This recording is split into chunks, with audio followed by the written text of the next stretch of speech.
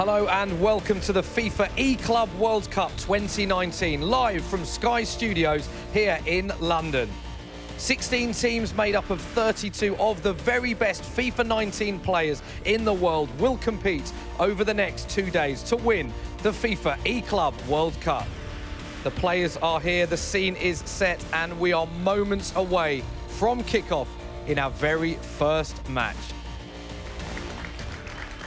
Delighted to stay alongside me all weekend, Spencer. Owen Spencer, good to see you. Thank you very much. Huge weekend of action. How much are you looking forward to this event? Buzzing, mate. 3 years in a row we've been doing this, and we may see a new winner, we may see a hat-trick. Yeah. Give us an insight, because you're at many of these events, into what the players will be feeling, because it's very close now to the first match. How will they be feeling? Yeah, obviously a lot of pressure, and the cameras and the whole setup adds to that. But unlike maybe the first year we did this, so many events these guys are playing every single week, they should be feeling quite experienced now, so hopefully they can take that in their stride. OK, before we meet the players, let's have a quick reminder of the format of the tournament. Hello and welcome to the FIFA eClub World Cup 2019, live from Sky Studios in London. Here's a quick overview of the format and competition rules. Over the next 2 days, 16 professional esports teams made up of 32 of the best FIFA 19 players in the world will compete in an action-packed tournament looking to be crowned the 2019 FIFA eClub World Champions and earn some priceless Global Series rank points in order to qualify for the FIFA eWorld Cup. Matches last 12 minutes and there will be no extra time or penalties in the group stage. The group stage will consist of 4 groups of 4 teams competing in a traditional round-robin format with a 2v2 feature new to this year's tournament. The teams will submit 1 player for each console and complete 3 games during the matchup. The first leg will be on PlayStation, the second leg on Xbox, and the third and final leg in a 2v2 co-op match. The console for the third match is predetermined, with each team submitting their console preference versus each opponent, with the highest priority triumphing.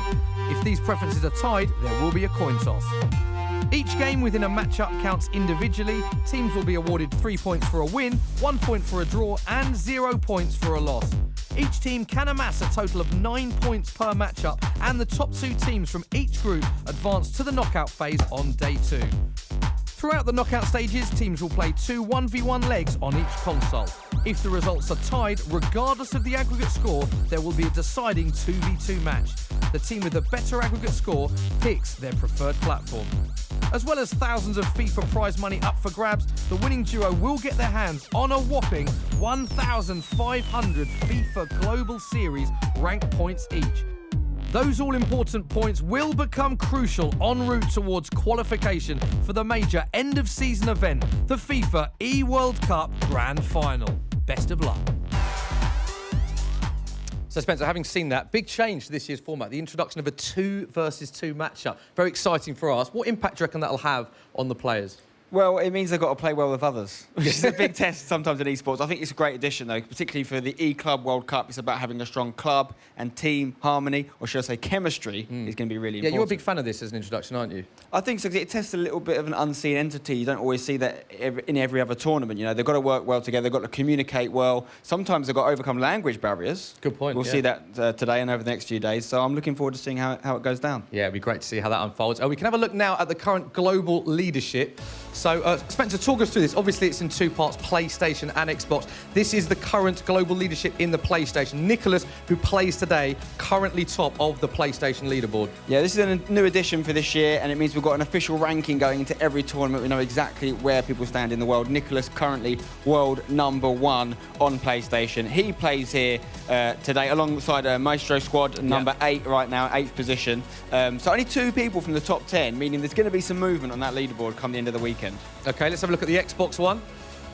Tex, of course, plays today. Now, the thing that jumps out here, not only is he top of the leaderboard, but the points difference from first to even second is incredible, isn't it? It just shows you how good a year Tex has had already, and he can't be caught. Whatever happens this weekend, even if he gets knocked out in the group stage, and the only other person I think in the top 10 on the Xbox side is Ajax Danny. Even if he was to win, he wouldn't be able to go up to first place. So well done to Tex for getting already in such a strong position. And he's not going to be F2 Tex this weekend, there's going to be King Tex. Yeah, interesting. And the leaders of both the Xbox and the PlayStation play together as a team, so big favourites, you'd think, going into this. You couldn't be more favourite, could you? Like, literally, they're both doing so well, particularly Tex. Nicholas is a slightly smaller lead ahead of second place, but yeah, they've got to be the pre-tournament favourites, haven't they? OK, let's have a look at the Global Series overall. So just give us an insight into how important this tournament is this weekend with regards to the overall Global Series. Yeah, so this is like the whole FIFA ecosystem, if you like. There's lots of different tournaments throughout the year. Everything on the left-hand side is what you can play in to get these points. And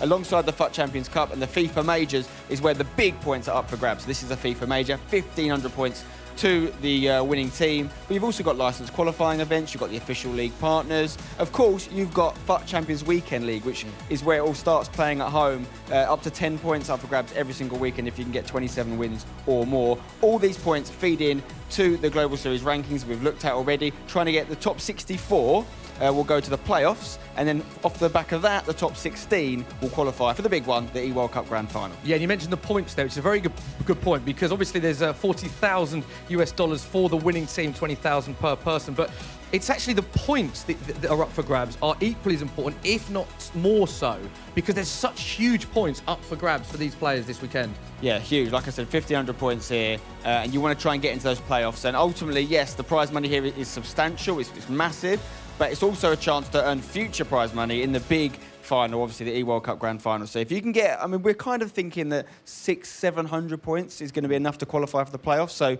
to win here and get 1,500 guarantees you a spot in the playoffs. And then we don't really know quite what the number is yet, but I think the eWorld Cup Grand Final could be anything between 1,500 and 2,000. So maybe even you could secure yourself a spot in the Grand Final. So huge prize money and huge points up for grabs this weekend for the winner. We've gone through the format, we've gone through the rules. So let's have a look at now your top picks for the weekend. Right, so these are the 4 players I think every player needs in their squad. There's lots of good players out there, but for me, you're having a mare if you haven't got these guys in there. Okay. Starting off with Team of the Year, 99 rated Cristiano Ronaldo. Close to the perfect player. We're going to look more closely at his stats later, but he's the ultimate player. Next to him, we've got the original prime R9 Ronaldo. An icon. Yeah. Icons are very important because it allows you to link players that normally wouldn't have full chemistry. The likes of, I don't know, someone like Mbappe or Messi could link to Ronaldo if you had R9 in the middle of them. Good point. Also, 5-star weak foot, 5-star skill moves, can shoot off either foot. That is crucial. Sergio Ramos, the complete defender. I mean, look at his stats. Going forward, he's almost just as good as he is at the back. He's super tall as well. Obviously, he can win those headers getting forward. Scores goals as well. Scores goals, and sometimes you'll see him or maybe Varane used a right back, which seemed weird at first, but it's to stop that back post opportunities for attacking players. They can compete with them in the air. Okay. And then, of course, you've got Ruud Gullit, who's down as a centre forward here. You're more likely to see him used in centre mid by these guys, and he is the all-round midfielder. Again, an icon, which means he can link players from different leagues, and he can do whatever you want him to do going back and going forward as well. Okay, so there are your top 4. Cristiano Ronaldo, let's have a more detailed look at his in-game stats and just why that you picked him. Yeah, again, he's just close to perfect. Pace, 95, sprint speed, 98. Stick a chemistry style on him is going to be maximum stats pretty much in terms of pace. And obviously you want pace when you're getting those through balls and getting through one-on-one. Shooting, look at this. Positioning, 96, getting in the right areas, finishing 98. Shot power is the only one letting him down a little bit. You say letting him down, still 89, still a good score. It's strong, but have you seen the size of his leg? He will not be happy with 89. Long shots means he can shoot from inside and outside the box. Volleys, penalties, whatever you need him to do, he can do it. Okay, let's look at passing as well, because this jumps out to me. A lot of people think of Ronaldo, huge in-game stats for his shooting, but his passing stats are incredible as well. Vision, crossing, free kick, short passing, all maxed out at 99. Long passing, 92, curve 90. There's nothing this guy can't do. He can set up goals as well as finish them. Okay, dribbling.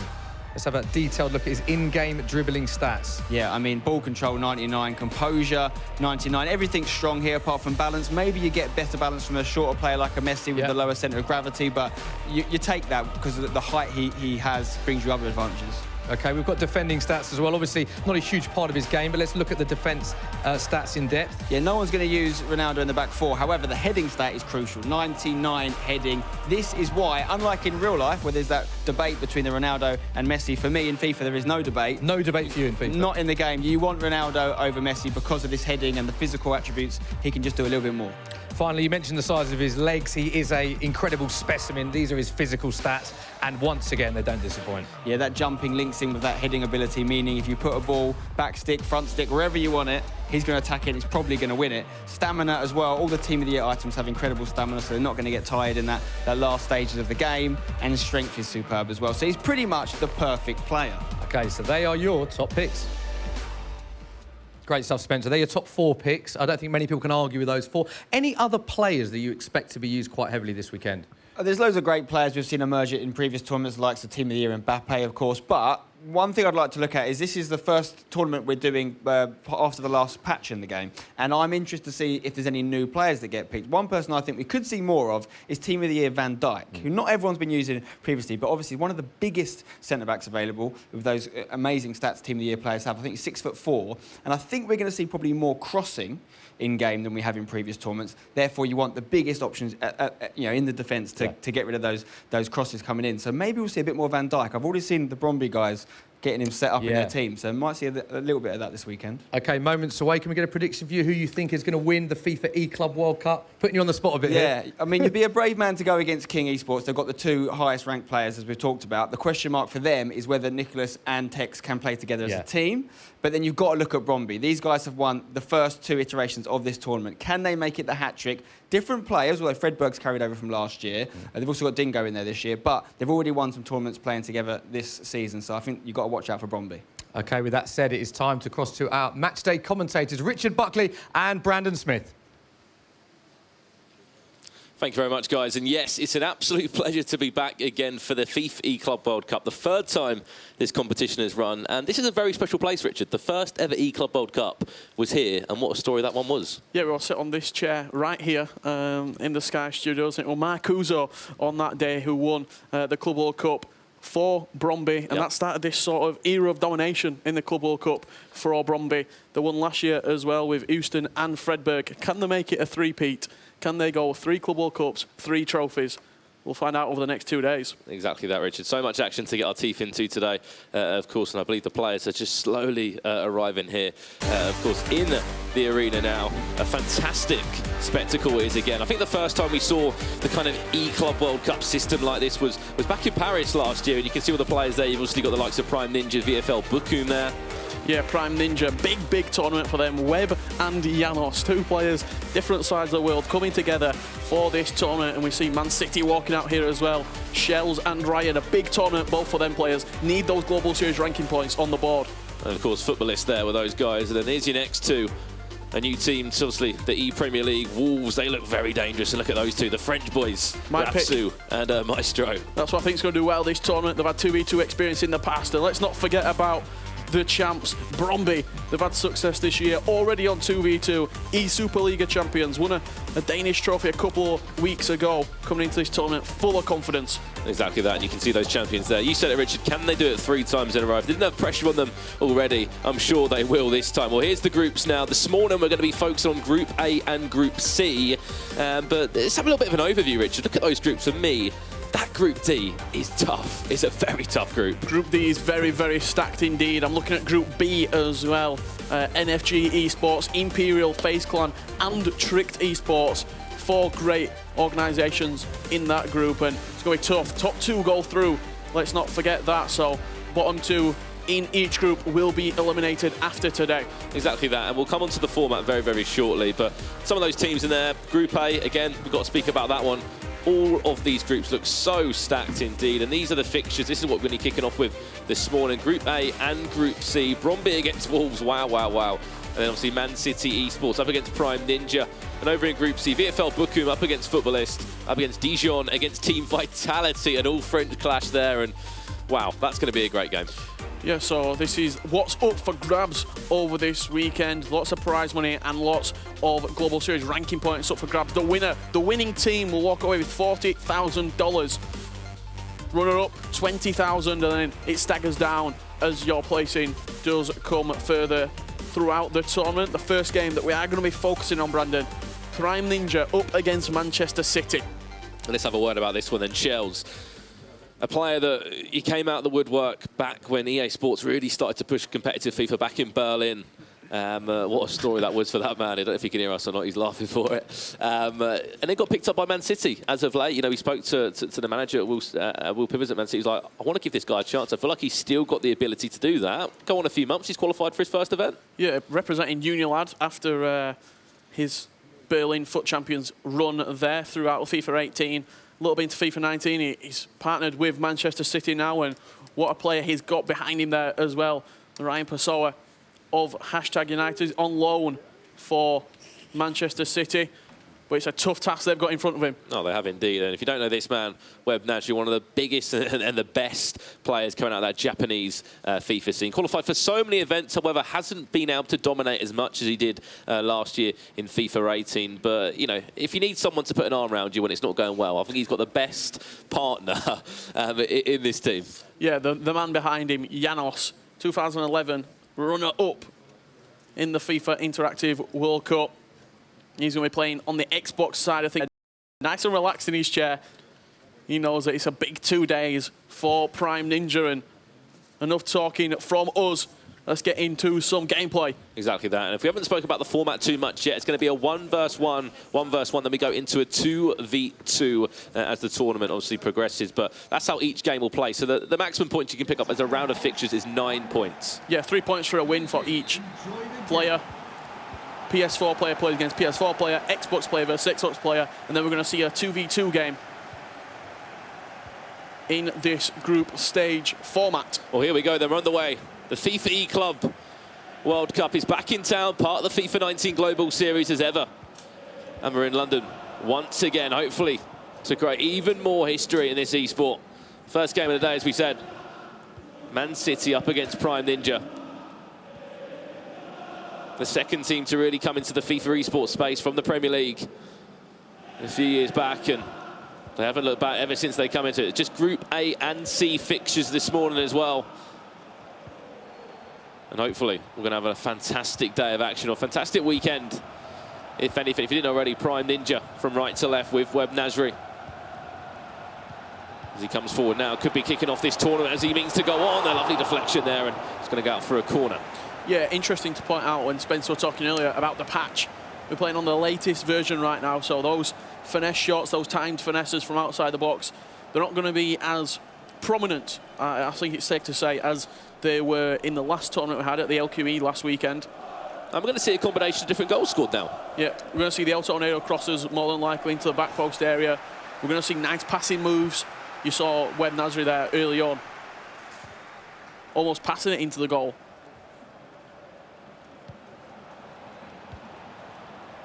Hopefully we'll see how that patch has changed the pros' approach to a number of these games. There's so much prize money up for grabs as well. One team will be walking away with $40,000, and of course they both pick up 1,500 Global Series ranking points, which could be huge, you know, for getting to those playoffs and of course going through to that FIFA E World Cup Grand Final. First little bit of possession that Shells has had throughout this game. Looks like Ramos will be playing right back. As the guys alluded to a little bit earlier, Maldini at centre-half alongside Team of the Year, Rafael Varane. You're going to hear these names throughout the weekend. It's been a talking point, you know, who's going right back. You know, these Team of the Years have come in. We'll talk about that after this attack does fizzle out. That's a lovely cross to the back post. Is anyone lurking for it? You mentioned it. We're going to see those kind of goals throughout the weekend, and it will be Kylian Mbappe. He's been the hero as of late. The last few months in competitive FIFA, every single time he seems to be involved in the attacks, and now he's even scoring goals. Yeah, great setup from Shells out wide to set up that El Tornado. And then Kylian Mbappe rising at the back post. 99 heading, 93 jumping for the Frenchman. And it fires Shells into a 1-goal lead.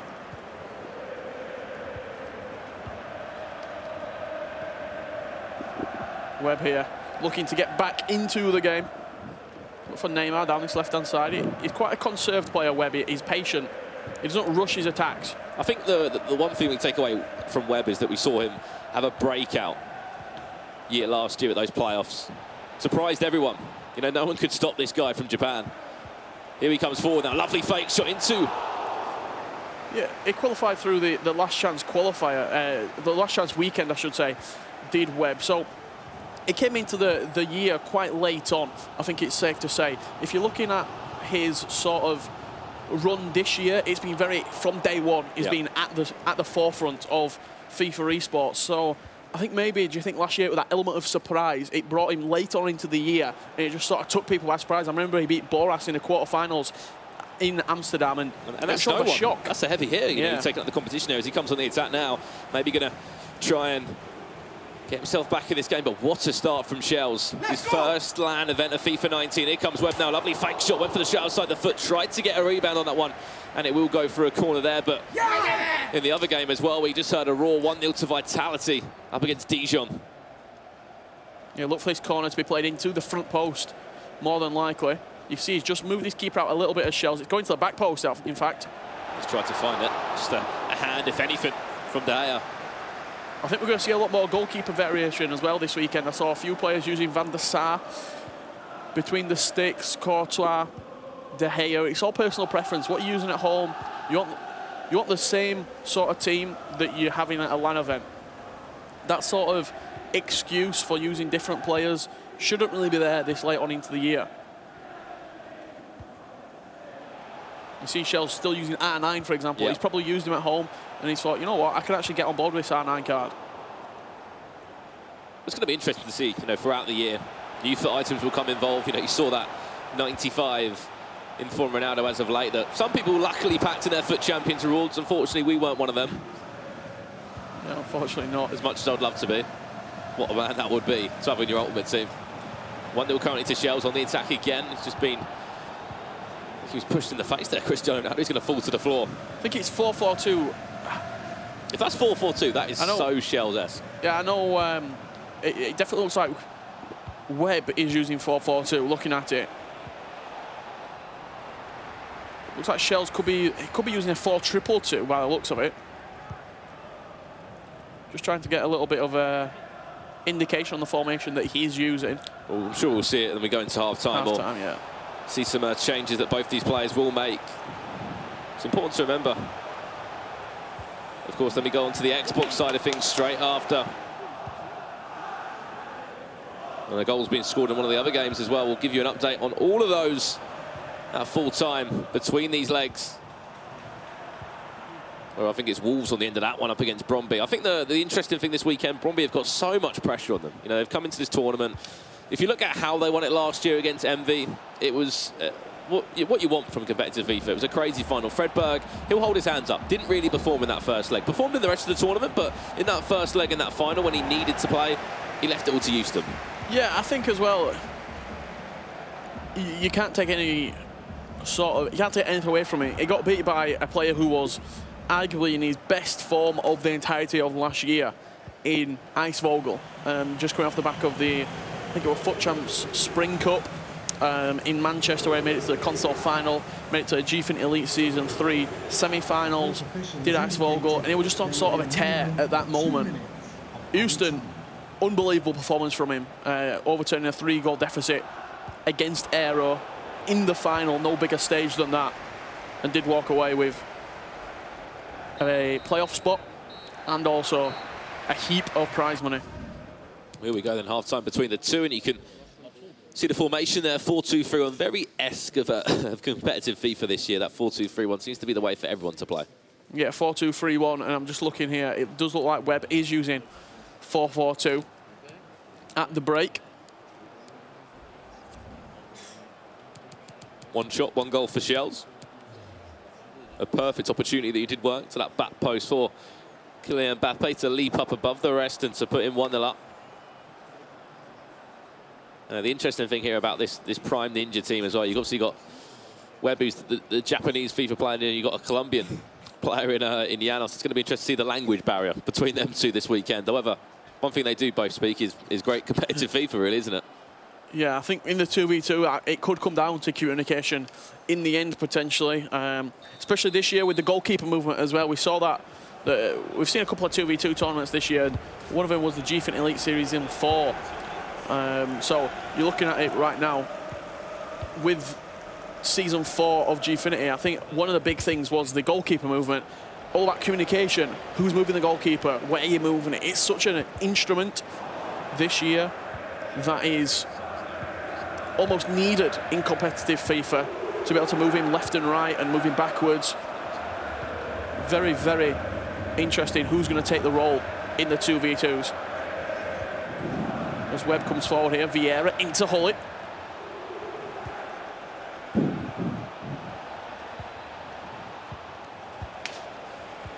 Here we go, there's a chance now. This is Prime Ninja. Oh, Webb. Trying to play it through. Still 1-0. That was a great chance there for Webb to try and break through. You can see the scores coming through on the right-hand side of your screen. Up the top, Vitality conceding to Dijon, who's actually both of their Vitality players on loan to the French football club in Horosia and Moulzin. Here comes Shells, lovely ball, this is Ramos. Back to Vieira. Can he find a way through? Oh, no, nearly. Good bit of defending there from Webb, just sat off maybe 3 or 4 yards. Waited for Shells to move into him, look for an El Tornado here from Shells. He's got Neymar out wide. That's why he's using these 5-star skillers. Back inside again. No, not on this occasion. Tried to play through to Vieira, but no chance at all for him to come through. If you're just simply thinking about who is actually you playing in those positions, Marcelo 5-star skills, Mbappe 5-star skills, Neymar 5-star skills, CR7 5-star skills. You might bring Pele on, he's a 5-star skiller. All can do that El Tornado. You're probably sitting at home thinking, how many games are you guys watching? We are seeing all of these games in front of us. Of course, the one in the right-hand corner is our game of focus. We'll see Man City up against Prime Ninja as Webb's on the attack in that one. Then you've got Bromby against Wolves, VFL Bochum up against Footballist, and then Vitality against Dijon in that one. You can see the scores on your screen there. 1-0 to Wolves, 1-0 to Footballist, 1-1 Vitality Dijon, and of course in our focus game, 1-0 to Manchester City. And of course, all the scores will keep you up to date on that one. Just keep an eye on that right-hand corner of that screen. It's all about getting points on the board in group stages. The best thing about the groups is you can get 27 points if you win every single game. I don't think anyone's going to do that. However, you never know. Try to do that same El Tornado again to play to the back post. This is Shells. Nearly away through for Neymar. Good defending once again by Webb. But yeah, at half-time, I think he had 58% possession.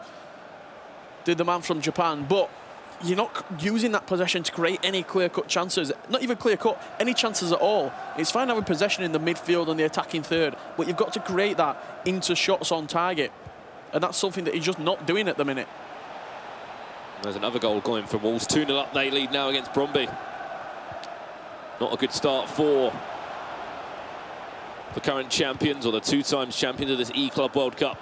Find themselves 2-0 down on the PlayStation leg, which is actually Dingo playing, kicking things off there. Here we go, here's Neymar now, chance for Webb. Ooh, went right down low. I think David Hay just clawing that one off the line. Yeah, Shells moved him a little bit to the left and then moved him backwards as well. So De Gea able to get down to his right-hand post there and just claw it out, as you said. He's done that a few times though, Webb. All the shots that he's taken have been low-driven shots. Well, pause has been cued by Webbu. Clearly not happy with how something's going in this game. Going to make a change as soon as he can. Must be a little bit off-putting as well for Webb. He usually always uses the Man City kit and the Man City badges. However, not this time. He can't use that. I'm surprised he's not looking for the crosses. Shells plays to Hullet. Surely a goal for him now. One more. This could be it. Yes, it will be. And what a start to this tournament for that man, Shells. Even brings out the celebration in real life. It's a massive game for this man. He's been waiting and so eager to compete on that land stage. He's been to so many events as a coach, as a friend, trying to help out his fellow teammates and friends in the competitive FIFA scene.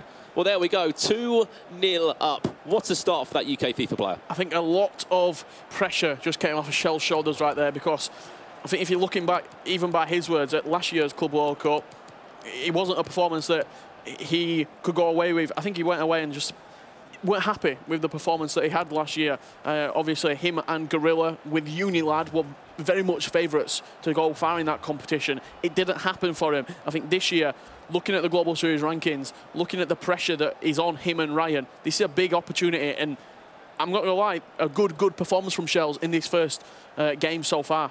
Exactly that, a fantastic first 76 minutes or so from that Manchester City man. Recently just joined the club there after he's had a difficult last 18 months in competitive FIFA. Really struggled. Yeah, he has. He struggled to find any form, and I think on this FIFA especially, he's been playing a lot of pro clubs as well, so I think you can almost get a good taste for the game when you've got 11 versus 11 players. It can show you what is extremely strong in the game, what's not strong in the game. 2-0 up, 14 minutes left on the clock, 3 points coming his way for Manchester City. Exactly that. Of course, we can't see the changes that Webb is making at this moment in time, but I can imagine it'll be a... Well, you can just see on the corner of your screen there. He's gone to 3 at the back, it looks like. We can see all the monitors here beneath us right now. He's just switching to 3-4-1-2, has Webb, so he's clearly going for it right now. Let's just talk about the goal as well from Shells. Great composure inside the box. Maybe he played a pass too many, but he created that opportunity, and then the goalkeeper is just moving left and right, left and right. He's got nowhere really to go anymore, and just a simple finish from Shells into the back of the net. 2-0 up, 12 minutes left on the clock. Passing the baton over to Ryan.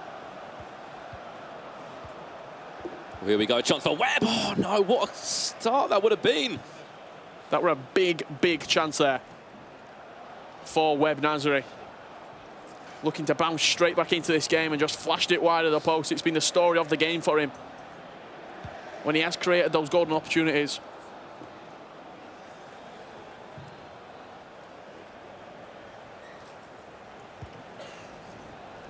Of course, as we know, one leg here. So if you pick up this win, 3 points on the board, and I think that does change the mindset completely, because we think back to another competition, the Gfinity Elite Series.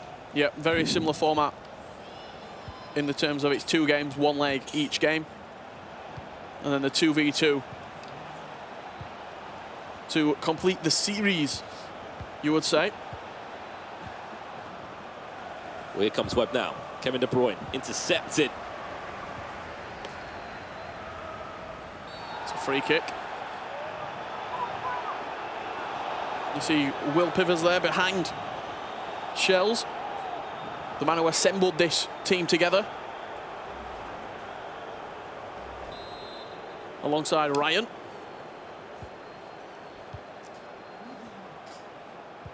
Looking to get some silverware for Manchester City. And those Global Series ranking points. Yeah.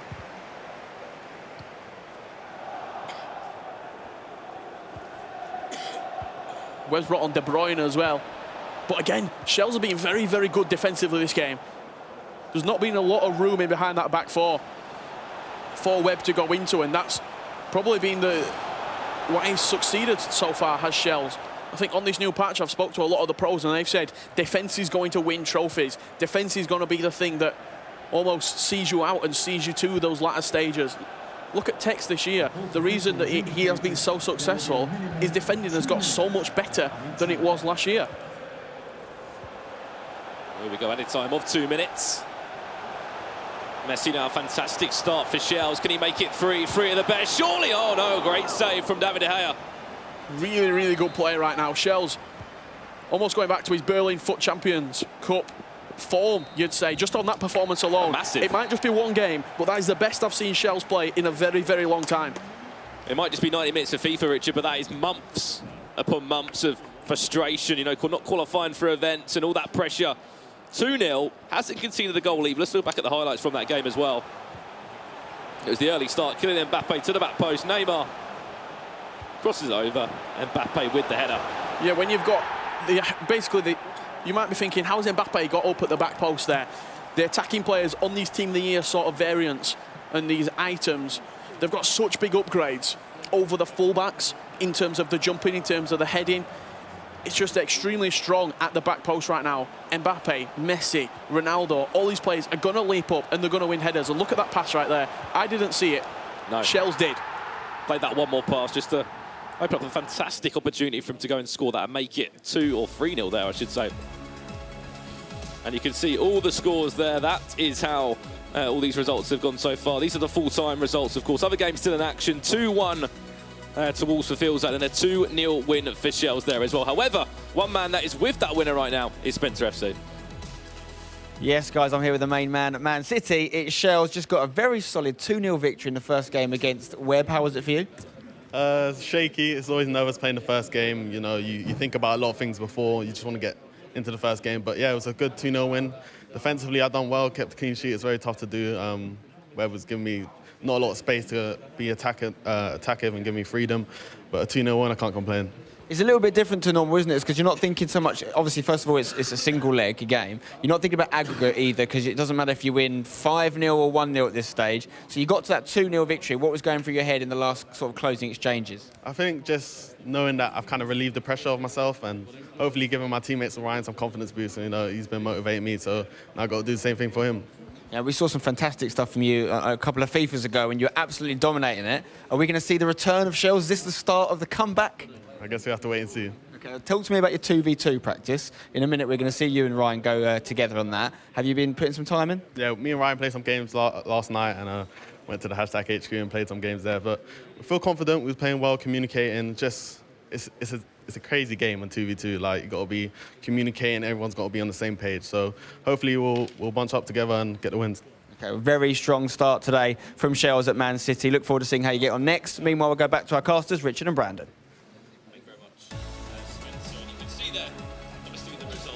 So far in this competition. A number of fantastic games so far. Obviously, for Phil's a 2-1 up against Dingo there. A 2-0 win for Shells, who just spoke there. A little bit of practice in 2v2, however, 2v2, we've seen a little bit, haven't we? We've seen the Gfinity Elite Series, the recent one there. No pro points or Global Series ranking points involved in that one at all. Just experience, prize money in a different format. However, if you played in that, you're lucky because you're going to be playing in the E-Club World Cup. Yeah, you are, and I think before we get to that 2v2, it's all about focusing on the next game. There's pressure right now. There's pressure on Janos, and there's pressure on Fredberg, because if you're only walking away from this first round of fixture with 0 points, it's going to be extremely tough to even get through, I think, in my opinion. We're going to move over to Group C after this game right now, and it's you can see the results there from Group C. ISO Power picking up a big victory against Xander, and Dijon Mulzana beating Maestro 2-1. So again, pressure on Rafsu, pressure on Basinho. It's good to see as well this VfL Bochum team that hasn't got any, could say, big German names in there yet. Of course, Xander and Basinho, 2 new names that we're not used to kind of seeing in the competitive scene as of yet. A 1-0 loss for him against ISO Power, the Turkish FIFA player there. However, we're jumping into another game there. They lost the first leg, and now it's Fredberg. He was involved in the tournament last year in Paris and needs a huge game here. As we know, only one-legged games, Rich. Just at the moment, technically, Wolves have already got 3 points on the board. Wolves got 3 points on the board. Man City's got 3 points on the board. Dijon's got 3 points on the board already, and you're starting to sort of build up that points total. We were speculating on the way here with Onset and Gaskin and Spencer as well. How many points do we think it's going to take to get through the groups? How many points is it going to be to get out of group stages? We said roughly about 18 points, I think. That is a lot of points. That's 6 wins. 9 games. For you right now, yeah. You see the formation there up on the screen. Loading up in a 4-5-1 to get those 4 attacking Team of the Year players into the team. It's going to be Vieira and Hullet holding in a 4-2-3-1. More than likely, I put my house on it. I don't have a house. So no pressure. Who did you say was going in the 4-2-3-1 there?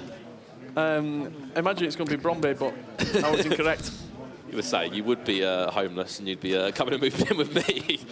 Well, there we go. This is the formation we can see from Fredberg. And it's important that we mention, okay, that this Bromby team, yes, we keep hyping them up about this E-Club World Cup. They had a fantastic time there. But go back a few months. They won the E-Superliga, the first season that has run. Dingo and Fredberg there. And then they were recently selected to play in the Danish national team, representing to play in that. And they won the recent Nordic kind of invitational championship that happened like last weekend, I believe. Yeah, I'm looking at his formation right now on the screen, and it's a 4-3-3 third variation, I should say, with the 2 CDMs. He's got Ronaldo playing central centre mid. He's then got Pele up front, Mbappe on the right, Neymar on the left. If he is sticking in that formation, he's got to be playing towards I imagine he's got Ronaldo probably on get forward to assist in that attacking quartet, you'd say. What I'm interested in here is that he hasn't resumed the game yet. I don't know if he's taken a few words of wisdom there from his coach to the left of him, or he's waiting to compare the team that Abinho's waiting, or they're just waiting for a referee's... the referee's whistle. Technically there to see Van Dijk at right back as well. Interesting. Very interesting there. Not the most paciest of the fullbacks there. However, he's in that position not to pace out, not to outpace people, but to do a job. Yeah, we know what he's there for. Win the back post crosses, and if you're going to put anybody at the back post, it's probably going to be Van Dijk to head it away. as well. If you throw a shadow on him, you're going to get that pace upgraded, the acceleration, the sprint speed increased by quite a substantial amount. So he can do a job at right back. I'm very intrigued by this 4-3-3 third variation, though. If there's one thing that's thrown me off, it is that. And we can see actually both players' monitors in front of us right now. It looks like Ebinio, he's readied up, he's ready to go. We had basically we want all the games to kick off at the same time throughout the groups. So we are just waiting for the referee to give us the go-ahead. This is the Xbox side as well. We have to remember, so it's a PlayStation 1v1, an Xbox 1v1, then we go to a 2v2, and we'll break that down of how that's happened. Or so basically, before the tournament would have started, each team, so Bromby would have had a preference against everyone in their group to decide which console they want to play that third game on. Yep. And if they've matched up on the same one, they both said the same, they'll play on that one. If they've disagreed and someone said PlayStation, someone said Xbox, they'll flip a coin, and that's how that will be decided. Yeah, so if me and you were playing against each other, I wanted to play on PlayStation, you wanted to play on Xbox, we'd flip the coin. Whoever it landed on, PlayStation or Xbox, we'd play on that console for the 2v2. If before the tournament we both said, we'll both play on PlayStation, simple as that. Here we go then, Xbox leg between the two. A 2-1 win for Wolves on the PlayStation side of things for Filza, beating Dingo there. And now you have to say, the pressure does fall onto Fredberg now.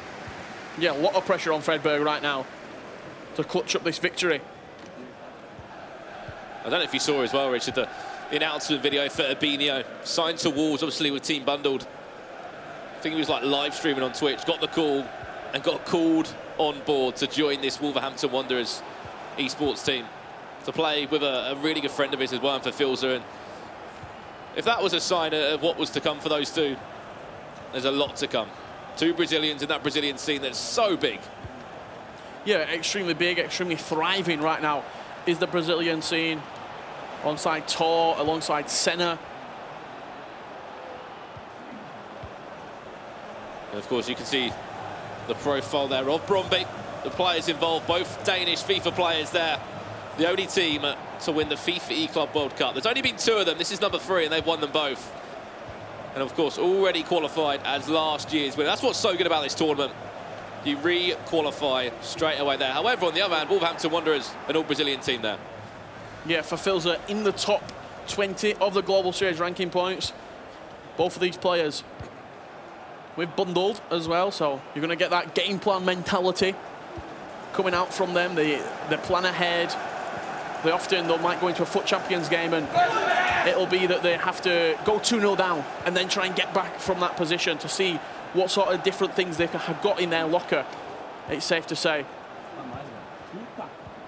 Of course, it's Bromby from left to right in this one. Wolverhampton Wanderers in their away strip. Tried to play out on the far left there, but no options. Now it's Fredberg's turn to come and attack down the other end. And if you know these guys in Bromby, they're very passionate. They'll show you a reaction or two. We'll go back a few months in Denmark where it was just limbs everywhere. Everyone was going crazy. There's a number of goals going in the other games as well. I think hashtag Ryan on loan, of course, at Manchester City, just scored an amazing direct free kick. Posted in, I believe. Yeah, I'm sure we might see that in a highlight package towards the end of the day, or maybe goals of the day. Because that's an unbelievable strike. But back to this game. This is our focus match. Bromby need points on the board. Suffered a 2-1 defeat in the first game. Did Dingo. Here we go, there's a chance. Oh, just over the bar for Bromby. You can see as well, Footballist 1-0 up against VfL Bochum there. That's Sanchez leading. That had to be a low driven. That had to be a low driven from Fredberg. I'm sure he knows it. He created the opportunity with the little scoop turn and then just blazed it over the bar. Found the space, but unfortunately only found Rosette with the shot. Went high and wide over the goal. There will be a free kick to Wolves down the other end. As we said, they won their first game. 2-1 did for Filza, who you can just see on the right-hand side of that webcam box on the left bottom corner of the screen. He beat Dingo. And all the players are in like a little pod as such here. All with their team, all supporting their teammates. Yeah, look for Mbappe playing into Neymar. Look for that run from Mbappe on the right-hand side. Good tracking it. Varane at right back this opportunity. This time around, I should say. Still a chance. handout in the end between the two, but straight down the other end for Wolverhampton Wanderers now. This is only our second match of the day. Got a full day of FIFA action coming your way. A full weekend of FIFA action. It's great to be obviously broadcasted later on in the day in Sky Sports as well. Fantastic coverage for the competitive FIFA scene. It's been live on Sky every single year that the E-Club has run. And there's always been a story to it. Expect Sporting with Bromby, year number 1, in that final against Rafsu from Olympic Lyon at the time. That were. One of the few times that a PlayStation players won a cross-console final. Yeah, we've had it a little bit more often over the last couple of weeks. We've been spoiled. With Stefano Pina and Nicholas both winning cross-console finals. In between that, a fantastic performance from Dull and Mike in Bucharest. You see Dijon there, 1-0 up against Vitality in their Xbox leg there. I think that'll be Rafsu that goes 1-0 down to the hands of Mulzin.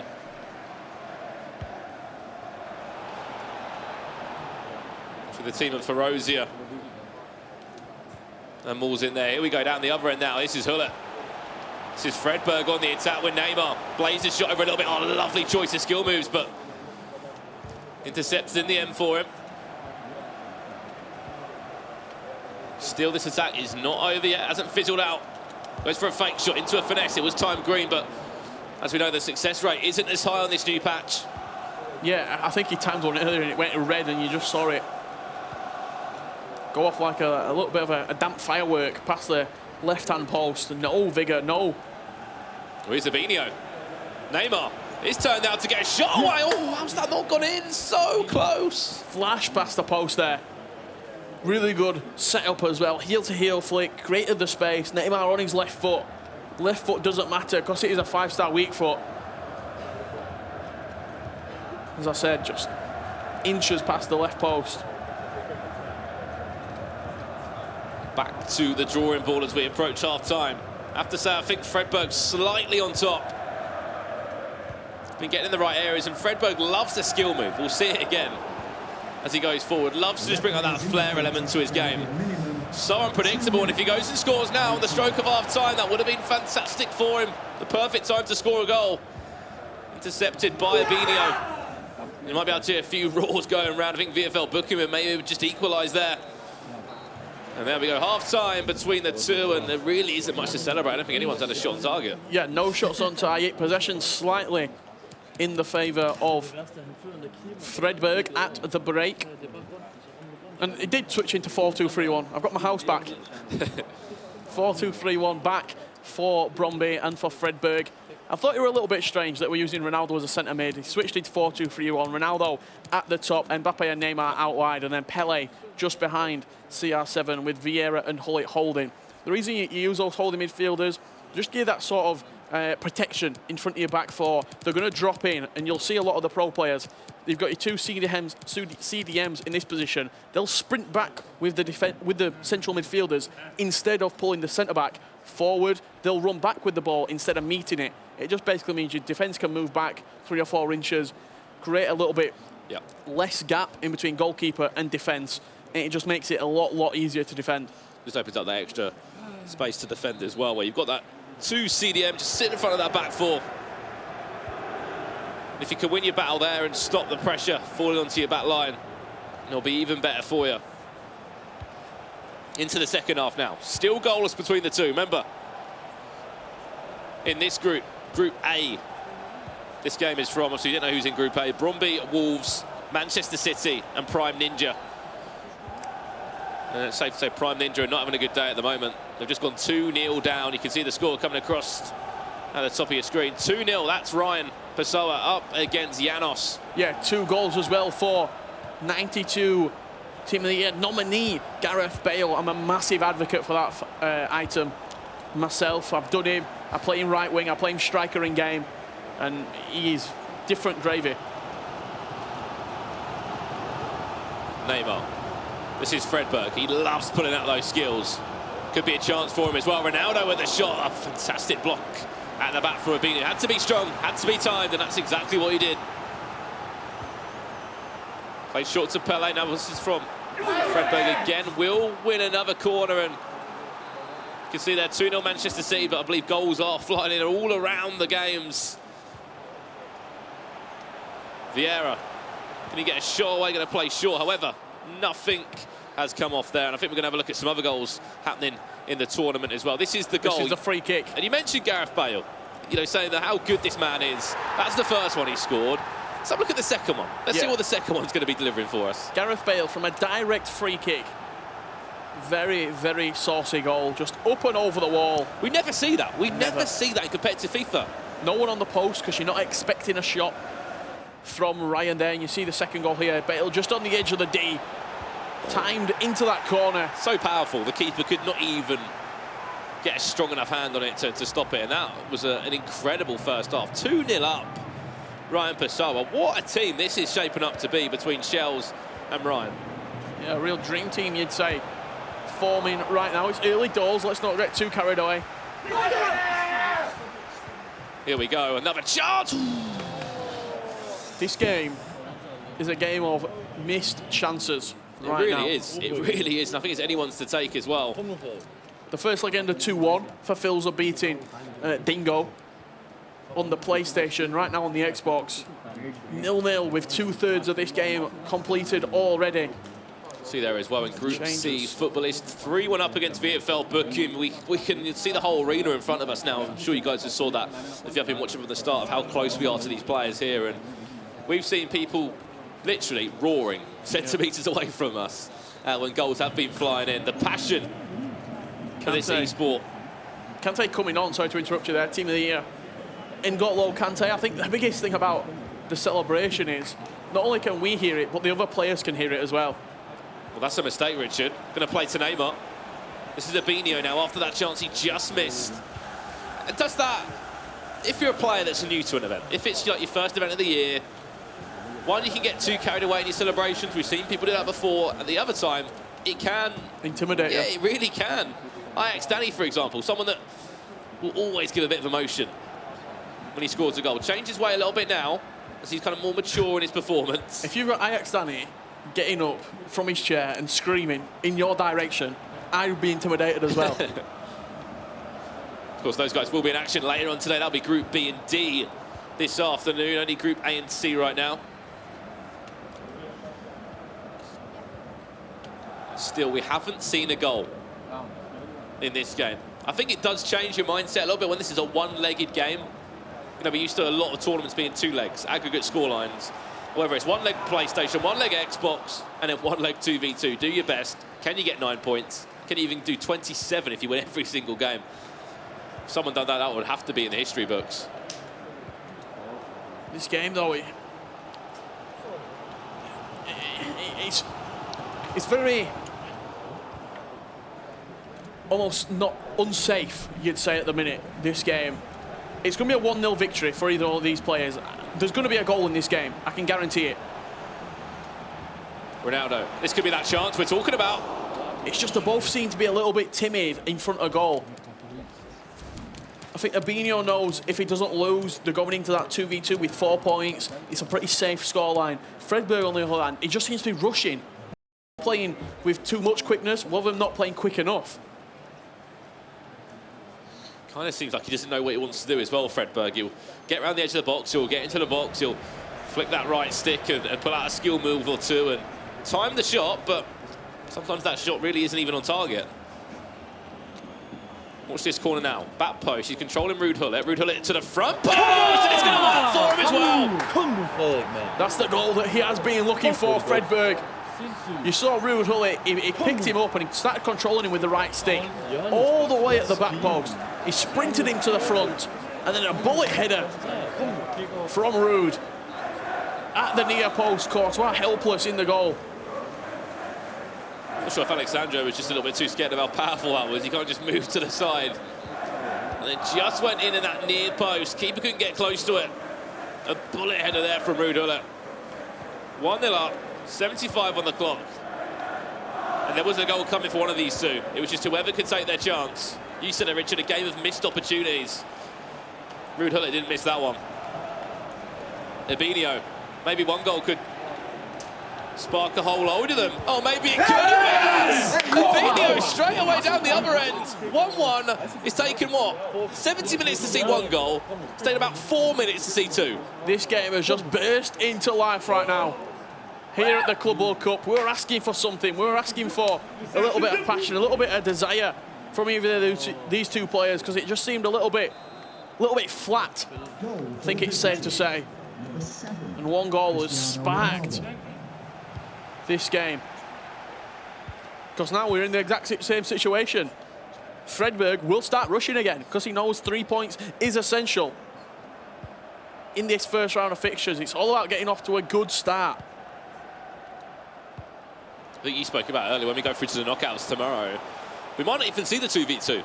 You know, people might be so keen to get the job done, and I think they'll do that in groups. I think they'll be so keen to get the job done on 1v1, 1v1, that if they've picked up 6 points, I'm sure they don't want to drop 3 points, but it's not as much of a, you know, it doesn't really hurt them as much. It's not as that big of a strenuous task, I think. Exactly. Oh no, not again. Nearly for Fabinho. Both players really coming to life now. So I said it's taken about 17 game minutes to really see that first goal. Now we could be on to see another one. Fredberg, all the time in the world. This is your saviour back inside to R9. What a save! You said all the time in the world. I think he had too much time. He got inside his own head there.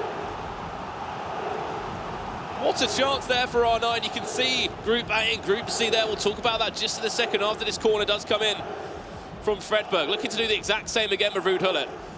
A run from outside into the front post. R9 was there, going to punch it away. And you can see there, Group C, Dijon, top footballist, top 6 points away for those two as it stands. And this is kind of how the groups will look if the score remains like this. Yeah, then we have got that final 2v2 game. So if Man City win that, they'll be on 9 points from 9. Still think there's a goal left in this game. Having the time of their lives, Man City will be. Fabinho, Ruud Gullit, surely, yes it will be. Again, played that one more, that ball that we didn't even see. 89 minutes on the clock. What a time to potentially score a winner and to send Wolves back joint top with Manchester City. Yeah, you saw it. The chance at one end with Fredberg. He had the opportunity with R9 and just didn't take it. That was his chance to win the game. And he blew it. And then at the other end, clinical from Fabinho. He played it out wide, he took his time, and then just a finish past the goalkeeper. Was it ever in doubt that he were not going to score that? Look at this then. When we talk about people that go constant press, it was always like the C hands last year who would go crazy. I think that's full time. Or another goal scored yet right near the end there for Footballist. I think that's going to be confirmed that they're going to be joint top on 6 points. Yeah, what a team that is as well. Iso Power and Sanchez. I think it's a Turkish player and a Bulgarian player. Yeah. Two players that kind of matched up, and I thought, you know what, let's give this a go. We've seen that with a few of these teams that have kind of, if you're lucky, you've already got a club there or have been able to form a team within the guidelines of the qualifiers for this tournament. And here we go. What a time to score a goal. Fabinho knows it as well. Wolverhampton Wanderers potentially on the verge of going top of this group, top of Group A, alongside Manchester City, who are still 2-0 up and still look so comfortable. Unless there's one more chance for Fredberg. He loves a late goal, does the Danish man. Played inside, Ruud Gullit. No! He should squared it. What a chance! He had to square it. There was so much room there. And he knows it. He can't let this result play into his head, though. You're coming into a 2v2 now between these two sides.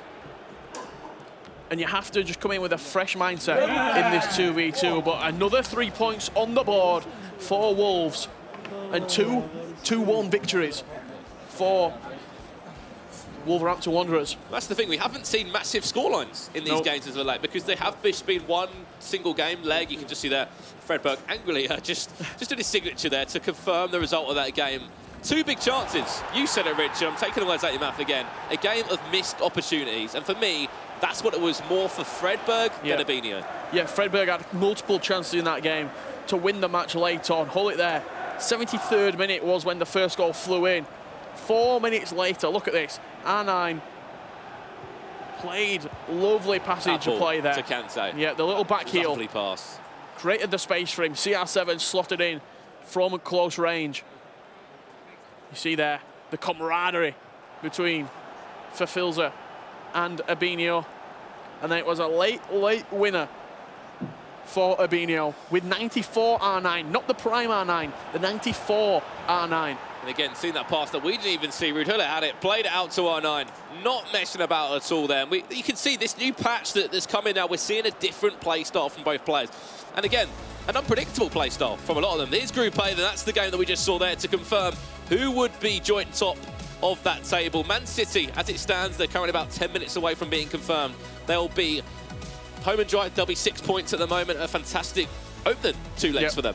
A fantastic start for both English clubs, Man City and Wolves, 6 points apiece. And then the exact same story over in Group C. Footballist and Dijon, 6 points apiece. Vitality and Bochum need to pick up their act. Exactly that. A fantastic start there. And of Dijon, 6 points there. Footballist, 6 points as well. However, we are going to throw over to Anna now, who is with Wolverhampton Wanderers.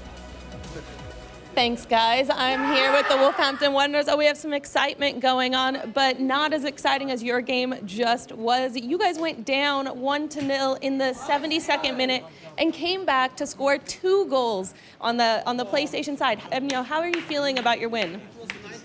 Que como a gente começou perdendo de 1-0, tá perguntando como é que você se sente depois dessa vitória.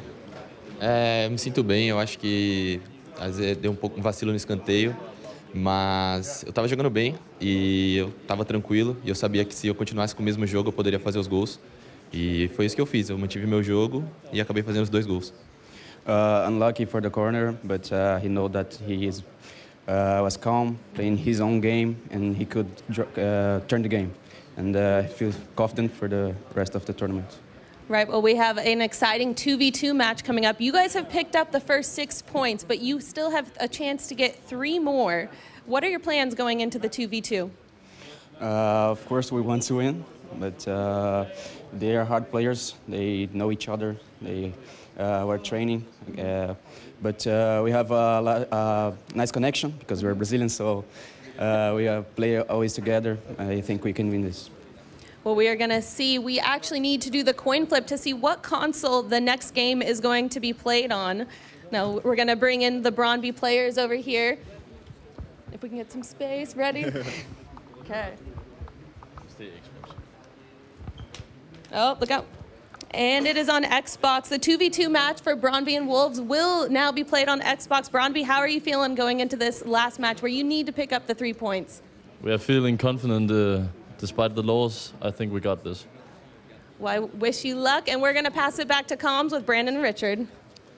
Thank you very much, Anna, there. And it was great to see this coin flip there. So what that basically means is before this tournament started, on the 2v2, they both said, one said Xbox, one said PlayStation. That means we've got to have a coin flip there to see what happens. And Fredberg. Good control on the little touch there from Abinio as the coin did flip over. I'm sure we'll have that mastered by tomorrow, the coin flip technique. But played on Xbox. So who are you thinking this favours more? More favours Brøndby or more favours Wolves? I think it could have been played on either console, and I think Wolves would have been the more confident. And look, they've just won 2 back-to-back games. The only thing that I think we're going to see over the course of the weekend is different play styles and how they mash. Fafilza loves playing passing, quick passing. You'll see it when he hopefully you get to see one of his games on stream.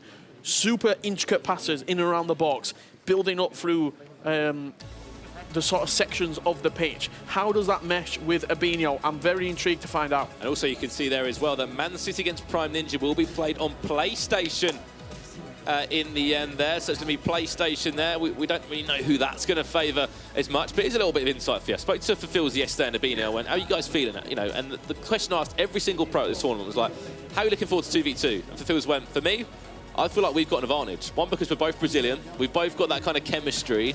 And we're very good friends. We're very good friends. You know, we don't mind moaning at each other if something doesn't go wrong. And you can see there, VFL Bochum against Footballist Richard. That's going to be an Xbox tie there as well. What a game on the Xbox, by the way. Basinio 4-4 with Footballist against Sanchez.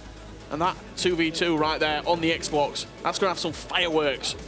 What happened? Bookham 4-4. We're going to go and have a look at that game right now. We saw 88th minute. We saw all the roars, all the reaction. Pele, oh my, a fantastic strike. This was Footballers had about Senior on there. 35 seconds to hold out the game. The one thing I'm looking at, Sanchez, very new to the competitive scene. He was playing this game, controlling it. I think he went 4-1 up at one point. That's 4-3, 89th minute, Richard. There was another goal from Bookham. Let's have a look how this one went. I'm guessing added time, and I want to see how late this goal was.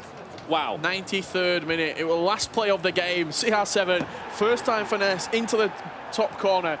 And I've just seen in the corner of my eye, Bookham just turn around, have a little look to the commentary desk, gave me a wink.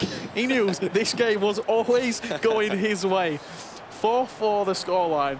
And that 2v2 game is going to be electric. Up completely. They've just stopped footballists from going 6 points up the top there. Wow, that's a crazy change to that game. We thought it was home and dry. We thought footballists 6 points. They're going to be going joint top with Dijon, who have been playing really, really well. Now Dijon top of the board, footballist in second, Vitality and Bookham third and fourth respectively. As we do about to jump into these 2v2 games. I'm excited for this. I want to see some 2v2 action. And are we going to see a blame game, potentially? Yes. I know if me and you were playing... You'll be blaming me all day. I know you would Probably, be. yeah. I know you would be. Speaking about that game, about Wolves and Bromby, I know you've favoured Wolves a lot, but for me, the one game that I would say Bromby thrive on is 2v2. I think back to the kind of team vibe that eSuperliga provided for these two. They've just come back from playing and representing Denmark together. That's the game that they pull back 3 points, in my opinion. I think with 2v2, it's all about the confidence. You can often play a lot. You can play against better players in 2v2, and if you've got good teamwork, if you've got good communication, if you're both on the same page, you can definitely almost overthrow people. But it's going to be a massive 2v2 sort of set of fixtures this round 3 of Group A and C. What about this one for a game then? Obviously, Vitality up against Dijon. If you don't know these 4 players and you're from the French FIFA scene, I don't know where you'd be. These 4, some of the biggest players in that French scene, all being involved, of course, in that international setup, the eFoot de France as well. You're probably thinking, why Tarosa and Moulson obviously at Dijon? They were loaned over to Dijon there, and then Team Vitality represented by Maestro and Rafsu. This is going to be an incredible 2v2. Yeah, do you not find it quite funny that the 2 players who were loaned are top of the board right now, and the 2 players who stuck with Team Vitality, they're bottom. But it is going to be 2v2. You can see both players there on the Xbox. The interesting thing for me, though, Richard, is that, if you don't know how, competitive FIFA works and stuff, they've had 2v2 experience in Maestro and in Herosia. Doesn't help they're on different teams, though, so they can't really, share that experience there. Rafsu, he knows this competition more than anyone. E-Club World Cup finalist, really, an Xbox winner. I think we saw both of these players in 1 week at the Gfinity Elite Series in Season 4. I think they paired up for 1 week, and I think it was a very successful week for them. And you see the players that they are against right now from Dijon, Moulson and Herosia. And that man behind them, Vitality Brian. That's an interesting one. Obviously, he doesn't really know to support. They're all kind of, he knows these guys as their own really good friends in the FIFA scene. Team captain almost, Brian, in my opinion. And to be honest, Rafsu and Maestro, they don't want to coach. I spoke to Maestro. I was like, where's she coach this year? Because he obviously had Sir Alex before then, a good friend last year. No coach for me, Brandon. He goes, no coach. I don't need a coach at all. And at the moment, they're looking at their score. They might need a coach. Obviously, they haven't won a game yet. They're 6 points. They've lost 6 points. I wonder if Brian is almost dual coach. Can he go over to Vitality? Yeah, half each. Just halfway through the game. And what a game this is going to be. Obviously, our first 2v2 of this tournament. We saw this format, and for me, I was really happy to see this format because competitive FIFA, yes, it's been happening for a few years now, but there's still opportunities to try out different formats. Yep, 100%. And we've had the McIntyre format, we've had the Swiss format, and now I think it's the Davis Cup is this one right now with 1v1, 1v1, and then 2v2. Thank you. Enjoy the game. Well, here we go then. 2v2 game between these two. We mentioned that if clubs can go and win their first 2 games, the PlayStation 1v1, the Xbox 1v1, get 6 points on the board, and you'll be feeling confident. You'll be thinking, right, we've done our 1v1 job.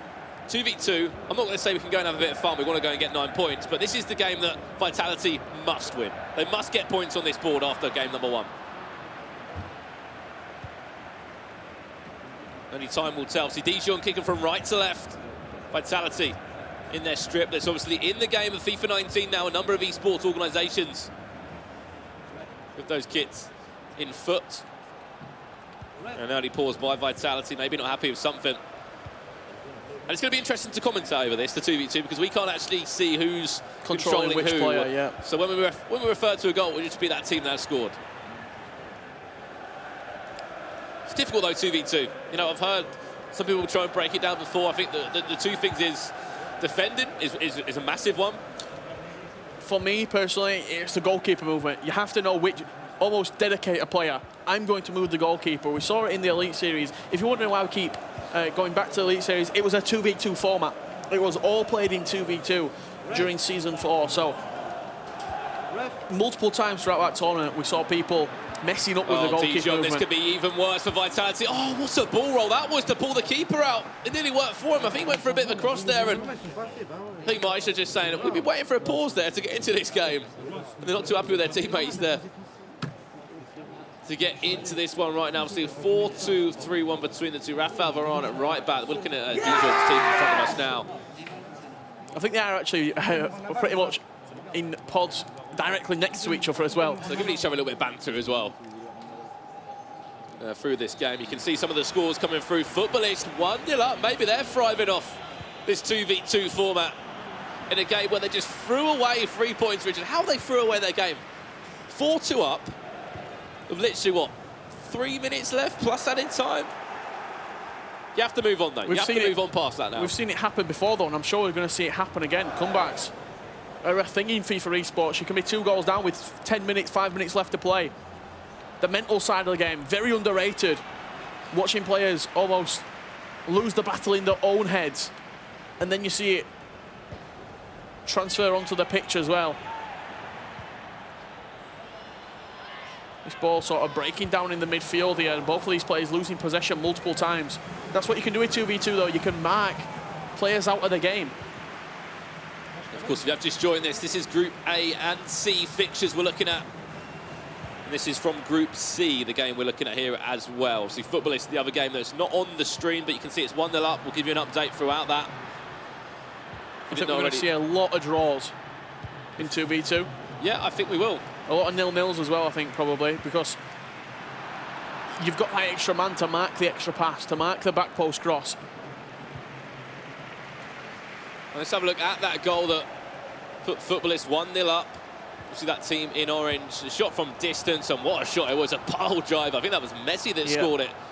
10 minutes on the clock there. I'm not too sure, again, who scored that one. It might actually been Sanchez or Izzo Power that scored that one to put them 1-0 up in that game. That's how that one looks at the moment. But the game is focused on the left. And what's happened here, Richard? It looks like a penalty. I was watching it on the left-hand side of my screen. And it looks like Dijon have conceded a penalty. Sergio Ramos, the man who gave it away. Well, who's stepping up for this one? Rafsu could just sit and watch. His Maestro steps up and he'll score. Yeah, Maestro with the penalty. Slots it home for Vitality. And a big goal there to fire Vitality into the lead. Sent the keeper the wrong way. Were you ever in doubt, Ronaldo? Mr. Consistent from the spot. And I believe I can just see on the side of my screen, Footballist have just doubled their lead. I did just see out of the corner of my eye as well, VFL Bochum just having a little bit of a chat in the middle of the game. It's just a lot of hand gestures, a lot of... blaming me, blaming you. Come on, let's do this, let's do that better. You've got to watch this, you've got to watch that. It's going to be so captivating watching the players' expressions, watching the players' actions in these 2v2s. Especially when we go through to tomorrow as well, when it's going to be knockout football. Yeah. Seeing some of those reactions there. Of course, we can just see the game in front of us now. If we're not looking, obviously, directly at that camera. 1-0 in this one, a penalty from Vitality. First 2v2 action we've seen so far in this tournament and in a competitive FIFA event. Obviously part of the FIFA 19 Global Series this is now. Of course, want to hear from you guys as always. Hashtag FIFA eClub World Cup. We can see some of your tweets coming in. Lots of love for the Wolves guys, and they're listening. They just picked up 6 points at the moment. They're doing extremely well. Yeah, and by the looks of it, they are currently drawing 0-0 against Bromby, our Wolves. Well, this game, Vitality on the attack. Went 1-0 up not too long ago via that penalty and that mistake. But it's an interesting one, TV2, because if you have just given away a penalty, who's blaming who there? Of course, goals are flying in all around the grounds, all around the games. I think Man City have just gone 1-0 up, and it's not Ronaldo getting up for that. It's Ruud Gullit this time. You can see the score there against Prime Ninja. Could be a whitewash for those guys. Maybe 9 points on the board for Manchester City.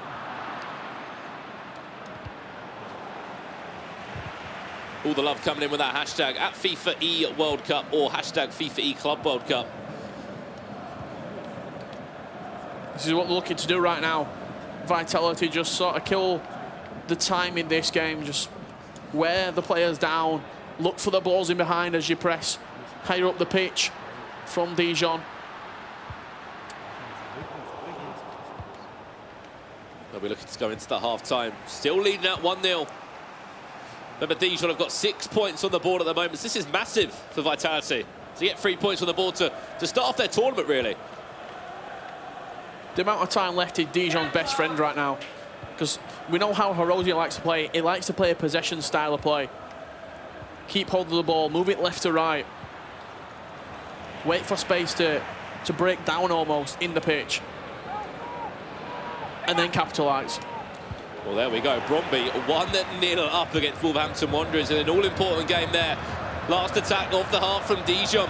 Ronaldo, I don't know how he's just pulled that one up off his feet. Loses possession, though. And a Kocha flick there from Ronaldo. Chance here, late chance. Gullit. Oof, Ruud Gullit. Flash past the left-hand side there. Timed it green. So close from that team as well. Surely not. All the way it goes. Oh, nearly. What a chance for Dijon. They will get one more chance though, Richard. Vieira inside, surely. Oh, what a turn. The composure. Just the thinking process to be able to turn and just pivot like that away from your man. And Dijon are looking fantastic in this tournament. Yeah, really, really nice bit of play there from Mbappe. We're going to see the replay back of this goal. A quick turn and then just fired past the goalkeeper. You're going to see it here. Lovely pass there. You saw the goalkeeper movement. They were expecting a first-time shot, I think.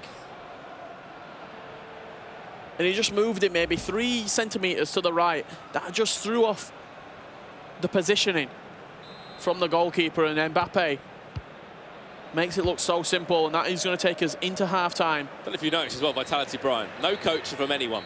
Just watching the game. Obviously friends with all 4 of these that were involved, and to be fair, he's kind of gone into this game with the fairest attitude he can. And well, it almost looks like he's sat in between both pods. He's sat on the sort of supporting barrier in between both pods. Is Brian, because he doesn't want to support Vitality, he doesn't want to support Dijon. He's completely neutral in this game. Obviously, if you didn't know, Vitality Brian plays for Vitality, and a lot of people regard him as the captain of Vitality. He's the most experienced player, he's the oldest player there.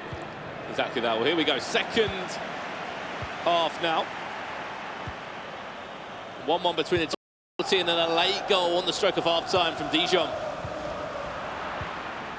To have the time, have the composure on the ball there, just to turn, to put them back at 1-1. A fantastic goal from the French team there. And I'm sure when they saw the groups, they would have been like, how have we pulled each other in these groups? At least you're getting that game out of the way with first, though. Yeah, that is true. Vitality now. Great shot saved, or blocked, I should say, by Sergio Ramos. There'd be a lot more pressure if this game was the final match of the day, and you had to win, and you had to knock out your teammates. That'll be extremely tough. It wouldn't be a fun one. I can assure you on that. Lovely feet there from Neymar. And again, lovely ball roll as well. Look at the space to run in for Cristiano Ronaldo. Looks like back post. He'll look for it, or not. Just tried to kind of do an advanced fake shot there to open up a bit of space for him. We'll go for a goal kick in the end, though. Yeah, you often see that down the line. Those constant fake shots down the line into that sort of space in between the penalty box and the corner flag, where you can just constantly fake shot down the line. We saw Senna do it unbelievably well at the LQE. Resende as well. Yeah, 3 weeks ago. Kylian Mbappe, is he going to whip it over now? Oh, lovely. Scoop turn through the legs of his opponent. Drag back now. This is Cristiano Ronaldo, waiting for him to really make an entrance into this FIFA E-Club World Cup, as we're so used to him doing it every single competitive event.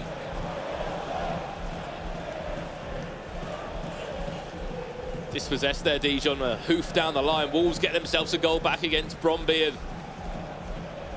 just looking here, a lovely finesse it was into the top-hand corner from Kylian Mbappe.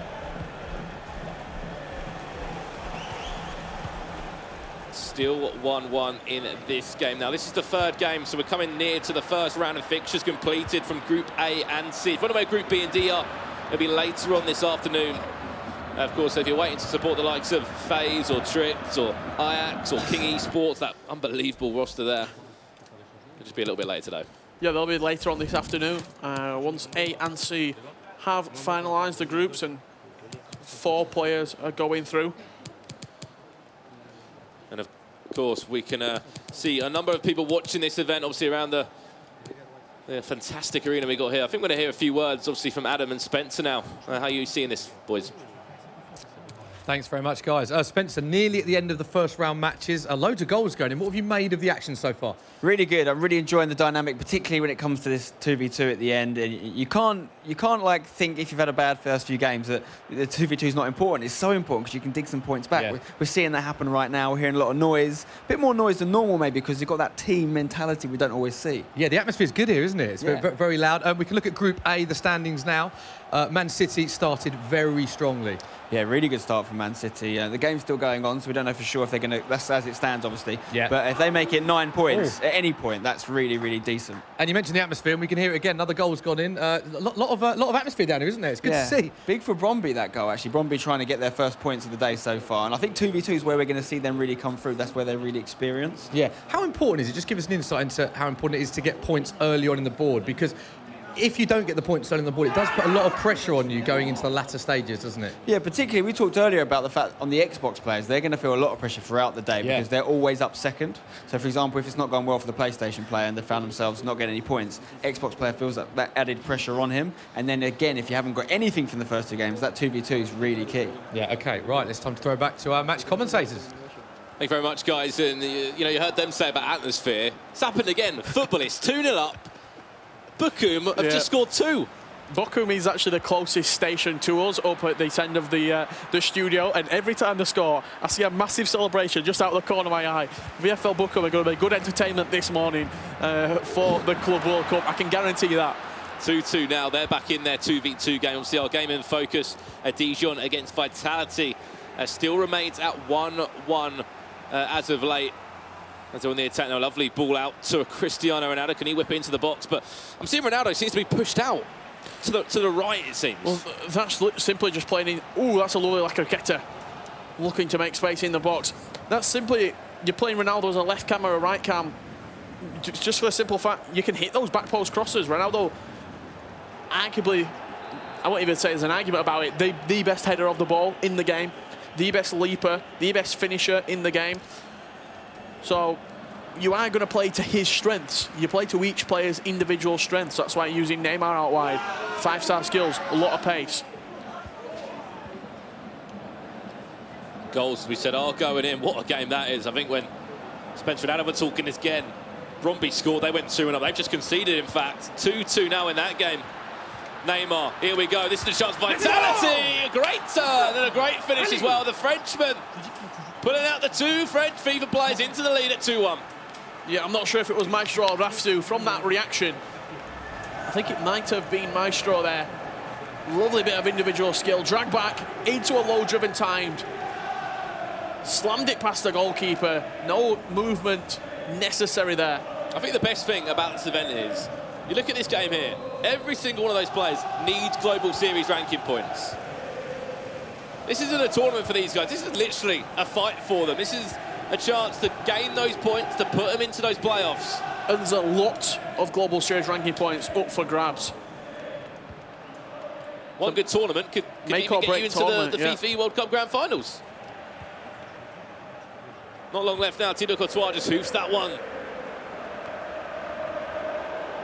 away, and it's a case of just hold on to this vitality. You lost your first 2 1v1s. You need to pick up 3 points here. Dijon, on the other hand,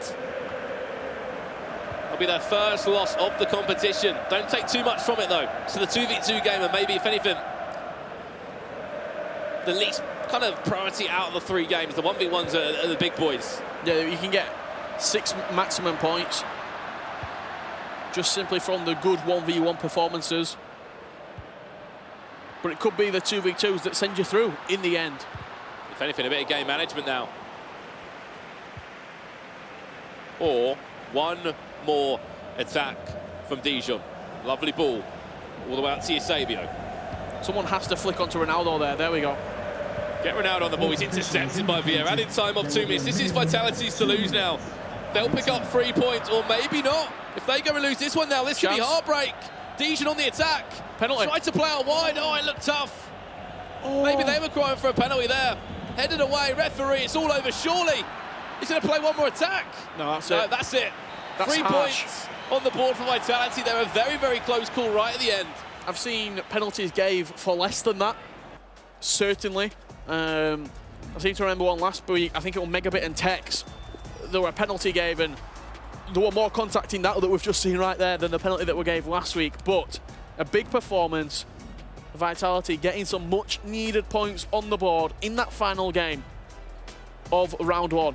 A massive game from 3 points on the board. If you don't know how Vitality got in their first 2 games, they lost them. But let's have a look back at those highlights from that game now. Of course, it was 1-0 up from the penalty. Maybe you said, yeah, about the least harsh of penalties there. Ronaldo stepped up. I think it was Maestro that took that penalty to put Vitality 1-0 up with 23 minutes on the clock. Yeah, slotted it home, and then a good reply just on the stroke of half-time from Dijon. You're going to see this pass right here. An unbelievable, just weighted pass, almost cutting open the defence. Like a knife through. A little bit of hot butter. Look at that. The time to turn as well for Mbappe. There was a little bit of goalkeeper movement there. Mbappe turned away, and on the stroke of half-time, it was 1-1. No reaction from Brian as well. Told you, he's your friends with all of these guys. He's just kind of just keeping his own. Let's have a good game. And then there was one more goal, of course, that concluded this game. 79 minutes on the clock. Lovely turn. Look at the drag back. Neymar back to Mbappe. Lovely drag back. Lovely goal. Something there that I've just spotted in the replay. It's actually one of the Vitality players controlling Mbappe. He manually makes that run into that space. That doesn't happen if we're not playing in 2v2. If we're playing in 1v1, he probably doesn't get into that opportunity there. Drag back, low driven, past the goalkeeper, sealed the 3 points on the board for Vitality, and that's how it leaves it as it stands. We're just going to have a look at this Group C. There's still maybe 10 minutes left in Footballist up against VfL Bochum. I'm going to have a look at that very, very shortly, but just to quickly recap, Dijon 6 points at the moment. Obviously, if Footballist go and win this game, they will pick up some more points there. At the moment, they are drawing this one. And we're jumping into it right now. 84 minutes on the clock. Oh, we've joined it, the best time ever. Thank you very much to whoever hit that button. Just seen that huge reaction. It's only round 1, lads. Let's just slow it down. We've got all day. I don't want you wearing yourself out. Well, that's one thing that we've seen from Footballist. Every single time they score a goal, they give us a reaction. But do they remember that they were 4-1 up in the last game, and then when it conceded, it went 4-4. But you can't take away passion from anyone in competitive FIFA. Eusebio gives the advantage once again. Eusebio, right place, right time. Slotted in from 6 yards out, and you see there, they're going to try and see this game out in the best way possible, but VfL Bochum, the comeback kings thus far here at the Club World Cup. Can they do it again? They might be doing that again now. Ronaldo through to Kante, whip it across if you can, Kante. They go to Kante, oh no, to the edge of the box for Ronaldo. Nearly opened up to Kylian Mbappe. A chance just to see this one out. This will be on 7 points as well. And this will actually send Footballist top of Group C, because obviously right at the end there, Dijon went and lost that game. That does mean, though, the only team that are unbeaten in Group C will be Footballist. He's got a free kick late on, a late free kick. Is he going to whip it into the box? Played short to Rafael Varane. Kylian Mbappe now is going to whip it across. Anyone there? No, Ronaldo. Marcelo did a great job there, leaping up and matching what Ronaldo could do. So there's the throw away now, Footballist. Lovely ball down the line. They've won themselves a free kick and they should be home and dry.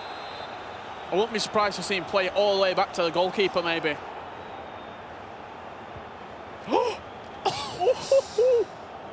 So close there. Referee, pull that game to a close. And there we go. You can see VfL Bochum to the left of us. Very disappointed there, but footballist, top of Group C. I don't think many people would have said that coming into today. Yeah, nobody would have predicted that. For a second, I thought he'd passed it straight to his attacking player. Can you imagine that in the TV2? Who are you blaming? Oh. Everyone and everyone will be getting the blame for that. But it didn't happen, and you see footballers there on your screen. 3 points in the bag. Puts them top of Group C on 7. And see, so what? These guys have given us some entertaining FIFA today, obviously. VfL Bochum. However, over to Group A now. How's that one concluded? Manchester City. What a fantastic start to the tournament. 9 points for them. Wolverhampton Wanderers on 7. Yeah, and then coming up the bottom of the leaderboard, Brøndby and Prime Ninja. There's a lot of games left to be played here at the Club World Cup.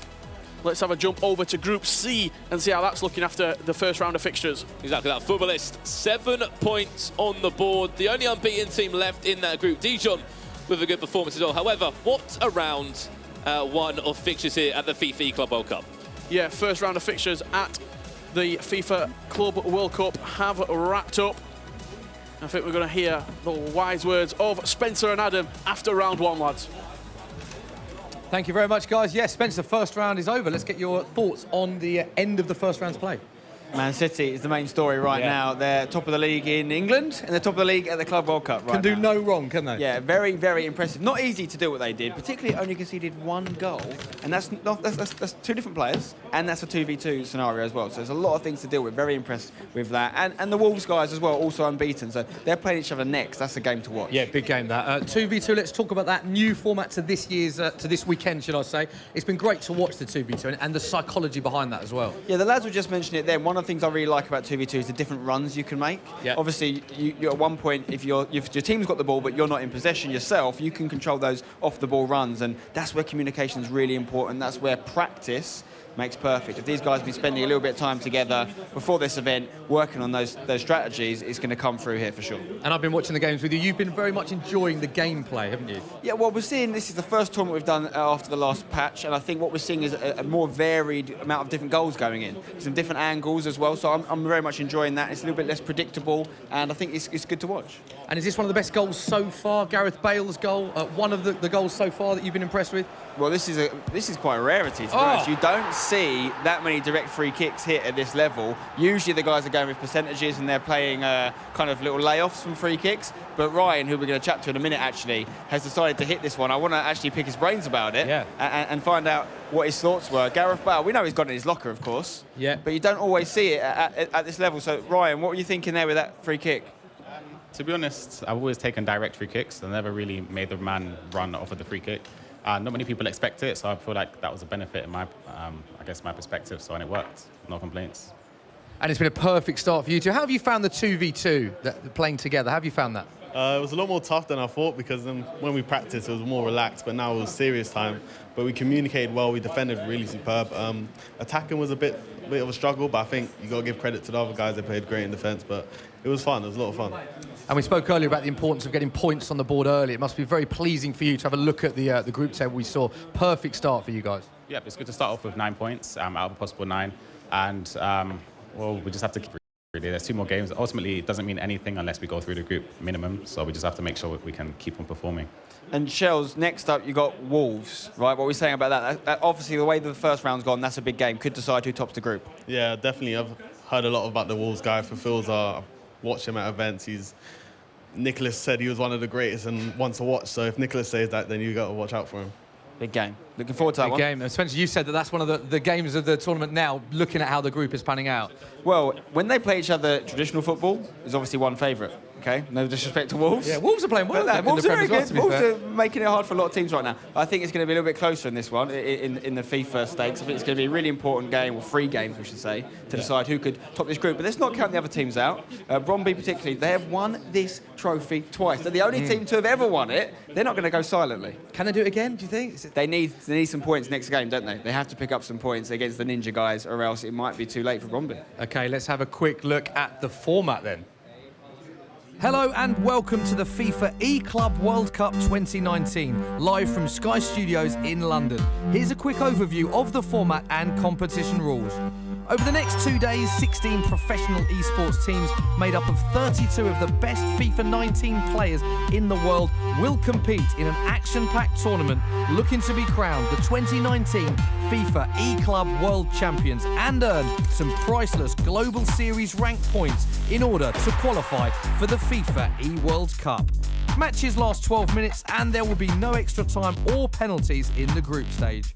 The group stage will consist of 4 groups of 4 teams competing in a traditional round-robin format with a 2v2 feature new to this year's tournament. The teams will submit 1 player for each console and complete 3 games during the matchup. The first leg will be on PlayStation, the second leg on Xbox, and the third and final leg in a 2v2 co-op match. The console for the third match is predetermined, with each team submitting their console preference versus each opponent, with the highest priority triumphing. If these preferences are tied, there will be a coin toss. Each game within a matchup counts individually. Teams will be awarded 3 points for a win, 1 point for a draw, and 0 points for a loss.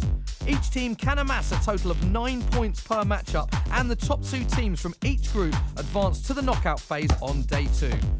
Throughout the knockout stages, teams will play 2 1v1 legs on each console. If the results are tied, regardless of the aggregate score, there will be a deciding 2v2 match. The team with the better aggregate score picks their preferred platform. As well as thousands of FIFA prize money up for grabs, the winning duo will get their hands on a whopping 1,500 FIFA Global Series rank points each. Those all-important points will become crucial en route towards qualification for the major end-of-season event, the FIFA E-World Cup Grand Final. Best of luck.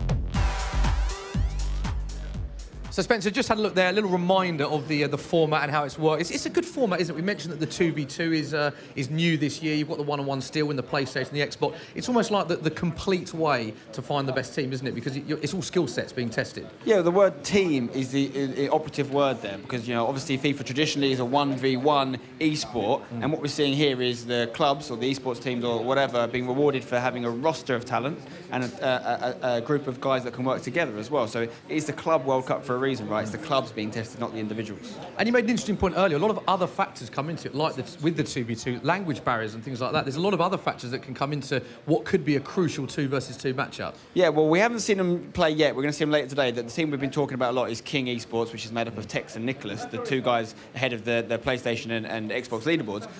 And Nicholas's English actually is really improved, and he does speak good English, but it's not his first language, of course. So we're going to see some teams playing with guys that can't communicate as well as other teams can. Is that going to come through and affect results? It could. Yeah, interesting to see how they get on. Next round of fixtures, which ones are you most looking forward to coming up? We can have a look at them now. Wolves v Man City, quite rightly you pointed out earlier, is a huge match in Group A.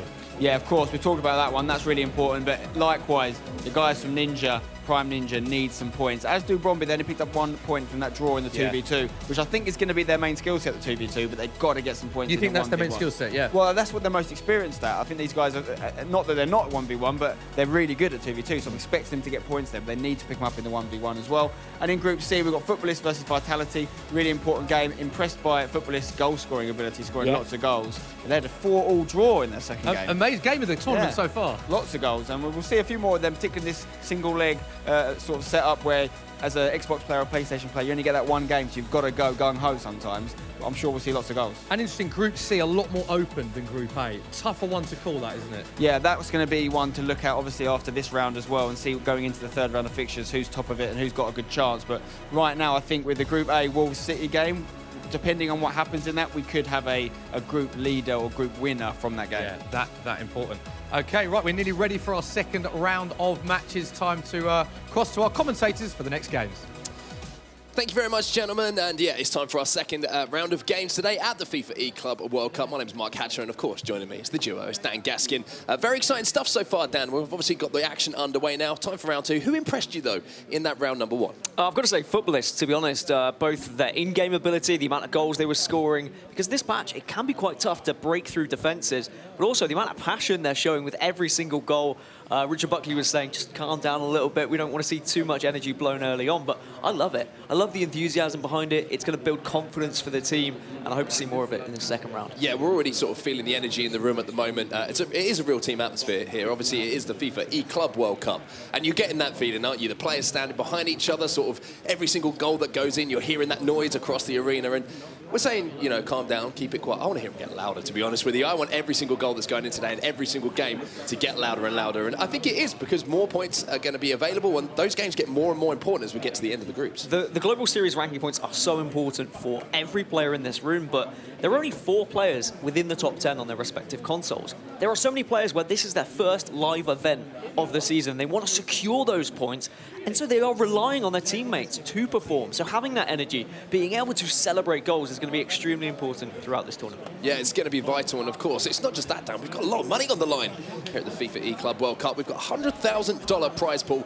$40,000 for first place. But as you say, those points are what are so vital to a lot of these players. And I believe the first game we're going to be bringing you here is going to be Footballists going up against Vitality here. So an interesting game here. We've got some French players going up against one of the teams that you said had already impressed you.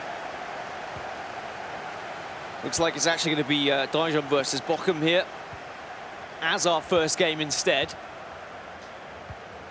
And we were talking about being loud and proud, and both of these teams were certainly giving quite the roar when they were able to secure a goal in the first round.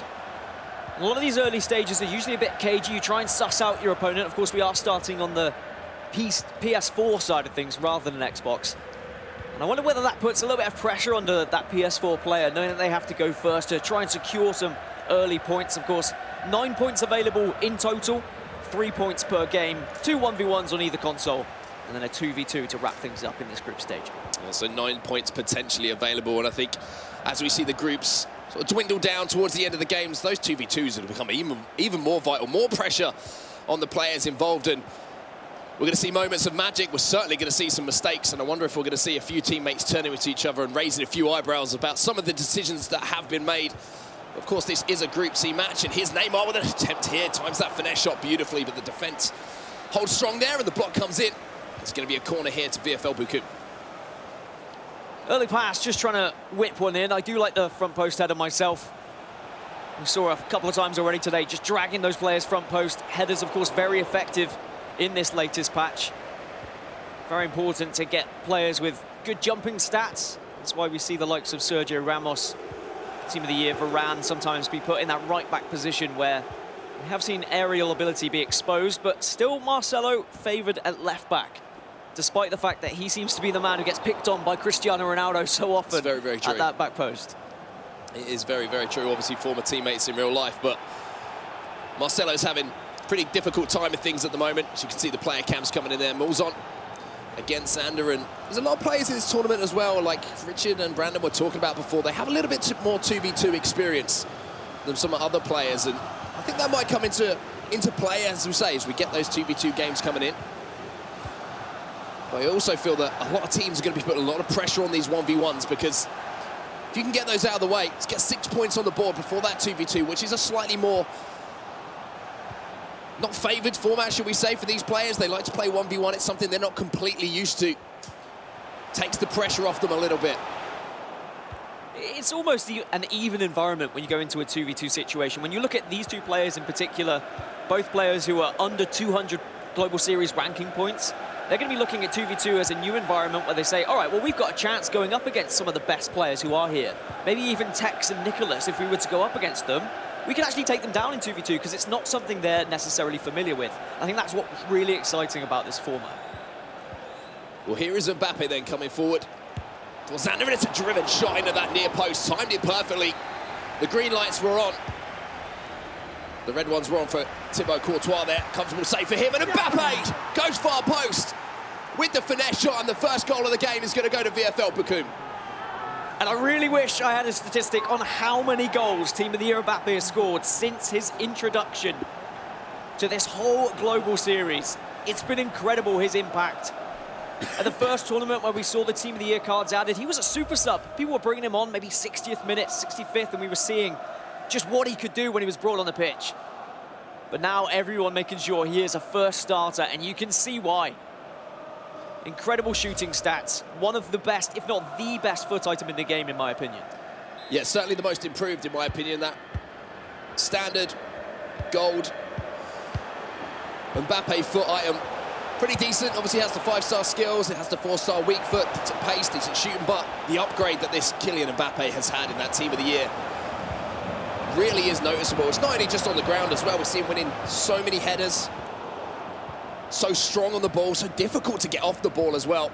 And of course, we all know about the pace in real life, and in FIFA 19, that Team of the Year, he seems like one of those players who's got that little bit of extra in him. And you definitely need it in FIFA 19. The defenders do seem to be able to just claw you back as you're trying to run through, and Mbappe does make those runs and finds that space, and here he is on the right-hand side. A few tricks just to try and beat that man, but well stood up by Marcelo. Good defending, but there's the El Tornado back post. That is just going to be headed away. That's why you need some of those players like Van Dijk, like Varane, who can just nod the ball out of those strikers' path. And if you're wondering why we sort of concentrate on those fullback positions so much, it's because we saw the likes of regular foot items such as Kyle Walker, Marcelo, like we've talked about, in those fullback positions, but it's actually the centre-backs from that Team of the Year who have been brought into that position. Not going to be playing on full chemistry, but they do have the stats that can kind of carry them through that situation. But the height becoming so vital defensively for players, with the more crosses we're seeing whipped into the box from those El Tornadoes, from those wide positions. It is going to be a factor, and obviously Van Dijk can get that strong link as well with that prime icon Ruud Gullit in the midfield as well. And now, of course, with the introduction of the new format, it does mean that games are going to play out slightly differently. It is just the single leg that is played by one player. A lot of these players will be used to playing 2 legs themselves, so they'll be used to maybe just saving a little bit of oomph for that second leg, but they have to go all out, try and get that win, try and secure those 3 points for themselves and their teammates. So we are going to see games open up in these opening legs. Even at just 1-0, 2-0, we might start to see players press forward early on. Maybe when that half-time team talk comes through, get a little bit more attacking. Here is a Dijon then, and a chance to strike it. Good goalkeeper movement, though, from Xander there. Moved De Gea across to his right-hand side. Saw the opening for that shot. Predicted it well. But Morzon has looked pretty dangerous, to be honest, going forward. Using a lot of skill moves, a few 5-star combos we've seen as well. There's that waka-waka and the flip-flap being used as well. You can see some of the stats for these players as well from Dijon as well. Herosier and Morzon going to be representing them. But now we are seeing VFL Bochum's Xander coming forward once more. Has that goal advantage, but you have to say, hasn't had too many chances since that goal down. And I think that's sometimes what happens when you do go a goal up. You might just back off a little bit, try and play more possession football, try and absorb a little bit of pressure. But he does have to be careful, because you're completely right, going forward, all the red shirts are just flocking, looking for those angles, looking for that space. But there's so much pressure defensively. Well and read. Marcelo, again, is doing fantastically in that left-back position. Yeah, very well read there, as we see some tweets coming in at the bottom as well. We always want to hear from you guys, so make sure you get your tweets in. Use that hashtag FIFA eClub World Cup. But a tight first half, I have to say. We see, obviously, the shot advantage is going to VFL Xander there. But on the other side of things, I just felt like Morzon was in some very dangerous positions there. Just couldn't find that final pass, maybe that final shot to equalise things. As we see a replay of that goal from Kylian Mbappe, showing that you can still hit those finesses, Dan, still find the back of the net. Yeah, the first time finesse, of course, has been nerfed quite considerably, and you won't be able to do it with your standard foot item. However, Team of the Year Mbappe is one of the best foot items in the game, so he still does have the ability here and there if you do get it in the right position. And boy, did he strike that sweetly, as we just take a quick look at how the standings are currently looking. You can see Footballist, I said that they were really impressing me. Well, it seems like they're carrying on their fine form at the moment into this second round of fixtures, Mark. Yeah, of course, Dijon looking pretty good as well in this one. The game that we're currently watching, and VFL Bochum and Vitality. Not too much to get worried about at the moment. It says played 4, but obviously we're playing 3 games for every single matchup, we should say, between the two clubs. So it's not getting too out of hand at the moment. However, as the day rolls on, you do not want to be behind that bottom that little dash line across there because things are going to get more and more scary. The pressure's going to ramp up and up. So getting wins on the board here, certainly a nicer way to start off your day. It's going to get to that point where players and teams are going to start looking at results elsewhere and kind of praying that they start to see some of their closer teams losing those matches so they can get that chance to move on into those knockout stages. I think pressure really is the key word at this tournament. I know when I'm just playing a simple game of pro clubs or 2v2 with one of my friends, I'm always getting blamed for a mistake here or there.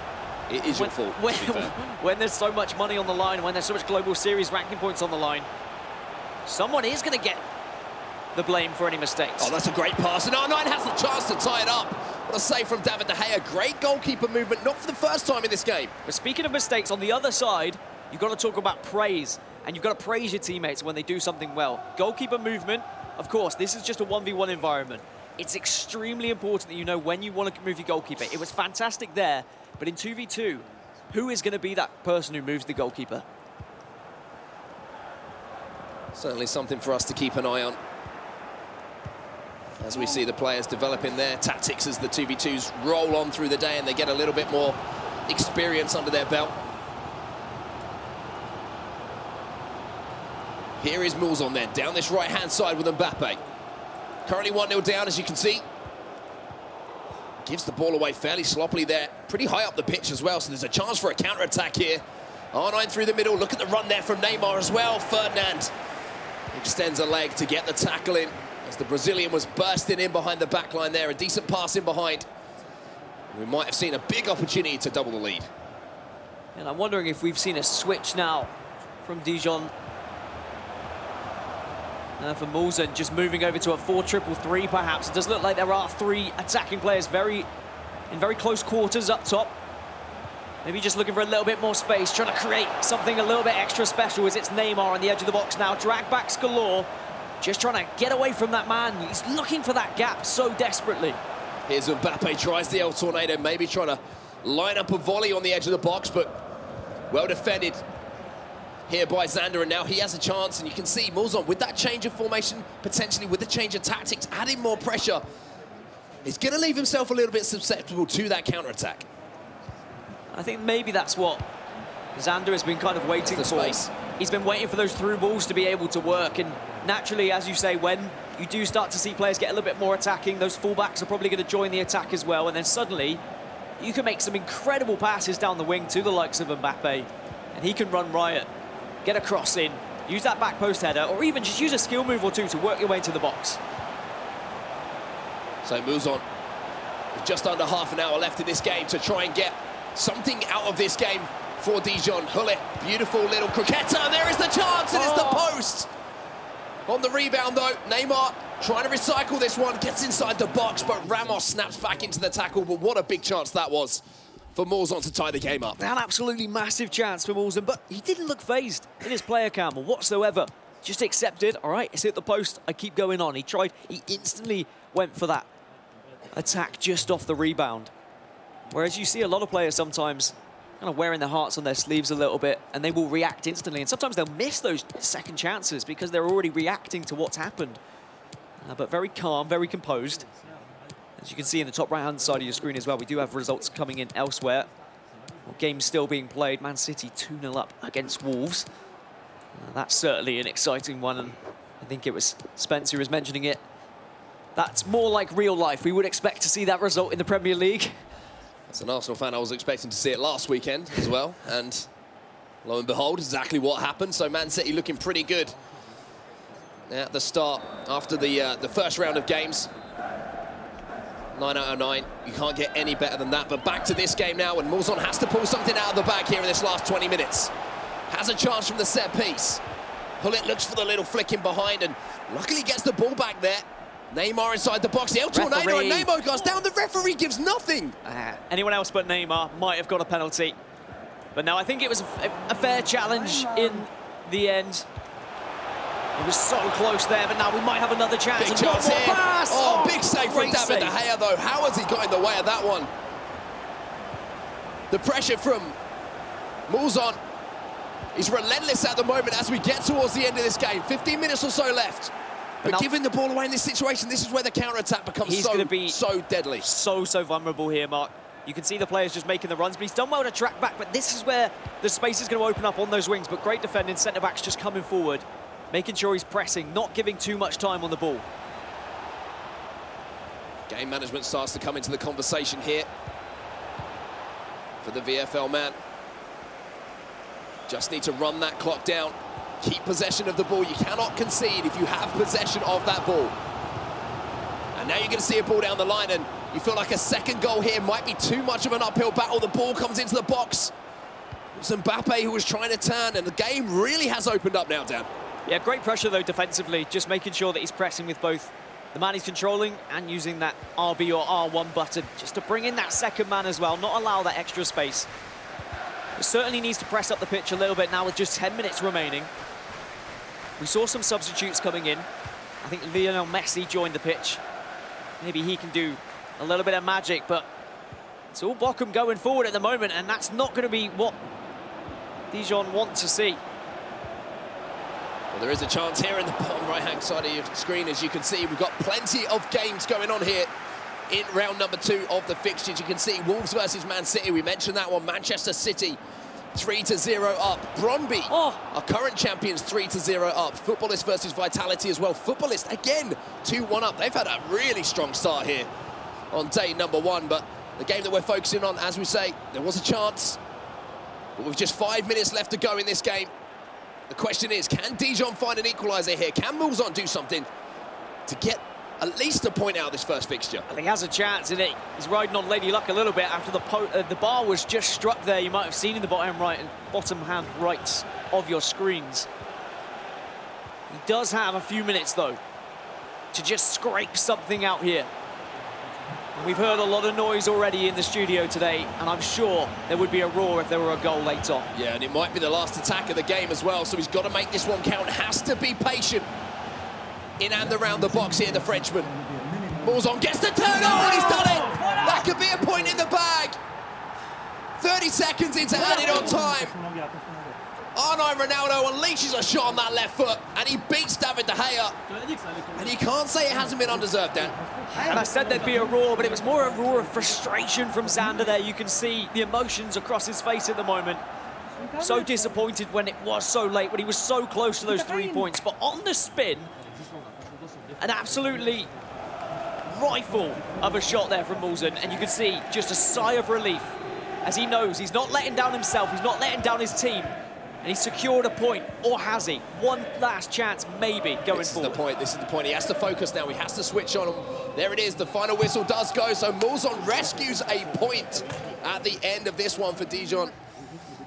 It was a scary moment for him, but I think on reflection on that game, you have to say probably down a fair result. And we knew coming into this tournament, there were going to be games that were very closely contested like that. Defensively, players know how to block out a lot of these attacks now. And you do have to find ways to be able to get into goal. And, like, the opening was fantastic. I thought, all right, this is going to be it for Bochum. They're going to have a chance now. They're going to be able to push forward and get more goals. But they weren't able to get that second chance. And it just meant there was always going to be the possibility of a comeback. And the patience was impressive as well towards the end of the game. Just waiting for this opportunity to strike it. Ronaldo get it on that left foot. And, of course, we talk about the importance of the 5-star weak foot, Dan, and there is a prime example. And we see the reaction there. And a little bit of relief across the face as well, you can definitely say. Yeah, and you can see the teammate just kind of congratulating him there. But I think there was more relief in his teammate as well. It's just so much trust put in your partner. Well, here is the Group C standings as it is then. Footballist, what a start that they've had. 4 games played, 10 points on the board. Dijon looking pretty good as well in that second place. Picking up a point there. Vitality and Bochum, though, not the greatest of starts here, Dan. No, it is always difficult when you have such little points. But I believe we do have an interview with Anna on the floor. It's actually going to be a chat to one of the guys from Bochum. Hey guys, I'm here with Zander from Volcom, and unfortunately you did not pick up those 3 points. You got the tie with 1 point, but you were so close. They scored in the 90th minute. How are you feeling about the game right now? I'm very mad, but I think it was deserved. my opponent was very good. I tried to put all my players in the defense, but it not works. Very unlucky at the end. Yeah, it's my first live event, so I'm very nervous, but I think this game was a good one. Well, luckily, we still have time left in the event. You guys can catch up. You are the only team here that is representing the German Bundesliga. So how important is it for you to represent Germany in the Bundesliga well today? Yeah, it's very important. It's a big chance for us. Yeah, it's a hard competition, but we are very proud to be here. And yeah, it's our first event. We want to pick up all these informations. Okay, well, thank you, and we're going to send it back to the commentators. Thank you very much, and obviously a little bit of nerves there. He's a little bit annoyed that he didn't get that win, as you would be, especially conceding in that last moment there. But here are the Group C results that we have coming in from round number 2 as well. You can see Isopower picking up a big win there for Footballists. 2-1 over Maestro, so Vitality.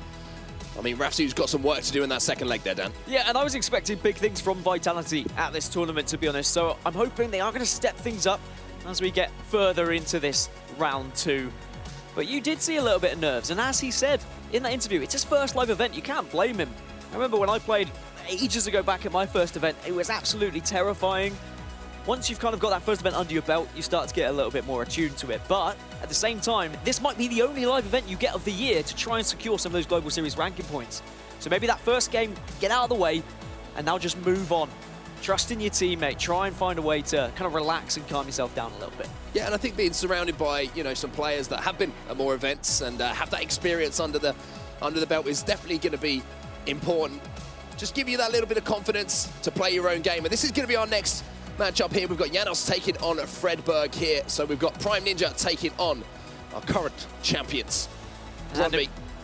We'll get into this one as soon as we possibly can. And Fredberg, obviously, he lifted that trophy last year. He's going to be looking to do exactly the same thing here in London this year. Well, that's the thing. We talk about players who have got experience that have been to live events, and we are going to get treated to that just now. Of course, Fredberg, certainly this season, we've not seen much of him in the 1v1 environment. He's been relying on his weekend league to secure his Global Series ranking points. So this is a big tournament for him, as well as for Brondby, of course, who are trying to go for that third tournament in a row, winning the E-Club World Cup. For Janos, though, we've seen him LQEs, FUT Cups. He's been there and thereabouts, but no big results from him thus far, but certainly a little bit of promise.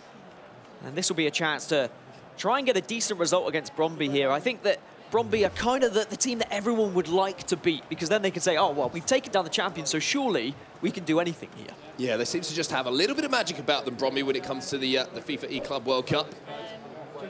We saw the incredible grand final last year where there was an amazing comeback. Obviously, FIFA Houston was involved with it back then. A little bit of a change to the lineup this time. But Janos here, he's got a little bit of pressure on his back. The first leg was 4-1 to Brondby. So no points on the board there so far in this game for Prime Ninja. And Janos is a very passionate guy, very nice guy. We know a lot about that, but he's going to want to really set the standard on the pitch here and send it to that 2v2 with at least something to talk about here, Dan. And in round 1, we saw the heartbreak for Fredberg in his 1v1 game as well. He wasn't able to come away with the win. He actually went 1-0 up, and I think he lost 2-1 in the end. So he'll be wanting to get a result here to try and prove what he's worth. Try and live up to the expectations that are maybe being set on his shoulders by both his team and his teammates, and of course the fans as well of Brondby. But here we go then. We're going to jump into this one. It is going to be Prime Ninja versus Brondby. It is going to be Janos versus Fredberg. Are we going to see another little bit of a cagey opening, or is someone going to assert their dominance early on? So obviously this is the second game here of this particular fixture on the Xbox. And I feel kind of a little bit sorry for the Xbox players in some circumstances this event. So you get to sit there and watch the PlayStation players do it, and if they pick up the win, you're good, you're fine, you can kind of relax a little bit. However, if they don't pick up any points, all of a sudden you've got to really pull a performance out of the bag.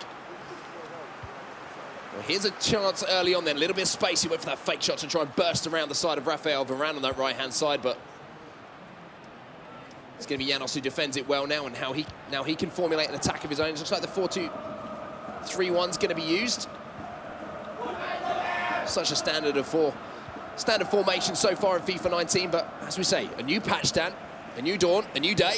We'll have to see if there'll be some changes in formation. Yeah, I think there will be. I think we'll start to see people switch things up a little bit. Maybe some 4-2-2s to offer up space like this out on the right. It's going to be El Tornado, but it's going to be Varane who greets him. And Vieira on the edge, plays one more. Decent save from De Gea. I thought Vieira was just going to try and smash that one top bins, but it has gone out for a corner. Messi whips it in, then Ronaldo goes up, and there's Van Dijk in there.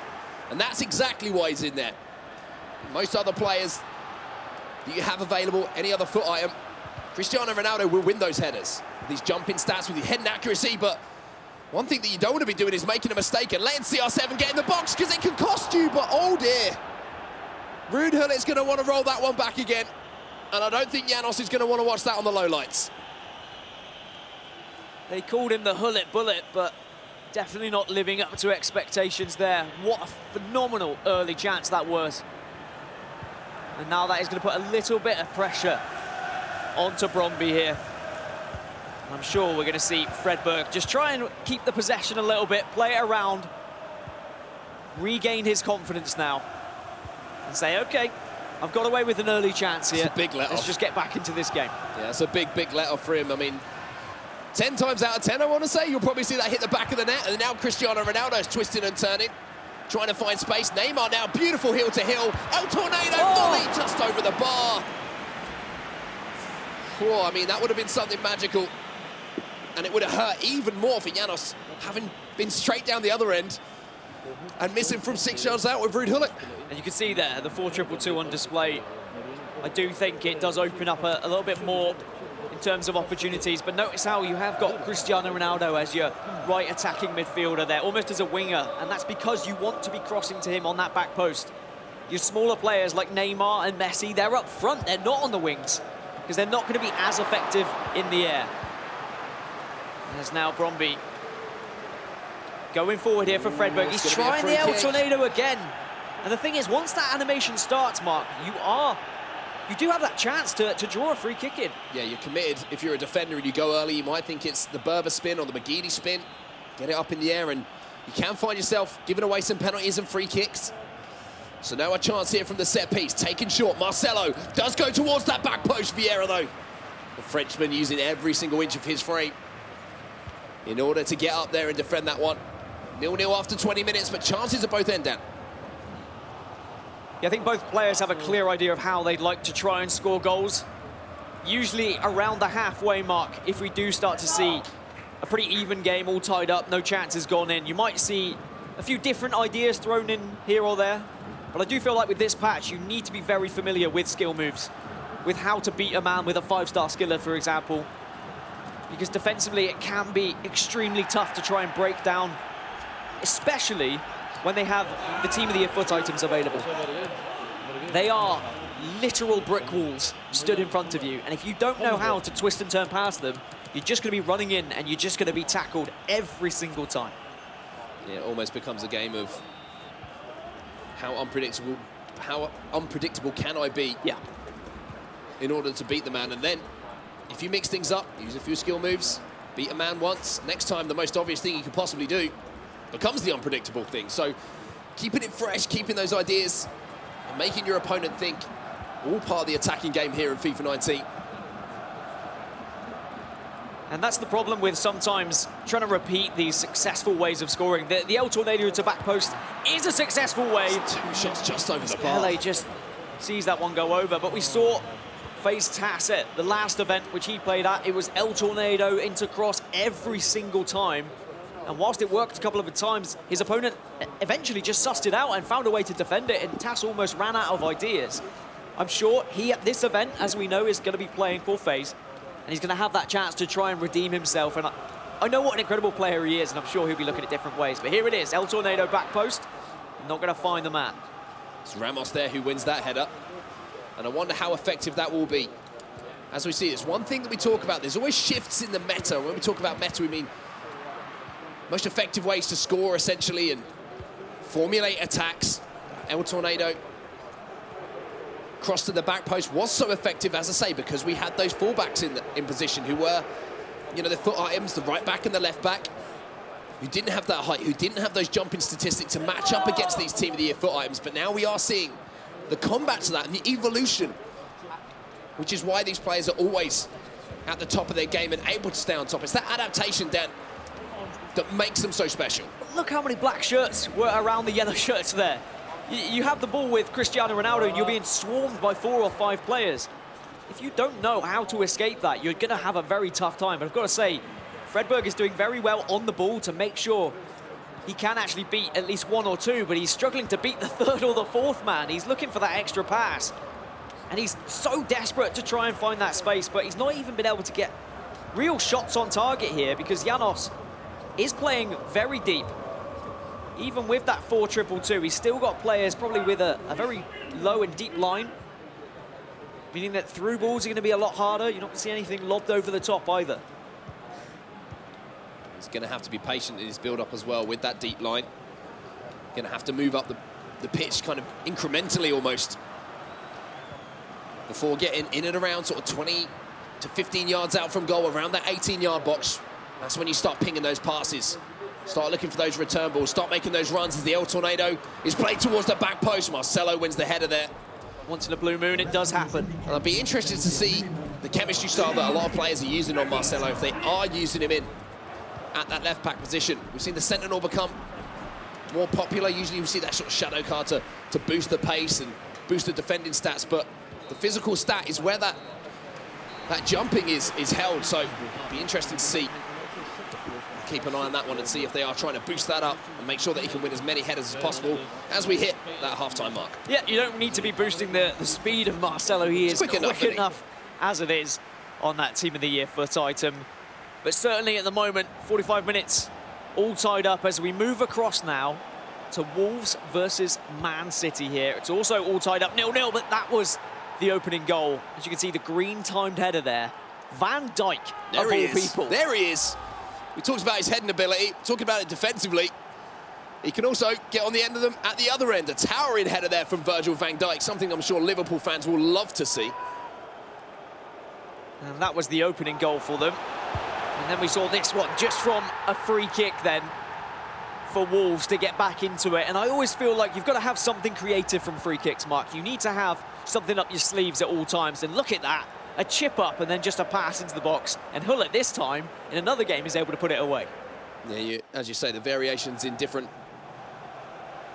ways to put these set pieces into fruition. As we actually are going to join this game now in the second half. You can see tied up at 1-1 still, so we haven't missed any of the action. And we are going to see Ryan coming forward here with Mbappe, a couple of step overs. Now finds Gareth Bale on the edge of the box. And again, we get some more experienced players at live tournaments. Ryan representing Man City, of course, on loan from Hashtag. And Abinho, who we've already seen today. And he had a good tournament. I think it was Foot Cup 1. He was able to get to the quarterfinals. I was very impressed with him, but he just fell short of progressing to any of those really kind of exciting stages like a semi-final. But he has that tournament experience behind him. Well, here he comes then. The Wolves man trying to find a goal to give himself a lead in this one. Cristiano Ronaldo on the edge of the box. Cricketta, drag back. Oh, looked to burst past Van Dijk. We've seen what he did at one end. And that was offensively, and that's why he's in the team there. Win that ball back, beat that rock at the back there for Ryan. And it seems like every tournament we see more and more players with the hood-up technique, Mark. Space. Ronaldo in the box, goes for the chip towards the back post. Sorry to cut you off there, Dan. Well, it's almost a fashion trend that has been developed by the likes of Tex and Nicholas. Maybe it helps focus, just kind of shut out everyone around you. Gives you clear, direct sight of that screen in front of you. You can see Ryan is not alone, joined by, of course, his teammate and manager as well behind him there. Oh my God, fucking yes, please. And sometimes you do just need a little bit of... You need someone behind you just to kind of calm you down in some situations, don't you, Mark? Certain players, I would agree. I think certain players have that kind of mentality on their side. Ryan, I think, he is one of those, stays very calm in-game, doesn't get too wound up until that whistle is blown towards the end of the game. And now you're seeing him coming forward, and Ruud Hullit's in the box. He's looking towards the back post. Eusebio wins the header, but cannot direct it on target. Big chance there for Manchester City, though. Yeah, and that's where you'd really want to be seeing Cristiano Ronaldo leaping through the air, but definitely was an opportunity, but it looks like going forward we're going to see more now from Ryan, just trying to get out on the edge, maybe looking for those crosses, but now he's got so much Great run space. from Mbappe. Can he finish? Oh, no, he can't. And look at Ryan, he cannot believe it. It was on his stronger side, but still with that 4-star weak foot, you at least expect Mbappe to be hitting the target there, Dan. And you can see there, Shell's actually gesturing to him. Calm down, mate, it's fine, don't worry. It was a great opportunity. You will get more chances. As you can see, these players still sticking with that 4-2-3-1. Maybe what Shells is saying is, actually, I don't mind a point here. Don't throw this one away. Don't give the chance for Wolves to get 3 points on the board. Because Manchester City, I think as it stands, as you can see on the left-hand side of the screen, 13 points. There were 12 points coming into this, so they're thinking, let's just stop Wolves from getting 3 points here. Let's try and progress through those knockout stages. Yeah, just getting points off of them is a positive here for Manchester City. Just stop Wolves getting the big points, stop them closing that gap. But on the other side of this, it just means that Wolves are going to have to go for it. This is a massive game for them after that first round of fixtures. If they can pull points here off Manchester City, they might be able to make something happen. Neymar tries to float a little header across there to Ronaldinho, who's fresh on the pitch here. Defended well, though, by Ryan. He goes for that long-driven kick upfield. Rio Ferdinand, though, beats Ronaldo to the ball in the air. And you can see on the table as well, Bromby were finally able to get a goal against Prime Ninja, which means Prime Ninja are still stuck at the bottom on 0 points as R9 is going to try. Oh, it's beautiful. Beat 1-2. It's a third. When's he going to hit it, though? He's beating everyone, Oh. but he just won't hit. He's not pulling the trigger. And what a chance that was for Wolves going forward with Abinio on the Xbox side of things. But this is turning out to be quite a tight group in the middle of things, but it looks like Man City are going to be in charge of this Group A. So then, Ryan comes forward here as we're going towards the last 15 minutes of this game. Has a chance to find a winner, and he finds Cristiano Ronaldo, who tries to bully his way past Ferdinand. But Ferdinand has had his number so far in this game. But as I say that, ball given away, and then Ryan gives it away immediately back to the Wolves man, and now you can hear the crowd getting loud in game. Ronaldo now turning. Wolves need these points off Man City. Every single point they can steal off them will be huge. Round the corner, Vieira to Ronaldinho inside the box. Ronaldo now with a chance to hit it, and Neymar does hit it, and just like that, it's 2-1 now to Wolves. What a move that was. And it was so patient from Abinio as well. Pass after pass, just waiting for that extra inch of space with every single man. And you can see the reaction from Ryan as well. Disappointment. Whilst this result wouldn't be the end of the world for Man City, who did already have 12 points coming into this, Wolves, who are their closest competitors at the moment, Man City could certainly do with a good result here. But that does mean now Ryan can switch things up, change their tactics, and maybe he's more comfortable going forward. A lot of players, when they start playing defensively, they look out of their comfort zone and they do look more likely to concede goals. Maybe if Ryan going forward now, we might just see him really shine. I think he might have actually switched up to the 4-4-2, excuse me, as well. So Shells, obviously, famously an exponent of the 4-4-2 formation he's really enjoyed through the years. And he might have seen some success in this. Obviously, the recent patch we keep talking about has come into play, and Shells might have a little bit of a tip to give his teammate here. The 4-4-2 is a real viable formation now, and he's trying to pass that on to Ryan, potentially. I'd certainly say that the new patch has favoured those who like to play your possession football and who do look for that extra pass within the box, who can beat that man as well. Obviously, finesse shots from outside the box, not as strong as they once were now. So you do have to get a little bit more creative going forward. And that's exactly what Ryan's going to need to do now to get back into this tie for Manchester City. But on the defence, Abinio's one possession again, and he's found even more space galloping forward with Neymar. Yeah, here is Neymar then. A few skill moves, little McGeady spin to get a bit of space, and oh, what a ball that is. Ronaldinho now drives in behind the fullback.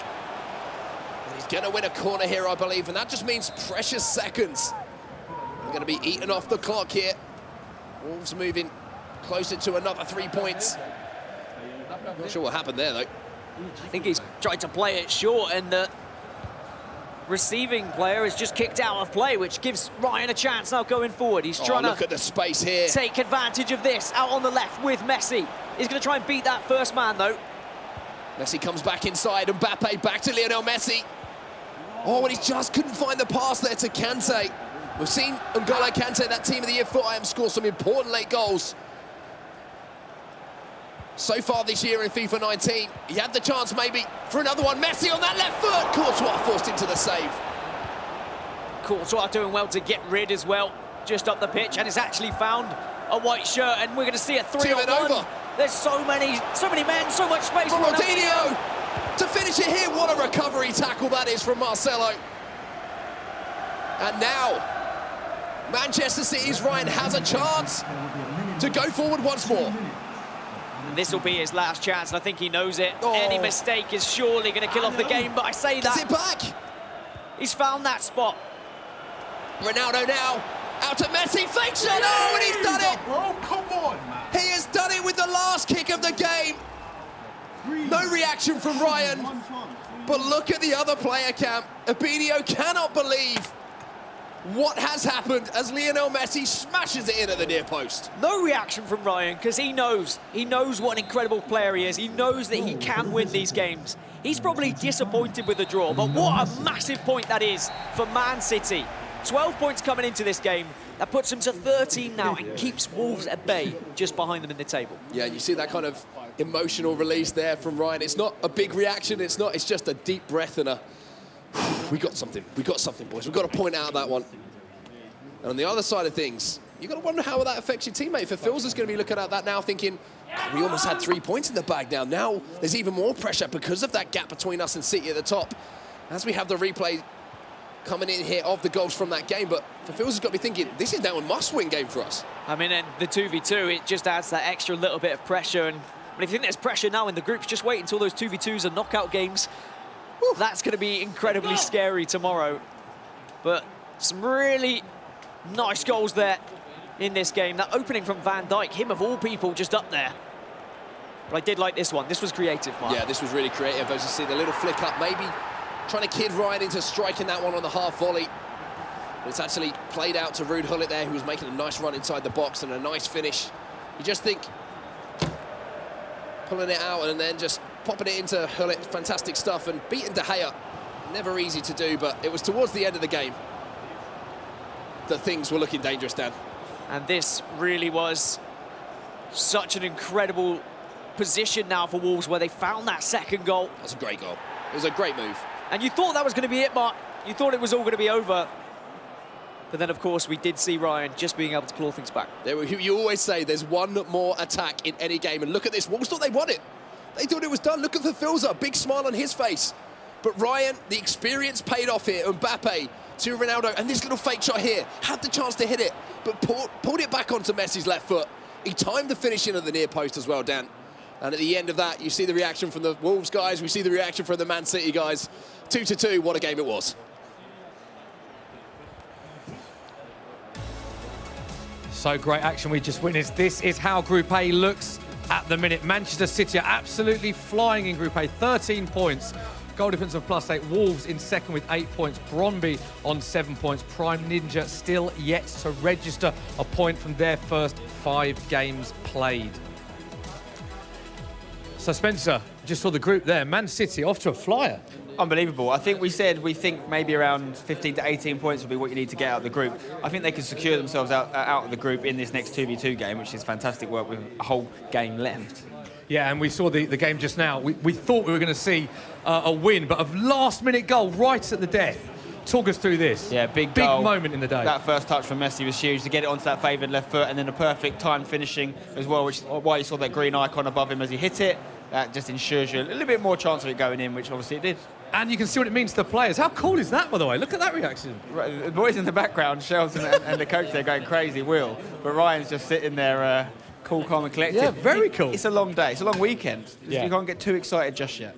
It is a long weekend, but in terms of the overall tournament on a whole, that is a big goal going into a 2v2, isn't it? A very big moment in this tournament. Mostly because it means Man City are still undefeated. Yeah. You know, that would have been the first time they'd lost a game, and I'm sure Ryan didn't want to be the guy that made that happen. Yeah. So, yeah, it's a big goal in the context of things, yeah. Do you think that'll affect the game plan going into the 2v2? The fact they are undefeated, that, you know, there's less pressure on them going into that. Is the psychology any different now going into that? Certainly for Wolves. Wolves want to get some points, for sure, in this game going into it. And, yeah, you're right. There's no pressure on Shells or Ryan. They can go into that quite comfortable, knowing that they've got 3 more matches to come still where they can get the points they need. But they've got to be eyeing top spot now to get out of this group as group winners. That's got to be the aim. Yeah, and round 2 is very exciting as well. For those of you just tuning in, some great goals as well in that round.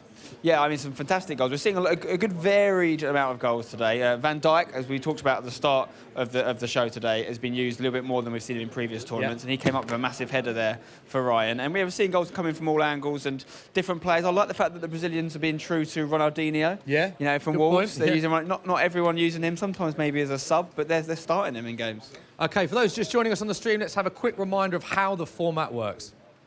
Hello and welcome to the FIFA E-Club World Cup 2019, live from Sky Studios in London. Here's a quick overview of the format and competition rules.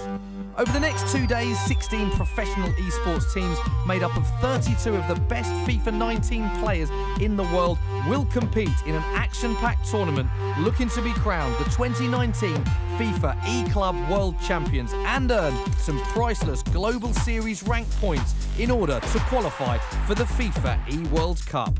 Matches last 12 minutes and there will be no extra time or penalties in the group stage. The group stage will consist of 4 groups of 4 teams competing in a traditional round-robin format with a 2v2 feature new to this year's tournament.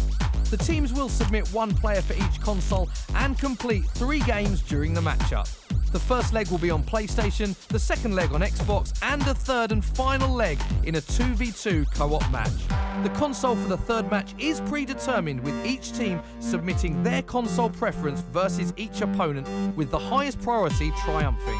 If these preferences are tied, there will be a coin toss. Each game within a matchup counts individually. Teams will be awarded 3 points for a win, 1 point for a draw, and 0 points for a loss. Each team can amass a total of 9 points per matchup, and the top 2 teams from each group advance to the knockout phase on day 2. Throughout the knockout stages, teams will play 2 1v1 legs on each console.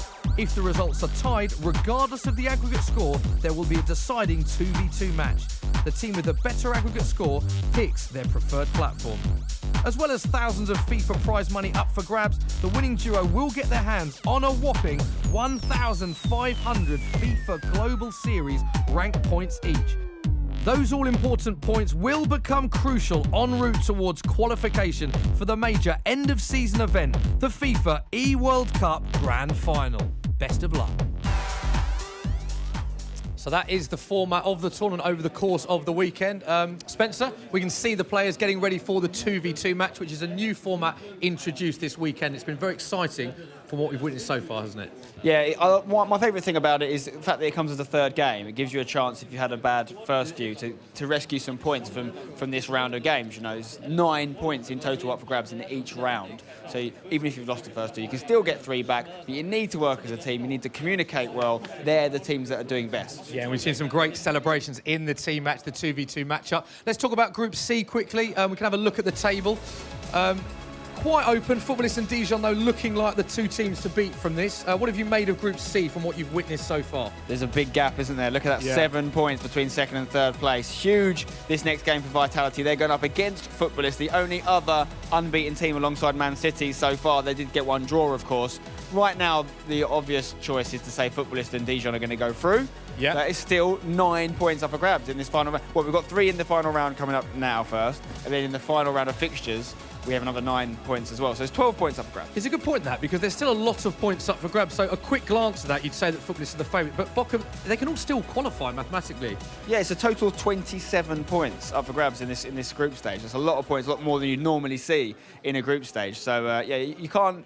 We're only really just over halfway in the groups. We're just 1 game through, if you like. So we've still got 4 matches in total to play. Win them all, it's 12 points. It is 12 points. Right, with that said, time to throw to our matchday commentators for the next round of matches. Thank you very much, guys. And we want to talk about pressure. We were talking about how it's going to ramp up through the day. This is a must-win game for Vitality now, just to stay alive in the tournament, Dan. They need this more than anything. Absolute must-win. You are completely right. And they're going up against Footballists who have looked phenomenal so far this tournament.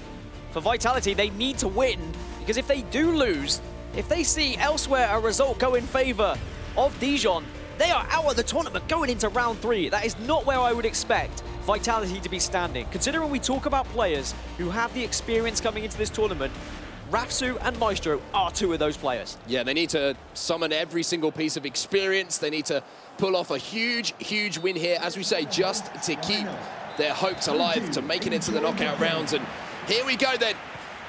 Pressure very much on the 2 French gentlemen at the bottom of your screen. 2v2, Dan, talk to me about it. How are the differences between 1v1 and 2v2?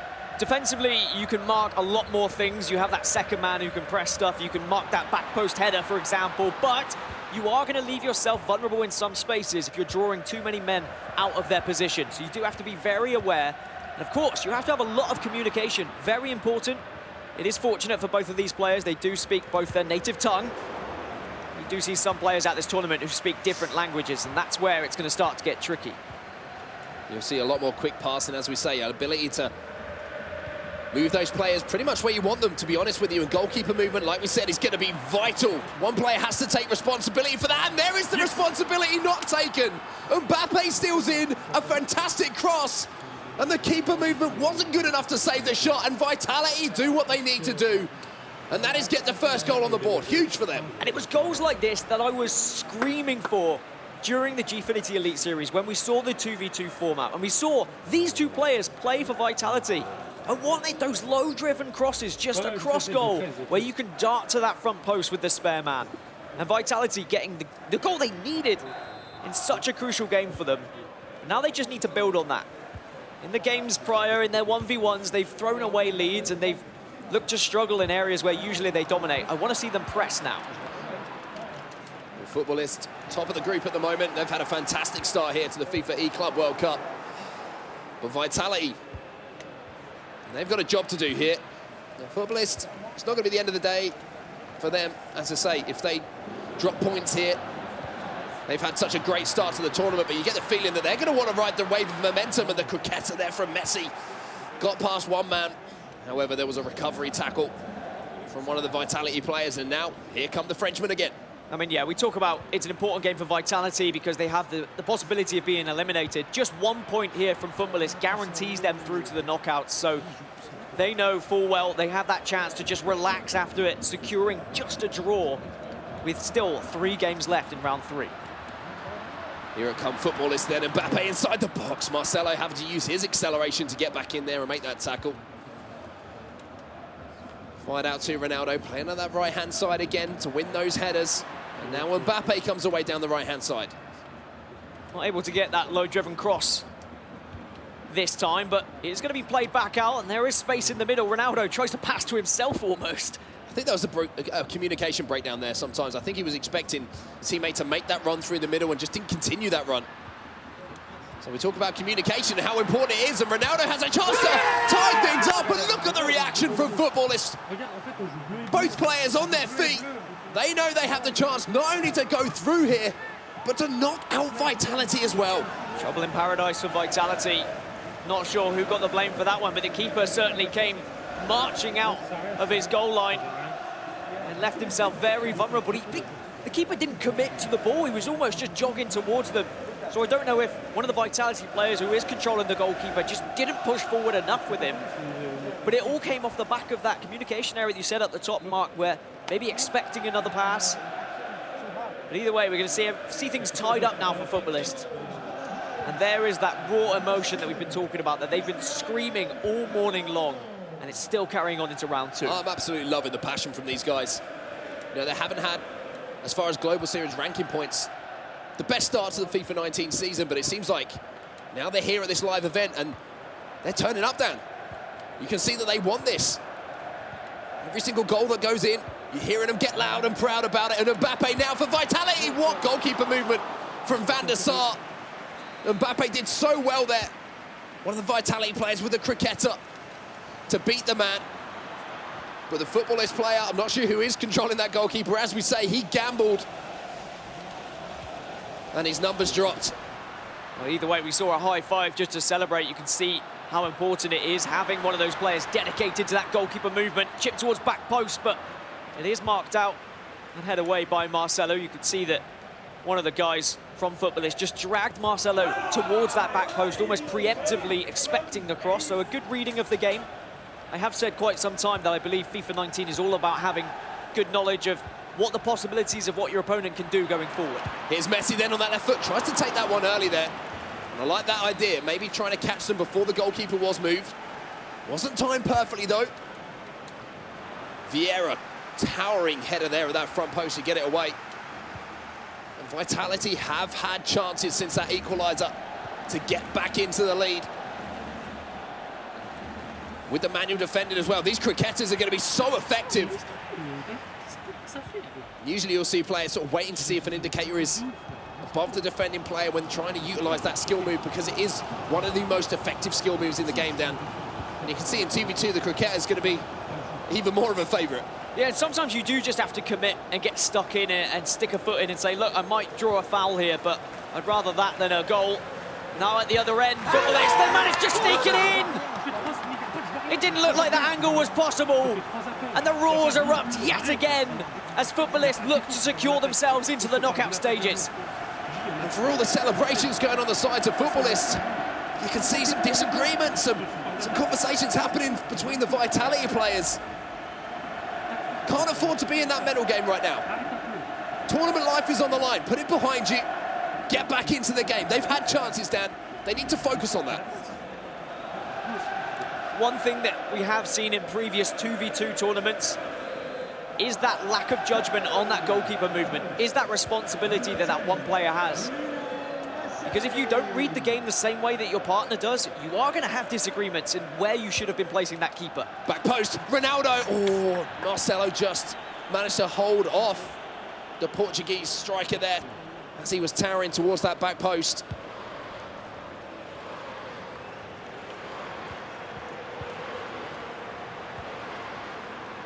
Footballers then once again coming forward now. And you feel like if they got a goal here before half-time, Dan, that would really break the hearts of the Vitality players.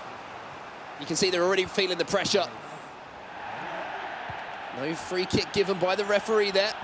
Good pressure here from Footballist, but Vitality doing great job to keep possession.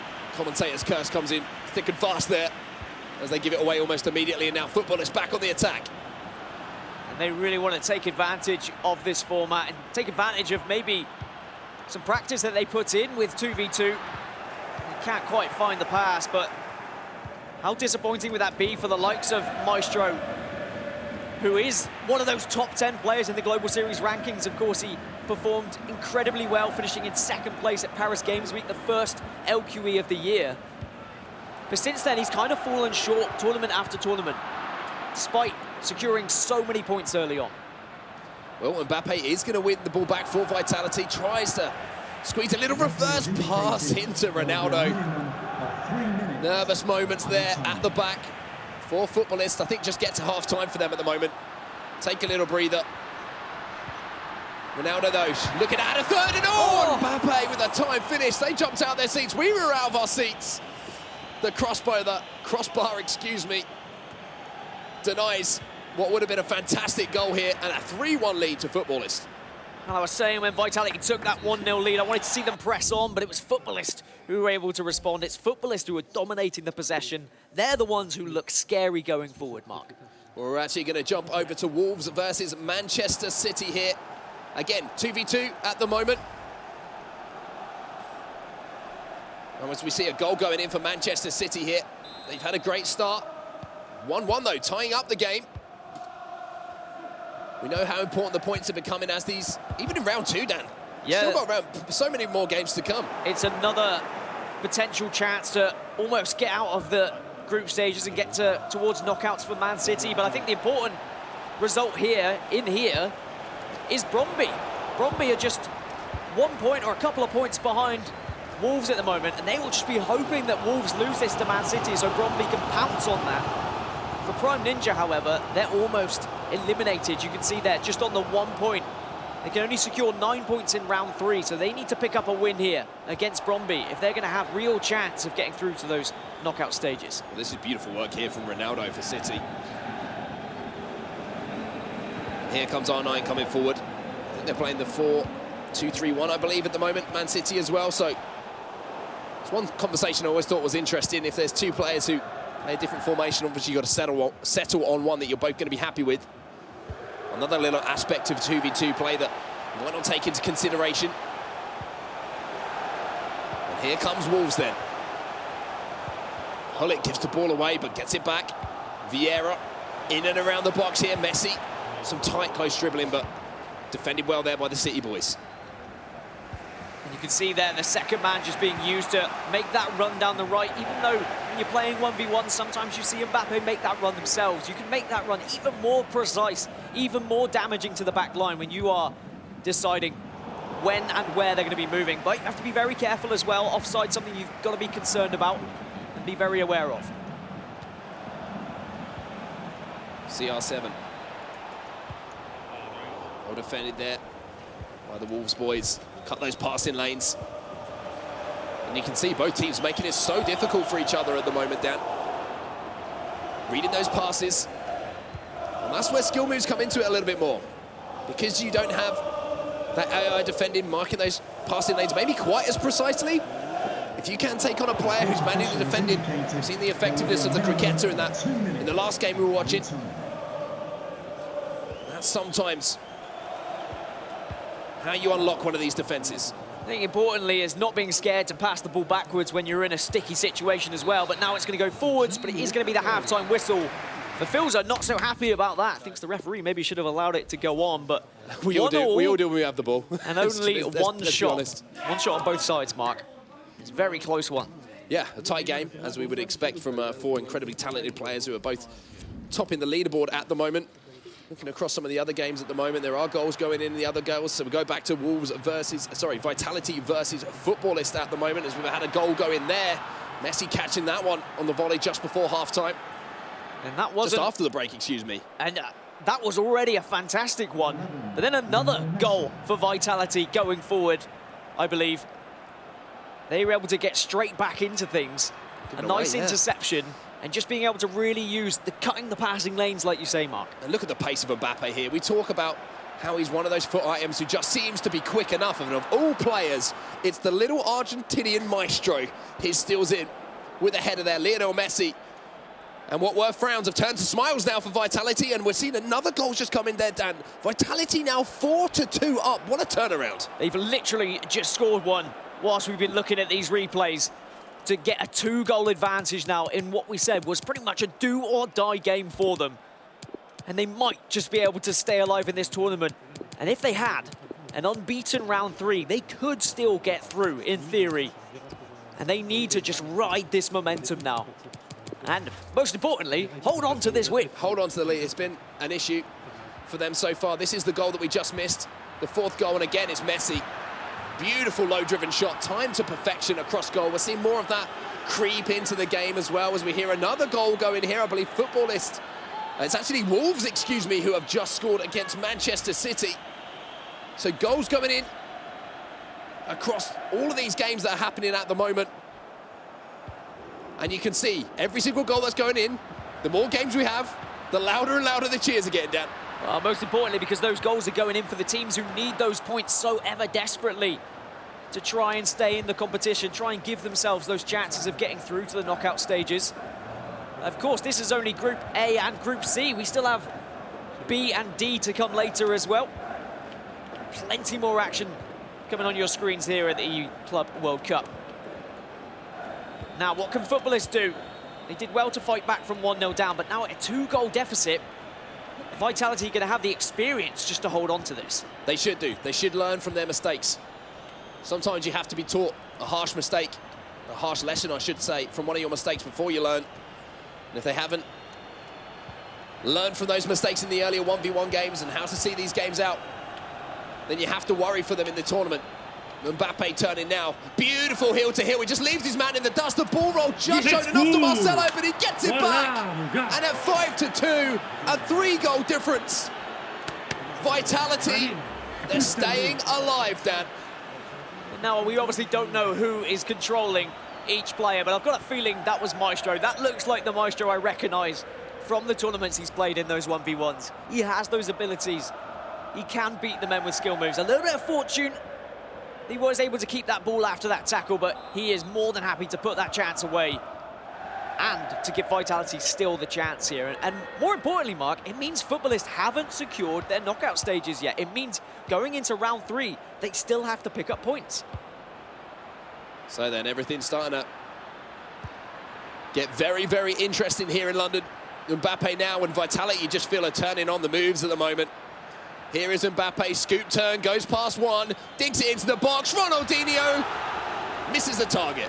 It was the ponytail, it's all his fault. Weight balance wasn't quite correct there, wasn't able to get the forehead on it like he would like, but I think Vitality are cruising now at this point. They're probably feeling comfortable, they're flowing well, and footballists are just going to have to sit back and accept that they have been outclassed in this 2v2 matchup. Yeah, I think I'd have to agree with you, and Vitality, you can see what confidence does for these two players as well, and that's going to put them in great stead moving forward, Dan. A performance like this, maybe just easing the pressure on themselves a little bit, allowing them to express themselves on the pitch. As we see them going forward and linking together those skill moves.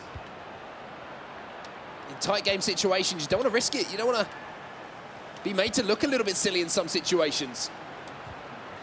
It's a strong tackle from Varane. Thought he got enough of the ball. I'm good with that one. Referee says no, though. And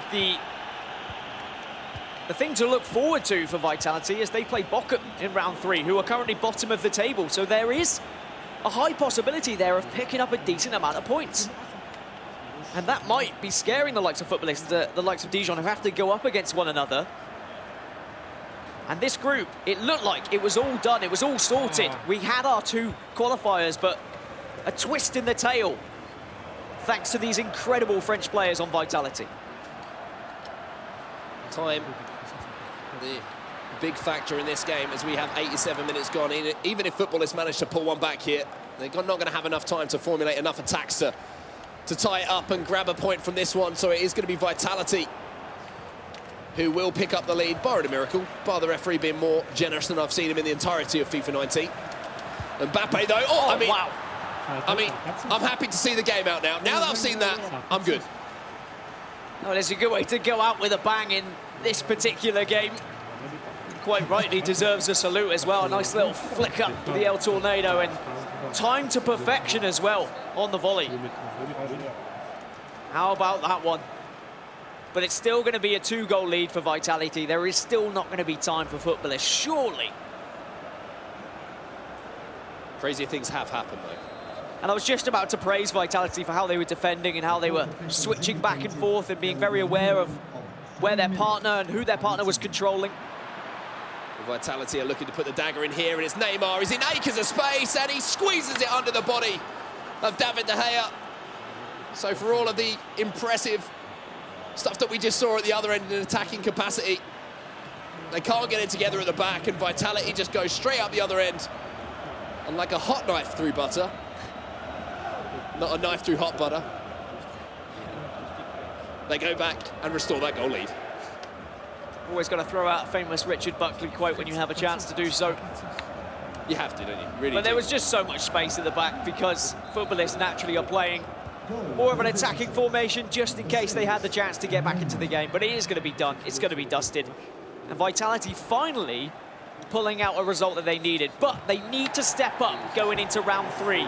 They still have it all to do. They need still an incredible amount of points if they're going to get through to knockouts. Yeah, it's a lot of work for them to do, and we're going to talk about the Manchester City and Wolves game at the moment as well, because I think that's still going on just as we see the replays from those goals. But I believe that game is now tied up at 2-2, Dan, so very, very interesting to jump over to. But some of these goals that we saw in this game was a high-scoring affair.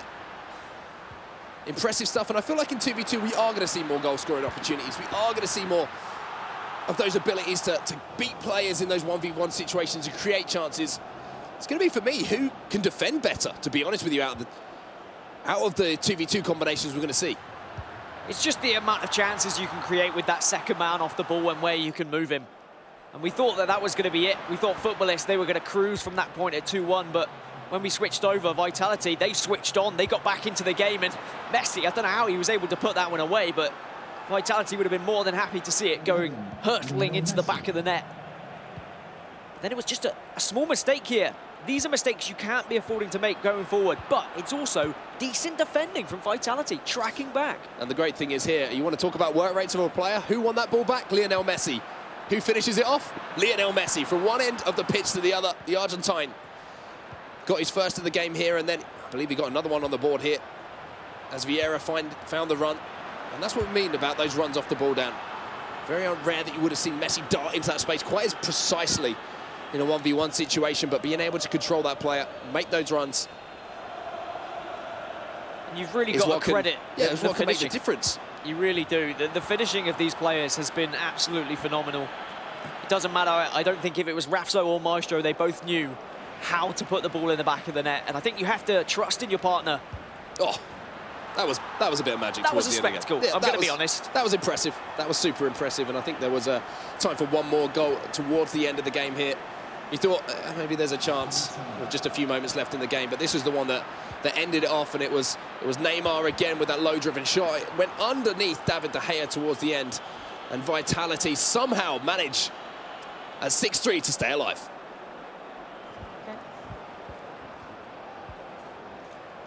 I am here with Maestro and Rafsu of Vitality. Now, guys, you had a rough first few games in the PS4 and Xbox, but you came out with a dominating win in the 2v2 match. What was your strategy going in to get those 3 points?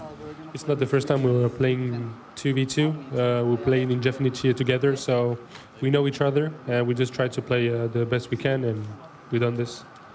Well, you got 6 points against a team that has been hard to score against in their first 2 matches and the other teams. Were you focusing on your offense to try and get those points, or how did you change it up? You know, at the halftime, we were just scoring 1 goal. We were losing to 2-1, and after, in the second half, we just scored 5 goals. So I just think we were just free in our mind, just to play freely, and we tried our best in attack, and we managed to score 5 goals. And your next game is now against Bochum. You need these points coming in. It is very important. You have to end in the top 2 of the bracket. So going in, what is your strategy against Bochum? We try to get the 9 points for go to knockout, and we'll see if we can get these 9 points. Well, I'm going to wish you the best of luck. I'm excited to see what happens. Well, the Vitality guys know what they've got to do, but we're going to obviously just recap what happened in that Wolves versus Manchester City game as well, Dan, because this was the top 2 in the group going up against each other. It was, and Wolves really could have done with 3 points in this one, and they started it off well. But Man City, as they do seem to do, is just equalise. And what an incredible finish that was as well from the right-hand side. Again, though, it's that green time shot, it's those driven shots across goal. They seem to be sneaking past the goalkeepers. And as this tournament develops, we are going to see more familiar patterns as we go on. You can see Wolves here with the chance to tie things up, and it was Neymar inside the box, and beautiful work to find the ball back to Messi. A little bit of a fortunate rebound there to Neymar, who created that initial chance. Wolves going up 2-1, and you could tell how tightly this one was contested, Dan. We saw the amount of goals in that last game in comparison to this one. Obviously, every single chance had to be taken. But it's about just expecting that ball, expecting to take that shot and seizing that moment, and that's what Wolves did. But Man City, they were able to equalise. It was a back post header, and it's just easy at that point once you see that ball hurtling towards that man in the back post. Yeah, it was a fantastic end to that particular game, and I think the game did end up at 2-2. Wolves and Man City share the spoils.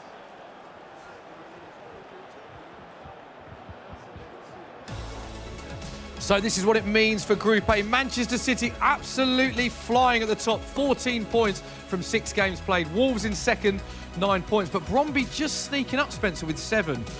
Big game, that, Manchester City and Wolves. Yeah, massive. And Bromby, let's not forget, are the reigning champs. The 2-time champs, the only ever champs. They're going to be playing for their life in this final round of fixtures against Man City, who look to be all but through. I don't think it's mathematical yet, but it's almost done. Yeah. And that's going to be a really good game. Okay, and we can see the round 2 results. Interestingly, in that Wolves versus Manchester City, you picked this fixture out at the start to be one to look out for, and you're absolutely right. And 2 late goals for Manchester City against Wolves in those final 2 games. Yeah, there's not a lot between them in those matches. It was the first match where the damage was done. Yeah. Shells coming out and beating Fafils 3-0. That's a big statement. Yeah, big statement. If you've been following the scene this year, you know Fafils is one of the most talked about players. Shells already mentioned before the game that Nicholas singled him out as what he said was the best player in South America. Shells has been a big player in past FIFA's, not really been in any big events this year so far. He's come back with this win. That is huge. Yeah, big win. And in Prime Ninja against Bromby. Interestingly, Bromby winning both of the one-on-one games on PlayStation and Xbox, respectively, but Prime Ninja being victorious in the 2 versus 2 battle. So now let's have a look at Group C.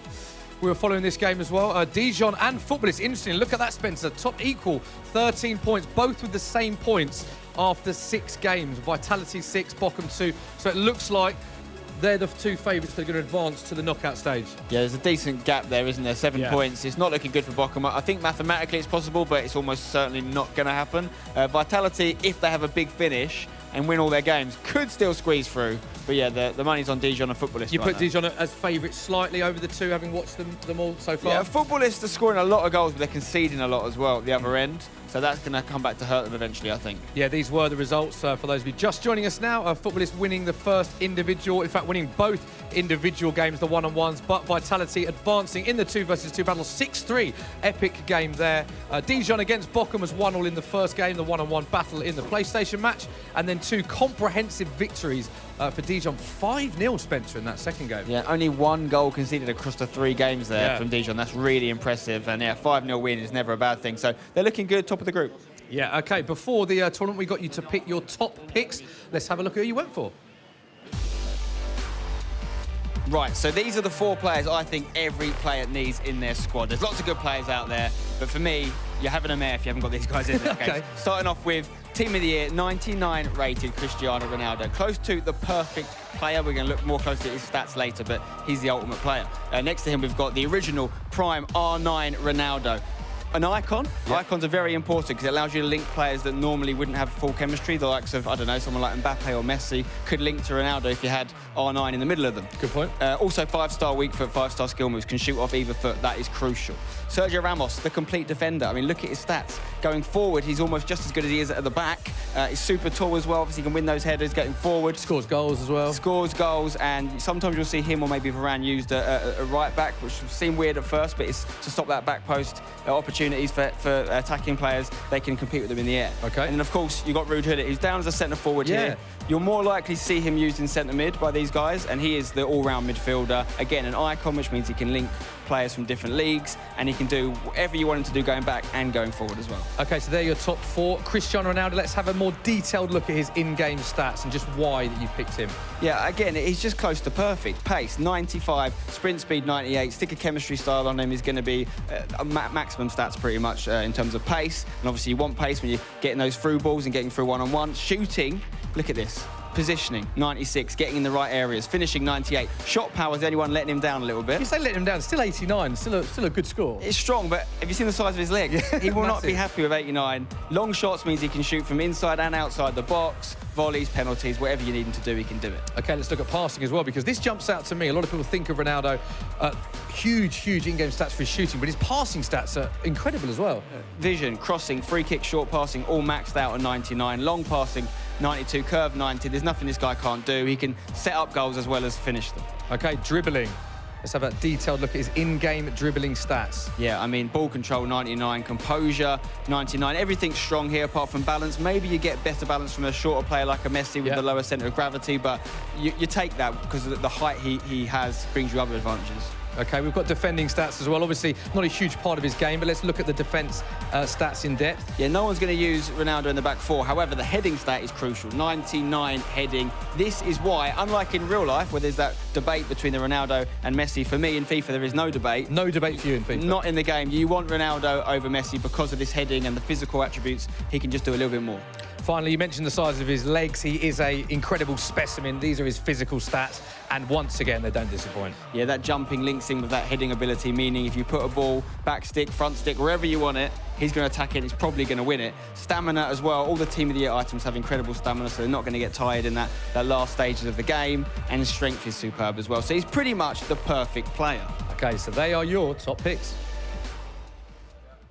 Thanks very much, Spencer. They were your top picks. Having picked them at the start of the tournament, which players have you been impressed with in game since the start of this tournament? Yeah, there's been a few more that have stood out. You've got to look at Team of the Year Mbappe, slightly cheaper, still quite expensive player than the Team of the Year Ronaldo. Team of the Year Messi scored some great goals. Van Dijk, we talked about at the start. Yeah, you mentioned him as well at the start. More teams using him than we've seen in previous tournaments, I think, because of the height advantage you get with him. Is more likely to win headers and stop the crosses. And Ronaldinho has been interesting to me. Quite a few people have been using him. When you've got other options such as Team of the Year Neymar, for example, if you wanted some Brazilian chemistry, obviously Messi, all these other guys. But Ronaldinho's been picked by 2 or 3 teams so far, so good to see. Yeah, and nearly ready for our next round of fixtures. Which match are you most looking forward to? The players are almost ready. Yeah, for me, it's got to be Bromby versus City. You've got the reigning champs, Bromby, playing for their lives here. The three-peat could be off if they don't get some wins. OK, speaking of which, let's cross live to our match commentators, Richard and Brandon. Thank you very much, Adam and Spencer. And, you heard it from the guys there. We've just seen a fantastic second round of fixtures. This is elimination football now. This is round 3, of course, of the FIFA E-Club World Cup for Groups A and C. Still got Group B and D later on happening today. But you talk about Bromby. There's pressure on them. They've come into this tournament today as the 2-time champions. I spoke to the esports manager of Bromby, and he went, that first game was massive, and we didn't pick up points in that first game. And I think it's very, very important to point out as well with Bromby that there were question marks over coming into this tournament. I think if they go on to win this tournament, there'll be no doubt about it. If you look at the first 2 wins that they had, it was Marcuso in the first one, not a member of this current roster right now. In the second one, it was Fredberg and Houston. Houston moved on with his career. So people are saying everyone's hyping up Bromby. Yes, they're the 2-time champions, but can they do it with this roster in particular? That is the question that we're going to find out. Exactly that indeed. And the team they're up against, wow, they've had a fantastic outing so far. A +8 goal difference, 14 points at this moment in time, and they have not tasted a defeat yet. 1-4, drawn 2, and they sit currently top of this Group A at the moment as they try and defend this one to the back post. It's going to be Bromby. What a save. Save that is. David De Gea. The first time he's really been tested in the first few minutes. And I was catching up with Shells there just before this game did start. He's not conceded a goal in a 1v1 yet. Has Shells. He said this is the best that he's been playing so far in a long time. What a time to play well as well, Richard. His first biggest tournament he's played it. His first land event of the year. It's been a tough year for him. I said the last 18 months got picked up by Manchester City, and it's been a case of getting himself to an event, picking up some Global Series ranking points, and lucky enough for him, teamed up with Ryan, still on loan from #United for this event. And at the moment, it's all going to plan for them. They just need to win this game, at least get 3 points out of it to ensure they're definitely going to be through. And of course, not leapfrogged, as they currently sit top of the pile. 7 points at the moment for Bromby. They need to win as many as they can, or take as many points out of the 9 that are available in this game. Here's a chance for them. Now with a shot. Keeper moved the other way. Huge, gaping goal he had to aim for, but he missed it. I'm sure the implications of each win in this last round of fixtures will become more clear as the day does go on, as this final round of fixtures in Group A and Group C do go on, and we'll try and bring you the mathematics behind each group. I think for Man City, I think if they win one of the matches of the next 3, they're pretty much through. No matter what else happens, they'll either be going first or second.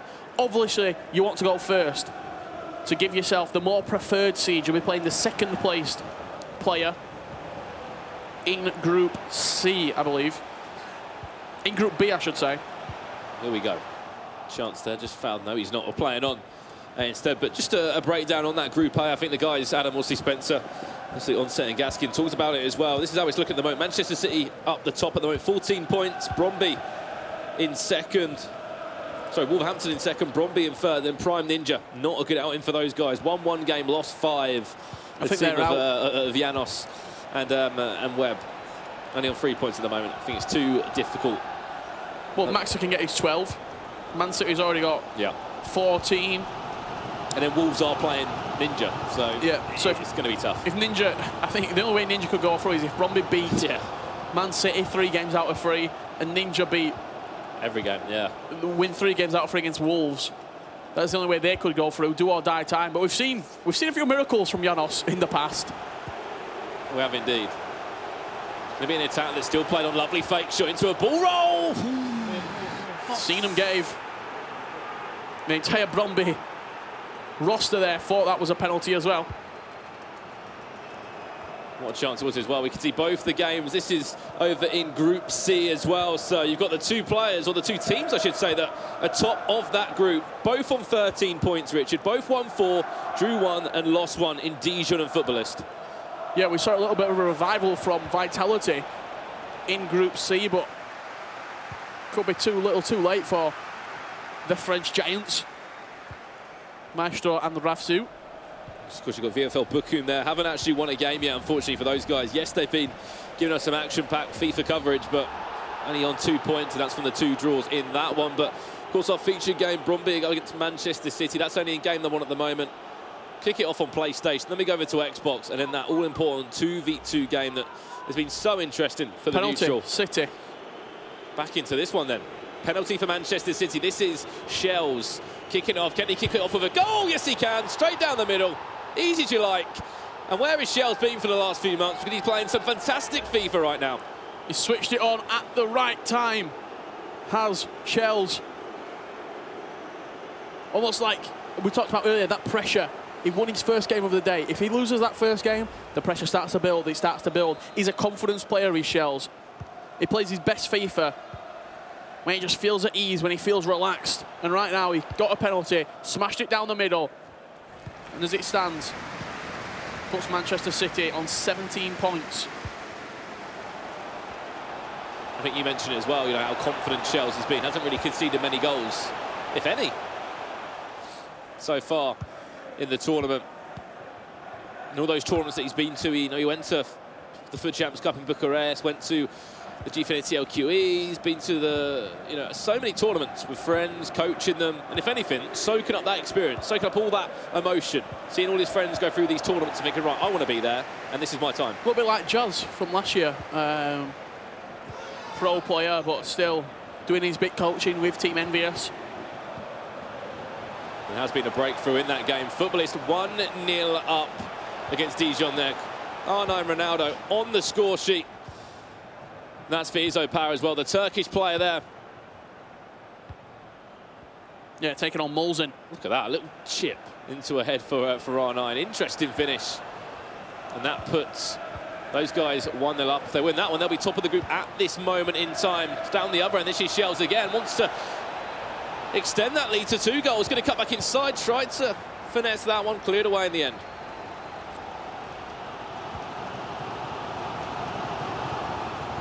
And of course, we can see both the games in front of us. One in Group A, one in Group C. The fight to go through.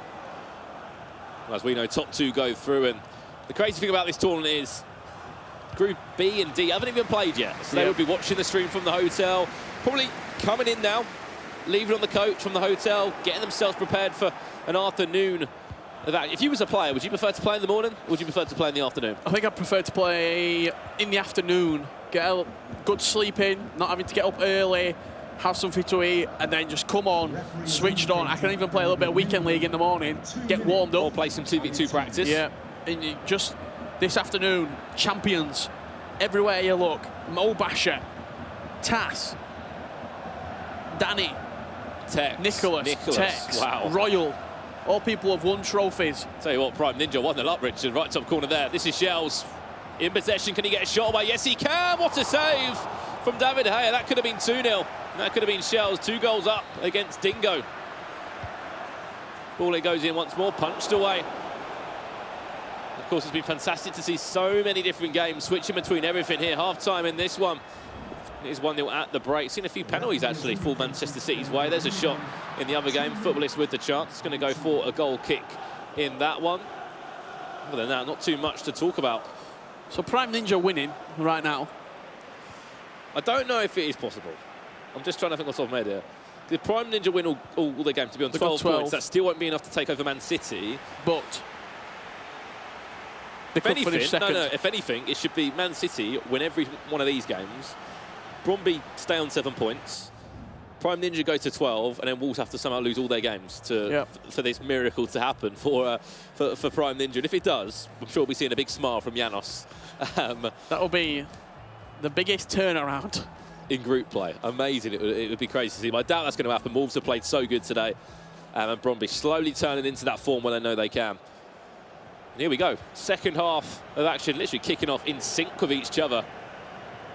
Man City 1-0 up in the game when you left from Group A, and in the game in Group C, Futbolist, that Turkish esports organisation, 1-0 up there. They're the guys that have been giving us all the reactions, haven't they, today, in Sanchez and Izzo Power. So much passion between those two. Jumping back over into Group A, we were talking about a potential comeback. Wolves have just snatched a goal back against Prime Ninja. So that does go 1-1 right now. So it is definitely a three-horse race for the top two. There could be a goal now, could be a penalty as well. That was close. Between Man City, Bromby and Wolves. Who will be finishing top two and who will be eliminated? Chance. And goal as well. 2-0 up, Shells. Neymar on the score sheet as well. 50 minutes in game. All came from a mistake. He tried playing out of the back. He got caught. Lovely roulette inside the box. I don't know what Shells had for breakfast, but I want some tomorrow. Unbelievable start today. Showed great composure as well there with the roulette. Kept his calm. Did the skill move. Baited the tackle. And then finesse past the goalkeeper. Easy as that. And fires Shells into a 2-goal lead. And he's yet to concede a goal on his own. The confidence. I think the key thing for me is that this is a 2v2. We play 1v1, 1v1, then we go 2v2. The teams that are doing well are teams that actually have a really good friendship, outside of this tournament. You look at the likes of Ryan and Shells, they're mates. They socialise outside of competitive FIFA. And to have that Wolves. kind of that chemistry, you look at the Brazilian guys there, the chemistry that they will have between each other. I feel like it just spurs a few teams on. Yeah, 100%. If you're friends off the pitch, you're much likely to be friends on the pitch as well and almost pick each other up. We recently did an interview with Mo Basha. Yeah. And he was talking about how you pick each other up when you're feeling down. You don't get on each other's backs. And I think some of the organisations that have been put together for this Club World Cup could be suffering from that. Let's have a look at Group A. You guys can see on your screen as well. We can as well. This is how it stands at the moment with the points from this game. There's an attack happening just below us there. Bromby, no, that goes into the hands of Evan Hay. At the moment, top of the group. As always, as they have been still unbeaten. Manchester City, 17 points. Plus 10 goal difference. You said 18 points would be enough to take you through. We're near enough that number for Manchester City. Wolves, of course, at the moment, I believe they are drawing. Well, they've just actually scored. Just winning, yeah. That's gonna change slightly for those guys. They'll go up to 12 points, as you can see right now. Bromby, 7 points. Obviously losing this game. And Prime Ninja, I think as every minute goes past, the hope for that comeback is going. It's going. That's Group A. Let's have a little look at Group C, how that currently stands right now. Over in that side of the bracket, it's Futbolist leading the way on 14 points, and Dijon second on 13 points. That is as it stands right now. I'm sure that is subject to change as these last two games do finalise. And of course, this is a top of the table clash we're watching at the moment. You can see it right in the right bottom corner of this this little stream graphic. Vitality, not a good tournament for those guys. The VfL Bochum have not won a game as of yet. It's almost, with Rafsu and Maestro, you see either great performances where they'll make semi-finals, console finals, or you'll see subpar performances where they might go out in Swiss, they might go 0-7 in a group stage, they might just not turn up when they really need to. And there's a chance now. VfL Bochum nearly put themselves 2-0. No, they're back all square at 1-1 there. Sorry, Vitality back in the game. Now, just have a look at this Group C. Is it possible? Right, so looking at this right now, if Futbolists go and do the treble on Dijon, okay, they'll be on 22 points, okay, from winning all these games. Vitality, if they go and win 3 games, they'll be on 15 points, which would overleap Dijon by 2 points. They need to win all 3 games. And could you imagine that? If you don't know who Dijon are, it's actually 2 of the Vitality players on loan at Dijon. So I'm sure there'll be a bit of banter on that if that does happen. But I think there'll be more than banter. Yeah, we're writing these stories before they've actually happened. We're just looking for a really interesting tournament. Here's a chance now off the post down in that VfL Bochum game. A corner coming in from Futbolists there. They'll win another corner. All to play for. Yeah, let's try and, if we can, jump back into that Manchester City game. See what is happening over there. City against Bromby. chance there for Footballist. That one just pans out.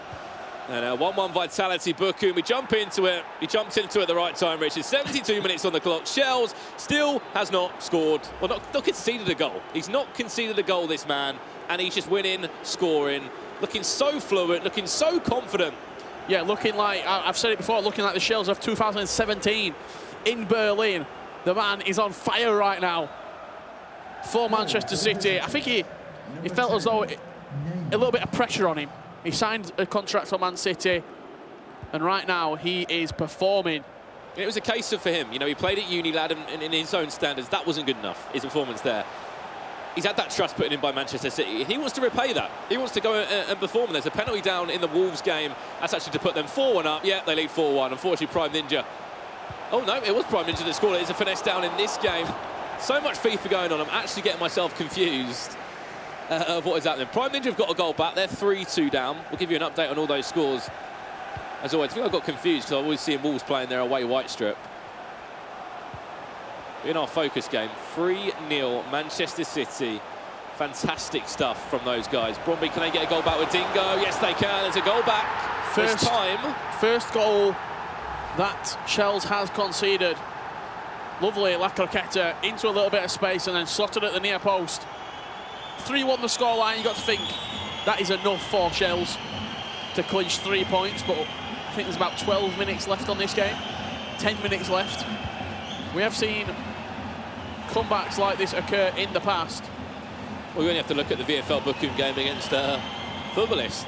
2 goals in about 3 in-game minutes those guys scored to pull themselves out of that deficit to go all square at 4-4. Oh, Wolves have scored again. I got that one right. 4-2 up now. I think they'll be securely giving Prime Ninja no chance at all in Group A, if there was little chance anyway. That result will be knocking out Prime Ninja of the tournament. It's a shame to see the guys are just literally just in front of us here to the right of the commentary booth. Janos is watching on with Webb. Another goal, Footballist. Well, no, another win. They've just won that game 1-0. I believe it did finish in the end against Dijon. That's a massive first game for those guys to go top of the group, not joint top. They are top of the group. 1-0. We never ever see 1-0 scorelines in competitive FIFA, really. Yeah, great performance from Footballist there. Did the job. I think that was ISO power on the PlayStation 4, picking up a massive 3 points and almost keeping the door open a little bit for Vitality. That's the first goal that Shells has conceded. Let's just remind everybody on that. Man City, they'll be top of the group. So that'll put them on 17 points after this win. Then we go over to the Xbox leg where Ryan Passard from #online and Man City will come in and try and put them to 20 points. And if they could go and do it in the 2v2, that would be insane. An insane finish there from Shells and Manchester City, of course, with Ryan. One more chance. This is Dingo now. If anything, played to the edge of the box. A consolation more than anything. Added time of 2 minutes. Referee, I think we're all done here. As this game is concluding, there's another game that has just absolutely changed the complexion of Group C. It's Bochum with a late goal against Vitality. Goal, that potentially could kill off Vitality's chance of going through. That's not what they wanted, because Bochum right now, they're just there to cause an upset, because they're on 2 points. They haven't won a game, and if anything, they're just there. Yeah, that could potentially, though, end Vitality's chances of going through. Yeah. Let's have a look at that highlights, or we'll actually join that game. This is live, this is added time, and Bochum saying, Vitality, you're not going through, we're stopping you in your tracks. We can't get through anyway, we're only on 2 points in VFL Bochum, but their first win of the tournament, seconds away from it. The German team there, they've got that win on the board as well. VFL Bochum, 2-1 win on that PlayStation side. Boost them to 5 points, but unfortunately, they cannot go through on Group C. Yeah, we'll find out the mathematical implications of that defeat for Vitality. But in the meantime, as we're working it out, using my GCSE maths qualification to good use, Anna over with Shells. Hey guys, I am here with Shells. Shells, is this your coming out party? Because you are undefeated on the PlayStation 4 so far. How are you feeling about your performance? Yeah, I'm getting my confidence back. It's been really hard trying to qualify for these events. And after a while, when you keep on not qualifying, it does affect your confidence. But now I had three wins out of 3, so it's good. Hopefully I put us in a good spot to qualify. I think I think we're in a good chance of doing that, but we just got to follow off the last 2 games. Well, speaking of getting through, you've gotten 9 points just by yourself in the PlayStation. So you have qualified for the next round. And are you guys ready? What are you thinking going into the quarters? Just take it one game at a time. Anything can happen in the game of FIFA. We just got to believe in ourselves. Me and Ryan know that we're good enough now. And we just keep on motivating each other, communicating well on the 2v2 if it comes to that. But yeah, we're just looking forward to it and taking one game by a time. Okay, well, congratulations. I'm looking forward to see how the rest of the tournament turns out. There we go. You heard it from Shells. How nice it to see that man with a smile on his face. You know, after a really tough last 12 months, you know, he said it. When you don't qualify for events, it does play a bit of a hindrance in your mind. Yeah, it does. And Man City officially through in Group A. Just working it out right now. If Bromby win the next 2 games of FIFA and Prime Ninja beat Wolves, Bromby could go through second.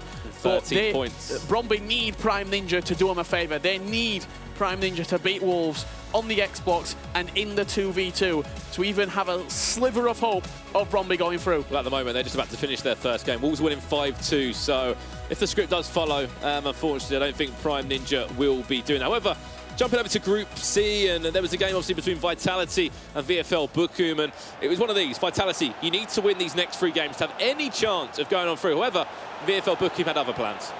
Yeah, they were the party poopers, where VfL Bochum, lovely times finesse there into the top right corner from Ruud Gullit.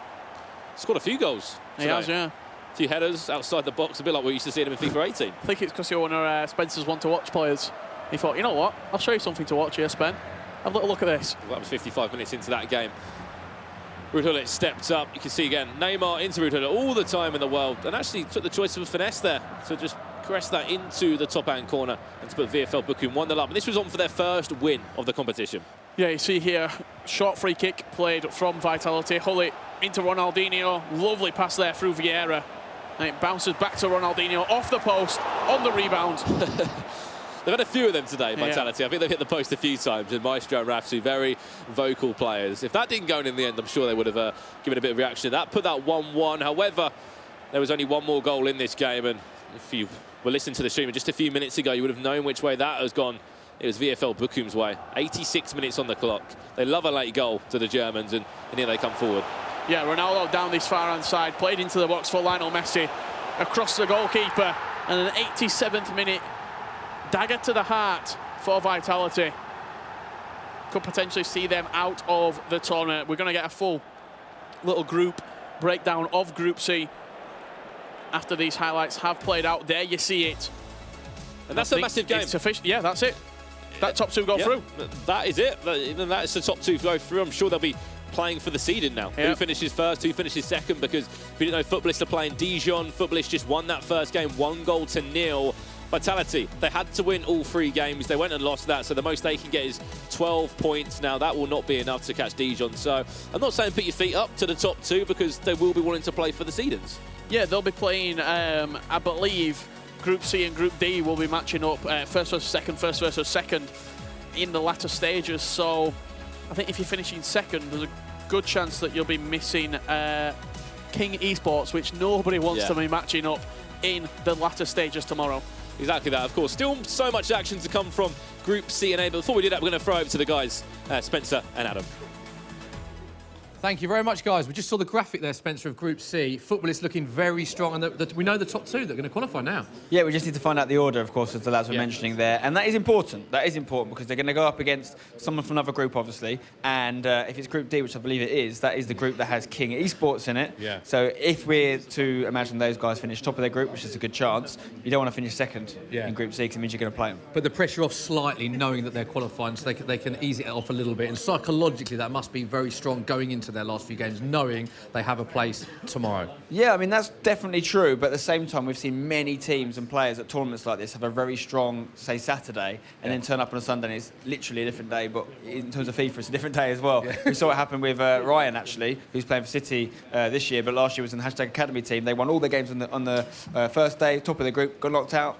first game and the second day. So you have to approach Sunday as a whole different day and keep that mentality. And let's talk about Group A quickly as well. Manchester City looking incredible, it has to be said. Very, very strong in this tournament.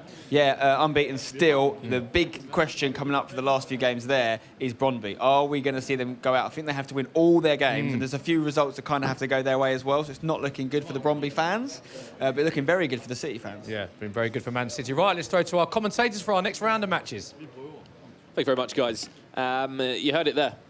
So many changes happening now, and I think Spence hit the nail on the head. You know, we see this so much. We see it in Swiss-style format, 1v1 FIFA, you know, the FUT Champions Cups. We saw it basically in any competition. Everyone has a great day one, and you can all be smiley, you can have a joke about it, but if you come back day two and you go and lose first round, who's remembering day one? Nobody is. Yeah, no one remembers if you went 3-0 in Swiss, or if you went unbeaten in the group stages. It's all about turning up on the second day, on Championship Sunday, on the main day, where you're going to win your Global Series ranking points, when you're going to go home with prize money.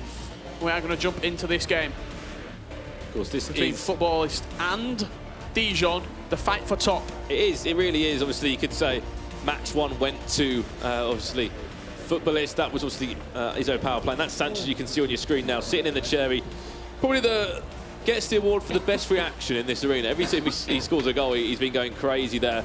Herozia made the playoffs last year. Unfortunately for him, had to crash that tournament for his own circumstances there, which good to see him back healthy, back playing competitive FIFA again. Obviously played for eFoot de France, represents the nation there, and currently about to go through to the knockouts tomorrow of Dijon.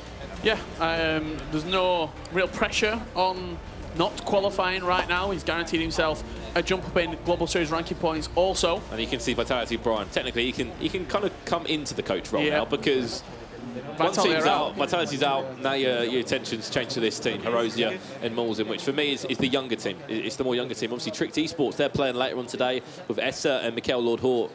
That's one of probably the youngest esports team in this competition out of the 16. Yeah, also King Esports as well. Yeah. Nicholas and Tex, I mean, average age probably 18. Yeah, I think Tex 17, Nicholas 19, 20. Pretty young, yeah. Of course, this man Sanchez. I think the great thing about the eClub World Cup is that it's not always the players that stand out in those Champs Cups or the LQEs. It's an opportunity for the likes of Shells to come on through, the likes of the Sanchez to come on through. You get a different flavour of players. Guys. Janos, all those players. Even Ryan from hashtag playing for Man City right now. Here's an opening chance here for Messi. He's going to go up for a corner. If you don't know already, Footballist in the orange strip from left to right. There's a lot of bright colours on your screen, I know that. Dijon into... from right to left there, and oh my, in that game, Manchester City are about to go 1-0 down. 3 minutes into it, they give away an early penalty. We'll give you an update on how that one goes. They step up, and of course they go 1-0 down. Manchester City, that's Ryan Pissarro on the Xbox side, 1-0 down. And to be honest, Manchester City there through. If anything, it's the script or the story that Brøndby are crying out for against Wolverhampton Wanderers. If there's one team to do it, it would be Brøndby. Yeah. They love a late comeback. They love a late goal. Yeah, they need to win their game. Then they also need to hope that Prime Ninja, Janos, does a job against Abinio. And then they win the 2v2 as well, Prime Ninja.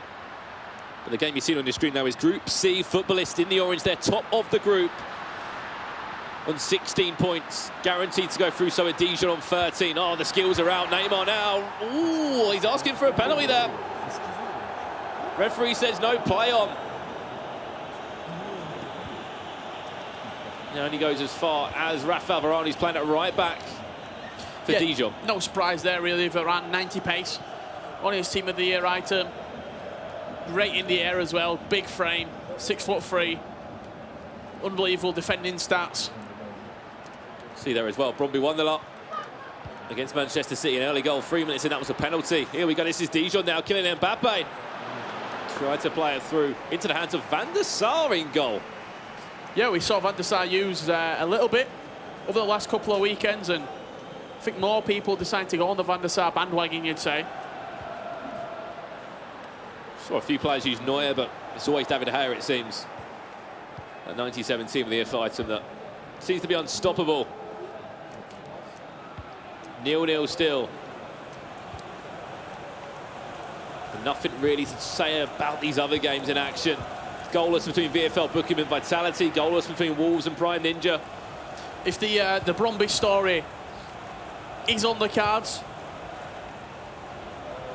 I'm sure we'll jump over to that game, but for right now, that's the only story that can happen. Yeah, Footballist and Dijon are definitely through in Group C. Vitality, VfL Bochum, it's done, it's dusted. They go out the competition.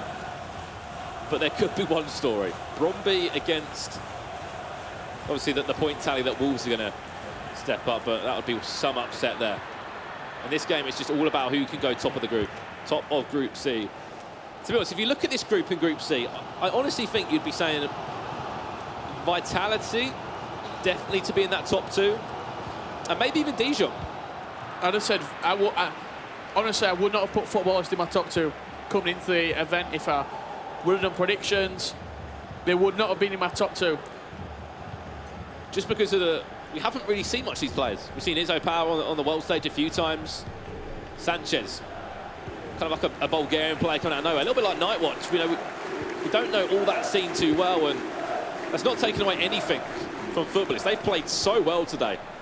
They deserve all the credit in the world. Just goes to say, if you're not turning up,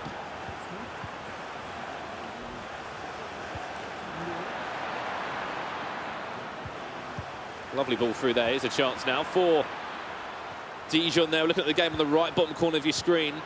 There's a tackle into the box. We can actually see everything though. So the Group C standings. So the game on your right hand side at the bottom of the screen is Footballist up against Dijon. They're both through. Down below, VfL Bochum up against Vitality. If anything, just a bit of practice. VfL Bochum go 1-0 up. Yeah, it's all about starting the day strong. I think the teams that are going through right now, they played well in their first couple of games. They picked up 4, they picked up 6, 7 points, and they set themselves up for the rest of the group stages. Man City, 9 points in the first game. That's halfway to even getting through the group stages.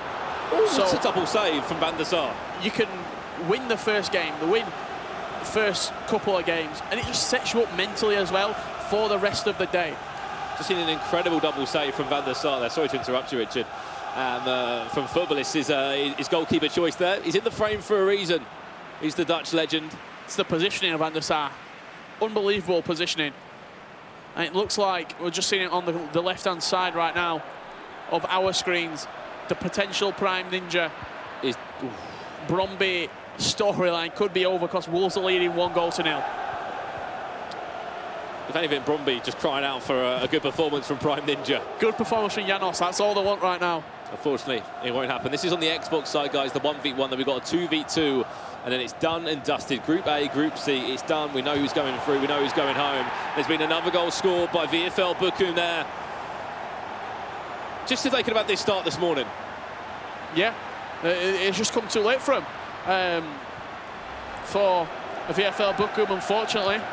Seems as though they've got more and more comfortable as the day's gone on, and it's just been too little too late for the German organisation, but a fantastic finish there off the crossbar from Prime R9. There's a chance for Footballist now on the edge of the box.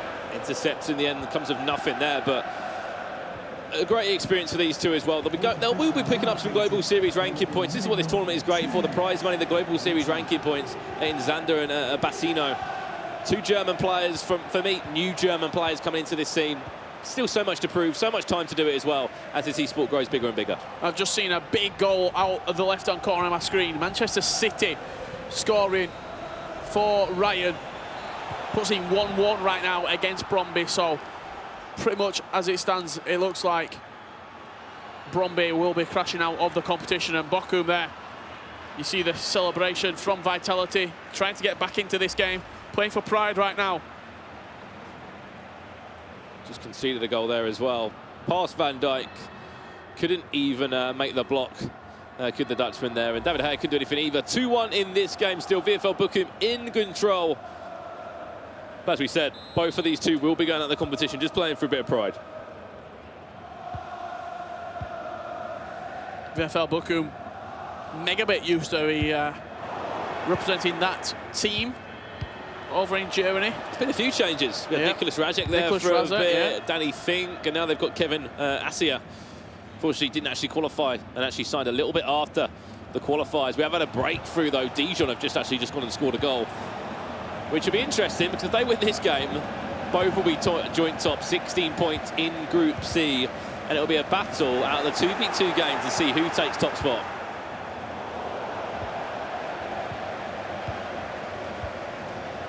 Lovely build-up play. This is from VFL Bochum. Varane there, stepping out, taking the ball back. Very aggressive defending. Is it going to be a ball into the box from Ruud Gullit? It is indeed. Looking for Ronaldo. Just trickles through in the end. No chance at all.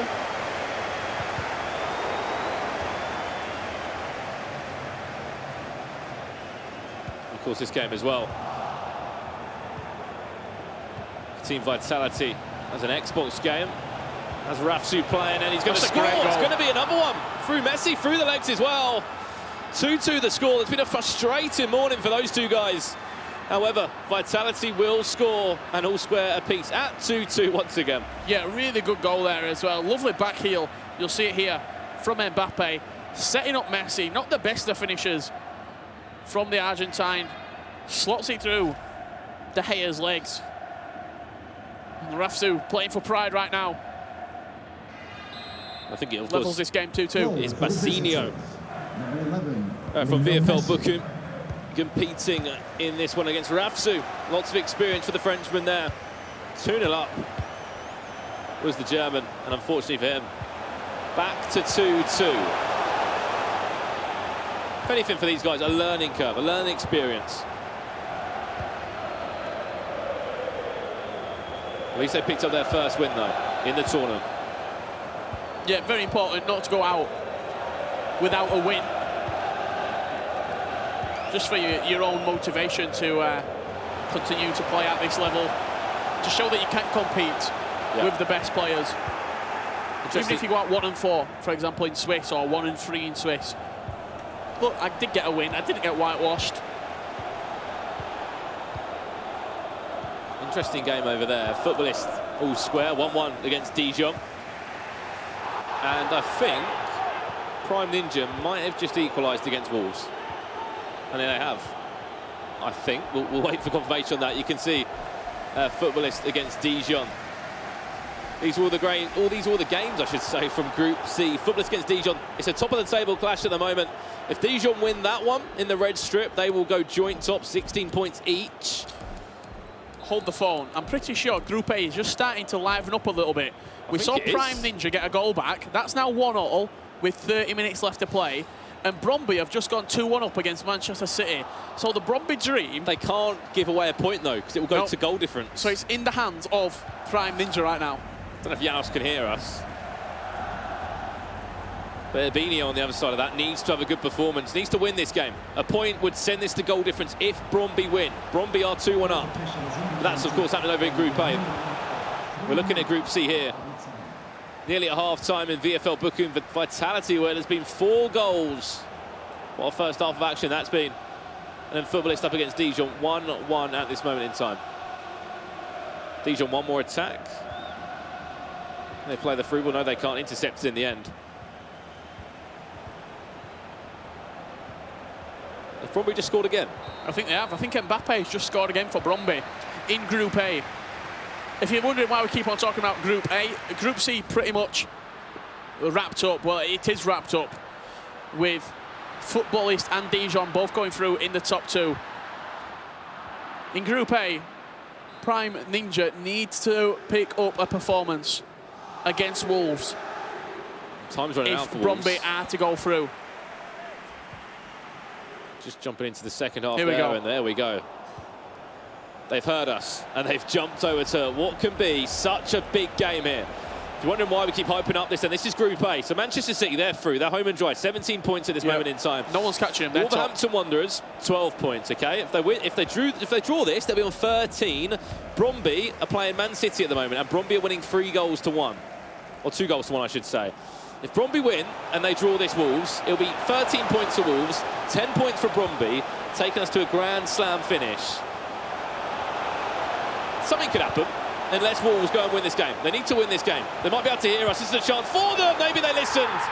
Now they're 2-1 up. And I just saw there in the distance a huge celebration from both Filzer and the coach from Wolves. They know how big that goal potentially is to fire him through in the top 2 alongside Manchester City. Anything more than a point would do that for Wolverhampton Wanderers. As we said, Man City, they are through. They're home and dry. Obviously, in Group C, that's pretty much confirmed as well. It's just out of footballist and Dijon who is going to finish top. Vitality and Bochum, it's the end of the road for those guys.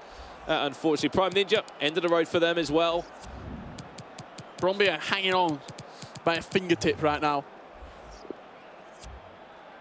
I think the best thing is you just have to focus on your game and do exactly what you can. You can't, I'm sure they'll be aware of how the situation could change. We're looking at the lineup here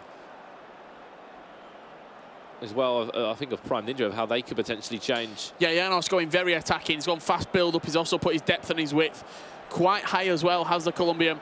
Switched into 4-2-2 also. He knows there's not a lot of time left for him to get a victory. Look at the subs bench as well. We can see in front of us there. Neymar's going to be coming on for him, potentially Eusebio or Pele, in fact. So that's the game you can see there. Janos at the bottom of your screen. Abinho, recently signed for Wolverhampton Wanderers, the Brazilian there, the all-Brazilian team of Fafilza. And obviously Janos and Webb. Something hasn't connected with them two today. Could be the language barrier, potentially. See the Japanese player in Webb, the Colombian in Janos. I'm sure they would have got on, but it's just that we said about the friendship. You look at Wolves, got a fantastic friendship there. The two Brazilians. Spoke to the Phils yesterday. Said I think we could have an edge because we're good friends. We're both Brazilian. We've got that chemistry there, and we can bounce off each other. Yeah, they've got a solid green link towards them. Have Abinho and Fafilza, league, nation, and club.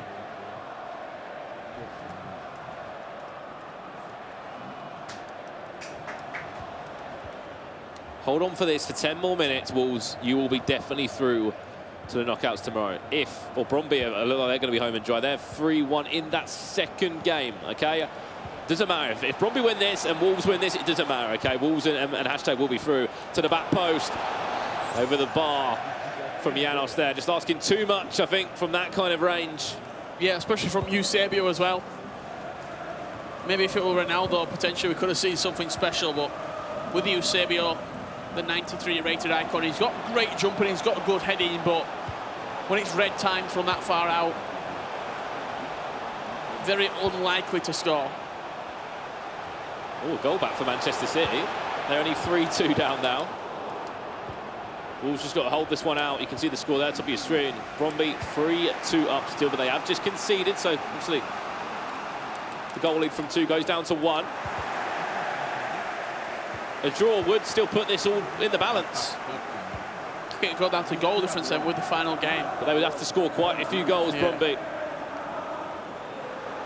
Wolves, one more goal to conclude it, or just defend. It's going to be the last attack of the half for Prime Ninja.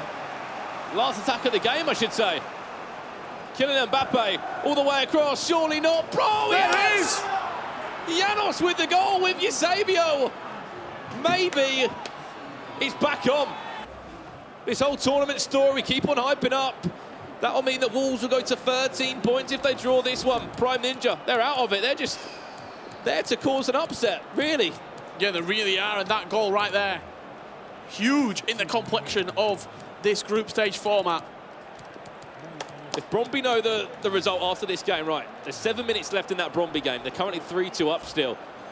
Win that one, they'll know the situation. We need to win our next game, and we need to score goals. Because as it stands, Wolves will be on 13 points after this one, 12 before this game, and Bromby will jump up to 10. So it'll be 3 points difference. The goal difference is currently -1 and +2, I believe. There you see it on your screen right now. That is as it stands right now. Okay. So going into the final game, Bromby need to win by 4 clear goals to go through. If someone can do that, it is Bromby. They've got that 2v2 experience. They did it for the Danish national team. They did it in the Super League. Oh my! Oh, that's another goal knocked off. It's changed again. A win is all Bromby need in their next game if Wolves go and lose. Janos has just broken so many Wolverhampton Wanderers' hearts right now. He's put it back in the hands of Bromby to go through. 2 late goals from Janos. Wow, this could really be setting up to be something special to conclude Group A. We said it before, Group C is confirmed. Footballist and Dijon will go on through in that one. It's in Bromby's hands right now, unless you can see the table. The table is updated, Richard. It's only 2 points in it now. Bromby, just looking at that game, added time of 2 minutes. They are 3-2 up and on the verge. They've won that one. Bromby, massive win for them. If they win their next game in the 2v2 against the likes of Manchester City and Wolves go and lose to Prime Ninja, that is going to be one hell of an end to group play. Yep. Wow. What a performance from Janos. We thought this group was pretty much wrapped up coming into it, this final round of fixtures. Definitely not. It's completely. There's a few more twists to the tail, I can be sure on that. Just too little too late from Prime Ninja with their performances in this tournament. Look at this from Janos. There's not long left. 5 at the back from him. You guys can't see it. We can. 5 at the back. Soak up the pressure and just have a little bit of pride to leave this competition with. Ricocheted off the post and Ronaldo just ran it into the back of the net. Man City are through. Wolves on 12, Bromby on 10. Both with 1 game left to play. Goal for the visitors, number 7. And what an end to group play this can be. A draw could have even been enough for Wolves, but that's how that one concludes. Into the 2v2 will be our next game. And Janos, you're halfway to helping out the whole of Denmark. Yeah, it's still in Wolves' hands. Oh, definitely. If Wolves win the game, nothing Bromby can do about it. To be honest, in a 2v2 format, I'm backing Wolves. I'm backing Wolves against Prime Ninja just because of the experience. I spoke to Janos this morning and said, we haven't really practiced 2v2. And that was the goal right at the end. We thought a draw would send it to goal difference if, I'm saying a lot of ifs in this. Last chance of the game, off the post, fell to the feet of Ronaldo. Wolves could steamroll Prime Ninja in the 2v2. And then this commotion that we're causing right now, it'll be over. But if Prime Ninja even get a point against Wolves, it's in Bromby's hands to go and win. It really is, Richard. The thing is that a point and then a win, it would go back to goal difference again. It really would. Obviously, they got the win, Bromby, in the end there. You can see, obviously, the results in that game. They lost the first game of the day to Shells. It's not how Bromby would have wanted to start in that round 3, the last round of the day. And then Fredberg, what performance. Yeah, great performance from Fredberg to keep the dream alive. 3-2 win. And let's see the goals as they went in. Fredberg versus Ryan. How did Fredberg get that victory for Bromby? It was a penalty early on, first 3 minutes. Because we looked over, obviously Gareth Bale, the hero for Ryan. 3 minutes in, went 1-0 down. Did Manchester City there. Ruud Gullit scoring the goal. And there was a reply not long after from Manchester City. Yeah, you see a little bit of goalkeeper movement from Ryan on the line, but slotted low to his left-hand side. Ryan did get a goal back inside the first half. Ruud Gullit greening it there into the back of the net. Two goals. Yep. One scorer. Ruud Gullit at both ends of the pitch. Popping up again, involved in all the attacks is the Dutchman. Down the other end, Bromby. I'd say not another penalty, surely. Neymar to Mbappe. Lovely finish into the top-hand corner. No chance for David De Gea in the goal there. Yeah, Mbappe coming in on that right-hand side, not going for the finesse, just banging it into the near post. Timed it green. And it was a quick reply. A Kocha flick from Mbappe there. Look at some of these skill moves that are coming out from Ryan. Gave away possession there. I'm sure he really wouldn't have needed to or wanted to. I know they are through, so they can relax a little bit. Ronaldo will score that one. Put up to 3-1. However, it wasn't an easy last 30 minutes for Bromby. Late consolation goal from Ryan. Of course, what a goal that was again. Little fake shot into a ball roll to Ronaldo outside the boot into the top-hand corner. That put them 3-1 up. You said it, Richard. A consolation goal, if anything, and to kind of lead the last 14 minutes or 13 and a half into a very nervy affair. Yeah, very stressful for Bromby. That goal from Messi on his right foot, just slotted past the goalkeeper. And how is Group A looking after that set of fixtures? Talk me through it, Brandon. Talk me through the implications. Right, so Manchester City, as we know, they are done. It's all done and dusted. Manchester City, they are going through and they will be top of this group. No one can change that, but it's in Wolverhampton Wanderers' hands. Even if they drew that last game, it would have gone down to goal difference, whether they would have lost. However, now they need at least a point of a draw to take it to goal difference, or they have to win. Bromby still have to win their game against Man City and, to be honest, score a few goals. If Wolves win, Wolves are through. However, if Prime Ninja can get a result against Wolves, Bromby could do something. They've got to beat Manchester City as well, which is no easy task. And Prime Ninja. Prime Ninja, you know. We speak about Bookhoom playing well a little bit at the end of play. I don't know why that is. Maybe the pressure's off.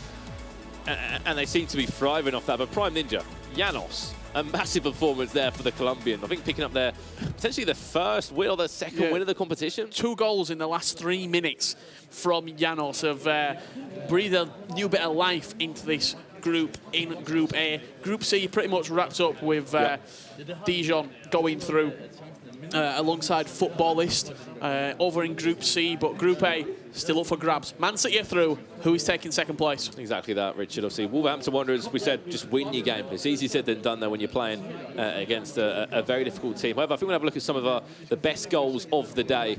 There's been so many of them.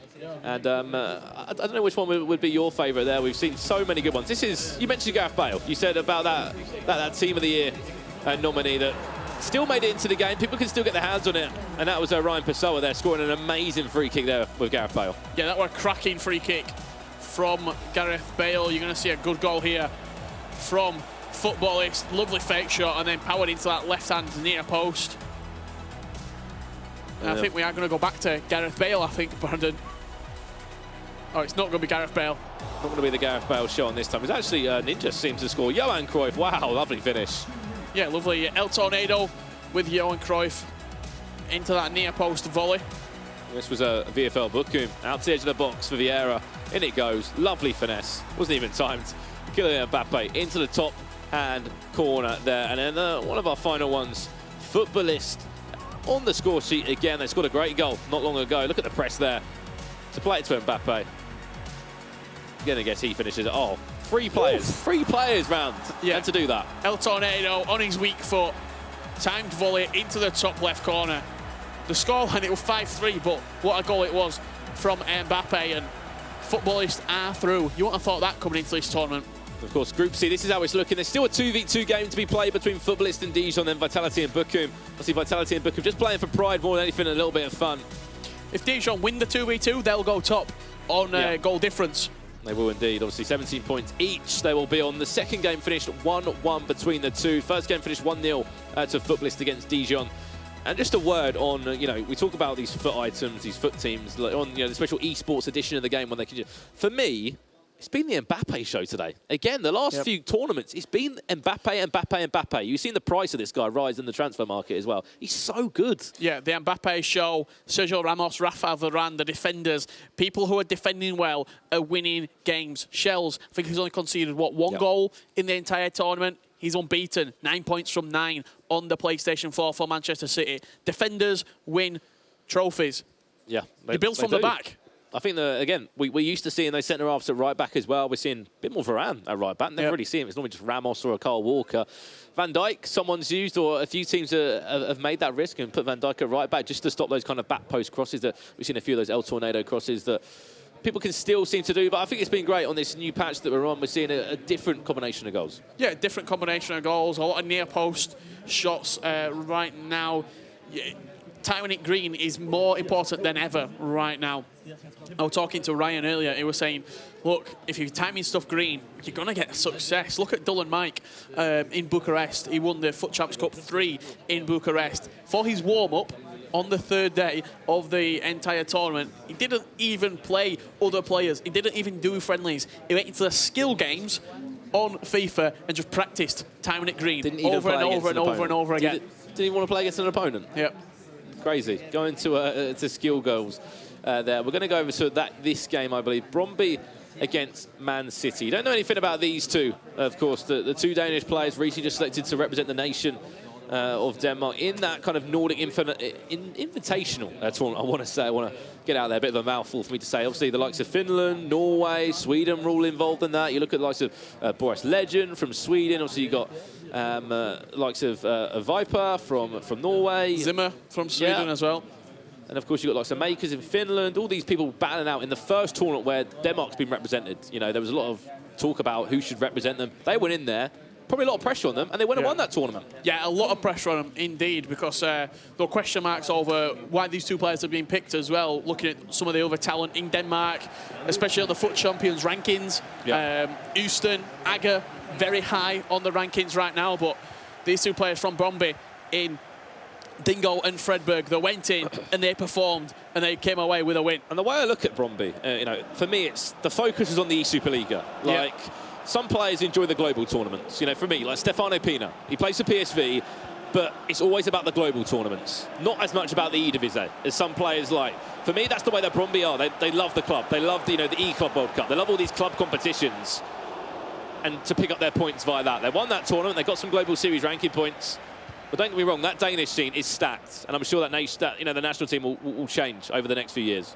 Oh yeah, 100%, and we're going to see more and more nations hopefully getting involved. And then speaking of the Manchester City team, what a day they've had. 17 points. They've only lost one game, and Shells and Ryan have been so good together. Good to see Shells back, as we said, on the competitive circuit and playing really well. Got to defend this chance now, though. We'll fall back to Sergio Ramos. I think communication's kind of key here. Some people choose to wear headsets and communicate via that. You can see here, no one's wearing a headset. It's all communication between the likes of Fredberg and Dingo. Fredberg, very emotional in the way he plays. You see them, if you didn't watch the Superliga, what a tournament it was. Reaction, passion, and everything.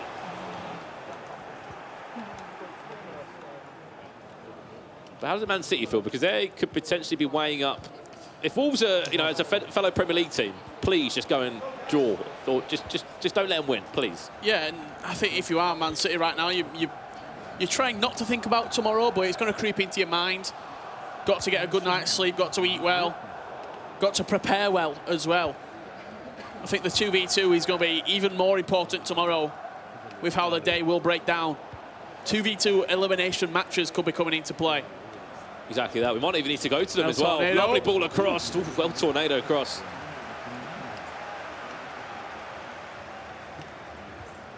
Still goalless in the last game of round 3. This is the last action from Group A and C, and then we'll, of course, go over to Group B and D after a short break, I believe, in the middle of today. Much more of an earlier start for the players. For me, I know we had a little talk about if you prefer to play in the morning or the afternoon. For me, I would like to play in the morning in some aspects. Just get it done. Get it done and dusted. Then you can relax in your afternoon. Go in and enjoy London if you want to. Go and watch the rest of your opponents who you could be facing up against. Or play some weekend league, practice some more. Manchester City now, lovely fake shot, chance to the back post. Anyone there for it? Yes! Could it be saved? Saved into the goal. I think going on what you're saying there, I think that's only good if you actually go through. Oh, definitely. Because if you got the competition, go and enjoy London as much as you want. If I'm waking up at 8 a.m. to go and play in the morning, and I'm getting eliminated, the rest of my weekend is miserable. So I'm saying, you could go and enjoy London. You could go and enjoy the London Eye, but the ones that have gone through is how I mean. That's when it gives you a lot more time to just focus, get switched on, get the preparation in. Not the start that Bromby would have wanted here. 1-0 down. David De Gea saved it into his own goal. Unfortunately, could not get the strength on it to claw it out. And in the other game, Prime Ninja Wolves 0-0. Nothing to talk about on that one at the moment. We have got something to talk about. Prime Ninja are leading 1-0. I literally just looked at that game 2 seconds ago. Prime Ninja 1-0 up, and it's that same El Tornado cross. That was from on the edge of the box. Was that Messi? There you see it. Has just scored a header from about 20 yards out. Unbelievable goal from Messi. 18 yards out, rises up, heads it home. But Bromby have to win this game for it to matter. For it to matter or anything like that, Bromby have to win this game. They're losing 1-0 at the moment. Could be 2-0. Well defended. Can you imagine if Prime Ninja go and win this game and then Bromby lose it? They would have got so fortunate, Wolves. After such a good start. They'll be thanking Manchester City. They will be indeed. See Prime Ninja, the team of Webb Nasri and Janos.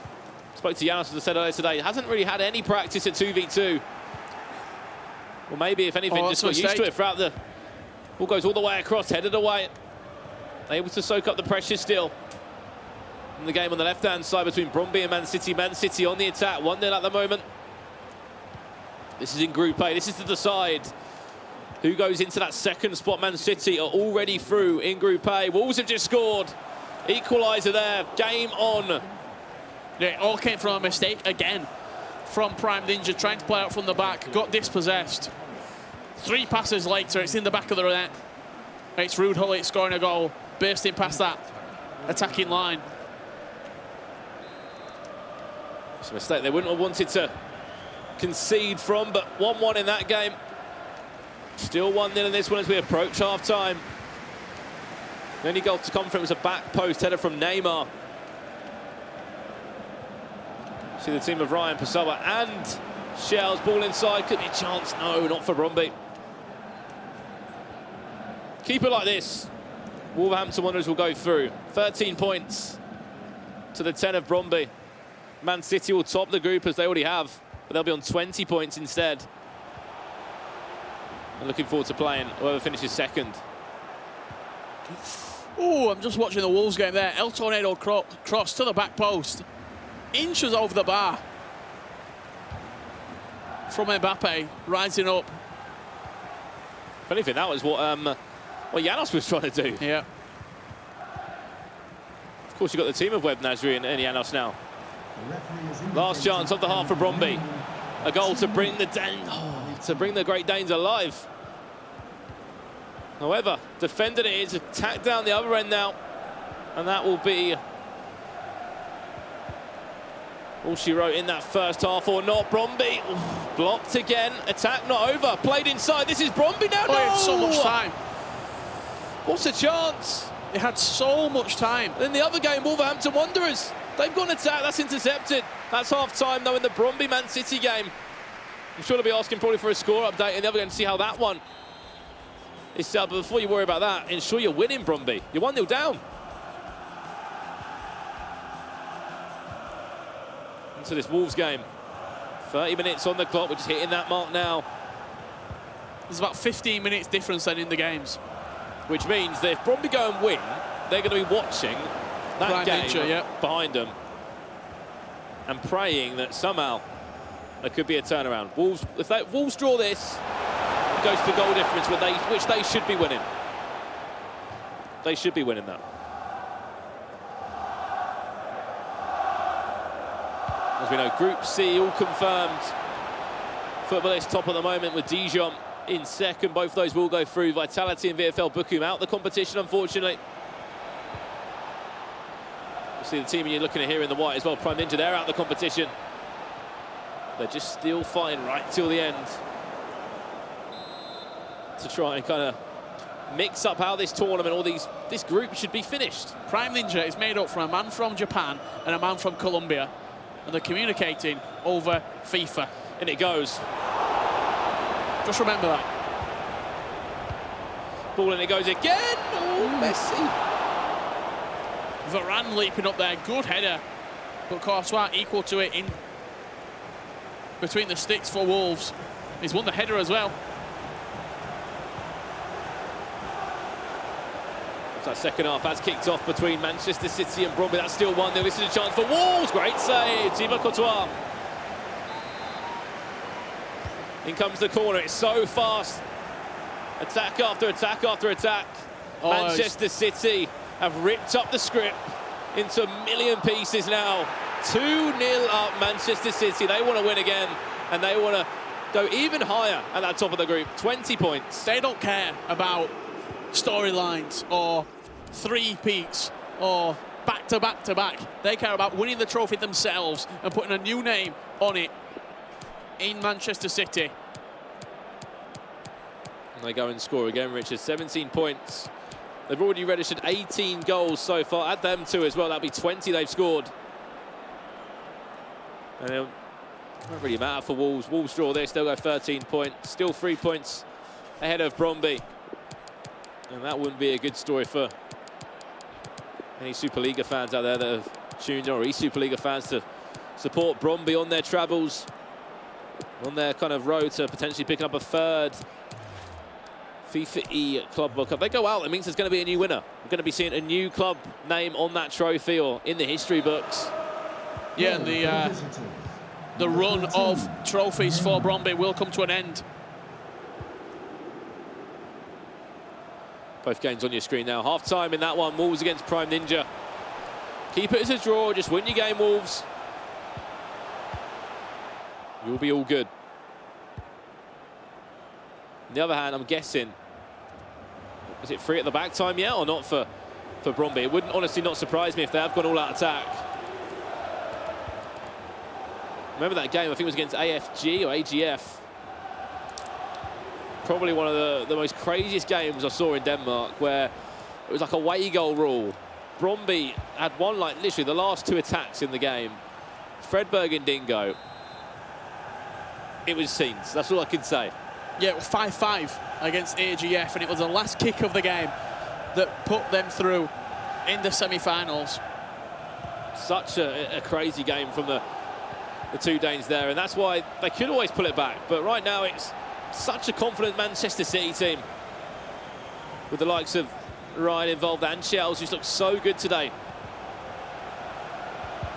Instead of too early to say Shells is back, but it's only group play. We need to see what they're like on knockouts, where it really does matter. There isn't any second chances. Come back for a free kick in that Wolverhampton Wanderers game. That one's just outside the left-hand side of the 25-yard box. Played short. Into the hands of Hullet, cleared away in the end. For Prime Ninja, hanging in there at 1-all. Prime Ninja will be looking at their earlier results now and thinking, if we'd only picked up maybe 3-6 points in those first 7 games, we could have been looking at potentially going through in this group. Because if they draw that, they'll be on 7 points. Yeah, in the last 2 games we've seen, 3 games on stream we've seen, they've been pretty good.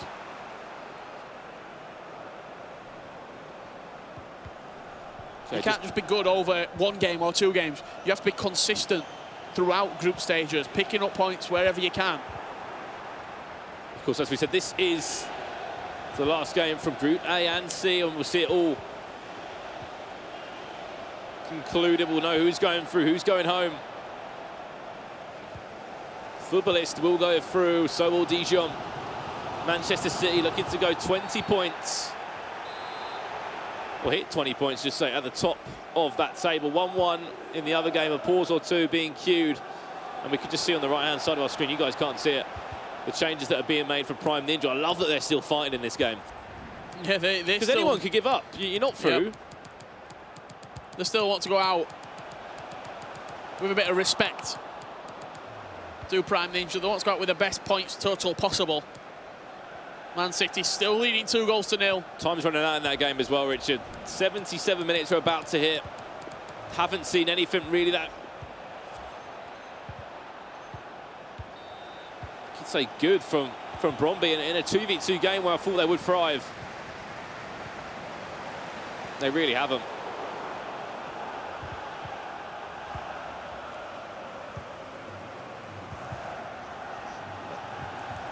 And of course, we can see in that other game, you might get an update on the top of your screen there. Footballist and Dijon, they're already both through, but it's a battle for the top. Dijon go on 17 points now. However, they'll be going top as it stands with a +8 goal difference. Yeah, Dijon will be finishing top. The team of Molzin and Harosia. In Group C, focus on Group A right now, and it's looking all a little bit bleak for Bromby, as they'll be going out of the competition. We'll be getting a new winner. Could it be free to the back post? No, it's into Rosette instead from Gareth Bale. On the Club World Cup trophy. And that is how the group is looking. If Man City win this game, they're kind of minutes away from doing it. They'll be on 20 points, +11 goal difference, ensuring they'll be top of the pile. Ball coming in that game there. Wolverhampton Warriors, Wolverhampton, new team. Wolverhampton Wanderers, they won't have to worry. Of course, they'll be on 13 points. And they'll be going through till tomorrow. Bromby, as we said, won't be happening 3 times in a row. Instead, they'll be going back to Denmark and focus on that next season of eSuperliga as they'll crush out the competition. And Prime Ninja, they do deserve a little bit of respect for what they've been able to achieve in the last few games to maybe nearly cause an upset. Here's Wolves, one more to conclude it, to send them through today. 2, yeah, there we go. 2-1 on the scoreboard, puts them on 15 points now instead of the 13 they're already on, and with an extra goal as well, +3 goal difference. They're through anyway. Really, Man City have just scored again to make that 3-0. So yeah, that's concluded. Brøndby out the competition, and looks like it'll be Manchester City and Wolves going through. Yeah, from top to bottom in Group A, Man City 20 points, Wolves 15, Brøndby on 10, Prime Ninja on 6. City and Wolves going through to day 2. Okay, it's a massive shot. Brøndby won't be joining them. A different roster, as we said, from last year. Of course, without FIFA Houston in there, they've picked up. They have Dingo, a great Dane in there, but just haven't been at the races. And I think it's their first game that let them down. Yeah, first it really game. was. First game jitters, I think, safe to say, from Brøndby. They didn't come out as good as we know they can.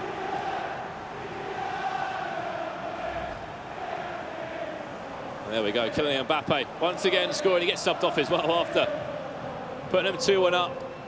Game's concluded over there. Manchester City 3-0 win. They seem to be scoring a lot of goals and not even conceding that many. Do the English duo of Ryan and Shells.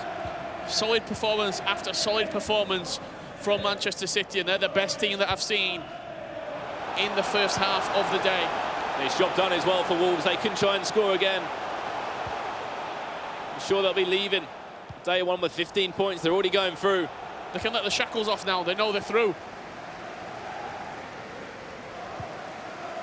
Huge switch of play once again, all the way across to Ramos. Just see the timeout. Prime Ninja out of the competition, but they put on one hell of a fight in the last 2 games. Shame again, we didn't see a better start from round 1. Sometimes it's overlooked round 1, but in this competition, it had to be a good one. Well, look who finished top, Man City. They've got 9 out of 9 in the first 3 fixtures of round 1, and they're going through. And there's a deflected goal, Prime Ninja. 2-2, doesn't matter though, they are still going through. Might have been ulterior rule. Their footballists have just scored in the 89th or even 90th minute against Dijon to ensure that they'll be going top. Footballists will be on 18 points now to the 15 of Dijon. So Dijon, you might have the goal difference, but you've just drawn that game. It looks like added time to come in that one. They're making one more change. 4-2-4 it is. Dijon might have a good mustard, but they're not finishing top of the group. And 3 at the back as well. You can see that game there that's coming right to the end. Footballist up against Dijon. And Dijon will be top of the group. 18 points, only lost a game. 1-5, drawn 3.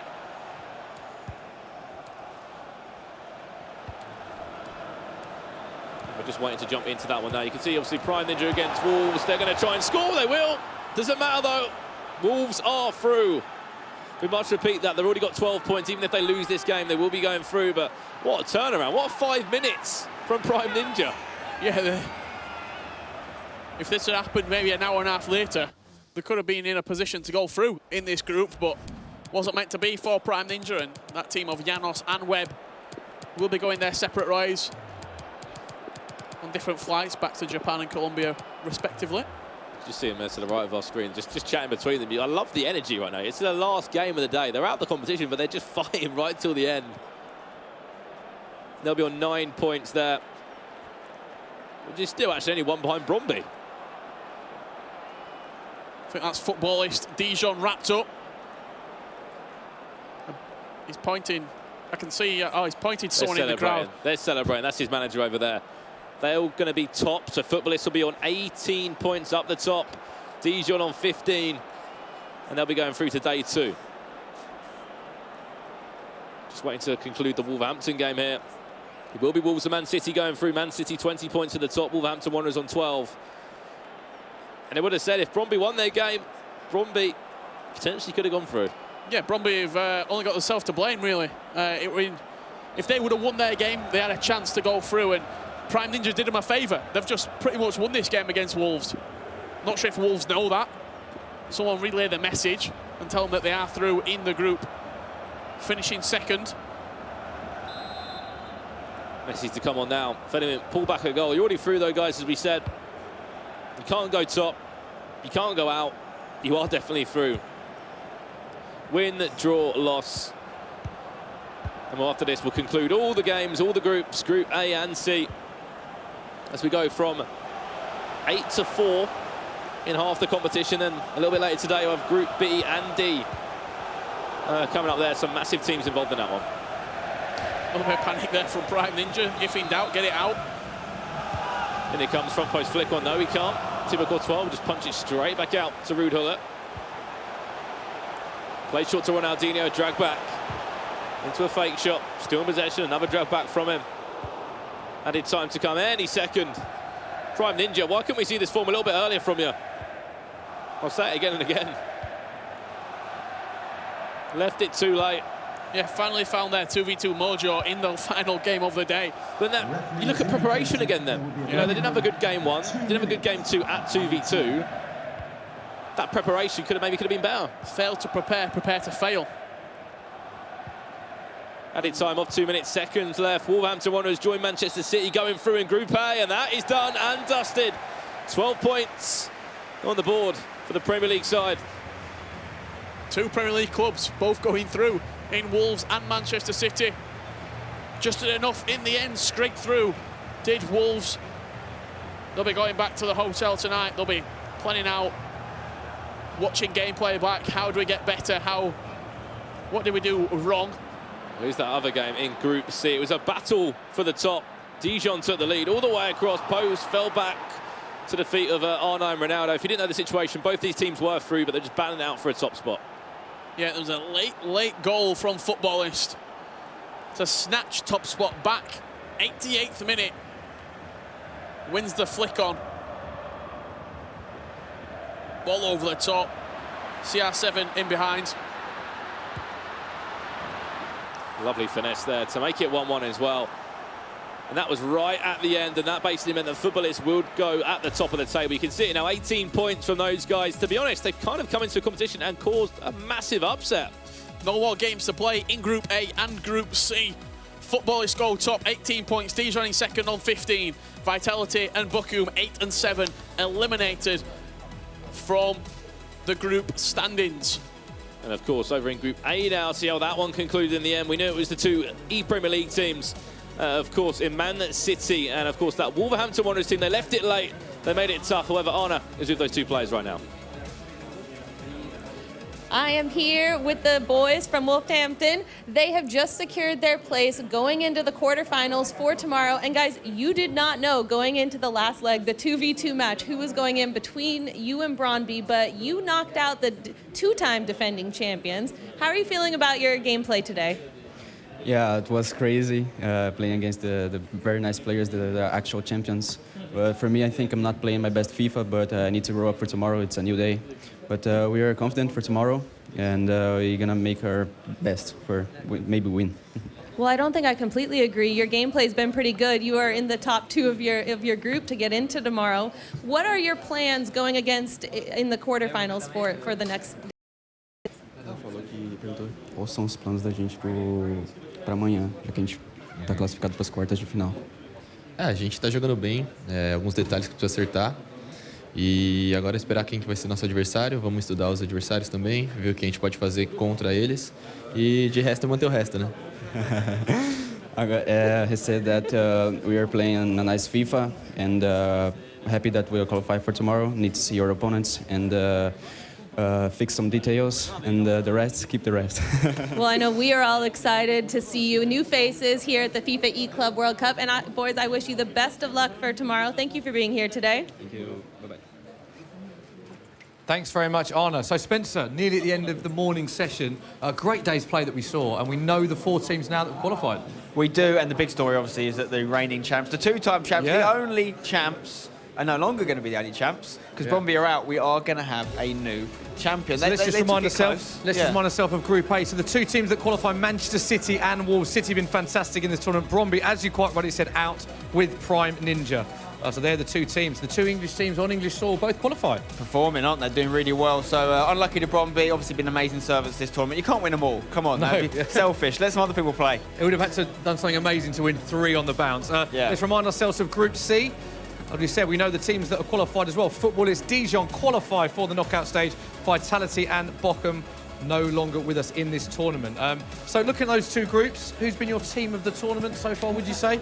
Special mention to footballists, for sure, but, but you've got to say team of the tournament is Man City, really. They've absolutely smashed it. They've, I think, of 9 games, I think they dropped 1, only lost 1 game. And Shells, particularly, my player of the tournament, not just because he was unbeaten, but also because I think this is the re-emergence of Shells. He's really liking this new version of the game, and he's been a huge, huge player in past FIFAs. It could be his time again. Shells is the one that's really stood out for you. I mean, he's won every game that he's played, and I think conceded 1 goal. Is that right so far? Yeah. Everything's gone right for him so far. 1v1, he looks a real force to be reckoned with, and obviously Ryan's doing well. And together, as a 2v2 particularly, they look really decent. So it's going to be interesting to see how they can take it forward. So this is the Global Series PlayStation at the start of the tournament. Nicholas, who we say we're going to see in action this afternoon, top of the PlayStation leaderboard at the start of this tournament. Yeah, and the big story here is that our other player from the top 10 of the PlayStation has been knocked out. That's Maestro Squad, who was in 8th going into this. He would have picked up 275 points, but he has been grouped, so he's not going to get any more than that. So he'll maybe climb the leaderboard a little bit. He might go up to 6th place, I believe, but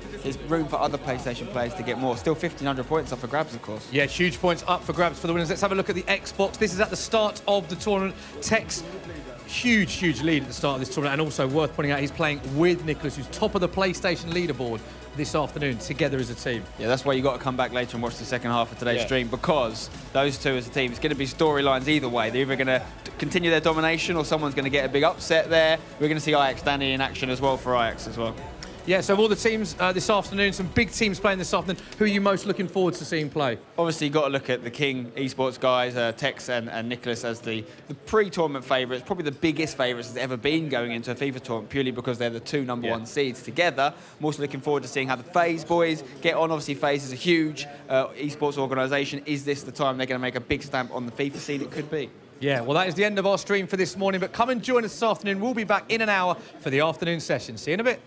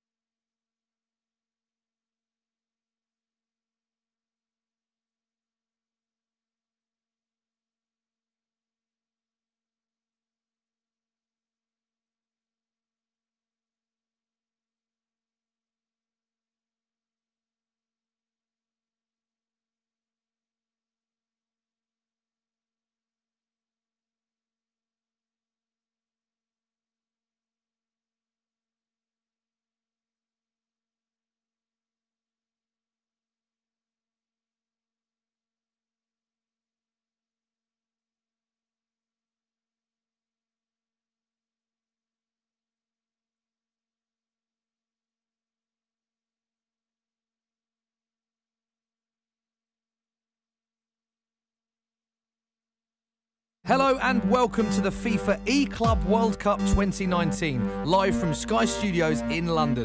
Here's a quick overview of the format and competition rules. Over the next 2 days, 16 professional esports teams made up of 32 of the best FIFA 19 players in the world will compete in an action-packed tournament looking to be crowned the 2019 FIFA E-Club World Champions and earn some priceless Global Series rank points in order to qualify for the FIFA eWorld Cup. Matches last 12 minutes and there will be no extra time or penalties in the group stage.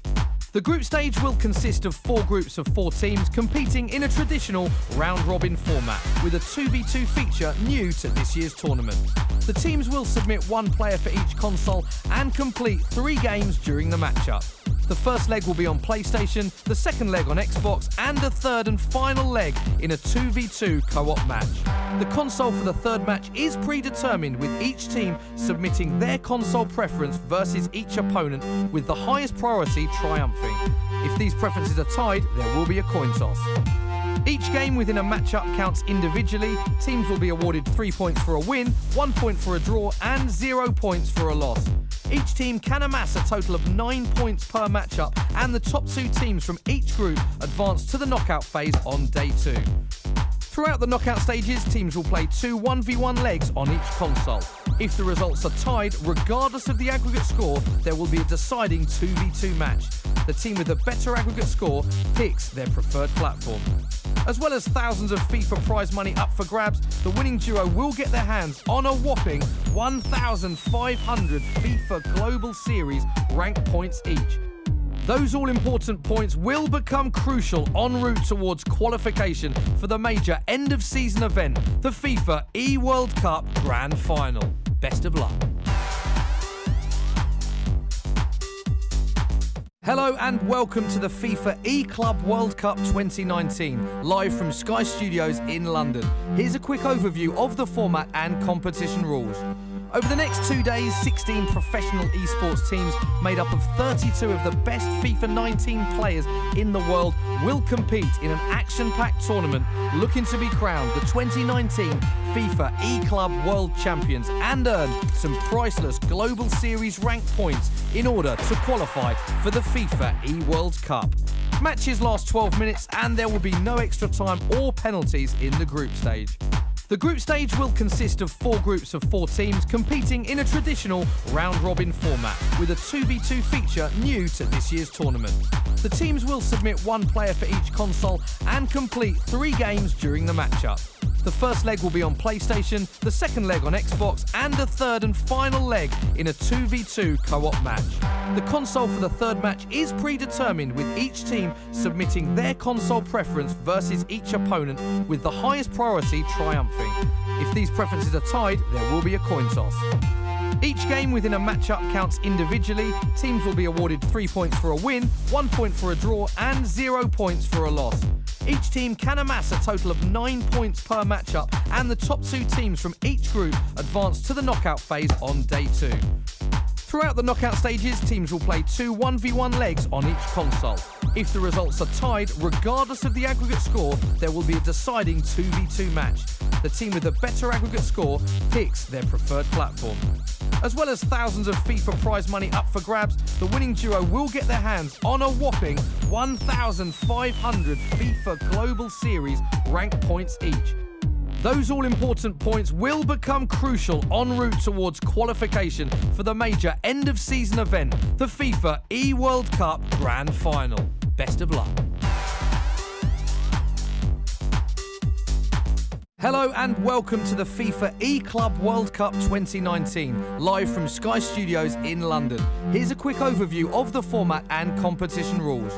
Over the next 2 days, 16 professional esports teams made up of 32 of the best FIFA 19 players in the world will compete in an action-packed tournament looking to be crowned the 2019 FIFA E-Club World Champions and earn some priceless Global Series rank points in order to qualify for the FIFA eWorld Cup.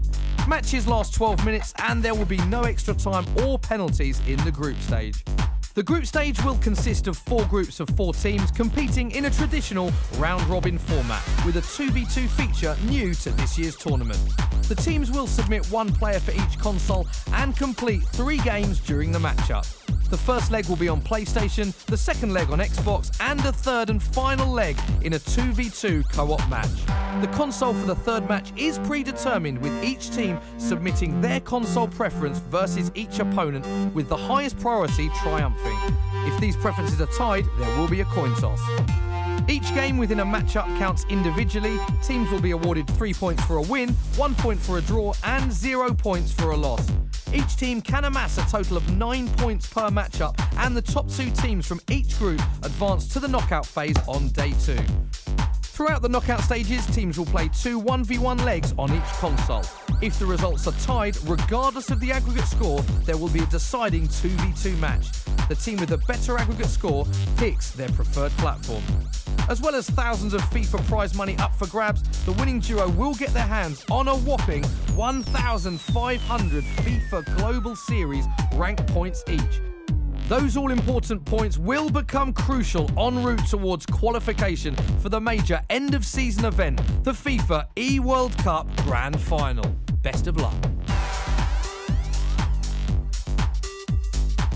Hello and welcome to the FIFA E-Club World Cup 2019, live from Sky Studios in London. Here's a quick overview of the format and competition rules. Over the next 2 days, 16 professional esports teams made up of 32 of the best FIFA 19 players in the world will compete in an action-packed tournament looking to be crowned the 2019 FIFA E-Club World Champions and earn some priceless Global Series rank points in order to qualify for the FIFA E-World Cup. Matches last 12 minutes and there will be no extra time or penalties in the group stage.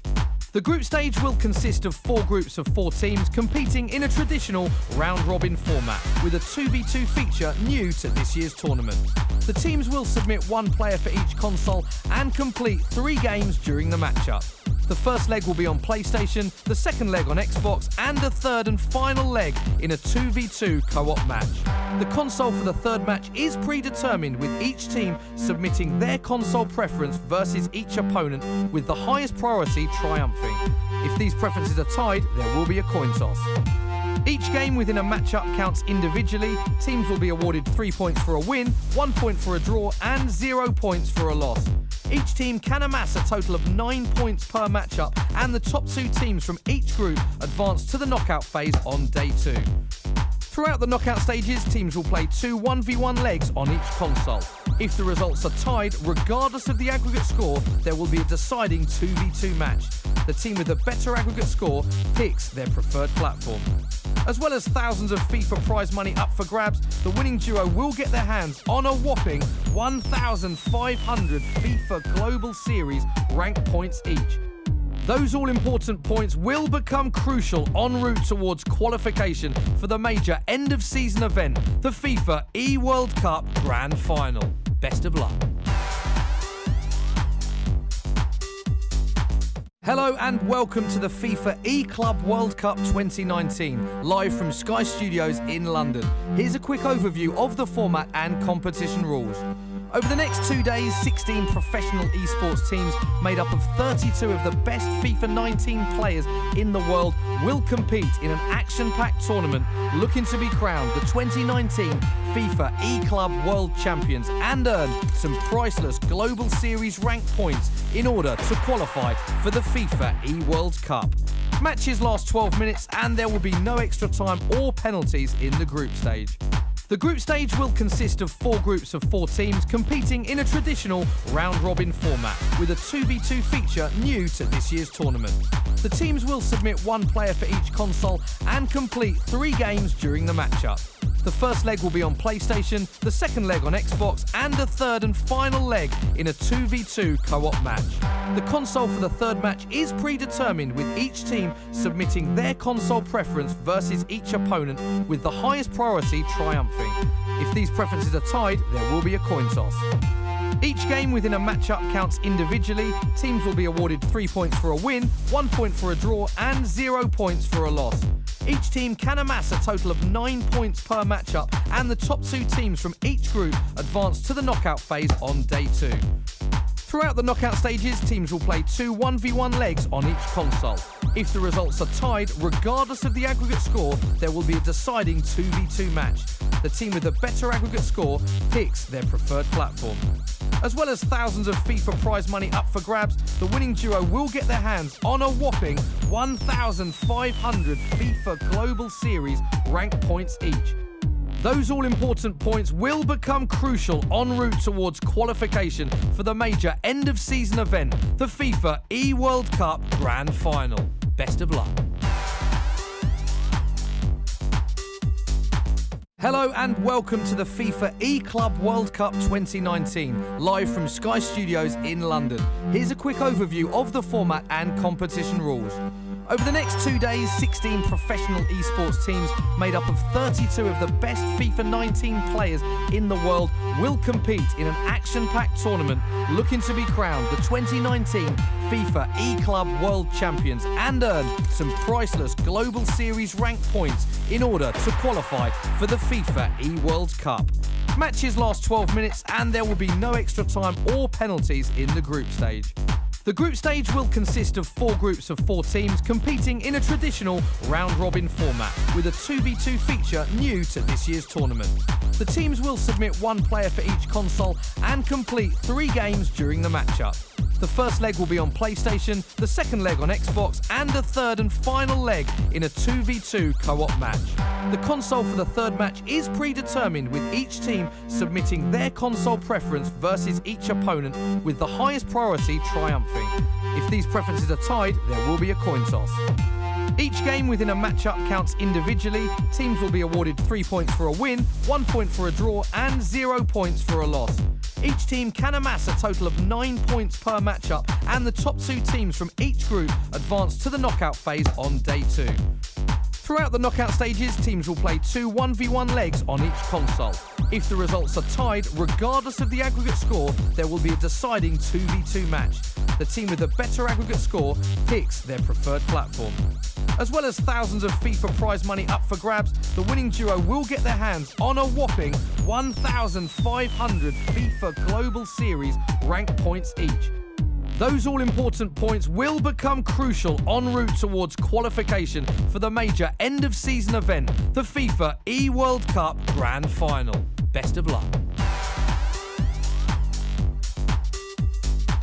Hello and welcome to the FIFA E-Club World Cup 2019, live from Sky Studios in London. Here's a quick overview of the format and competition rules. Over the next 2 days, 16 professional esports teams made up of 32 of the best FIFA 19 players in the world will compete in an action-packed tournament looking to be crowned the 2019 FIFA E-Club World Champions and earn some priceless Global Series ranked points in order to qualify for the FIFA E-World Cup.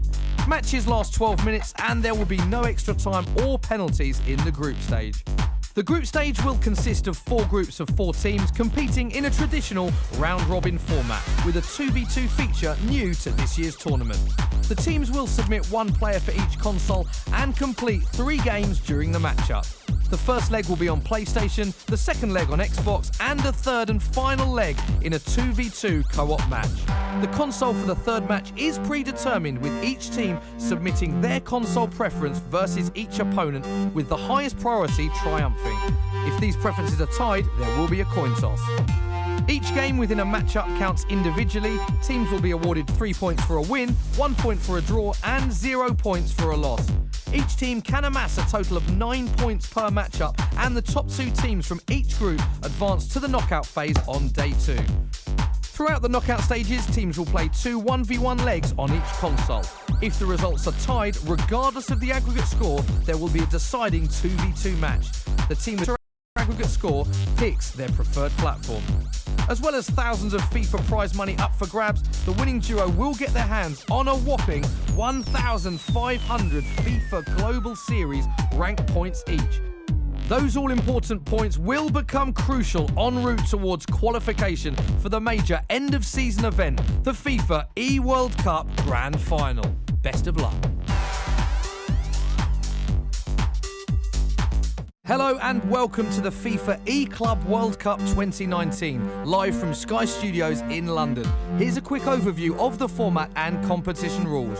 Over the next 2 days, 16 professional esports teams made up of 32 of the best FIFA 19 players in the world will compete in an action-packed tournament looking to be crowned the 2019 FIFA E-Club World Champions and earn some priceless Global Series rank points in order to qualify for the FIFA eWorld Cup.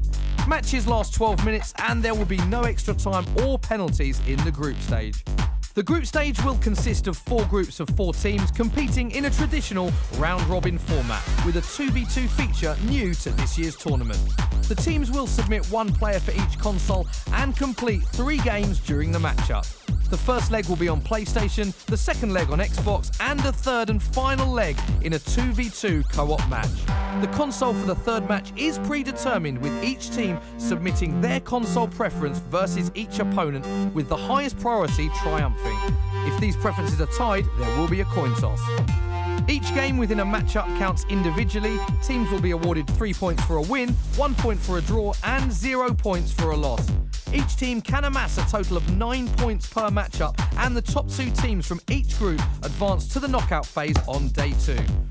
Throughout the knockout stages, teams will play 2 1v1 legs on each console. If the results are tied, regardless of the aggregate score, there will be a deciding 2v2 match. The team with the better aggregate score picks their preferred platform.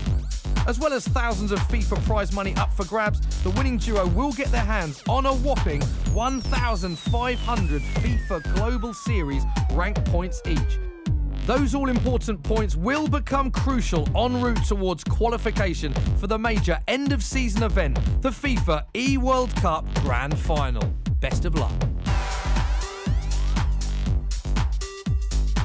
Hello and welcome to the FIFA E-Club World Cup 2019, live from Sky Studios in London. Here's a quick overview of the format and competition rules.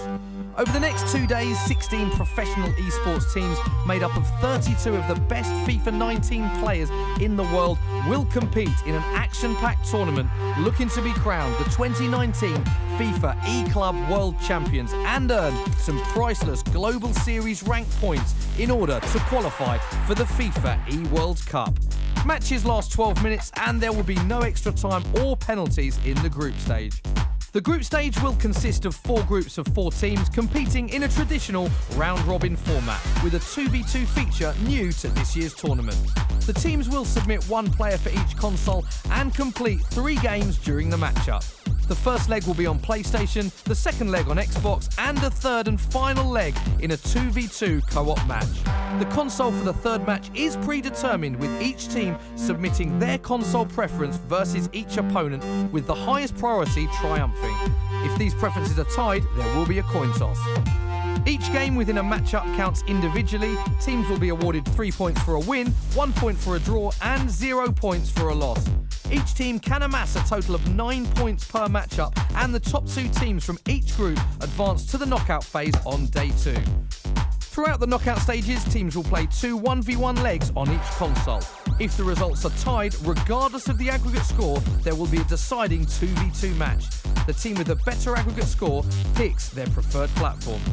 As well as thousands of FIFA prize money up for grabs, the winning duo will get their hands on a whopping 1,500 FIFA Global Series rank points each. Those all-important points will become crucial en route towards qualification for the major end-of-season event, the FIFA eWorld Cup Grand Final. Best of luck. Hello and welcome to the FIFA E-Club World Cup 2019, live from Sky Studios in London. Here's a quick overview of the format and competition rules. Over the next 2 days, 16 professional esports teams made up of 32 of the best FIFA 19 players in the world will compete in an action-packed tournament looking to be crowned the 2019 FIFA E-Club World Champions and earn some priceless Global Series rank points in order to qualify for the FIFA eWorld Cup. Matches last 12 minutes and there will be no extra time or penalties in the group stage. The group stage will consist of 4 groups of 4 teams competing in a traditional round-robin format with a 2v2 feature new to this year's tournament. The teams will submit 1 player for each console and complete 3 games during the matchup. The first leg will be on PlayStation, the second leg on Xbox, and the third and final leg in a 2v2 co-op match. The console for the third match is predetermined, with each team submitting their console preference versus each opponent, with the highest priority triumphing. If these preferences are tied, there will be a coin toss. Each game within a matchup counts individually. Teams will be awarded 3 points for a win, 1 point for a draw, and 0 points for a loss. Each team can amass a total of 9 points per matchup, and the top 2 teams from each group advance to the knockout phase on day 2. Throughout the knockout stages, teams will play 2 1v1 legs on each console. If the results are tied, regardless of the aggregate score, there will be a deciding 2v2 match. The team with the better aggregate score picks their preferred platform. As well as thousands of FIFA prize money up for grabs, the winning duo will get their hands on a whopping 1,500 FIFA Global Series rank points each. Those all-important points will become crucial en route towards qualification for the major end-of-season event, the FIFA eWorld Cup Grand Final. Best of luck. Hello and welcome to the FIFA E-Club World Cup 2019, live from Sky Studios in London. Here's a quick overview of the format and competition rules. Over the next 2 days, 16 professional esports teams made up of 32 of the best FIFA 19 players in the world will compete in an action-packed tournament looking to be crowned the 2019 FIFA E-Club World Champions and earn some priceless Global Series rank points in order to qualify for the FIFA E-World Cup. Matches last 12 minutes and there will be no extra time or penalties in the group stage.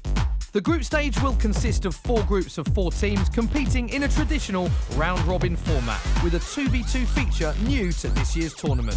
The teams will submit 1 player for each console and complete 3 games during the matchup. The first leg will be on PlayStation, the second leg on Xbox, and the third and final leg in a 2v2 co-op match. The console for the third match is predetermined, with each team submitting their console preference versus each opponent, with the highest priority triumphing. If these preferences are tied, there will be a coin toss. Each game within a matchup counts individually. Teams will be awarded 3 points for a win, 1 point for a draw, and 0 points for a loss. Each team can amass a total of 9 points per matchup, and the top 2 teams from each group advance to the knockout phase on day 2. Throughout the knockout stages, teams will play 2 1v1 legs on each console. If the results are tied, regardless of the aggregate score, there will be a deciding 2v2 match. The team with the better aggregate score picks their preferred platform. As well as thousands of FIFA prize money up for grabs, the winning duo will get their hands on a whopping 1,500 FIFA Global Series rank points each. Those all-important points will become crucial en route towards qualification for the major end-of-season event, the FIFA eWorld Cup Grand Final. Best of luck. Hello and welcome to the FIFA E-Club World Cup 2019, live from Sky Studios in London. Here's a quick overview of the format and competition rules. Over the next 2 days, 16 professional esports teams made up of 32 of the best FIFA 19 players in the world will compete in an action-packed tournament looking to be crowned the 2019 FIFA E-Club World Champions and earn some priceless Global Series rank points in order to qualify for the FIFA E-World Cup. Matches last 12 minutes and there will be no extra time or penalties in the group stage. The group stage will consist of 4 groups of 4 teams competing in a traditional round-robin format with a 2v2 feature new to this year's tournament. The teams will submit 1 player for each console and complete 3 games during the matchup. The first leg will be on PlayStation, the second leg on Xbox, and the third and final leg in a 2v2 co-op match. The console for the third match is predetermined, with each team submitting their console preference versus each opponent, with the highest priority triumphing. If these preferences are tied, there will be a coin toss. Each game within a matchup counts individually. Teams will be awarded 3 points for a win, 1 point for a draw, and 0 points for a loss. Each team can amass a total of 9 points per matchup, and the top 2 teams from each group advance to the knockout phase on day 2. Throughout the knockout stages, teams will play 2 1v1 legs on each console. If the results are tied, regardless of the aggregate score, there will be a deciding 2v2 match. The team with the better aggregate score picks their preferred platform. As well as thousands of FIFA prize money up for grabs, the winning duo will get their hands on a whopping 1,500 FIFA Global Series rank points each. Those all-important points will become crucial en route towards qualification for the major end-of-season event, the FIFA eWorld Cup Grand Final. Best of luck. Hello and welcome to the FIFA E-Club World Cup 2019, live from Sky Studios in London. Here's a quick overview of the format and competition rules. Over the next 2 days, 16 professional esports teams made up of 32 of the best FIFA 19 players in the world will compete in an action-packed tournament looking to be crowned the 2019 FIFA E-Club World Champions and earn some priceless Global Series rank points in order to qualify for the FIFA E-World Cup. Matches last 12 minutes and there will be no extra time or penalties in the group stage. The group stage will consist of 4 groups of 4 teams competing in a traditional round-robin format with a 2v2 feature new to this year's tournament. The teams will submit 1 player for each console and complete 3 games during the matchup. The first leg will be on PlayStation, the second leg on Xbox, and a third and final leg in a 2v2 co-op match. The console for the third match is predetermined, with each team submitting their console preference versus each opponent, with the highest priority triumphing. If these preferences are tied, there will be a coin toss. Each game within a matchup counts individually. Teams will be awarded 3 points for a win, 1 point for a draw, and 0 points for a loss. Each team can amass a total of 9 points per matchup, and the top 2 teams from each group advance to the knockout phase on day 2. Throughout the knockout stages, teams will play 2 1v1 legs on each console. If the results are tied, regardless of the aggregate score, there will be a deciding 2v2 match. The team with the better aggregate score picks their preferred platform. As well as thousands of FIFA prize money up for grabs, the winning duo will get their hands on a whopping 1,500 FIFA Global Series rank points each. Those all-important points will become crucial en route towards qualification for the major end-of-season event, the FIFA eWorld Cup Grand Final. Best of luck. Hello and welcome to the FIFA E-Club World Cup 2019, live from Sky Studios in London. Here's a quick overview of the format and competition rules. Over the next 2 days, 16 professional esports teams made up of 32 of the best FIFA 19 players in the world will compete in an action-packed tournament looking to be crowned the 2019 FIFA E-Club World Champions and earn some priceless Global Series rank points in order to qualify for the FIFA E-World Cup. Matches last 12 minutes and there will be no extra time or penalties in the group stage. The group stage will consist of 4 groups of 4 teams competing in a traditional round-robin format with a 2v2 feature new to this year's tournament. The teams will submit 1 player for each console and complete 3 games during the matchup. The first leg will be on PlayStation, the second leg on Xbox, and a third and final leg in a 2v2 co-op match. The console for the third match is predetermined, with each team submitting their console preference versus each opponent, with the highest priority triumphing. If these preferences are tied, there will be a coin toss. Each game within a matchup counts individually. Teams will be awarded 3 points for a win, 1 point for a draw, and 0 points for a loss. Each team can amass a total of 9 points per matchup, and the top 2 teams from each group advance to the knockout phase on day 2. Throughout the knockout stages, teams will play 2 1v1 legs on each console. If the results are tied, regardless of the aggregate score, there will be a deciding 2v2 match. The team with the better aggregate score picks their preferred platform. As well as thousands of FIFA prize money up for grabs, the winning duo will get their hands on a whopping 1,500 FIFA Global Series rank points each. Those all-important points will become crucial en route towards qualification for the major end-of-season event, the FIFA eWorld Cup Grand Final. Best of luck.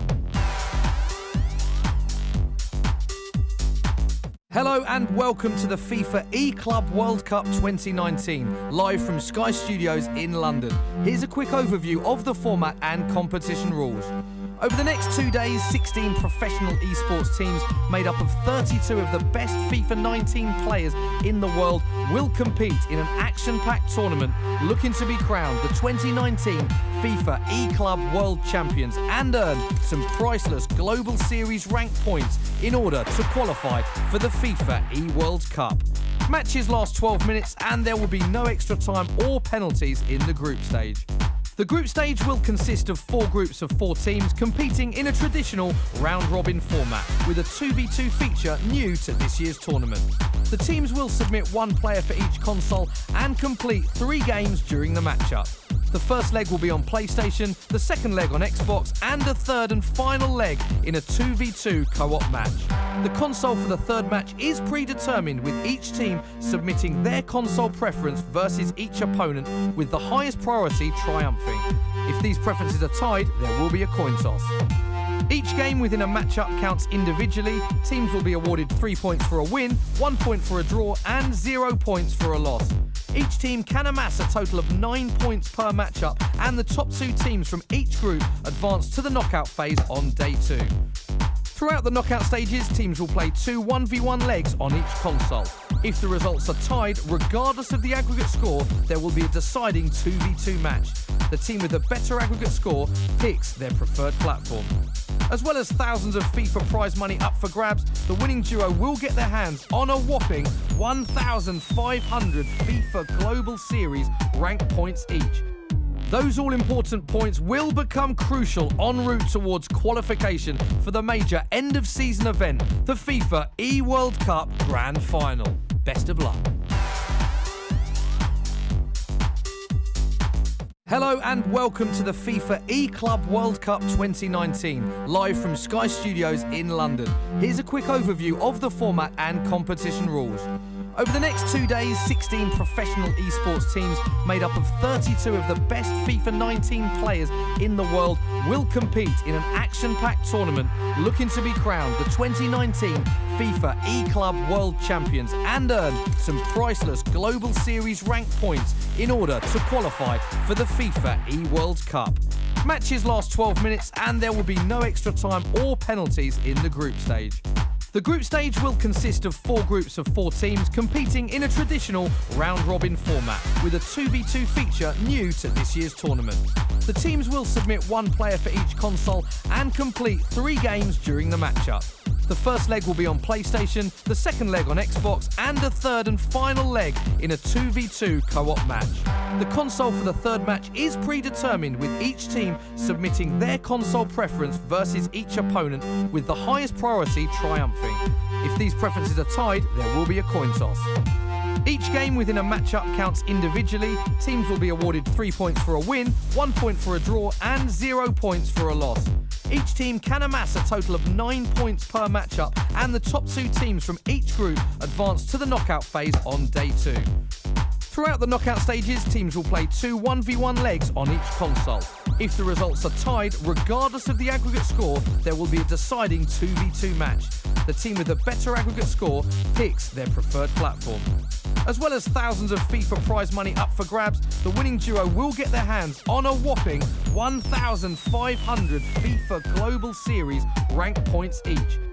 Those all-important points will become crucial en route towards qualification for the major end-of-season event, the FIFA eWorld Cup Grand Final. Best of luck. Hello and welcome to the FIFA E-Club World Cup 2019, live from Sky Studios in London. Here's a quick overview of the format and competition rules. Over the next 2 days, 16 professional esports teams made up of 32 of the best FIFA 19 players in the world will compete in an action-packed tournament looking to be crowned the 2019 FIFA E-Club World Champions and earn some priceless Global Series rank points in order to qualify for the FIFA eWorld Cup.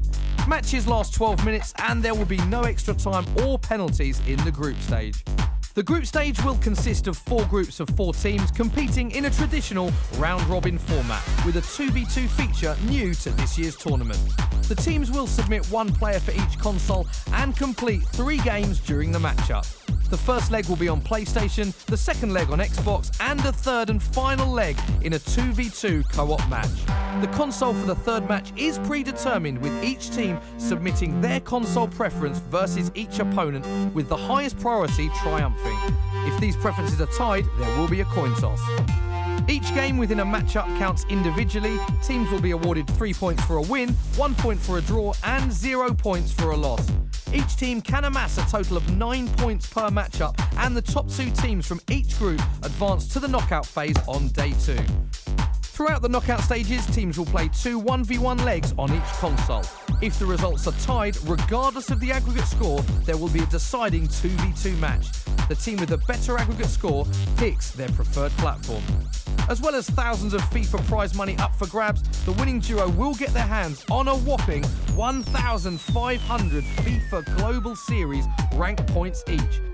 Those all-important points will become crucial en route towards qualification for the major end-of-season event, the FIFA eWorld Cup Grand Final. Best of luck. Hello and welcome to the FIFA E-Club World Cup 2019, live from Sky Studios in London. Here's a quick overview of the format and competition rules. Over the next 2 days, 16 professional esports teams made up of 32 of the best FIFA 19 players in the world will compete in an action-packed tournament looking to be crowned the 2019 FIFA E-Club World Champions and earn some priceless Global Series rank points in order to qualify for the FIFA E-World Cup. Matches last 12 minutes and there will be no extra time or penalties in the group stage. The group stage will consist of 4 groups of 4 teams competing in a traditional round-robin format with a 2v2 feature new to this year's tournament. The teams will submit 1 player for each console and complete 3 games during the matchup. The first leg will be on PlayStation, the second leg on Xbox, and the third and final leg in a 2v2 co-op match. The console for the third match is predetermined, with each team submitting their console preference versus each opponent, with the highest priority triumphing. If these preferences are tied, there will be a coin toss. Each game within a matchup counts individually. Teams will be awarded 3 points for a win, 1 point for a draw, and 0 points for a loss. Each team can amass a total of 9 points per matchup, and the top 2 teams from each group advance to the knockout phase on day 2. Throughout the knockout stages, teams will play 2 1v1 legs on each console. If the results are tied, regardless of the aggregate score, there will be a deciding 2v2 match. The team with the better aggregate score picks their preferred platform. As well as thousands of FIFA prize money up for grabs, the winning duo will get their hands on a whopping 1,500 FIFA Global Series rank points each.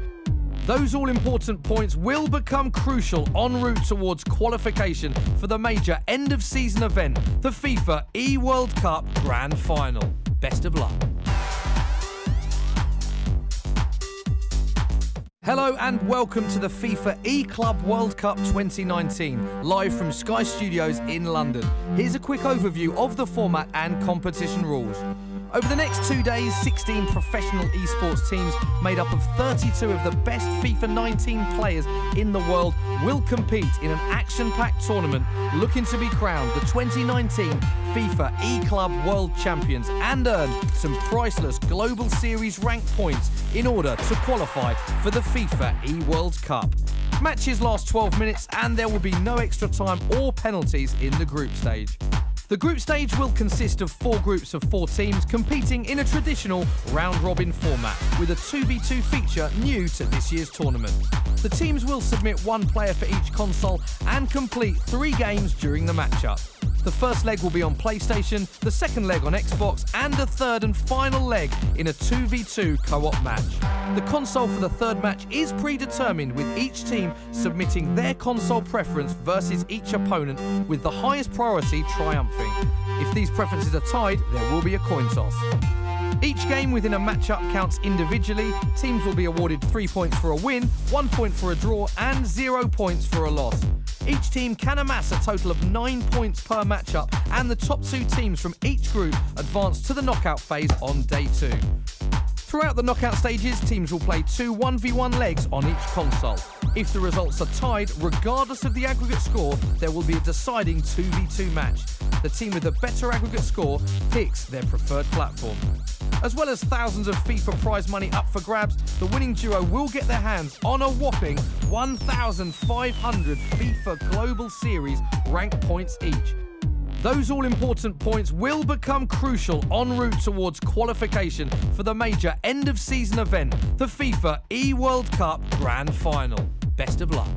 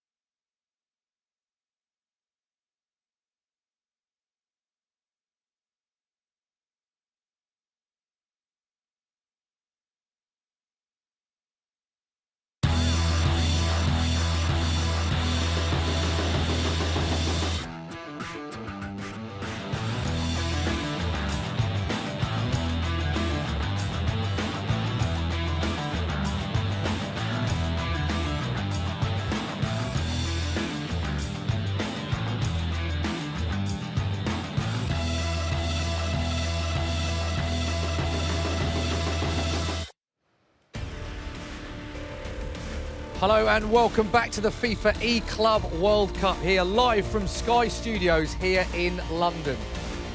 What a great morning session we saw. Delighted to say I'm joined by Spencer Owen again. Spencer, what a morning session we saw. Everything you want, really, from a morning session. Loads of goals, loads of drama, and the biggest drama being that the reigning champs have been knocked out, They're out, yeah. Bromby are gone, and they're going to give someone else a chance to get the name on the trophy. Man City and Wolves, representing the English clubs from the Premier League, both doing really well getting out of the group stages. Yeah, we can have a reminder of the morning's action. So much drama going through, as you quite rightly said, goals galore. It was a really good session. Talk us through some of the highlights that we're just witnessing now, because it was a great day, wasn't it? Yeah, I mean, that there's a great start. A free kick there from Ryan, actually, that scored that with Bale for Man City. And the goals were going in from all angles. That was a big thing for us, is the variation of goals. Yeah. It's been the first time we've seen the new patch being used in a competitive environment, and I've really enjoyed watching that. And yeah, we saw some great celebrations, of course, from a number of different teams. That was the footballist guys doing really well in their group. And look what it means to the players. This is what it means to them. Exactly, and this is the thing. We've got a team dynamic, really, for more than any other tournament, with the 2v2 nature, which comes at the end of the free match sort of setup. And this is what it meant for the group. This is how Group A finished. Both English representatives, Man City and Wolves, qualified. Man City 20 points from 9 played. Wolves 12 from 9. Bromby, the reigning holders, narrowly missing out, and of course Prime Ninja as well. So Man City and Wolves advanced from Group A. Let's have a look at Group C. Footballist, 18 points from their 9 games. Dijon joined them in the knockout stages. 15 points from 9. Vitality and Bochum are going home, sadly. These are the fixtures for the afternoon session. Spencer, some big games coming up, Group B and Group D. Massive, and it's really exciting to see some of these guys start playing now and giving themselves a chance to get out of the groups. King Esports are the main talking point here in Group D. They have got #1 ranked player on PlayStation with the #1 ranked player on Xbox. That is quite frankly a dream team. Yeah, Group D, a lot of people calling Group D the group of death. Spelt with the right letter. Yeah, is that what's the only reason why? Yeah. No, the Ajax obviously are very strong as well. Danny's in the top 10 right now on Xbox. He's been playing well in tournaments, and Ajax have always been pretty decent at this tournament specifically as well. Yeah, so you singled out Man City as well. You thought that the best team in the morning session, or the ones that... Is there a team that you're looking forward to seeing the most in the afternoon session? Yeah, I mean, we talk about them a lot, but you can't look no further than King Esports, to be honest. Man City went almost unbeaten. They lost one game of their 9, which is pretty impressive considering you've got 2 different players and a 2v2 setup. That's really consistent. Can King or any other team go one better and go all 9 games without losing? We'll see. Yeah, we will see. Pleased to say that now we're going to be joined by a man that can do this.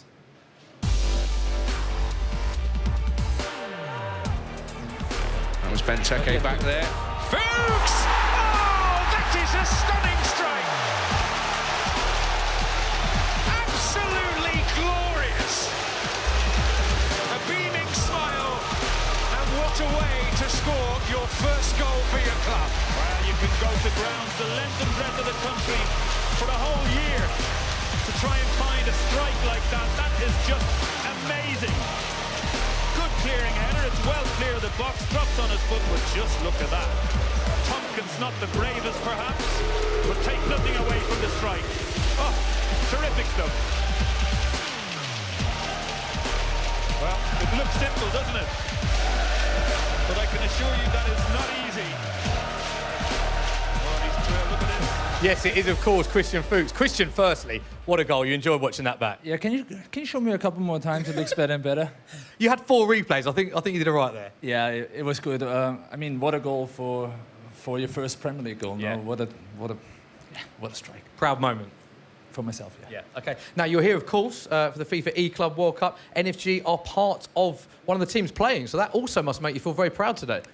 Absolutely. I think I'm more nervous than the 2 boys. They have been on fire yesterday. I was here yesterday for the final preps. Played a game against them. It didn't end up too well for me, but I think that's a different story if they put us in front of a screen, no? I've got a question for you, Christian. Let's say it's going really well. Let's say your boys are winning a game 4-5-0. They bring on Christian Fuchs at left back. How would you feel about that? Would you be a fan of it, or would you be thinking, boys, maybe Team of the Year Marcelo? That's in their contract. Oh, they have to is it? bring me Yeah. on, but after a 5-0 lead, yeah. Okay, it's only 5-0, then it's okay. I would be very happy with that. It's not a bad idea. Christian, what you like watching? You said you're very nervous now. You obviously play at a very high level, Premier League player. What do you like as a spectator? As nervous? Me, yeah. As I mentioned before, probably more nervous than the boys playing here. It's the same when I'm at the stadium. You just want to help them, you know. I guess I'm not a big help on the console, but I will be cheering for them. I will scream, and I hope I can scream for a lot of goals. Yeah, definitely. And also, you're one of a few footballers now that are getting into the space, getting involved in it. One team we know about who aren't here this weekend is M10 Resende is one of the players of M10, Mesut Ozil's team. Is there a little bit of rivalry between you and have you got any kind of like relationship with some of the other players getting into this space? And is there like, because obviously there's football clubs, there's esports orgs, but as a footballer of a team, do you want to beat those other teams a bit more? Well, first of all, I'm happy to be the first footballer that found an esports company that explores the space. Great that Mesut joined right away after. I think definitely that it's getting more and more popular, obviously. Other players see that. I've been asked already by a couple of my teammates what exactly is happening there. So there's definitely an interest. And listen, I grew up with playing FIFA. A lot of the boys are playing FIFA. So I think it's just a matter of time. And we saw you chatting to your boys today. How far can they get? How excited are you about them this weekend? Well, I hope for them to go all the way. I cannot predict. I mean, when you saw the morning games, everything is possible. The reigning champions are being kicked out. Manchester City is on fire, to be honest. So, again, everything is possible. A lot of games ahead now in the afternoon. So I'm just wishing my lads all the best. And we expect you, when your team scores, not if, to see those celebration shots coming out from yourself. They will. They will definitely, yeah. OK, we look forward to that. Right, OK. We're time to cross live to our matchday commentators for our first game. Thank you very much, and what a treat that was, Dan, to kick things off here. Obviously, Christian Fuchs in the building, obviously supporting his esport organisation, but it's going to be a little bit of a different feel for him today. Not on the pitch, he's going to be in the stands watching these guys do their thing. I mean, what a feeling he had scoring that goal, of course, his first goal in the Premier League. But there's a chance now for his organisation to maybe make history and be the new name on that trophy, as we've seen the reigning champions knocked out now of this tournament. So it's definitely an exciting one, and I'm sure there's so many players here who just want to dive on that opportunity to be the new E-Club World Cup champions. Yeah, it's the one thing we can guarantee, as we say, there will be a new E-Club World Champion by the end of tomorrow. But let's talk a little bit about what happened earlier, Dan, because obviously we looked at Group A and we had Group C. What stood out to you in some of the games we saw earlier? I mean, just Man City's domination, to be honest. Plus 12 in terms of their goal difference. Absolutely insane. They are the team to beat at the moment, in my opinion, but we'll see what happens with Group B and Group D. Okay, well, obviously we've got Group B and D to get through, so let's get the players out right now. Let's introduce them to the arena and get them sat in their pods down, because we've got a lot of FIFA to get through today. You can see the two gentlemen at the front there representing Ajax Esports. It's, of course, going to be Joey and Danny. Next to them, Tricked Esports in the building as well. That's going to be Essa and Lord Hjorth. And Al Nassar as well, alongside FaZe. They are looking to try and get stuck in. And, of course, you saw a glimpse of King Esports. They're the team that everyone really wants to beat. Two of the highest rated players, followed by Imperial, and then right at the end, of course, FCV, and then your favourite. No Fuchs given. They're going to be there, and that's going to be who Christian Fuchs is keeping his eye on. NFG are going to be looking to do some things, but these two gentlemen on your screen, I mean, if you're not following FIFA esports competitively, this is the best current ranked players on the Xbox and the PlayStation. That is, of course, Tex and Nicholas. One from Argentina, one from just down the road. And, I mean, what a lineup they have as we look at the fixtures for these Group B fixtures. And this is going to be an absolute nail-biting afternoon when we look at the opportunity that some of these players have to try and achieve those Global Series ranking points. Yes, okay, we're looking at the two players who are topping those leaderboards, but elsewhere, we're seeing a lot of players who are outside of the top 10 on both PS4 and Xbox, just want to build that chance to actually get towards those playoffs, get towards the eWorld Cup. But of course, they're playing for pride here today. They're playing for prize money as well. It's going to be an exciting one. And here are the Group D fixtures as well for round one of the fixtures. As we see, you can see there, AFC Ajax are going to be playing against Al Nassr to start with. And Danny and Joey, they've had a pretty good season so far. And on the other side of things to come is obviously King Esports. Everyone's looking forward to seeing how those guys progress. Going up against ECV, going to be a big test for those gentlemen. It really is, but I'm excited to see what the Ajax boys can actually do at this tournament. As Spencer said, they do have a little bit of history here at the E-Club World Cup. And I think that man on your screen there, he's going to be a big part of it. When we talk about top players in this tournament, currently ranked 7th in the Global Series ranking points, and he will want to climb up those leaderboards even more so, especially considering his closest competition is first place. So he wants to just climb up and get closer to number 1. One big thing though, he is playing on the PS4 side of things instead of Xbox at this tournament. Well, you can see who they're going to be going up against as well, and that is, of course, Al Nassr FC. And, I mean, they've got some very, very talented players on their team as well, Dan. You can see the Royal sat in the background there. The man on screen, Yasser, he's 66th ranked in the world at the moment. These points are so vital for players like this. And there's going to be a lot of pressure on Yasser. He's definitely the less experienced of the two in this roster of NFC, but hopefully Royal's going to be able to implement some of his courage and some of his strengths that we've seen in previous tournaments. Most recently, of course, that Foot Cup Champs 2, where he got to those console semi-finals in London. So he'll try and kind of rub off some of that goodness onto Yasser as we are almost ready to get into this first game. And Mark, I mean, remind us of the format. It's not just 1v1s. We've got 2v2 as well at this It's one. very, very true. You're going to see Ajax Danny taking on Yasser here. And this is the PlayStation 4 side of things. After this, we have the other two players go up against each other on the Xbox. And then, as you say, Dan, we have the 2v2 format. And we've already seen how exciting that has been. Lots of goals, lots of action, lots of little solo runs as well. So definitely an entertaining format to round out these games with, as we are about to get into our first game. 9 points up for grabs in these points, so keep an eye on exactly how many wins and how many points are being racked up by these teams. And we are starting to see new formations being developed because we have the brand new patch being used. We're not playing on the old patch anymore. I think I saw a 4-3-2-1 there rather than the traditional 4-2-3-1. Straight off the blocks, Ajax getting down the other end of the pitch with Neymar. And as you can see, we've got some tweets coming in at the bottom as well, so don't forget to use that hashtag FIFA eClub World Cup. We want to hear from you guys at home, supporting your favourite players and, of course, your favourite teams. And as you say, Dan, it's going to be interesting to see how Danny can adjust to this new patch that we're playing on today. Obviously had a lot of success on the post-patch and immediately looking for that El Tornado out wide as Hullet forces the save here and it's turned behind. And it looks like Danny, he's found his way towards goal. And Danny was probably just hoping it was going to sneak in. There it is! But that one has snuck in, and you can see already the passion just erupting from the Ajax boys. It doesn't matter if it's game 1 or game 3. You want to get those 3 points. You want to assert your dominance early. And you can't just see it, Dan. We can hear it. We're right next to the Ajax guys at the moment, and Danny just let out a roar that just filled the arena so far. So that's what we're expecting from the Ajax boys. Cristiano Ronaldo, the scorer, front post corner. We've seen it before, and he's done it again. And whilst it looks simple, a front post corner, he still did time that header. He still got it green. There is always the risk of hitting it a yellow or a red, and then it's just going to go wayward. So there's a little bit of taking a chance there from Danny, but he's made sure he took it fully. And now they have a 1-0 lead here, and it's going to be how Yasser actually responds to this one. Interesting tweet coming at the bottom there from Born Raver 7. Nicholas and Tex joining forces at the FIFA E-Club World Cup. Might as well give them the trophy now. I'm sure there's a lot of players who'll probably disagree with that. They wouldn't want to get their hands on it. I'm sure there were a lot of people thinking that Brøndby would be taking home their 3rd trophy in 3 years, but we saw what happened this morning. They're out of the tournament, so unpredictability is one thing that you can predict when it comes to FIFA esports. At certain times, you're never quite sure how things are going to go.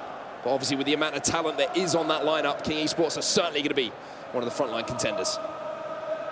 And I think we still are waiting for that kind of glorious tournament for Danny, the tournament that he really, truly shines. Of course, we saw him reach a semi-final quite recently, but he still fell short. I'm sure in his estimations, he believes he is a kind of final, a trophy-winning kind of player. But the trouble is, there's so many good players in FIFA 19 at the moment that it's so difficult to get yourself right to the top of those leaderboards. But he'd be more than happy with where he resides. But how incredible would it be for him to add a E-Club World Cup trophy to his cabinet? Well, then Al Nassr going to be able to obviously come back in this game, 1-0 down. After essentially the first set piece of the corner, you can see some information on Danny as well and Joey. Obviously, that's great for some of the new people who might be joining us for the first time, enjoying some competitive FIFA 19. But Danny's done a good job so far of just sort of holding the ball since he got that opening goal from that set piece. But I'd say on the other side of things, been pretty quiet here for the Al Nassr boys. It is worth noting what you see on the left-hand side, that both the players on the Ajax team have reached a grand final. I mean, regardless of whether it's in FIFA 19 or FIFA 18, FIFA 17, it doesn't matter. It's about putting yourself in that scenario and being able to absorb that pressure and not crack under that pressure. We saw a couple of players earlier today exit the tournament who were nervous, not only in their interviews, but in-game as well, just because they may not be used to those live environments. That's not going to be an issue for Ajax. One thing that I think the guys who are going to be playing this afternoon as well have a slight advantage on is the fact that they realised, having watched this morning, how important these early games are. Getting points on the board, squeezing out draws is vital. Getting that point in games that you might potentially lose. If you can hold on to a point, it's so vital as we get towards those latter stages. And of course, it isn't just the Global Series ranking points, it's that prize money you can see on your left-hand side of your screen as well that they'll be playing for. A total of 100,000 up for grabs. A big whopping 40k going to the winners. And even you get 1,500 if you go knocked out today, just for turning up. So that's not so bad for a day's work. But as you said, early on in this game, Mark, has been quite a little bit of a contest in midfield. Both players really trying to dominate the possession, trying to pass it around, look for that one player to make a run on the left or right-hand side. But there's been quite high pressure from both of them. We're used to seeing these kind of deep lines where you sit back, but look at these shirts just getting involved high up in their opposition's end of the pitch. Well, one thing that we have seen from Yasser is this high pressure, but also utilising that offside trap a lot as well. You'll see it at the bottom left-hand side of your screen, that line being pushed from that in-game tactic. Try and either catch a runner in behind or just, as you say, squeeze that defensive line up. But here is Mbappe then for Yasser. Inside the box, the El Tornado towards the back post. Slightly mistimed that header. Neymar just couldn't get on the end of it. But a little bit of pressure now coming in from Al Nassr FC. Yeah, not quite That's enough a great power goal. there. And it's not going to reach Ronaldo if you're not going to put full power on that bar. Instead, it met one of those shorter players who are playing as a striker. Eusebio now on the right as Al Nassr trying to get back into this game. As you can see, just working it on the edge of the box, just trying to avoid the pressure that Danny's trying to put on. But now with possession, this is where Danny is usually extremely comfortable. He is more than happy to hold that ball. He's more than happy to wait for the right time to pounce. Here is Danny then, and that's a smart little ball inside to find Kante in a bit of space, and Mbappe! He finds the top right-hand corner, and look at the screen from Danny again. I think he's ready for today, Dan. I think he's hyped, and I think he wants a trophy to take home. But he needs to be careful. Is he going to pump up his teammate, or is he going to scare his teammate? Screaming in his face. I think they've been teammates long enough to know that that's just positivity. And he's just caught at the side of the post there. Absolute perfection. So then, fantastic start here for Ajax on the PlayStation 4. 2-0 up in the first half here. You can also see at the bottom of your screen on the ticker all of the results from this morning's action. If you're just joining us, obviously welcome along. Make sure you get up to speed. These are Group B and Group D games. As we see Ronaldo inside the box looking to answer back almost immediately, and he is going to answer back. Yasser halves the deficit here. Neymar finding himself unmarked in the middle of the box. A simple finish after a beautiful little drag back and a cut back from that man, CR7. Danny probably thought he'd done enough with that lunge across with Varane, I believe. And then he was slightly disappointed with the end result. And one thing that Danny has been weak on in recent tournaments is getting down on himself when he doesn't feel like the luck's going his way. However, in this environment, where he does have a couple of players behind him, both teammate and coach, they should just be able to reassure him that, mate, you're playing extremely well. Keep pressing, keep doing what you're doing. Don't worry if they were able to just squeeze a goal. You are the better player. Because in reality, he is the player to beat in this side of things, in this group. As we say, Dan, only 4 players inside the top 10 global rankings playing at the moment, and Danny is one of those players. So he's going to have a little bit of a target on his back as Ronaldo's looking for a target of his own in the middle now. The fake shot inside tries to power through the centre-back there, but just showed him a little bit too much of the ball. Now Yasser's going to bring the ball away. Maybe a chance for one more attack just before half-time, but Danny might be the player who is going to make that chance. Here's Arnay. Tries to get around Ferdinand. The ball's going to run out of play. I think that will be pretty much the end of the action here. Possibly one more chance here, Dan. Yeah, one more going forward, potentially, but who's he going to go for? It actually falls to Ajax Danny here, and you can see he's rushing that ball forward because he knows every pass must go in the direction towards goal, otherwise the referee is going to probably blow that whistle. Tries the El Tornado, but thankfully decent defending there from Marcelo. Usually the El Tornadoes are going to come from the left-hand side to try and squeeze out Marcelo at that right back and his height disadvantage. But at the other end, Marcelo does well to defend against it. Yeah, and there was the opening goal in this game as well. Cristiano Ronaldo, so difficult to deal with at that near post, and look at what it means to Danny and the Ajax boys there supporting him. Joey, of course, next to him, coach behind them. One thing that I'm really enjoying here about the FIFA E-Club World Cup is that team feeling as we see a fantastic time finesse shot there, finding the top corner. Danny was known for them pre-patch. Post-patch is looking pretty good as well. I mean, there's several reasons why this is such an important first game for Danny and Ajax. We saw how the 2v2 did impact results earlier today.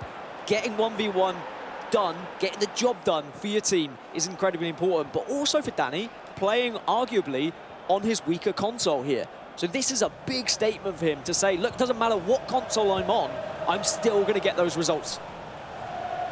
Second half underway then. One goal the difference between the two teams. Yasser hasn't had too much to write home about as far as attacking play is concerned. Obviously the goal that he did create was a lovely piece of football. Cristiano Ronaldo with the tight dribbling and the little fancy pass inside. But apart from that, not too much to write home about. However, we talked before things got underway, Dan, here in Group B and Group D, how important squeezing out 1 point can be when it comes down to those crunch times in the later rounds. And Danny has experience beating Saudi players. Of course, a recent tournament where he took down MS Dasari in Bucharest in the round of 16, getting himself into those quarterfinals. Unfortunately, his tournament didn't get much further than that. As we can see, a reminder, there are other games going on at the moment, which we will keep you updated with. Imperial currently beating NFG 2-0 there. So Christian Fuchs not going to be particularly pleased with that one. Absolutely not. Not the start that he would have wanted. Maybe a little bit of added pressure for the players, knowing that he sat there watching. I'm sure that isn't the case. These guys are experienced players, and looking across some of the other scores as well, it looks like King Esports are currently 1 down against ECV Esports. And I believe that's Nicholas as well, and I think FaZe Clan are currently 3-2 up as well against Tricked Esports. So lots of action going on. Lots of goals being scored as well, Dan. Very surprising to see Kings currently losing, as just as you saw another goal just be... We heard it, Dan. Like, we heard it. Every time Danny scores, we know about it. It's impossible to not hear it in this studio as Danny erupts once again like a volcano. And that's the 2-goal cushion he wants. He just now needs to hold on to it. Maybe take a look at his tactics, see, should I actually maybe start to drop back a little bit, play a little bit more defensive, or you go for the traditional method of, actually, I'm going to keep going at my opponent. I'm going to try and make it 3, make it 4. Goal difference can come into the equation, of course. So then, Ajax, Danny showing that he's got a lot more tricks up his sleeve than a lot of people gave him credit for. There were people saying, Coach Patch, was he going to be as effective? Looking pretty good in his first competitive outing here at an event. 3-1 up in his first game. And that's going to take a lot of pressure off of the man sat just behind him, over his left shoulder there, Joey. Knowing that your teammate has got those 3 points on the board, and also knowing that if you score a goal, Danny is going to get loud behind you as well and get you as pumped as you possibly can be. Yeah, if you think Danny's getting loud now, I think he might get even louder when he is just a spectator. But it was a simple turn. Hell of a finish, there. One heck of a finish, you are right. You completely hit the nail on the head with Danny. He was very much into his time finesse shots from outside the box, the 360 no-scopes, whatever you want to call it. But he adjusts. That's what these pro players do. They will find new ways to score. They always adjust to the meta. Danny is showing us just that now, as we're going to see Al Nassar just make a couple of changes. Yasser wants to try and find that impact substitution, someone who can bring life into this game for him. One thing to note here is you look at Yasser, no headphones on, no earbuds in, just listening to the Royal behind him. You can see the Royal's always in his ear. Sometimes that might be a distraction. Sometimes it's obviously something that they feel is going to help them in this situation. With half an hour left in this game, it's a long time in FIFA, plenty of time to turn this one around. But now this is where Danny can really just start to move the ball around the pitch, switch from left to right, dwindle down that clock a little bit. And then when he sees that chance, when he notices that Great ball. Yasser is going to bring that defender just slightly forward too much, he is going to pounce on that. Lovely little combo there from Danny. He's moving around the box now. Kante on the edge, goes across goal, forces De Gea into the save. The thing that I love about what Danny did there is he kind of threatened the El Tornado. Little drag back, little ball roll. Makes you think, makes you work as a defender. Knowing how effective that technique is of getting those crosses in towards the back post, but by not using it, sometimes it's a smarter thing than actually using it. Yeah, we've said it many times, it's just about being unpredictable. As soon as you start to notice a pattern developing of your opponent, you can predict what they're going to be going for. But now it really is Yasser's time to switch on, but the ball goes out of play there. I'm starting to sense a little bit of frustration for him because he doesn't seem to be able to break down Danny. And now you can see Danny's put 5 at the back here, Mark. Yeah. He's definitely setting up shop, parking the bus. He wants to secure this victory for Ajax. Another update from the floor as well, as it's a bit of a shock to start things off with. ECV Esports, how are you doing? 2-0 up over King Esports. So Nicholas is 2-0 down. I believe he's against Pro Hunter as well. So that's certainly going to put some pressure onto Tex as we move towards the Xbox side of things. Not the start that they would have wanted in some of the other games you can see here.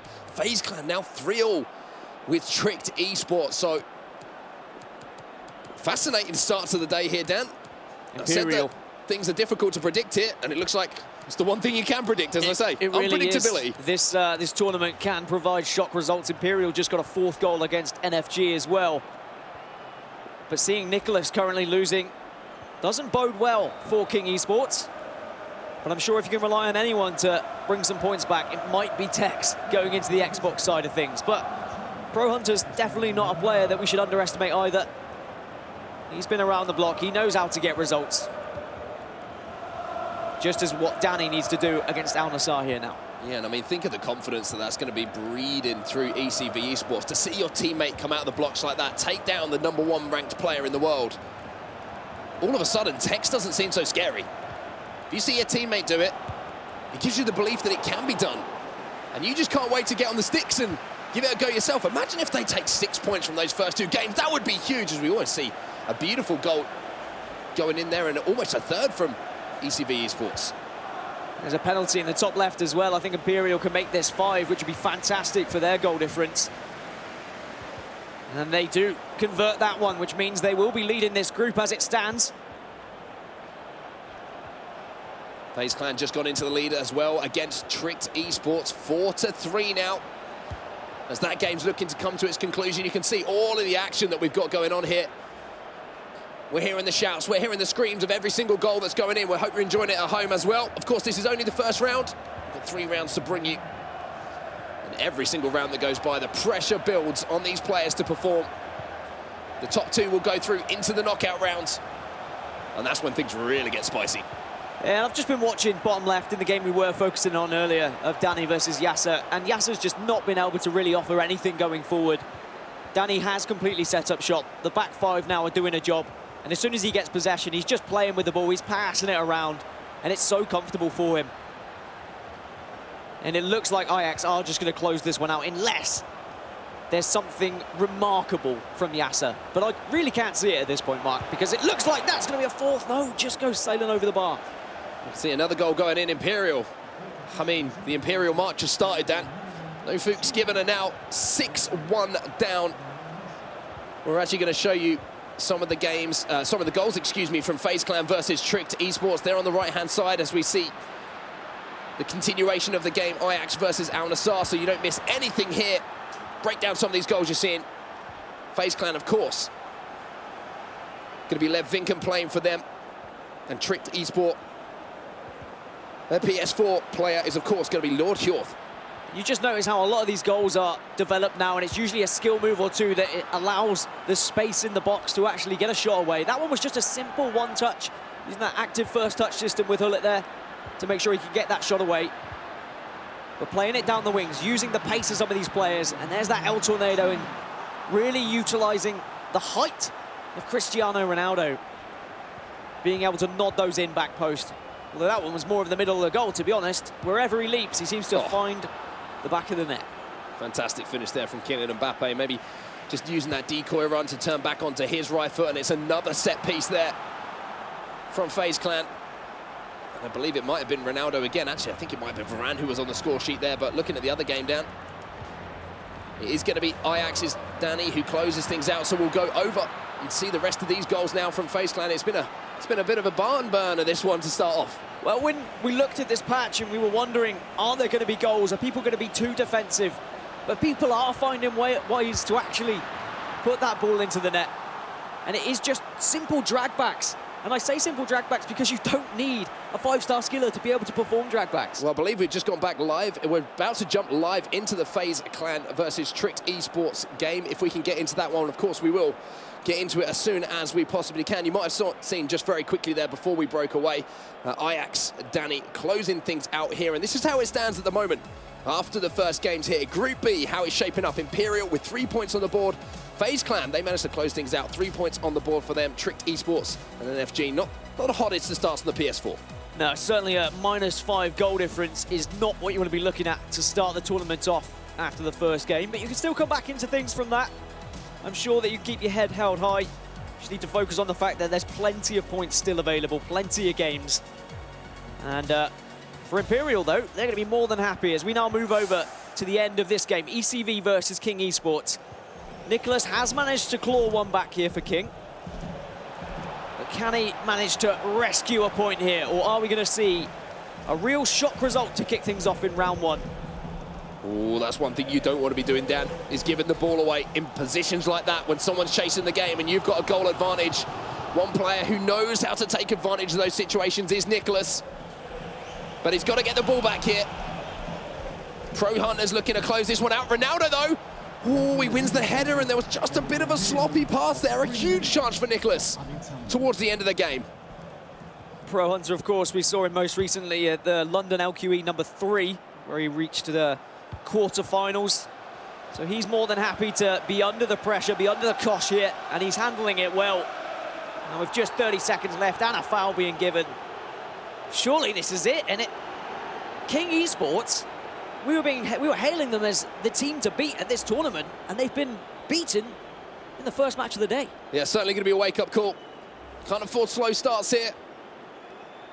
We do have the opportunity to claw back some points, though, as we say, two incredibly talented players. Top of the PS4 rankings, top of the Xbox rankings, and it is going to be, we have to say, an upset to start things off here. Pro Hunter knocks off Nicholas on the PlayStation 4. The perfect start here for the guys on ECV Esports. And there are your results coming in there. Christian Spittieri, what a performance that is. Yeah, and Christian, of course, he does have it in his locker as well. We've seen him at tournaments this year. I'm very happy to see a lot of goals going in these early rounds. Because sometimes when you get these fantastic players going up against each other, they're so evenly matched that you might just see a 0-0, a 1-0, a 1-1.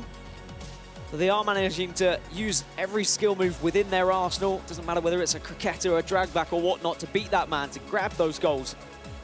But yeah, I am surprised to see Nicholas fall. As you can see the result here, losing 2-1 to Pro Hunter. Wow, what a way to start. Yeah, fantastic start here. You can see King Esports, not the start that they would have wanted, but let's talk about that result at the top. And the man who just pulled off the 3-1 win, let's throw it over to Anna on the floor. She's with Ike's Danny. Thanks, guys. I got Danny here. Danny, you are with AFC Ajax, representing the Netherlands, and you just started the tournament the way any team would want to start. How are you feeling about the win right now? Very good, very good. I mean, this is the first important tournament, the Club World Cup, playing 2 versus 2. Yeah, and 1 2 versus 2 game and also 1 versus 1. But you are with 2 players, so you got to clutch up for the other player, I think. And the chance is big that one of the 2 players is going to mess up, but you need to be strong together. And I think in this tournament it's so important to win the first game, because I give Joey confidence now to play the second game. Right, and you did get the first win, and now Joey's going to go up, but you have the 2v2 match. What are your strategies going into the big competition? We practiced a lot last week. Joey was for 1 week in Amsterdam, or 2 weeks, I don't know, and he played every day. I came to there every day to play together, and we have so many strategies. We practiced on every different situation. Who's going to take the free kicks, who's going to take the corner kicks, who's going to move the goalkeeper, all that stuff, and I hope it will work out. It's going to be really interesting to see if that practice pays off in the long run, and I'm going to wish you luck. Thank you for being here today. Thank you. Thank you very much. What an interesting interview that was, hearing that, Danny and his teammate Joey there, they've spent some time together over the last few weeks, really practicing this 2v2 format. That's something we haven't heard too much of, Dan. I mean, I think you have to. They've played 1v1 countless times for countless years, but 2v2 is new to everyone really here. I mean, we've seen one 2v2 tournament this year in FIFA 19, but only a select few players were actually able to compete in that one. So you really need to focus on that. And I think we're going to see players who have put the time in, who have gone into the training grounds and said, all right, you're taking corners, I'll go back post, front post or whatnot.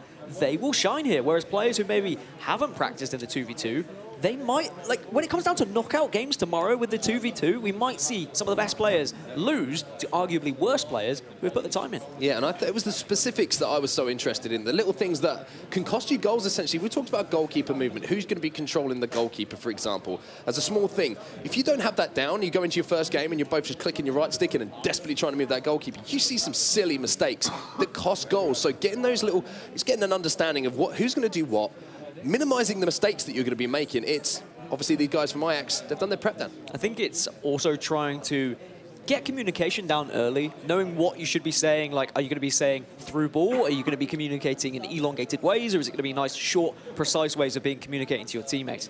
Especially for those people who have maybe language barriers, who are from 2 different countries and might not both speak the same language. you've got to be very careful going into that. Well, we're going to jump into our next game here and faces TAS after a fantastic start by his teammate. Levinken is going to be taking on Essa from Tricked Esports. And it's going to be our next game coming up. And last time we saw TAS was back in Bucharest, Dan.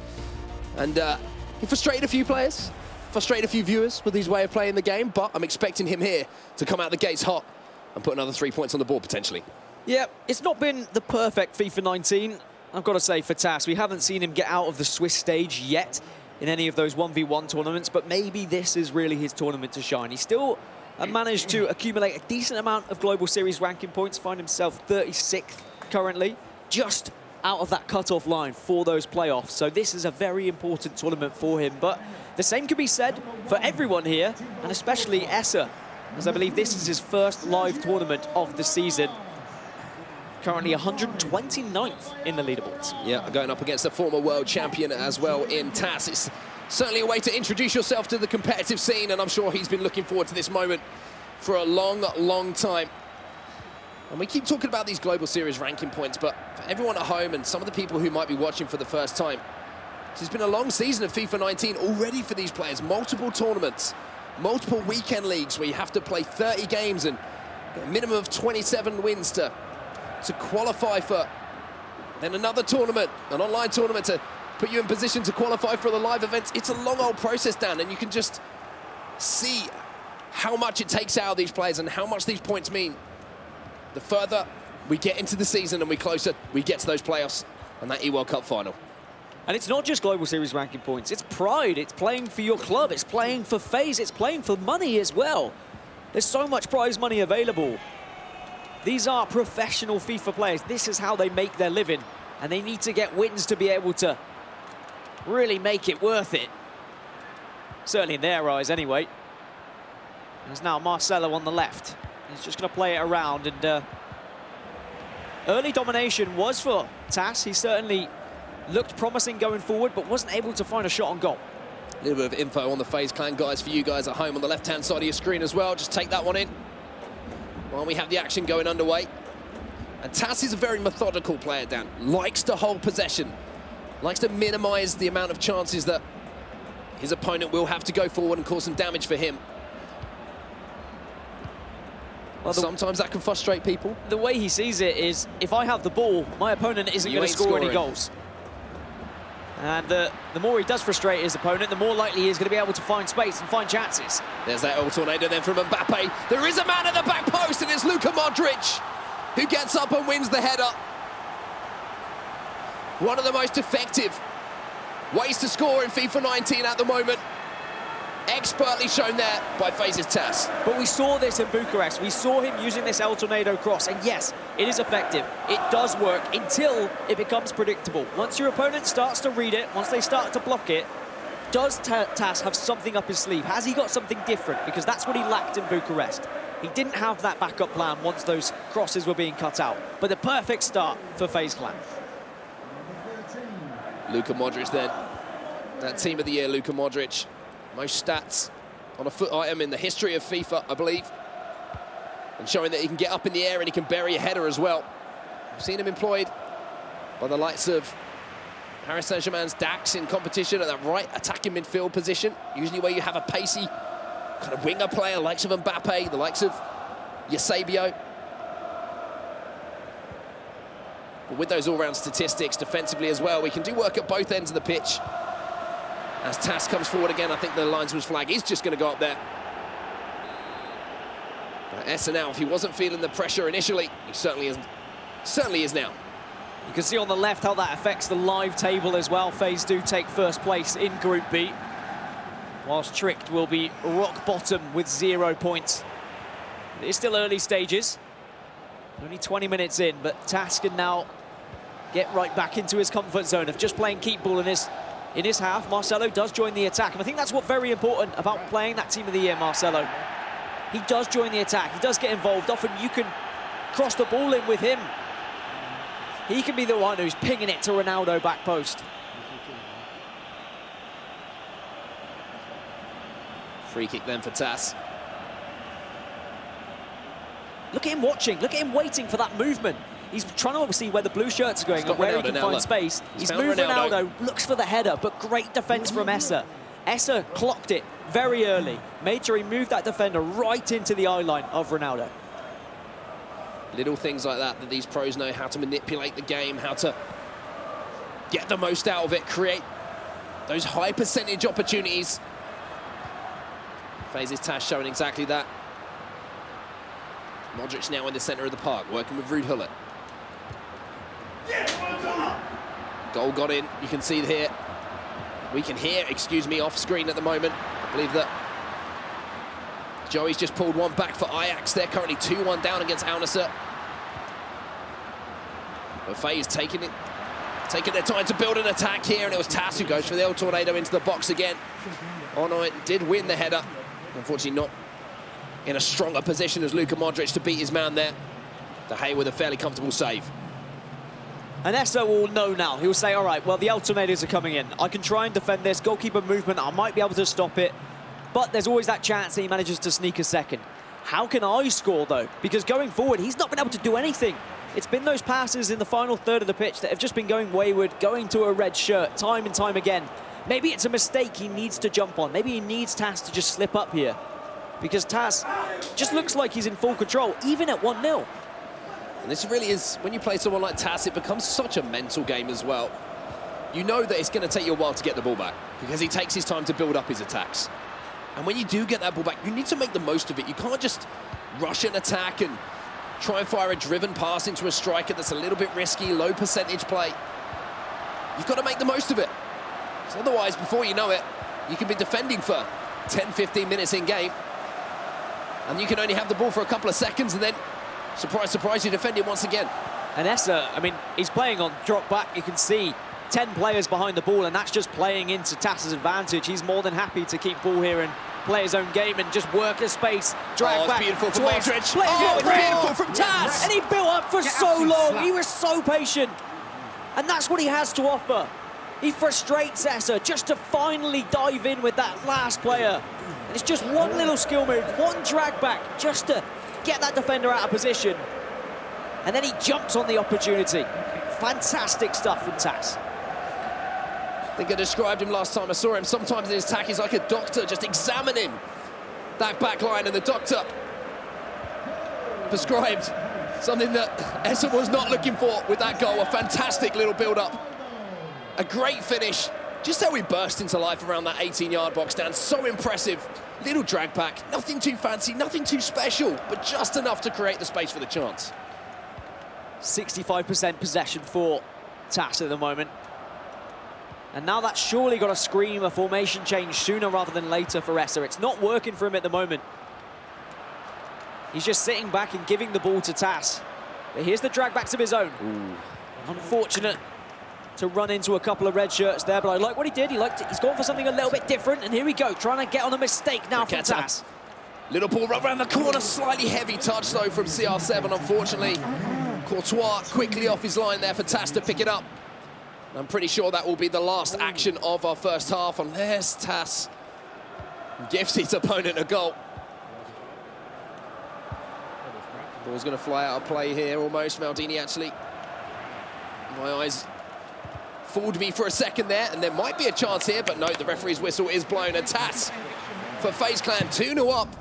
The El Tornado into the header to start with, but look at those stats on the right-hand side. Nothing to write home about for Essa. Essa's not been in this game. He may as well have not been playing FIFA at this point. It's been all Tass, and Tass will be more than comfortable going into this second half. And he knows now. He just continues doing more of the same. He's waiting for Essa to change things up, to do something a little bit different. It needs to be a formation change. The 4-2-3-1 drop back is not working at this point. 4-2-2-2 maybe. 4-3-2-1. Do something a little bit different. Let's take ourselves back to last weekend. Let's think about how the players that play possession-based football and slow build-up players were beaten. The best example I can give, look at Megabit versus Dax. He took the game to him. He played at 1,000 miles an hour against him, and you know, Megabit just one of these players who, when he plays against these slow players, he plays a 4-3-3 formation. The two wide players, the player up front, and he plays high pressure. He keeps his line up, and he doesn't allow you to have that time on the ball. It's risky, yes, you can concede, but at the same time, it's the old saying, sometimes attack is the best form of defense. Maybe we have seen a switch to a 4-2-2 here, just trying to look at the radar to confirm that for Essa. Maybe that'll offer a little bit more opportunity going forward. You can see the blue shirts do have a lot more space on the edge of the box, but so much pressure from TAS now. And as soon as he notices that he sees the 4-2-2 go into effect, he can now play drop back. He can defend a little bit more. He can absorb that pressure and then just suddenly hit Essa on the counter-attack as soon as he regains that ball.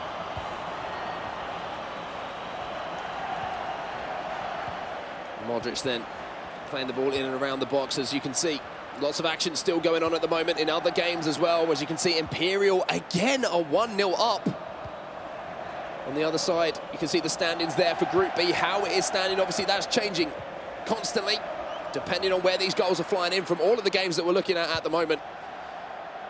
But NFG, not the highest start from them, Dan. Nothing to write home about in that first game. It looks like the second game ain't looking too hot either. Yeah, certainly a frustrating start for both NFG and Tricked Esport. Just in the bottom left-hand of your screen, Essa is just going forward. At least he's getting more space on the right and the left-hand side, but now TAS is just pressuring him with those centre-backs and just cutting out every single pass, which is just another form of frustration for Essa. And to the point where he is eventually going to have to throw everything forward, whether it be a 3-5-2 or hit whatever his gung-ho is. It's so tough, especially, it's tough for an experienced player, Dan, let alone an inexperienced player to play against someone like TAS. Because it's a mental examination. I used a phrase, was this attack develops here is, if you're a cricket fan, Steve Waugh, one of the most famous Australian captains, mental disintegration, used to break down his opponents before even the action started. It was through verbals, it was through anything to get under his opponent's skin. To be fair, there's been quite a little bit of verbal banter between these players. As another El Tornado, another header, goes from Hullet. It's the Hullet bullet right into the top right-hand corner. And if it was already tough for Essa, things just got even worse for him. Shortly, he's not going to come back from 3 down. But TAS, he was playing mind games early. He was kind of yelling things across the room to say, oh, it's going to be an easy 3 points or whatnot. Like, these players do take jabs at each other. They do try and play those mind games as early as possible because it can work. It can also make you look stupid. Yeah, well, there is that too. I tried it in my career a few times, and let's just say I left the building pretty quickly after the loss, but never mind. But what a start this has been for TAS. Everything that FaZe Clan would have wanted from their first 2 games. 3 points in the first one, 3-0 up in the second one, and they'll be looking to make it the perfect 3-0 in the 2v2 after this as well. I'll say that 3 is the magic number, and it's the perfect way to start off your day here at the FIFA E-Club World Cup. Now TAS has to be careful though. He was kind of toying with his opponent there. He was just holding on to the ball, a couple of drag backs to say, oh, it doesn't really matter what I do with it. But we have seen goal differences like this gobbled up by certain players. Whilst Essa hasn't offered too much, you never know what this man can pull out. There's a reason why he is here. They've qualified for this tournament. They've performed well. He has Global Series ranking points. I mean, he has achieved top 100s in Weekend League.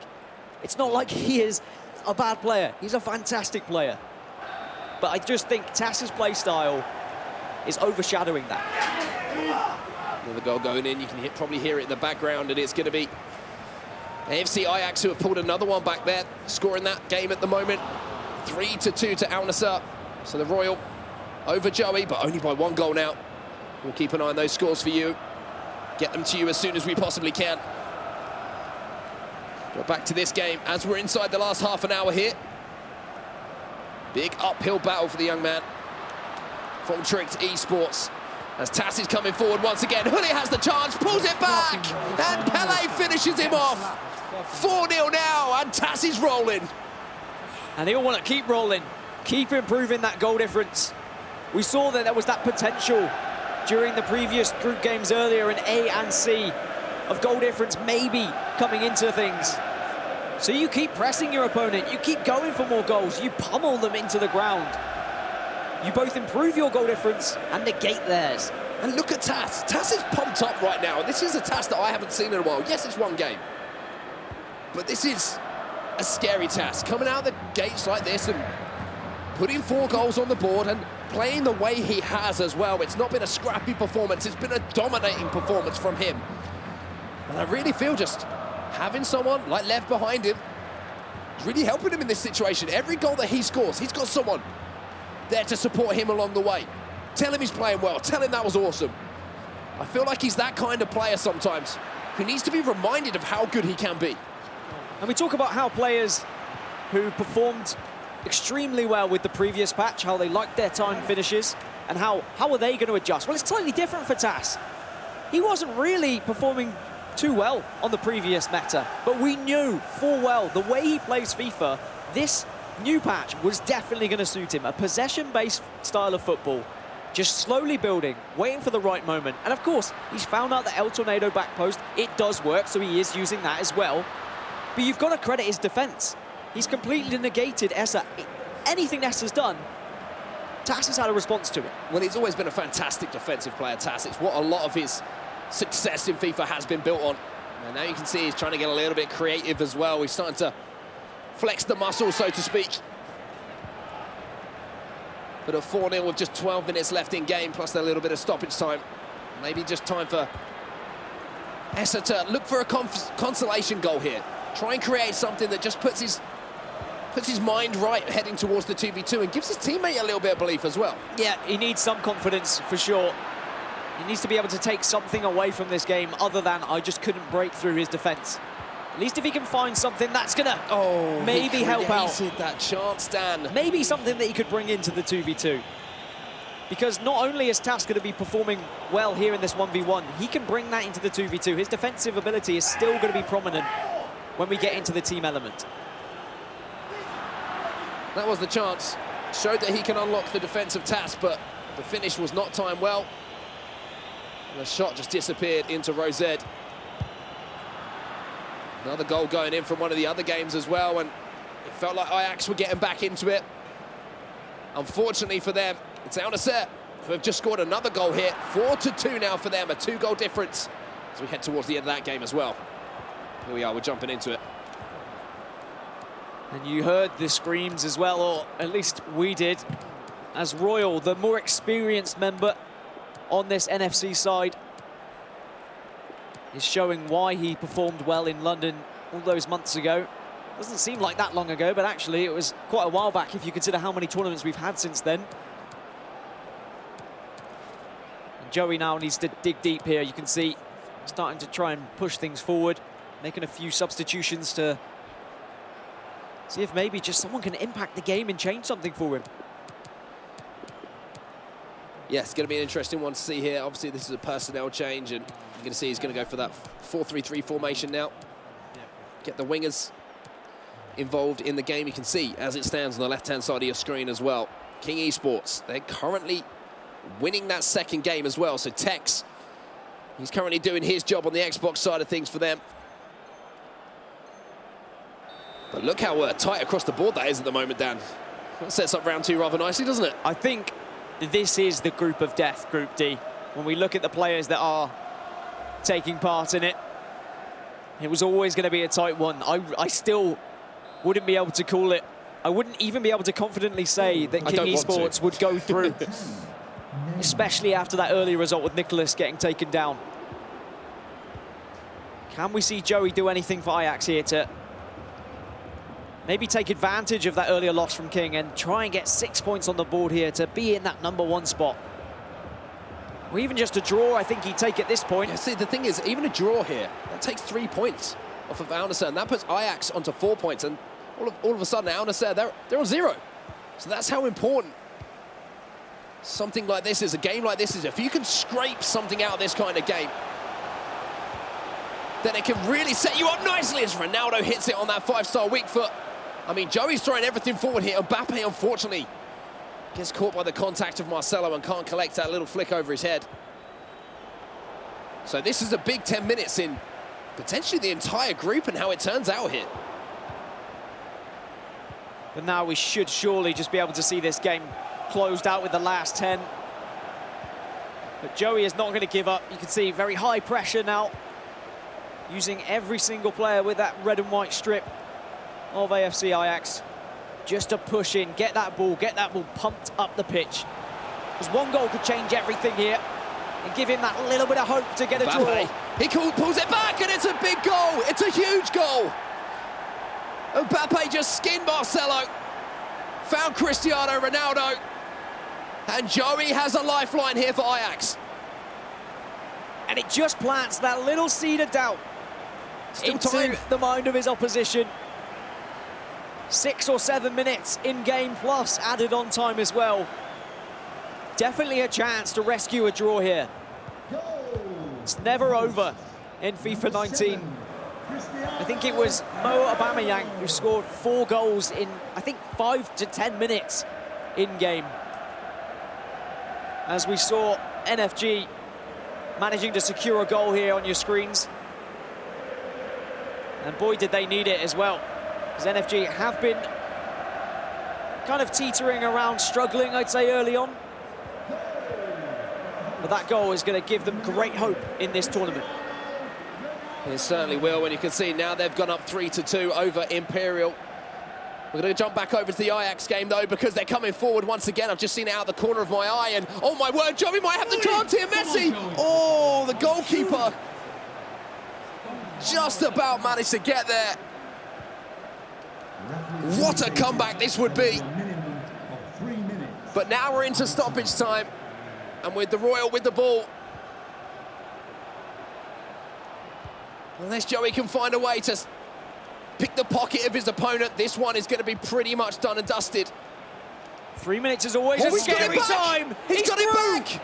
Mbappe, he's through to tie it up here for Ajax. Oh, he's gone the wrong way. And what a save. Relief on one side of the stage. Absolute heartbreak on the other, but Joey had that chance. And the Royal holds on. What an ending to an incredible game between these two sides. And you can see both joy and relief mixed together for Royal.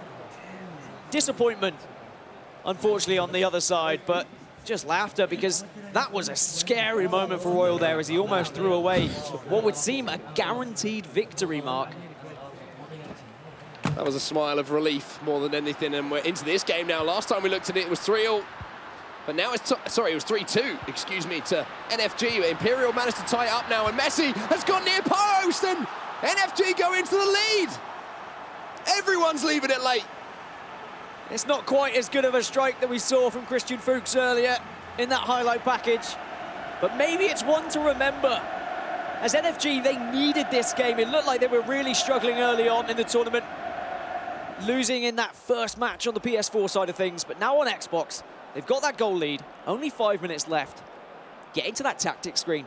Get more defenders on the pitch. See it out, see it out. These 3 points could be vital for them. As you say, Dan, after the first PS4 game did not go their way, but 3 points on the board heading into the 2v2. I think if you ask pretty much any of the teams, if you offered them 3 points from those first 2 games, they'd probably take it, to be honest, in this first round. I do wonder what the kind of point maximum or minimum that players want when they're heading into this group stage. Are their sights set on a certain number, or are they just taking each game as it comes? I'm sure it will differentiate from team to team. You'll have some players who will just be saying, I'm going to win every single game. I want the max amount of points. And then you'll have the other side who are going to be saying, I just want to scrape through. It's fine. As long as I get to knockouts, I don't mind. Right then, can Imperial find their way back into this game? So heartbreaking to concede a goal that late on, but you do get the ball. At least you get possession from the restart, so you can create one of those chances. Here's Kante. Eusebio trying to find a way through the defence. He's inside to the 18-yard box. Mbappe with a beautiful turn. Look at the space here for Ronaldo. He goes and he hits the yellow. And it just floats harmlessly into the stands. And that is the effect. That was the chance. That's the effect of the new patch. It's a risk now when you take those time finesse shots. You do have to be very careful hitting them yellow. As the ball now just kicked out, but maybe still one last opportunity for Imperial to put a twist in this tail. Eusebio darts down the right-hand side, but it's Hullet with the ball. Plays it forward to Marcelo of all people now. Oh, he's found the ball back to R9. Oh, what a tackle that is from Ferdinand, who then gets his pocket picked. R9 is doing everything he can. Ball across. Messi. I think a combination of him and the player is going to send the ball out. The final whistle goes. Heartbreak on one side of things, but I think that's going to do it for round number 1 of the games. There were late goals, there was drama. It's down to Adam and Spencer on the floor. Spencer, where do we start? I mean, so many great games. We didn't even know where to look. That was an unbelievable moment of play. When you consider this is still the first, well, not even the final part of the first round here, these guys are getting super up for it. We heard Richard Buckley say earlier to the guys, just, calm yourself down. It's not, it's a long way to go still. But it just shows you how much it means to these guys. It was Dragon or Sean Allen there going crazy when he secured the win. Yeah, and we can see the body language of the players, just what it means to them. It's incredible, isn't it? This early on in the tournament, just how much... Just look at the body language of the players, it's amazing. Well, particularly in his case, because his teammate had lost in the first round, so he knew he wanted to get some points for the NFG team, which he's done. So they're off the board, ready to go again. One of the goals of the tournament we witnessed moments ago. Here it is. Talk us through this. 27 passes in the build-up to Ronaldo's goal. How do you do this? This is prime TAS, this is. I mean, we've been talking about off-camera, have we gone in sort of a FIFA time machine? Because we're seeing people like TAS and Shells pull out unbelievable performances circa FIFA 17. Yeah. They're back, they're better than ever by the looks of things. Look at this build-up from TAS. This is very much what TAS is great at, is starving his opponent of possession, frustrating them, slowly making progress up the pitch, as you can see he's doing here, but not rushing it. He's just keeping the ball away from his opposition, waiting for that perfect opportunity. As you said, 27 passes. If this happens in a traditional game of football, he's going to get lots of plaudits for seeing great goals. I remember a World Cup Argentina goal once with Cambiasso was similar. Yeah, I remember that. This is the same sort of thing he's doing here. It's absolute patience and skill, and wait for the actual final part here. Through his players, that little hold up in the box there, that's super composed to do that with that many blue shirts around you. So that's what TAS has been doing today. And that's what it means to him. To be honest, that was probably the most dominant performance I've seen from any one player today so far. Do you think the most dominant of all the performances? Because we saw some this morning that were quite dominant. We did. But do you think that was the most one-sided game we've witnessed? Really impressed with TAS, particularly off the back of seeing him just a few weeks ago in Bucharest where he wasn't playing his best. I think this new patch is helping a lot of players. Seems to be particularly those that were skilled at earlier iterations of the game as well. So they're back and ready for more. And just quickly, was that the goal of the tournament you think so far? Different to a lot of other goals, but in terms of football purists, that's what they're looking for. The purists to be happy with that. I'd say it's a nice one, Yeah, okay, well done to him. Time to go back to the commentators for our next round of matches. Thank you, gentlemen. And I've got to say, that goal was incredibly impressive, wasn't it? For me, as a purist, I'm going to call myself one of those, it was beautiful. If you're a purist, what am I? Because I just want to see screamers from outside the box. But yes, it was incredible, the amount of passes, the built-up work that TAS did, and it was the built-up kind of frustration from him as well, that he just erupted and let out just an absolute scream, because it's not been a great FIFA 19 for him, but he's showing up here as we take a look at our next game. It's going to be King Esports versus ECV Esports. Yeah, and it's a tale of two games here, to be honest with you, as we move into the 2v2 aspect of this matchup as well. Nicholas, he was beaten by Pro Hunter in that first game. Then we went to the Xbox, and Tex, he managed to pick up 3 points here. So 3 points aside at the moment. 3 more points on the board here for one of these teams to add to their total. Tex and Nicholas, though, #1 in the world on the Xbox, #1 on the world on the PlayStation. The Dream Team. The Dream Team in a 1v1 scenario. I'll set you up for that. Beautifully. However, it's 2v2, and there is always a chance for these boys on your screens to try and take down the best players in the world. ECV here. I mean, it's not like these are easy players to go up against for King either. Pro Hunter, he's done fantastic things. Renzo is a top 100 Weekend League player as well. Even though this is his first live event, he still managed to achieve so many points just through playing online. So this is a big one for him now to try and push forward. But Tex has yet to finish lower than a console semi-final in FIFA 19.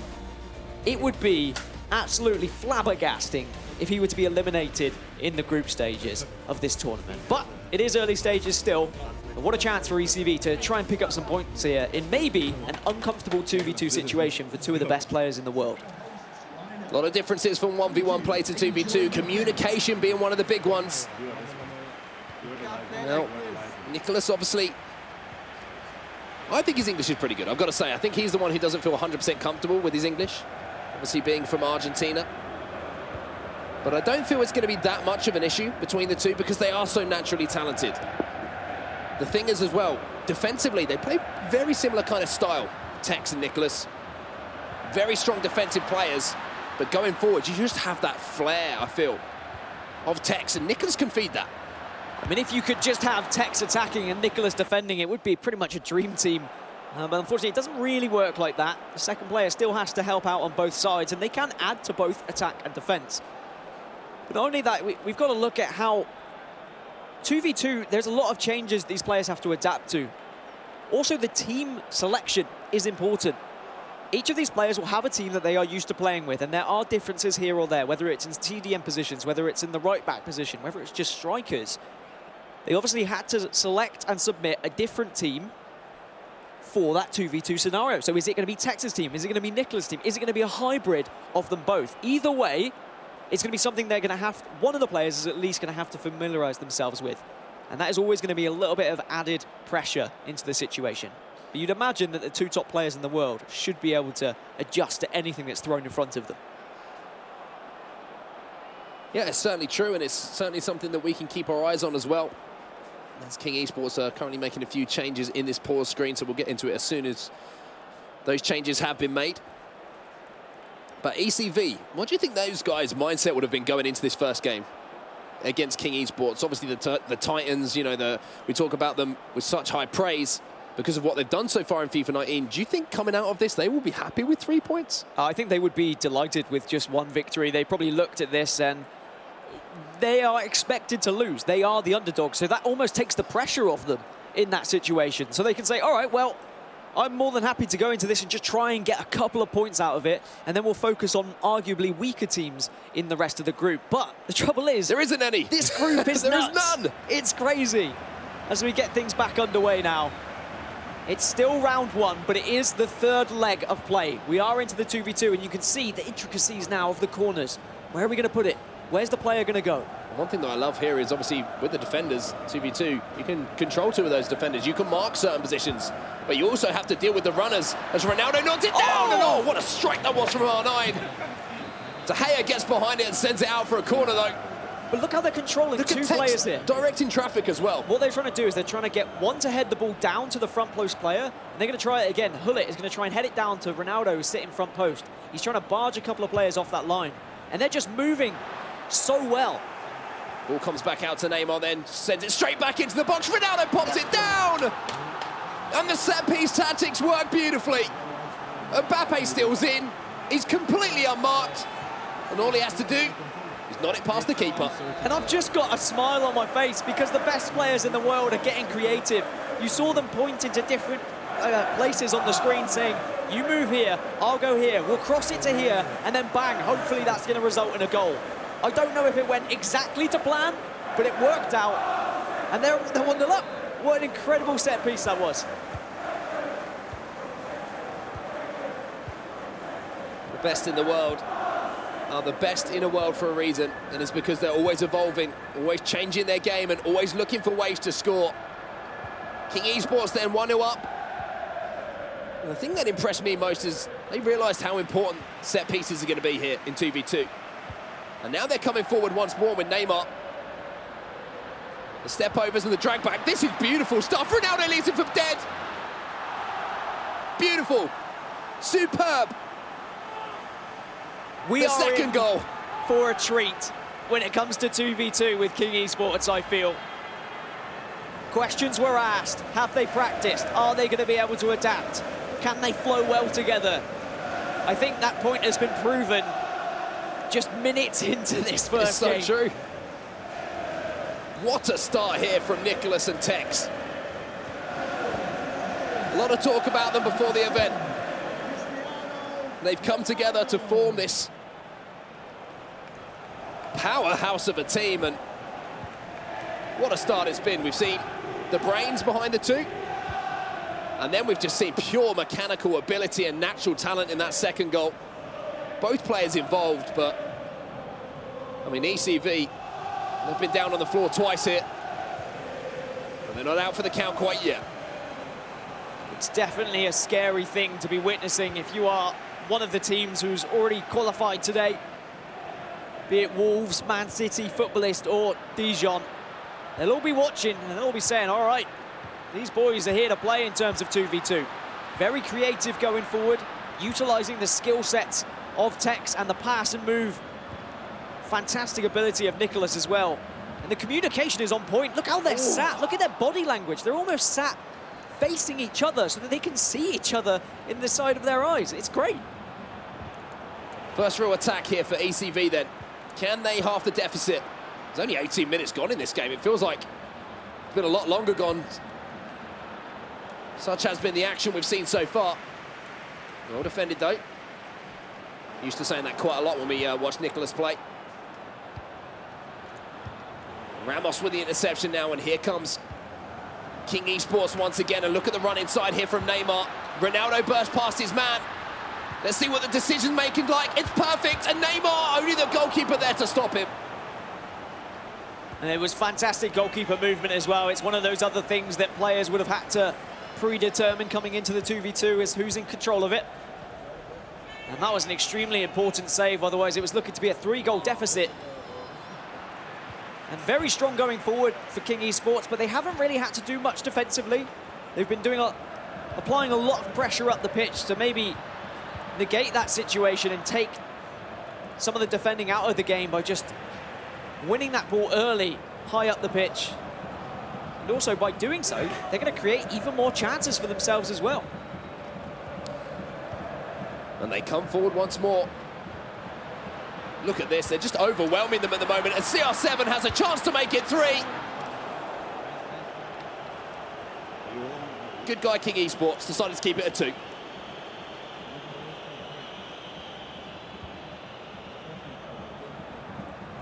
Now it's what ECV can actually do going forward, Mark.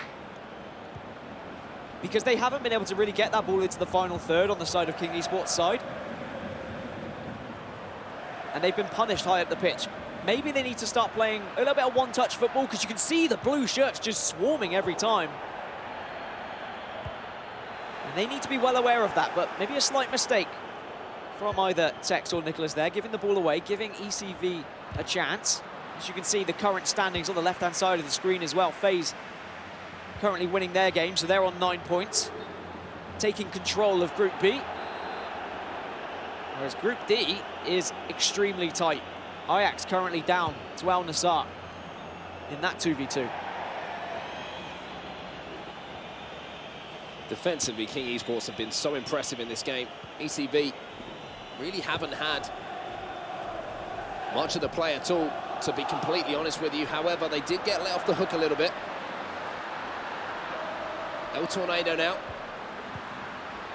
CR7 pushed off the ball. It looks like the free kick might be pulled back here, but instead the referee lets it play on, and the ball's going to drop to Neymar. Fires it across goal. And I think the big positives, to be honest with you, for ECV Esports coming out of this first 36 minutes are, we're not down by more, we're still in the game. Because this could have easily been 4 or 5 down. You have to be very reactive in 2v2 as well. So is it going to be you who's taking control of the player if the ball is passed wayward and it's suddenly in possession? It could switch to either of them if they haven't manually switched it to themselves. You always have to be on the ball and keep an eye on everything, because it might just be down to you to quickly snap at a shot when the goalkeeper makes a mistake, for an example. But I do feel like King Esports are very switched on. However, at 2-0, there is always still a chance the ECV could turn this around. The pressure has just been relentless, though, from Tex and Nicholas here. The King Esports, every time they're going forward, it's been a pleasure to watch. They just haven't been able to convert one of these chances they've created since that 2-goal lead was established. And again, 2v2 giving us some real entertainment here in FIFA 19. Vieira now for ECV. Can they pull one back before half-time here? Just a few moments left, and R9 has the chance. The ball roll, the drag back, the save from De Gea.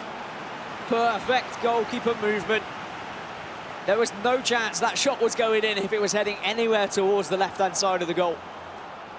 Maybe slightly too easy to read, and they should have tried to drive it across goal, but you could see the way they were manoeuvring their defence to encourage that finesse shot, to encourage it to go that direction. An easy gather for De Gea as this first half comes to a close. 3 minutes of added on time. So one last attack for King Esports. Well, there was a sloppy goal kick is going to actually give ECV the last attack in this game. It'll be interesting to see if they can get the ball up into an attacking area of the pitch before that half-time whistle does go. Marcelo trying to turn here. There is a little bit of space around the corner for Neymar, but he's found Mbappe now. Hullet, perfect time to score here.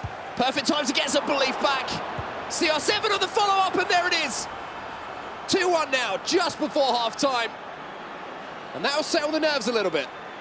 And there are chinks in the armour for King Esports. It was all from a mistake, it has to be said. That goal kick hammered out to the right wing, goes out of play for a throw-in, and from that throw-in, ECV able to secure a goal as the half comes to a close. King Esports very comfortably could have gone in 2-0 ahead here, Mark. Goal for the visitors. To be honest with you, Dan, I think they'll be thinking maybe it should have been 3, maybe it should have been 4 up, not just 2-1. They had big chances in that game that you expect the likes of Tex and Nicholas to put away. But you have to give the plaudits to those two guys there, who we just saw there for pulling one back. And, I mean, look at that. Synchronized drinking. Drinking water in unison. What a beautiful thing. You want two players on the same page. They put it down at the same time. They're so well hydrated. They're so in sync. But it's true, both of the players as individuals, usually when something's going wrong, if they concede a goal, they do take a sip of water. I have noticed it. I don't know whether it's a habit or whether they're just trying to rehydrate, a way to distract themselves. But they know they shouldn't have given away that goal. Whilst it was a fantastic opportunity created by ECV, the only reason they were presented with it was a mistake by King Esports. So it was a little bit of a gift, just wrapped and posted to ECV. They need to try and get a return to sender on it now, try and get a goal of their own. Yeah, they've obviously got to get back into it, and we can see King Esports getting this one back underway again. It's actually ECV, excuse me, who get the game underway.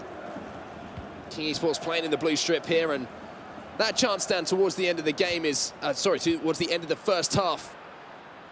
Not only is it a little reset mentally for the King Esports guys thinking about those chances they could have potentially taken, but it gives confidence to the other team. It makes you believe that you can score, that you can break through this defence. And here they come from the restart here, and if all of a sudden they tie this one up, boy, have we got a game on our hands. But decent defending from King Esports again, just making sure they're positioning those centre-backs in the right place. Just cutting out simple passes, making ECV work for their attack. As Eusebio down on the right, does cross that one into the box, but it's easily nodded away. Just a teaser of a cross, just to let them know they're there. There's space here for Eusebio as well, here for ECV. And on the edge of the box, Patrick Vieira was in loads of space, and here he is, he's been found. Into Eusebio to tie it up. Good block, though, from Ruud Hullet in the box. And a 1-goal deficit is certainly more terrifying than 2. I mean, if we take ourselves back to last week at the LQE in London, a 2-goal lead meant nothing. So many 2-goal leads were thrown away by players. Surely the likes of Tex and Nicholas can hold on to it. See what they can do creatively going forward again. You can see the player switching, the movement, making those runs off the ball. It's phenomenal. Well defended, though, by ECV. I'm really impressed with these guys. Not only how they've defended some of these situations and grown into the game. They gave the ball away there after winning it back, and it was just smiles across their faces. They're not getting caught up in the moment. They're not getting too down on themselves.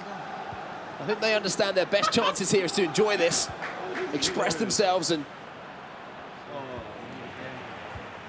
try and take down these two Global Series ranking leaders on their respective consoles. So Varane makes that tackle now, and now you are going to see some changes in personnel. One thing that Nicholas likes to do when he's playing 1v1 is obviously get those CDMs off of the pitch pretty quickly, pretty early on in the game, and make sure that he's got full stamina on those midfielders, just to make sure that he's chasing the ball around the pitch and winning it back as quickly as possible. Yeah, I'm excited to see how ECV come into this, like, last half an hour. They're growing into it, aren't they? They really are. It's almost like that it was just a gift, and now they're actually just building momentum from that gift. They're saying, okay, we were pretty much down and out of this game. We weren't really creating much, but now suddenly they kicked it out. They got a throw in. They just belted down the other side of the pitch. They got a reward for that. And now it's just given them that little lift they needed, because otherwise I thought they were going to struggle. And maybe that's something that Tex and Nicholas can learn from moving into their next set of games, is don't give your opposition even the slightest bit of hope. It's those little things that can change games completely. We've seen it so many times, that little little blip in the mind just towards the end of the game where you've got possession of the ball, for example, when you try and score another goal or try and beat the player. You don't need to when you've got the lead, and it can cost you points. And we go back to earlier on in some of the games that we saw and the results of the group and how close some of those games were. That is the difference between some of these teams going through and some of them getting knocked out. As we just take a look at one of the replays from the Ajax versus Al Nassr game. It was Al Nassr taking the lead against Ajax. Ajax, who started so well with Danny taking the PS4 controller. Then, of course, Al Nassr came back into the Xbox things, and currently they're doing pretty well in the 2v2 scenario as well. There's around 20 minutes left in that particular game, I believe. I mean, that goal was scored in the first 5 minutes, Mark, and the scoreline is still the same. And I feel like 2v2 can go either way. Sometimes it is going to be a closely contested, very heavily defensive game, or you're going to just see explosive attacks of people taking full advantage of that extra man. Well, jumping back into the game that we were watching, we've got around 25 minutes left in game. No change in the scoreline to report. However, ECV, are on the attack. Or defended again. Rafael Varane, that Team of the Year foot item, making a crunching tackle, and now Eusebio. You can see the run inside from Neymar as well, but well defended there by Maldini. Now the question is, can ECV create another chance here before the end of the game? Before King Esports potentially can put this one to bed. Messi now inside the box, Varane again across doing the defensive work for King. You can see the excitement on the faces of the ECV lads when they get a chance, and it is just smiles. They do look like they're just happy to be here. They're enjoying themselves. They're going toe-to-toe with the best players in the world, but they need to be switched on. They need to keep focused. Decent defending. I want to have a word about that headset placement, though. Yeah, you've got to be listening to your teammate, though, haven't you? But still get a little bit of game sound. Sometimes you want the ambience of the crowd just to get you firing.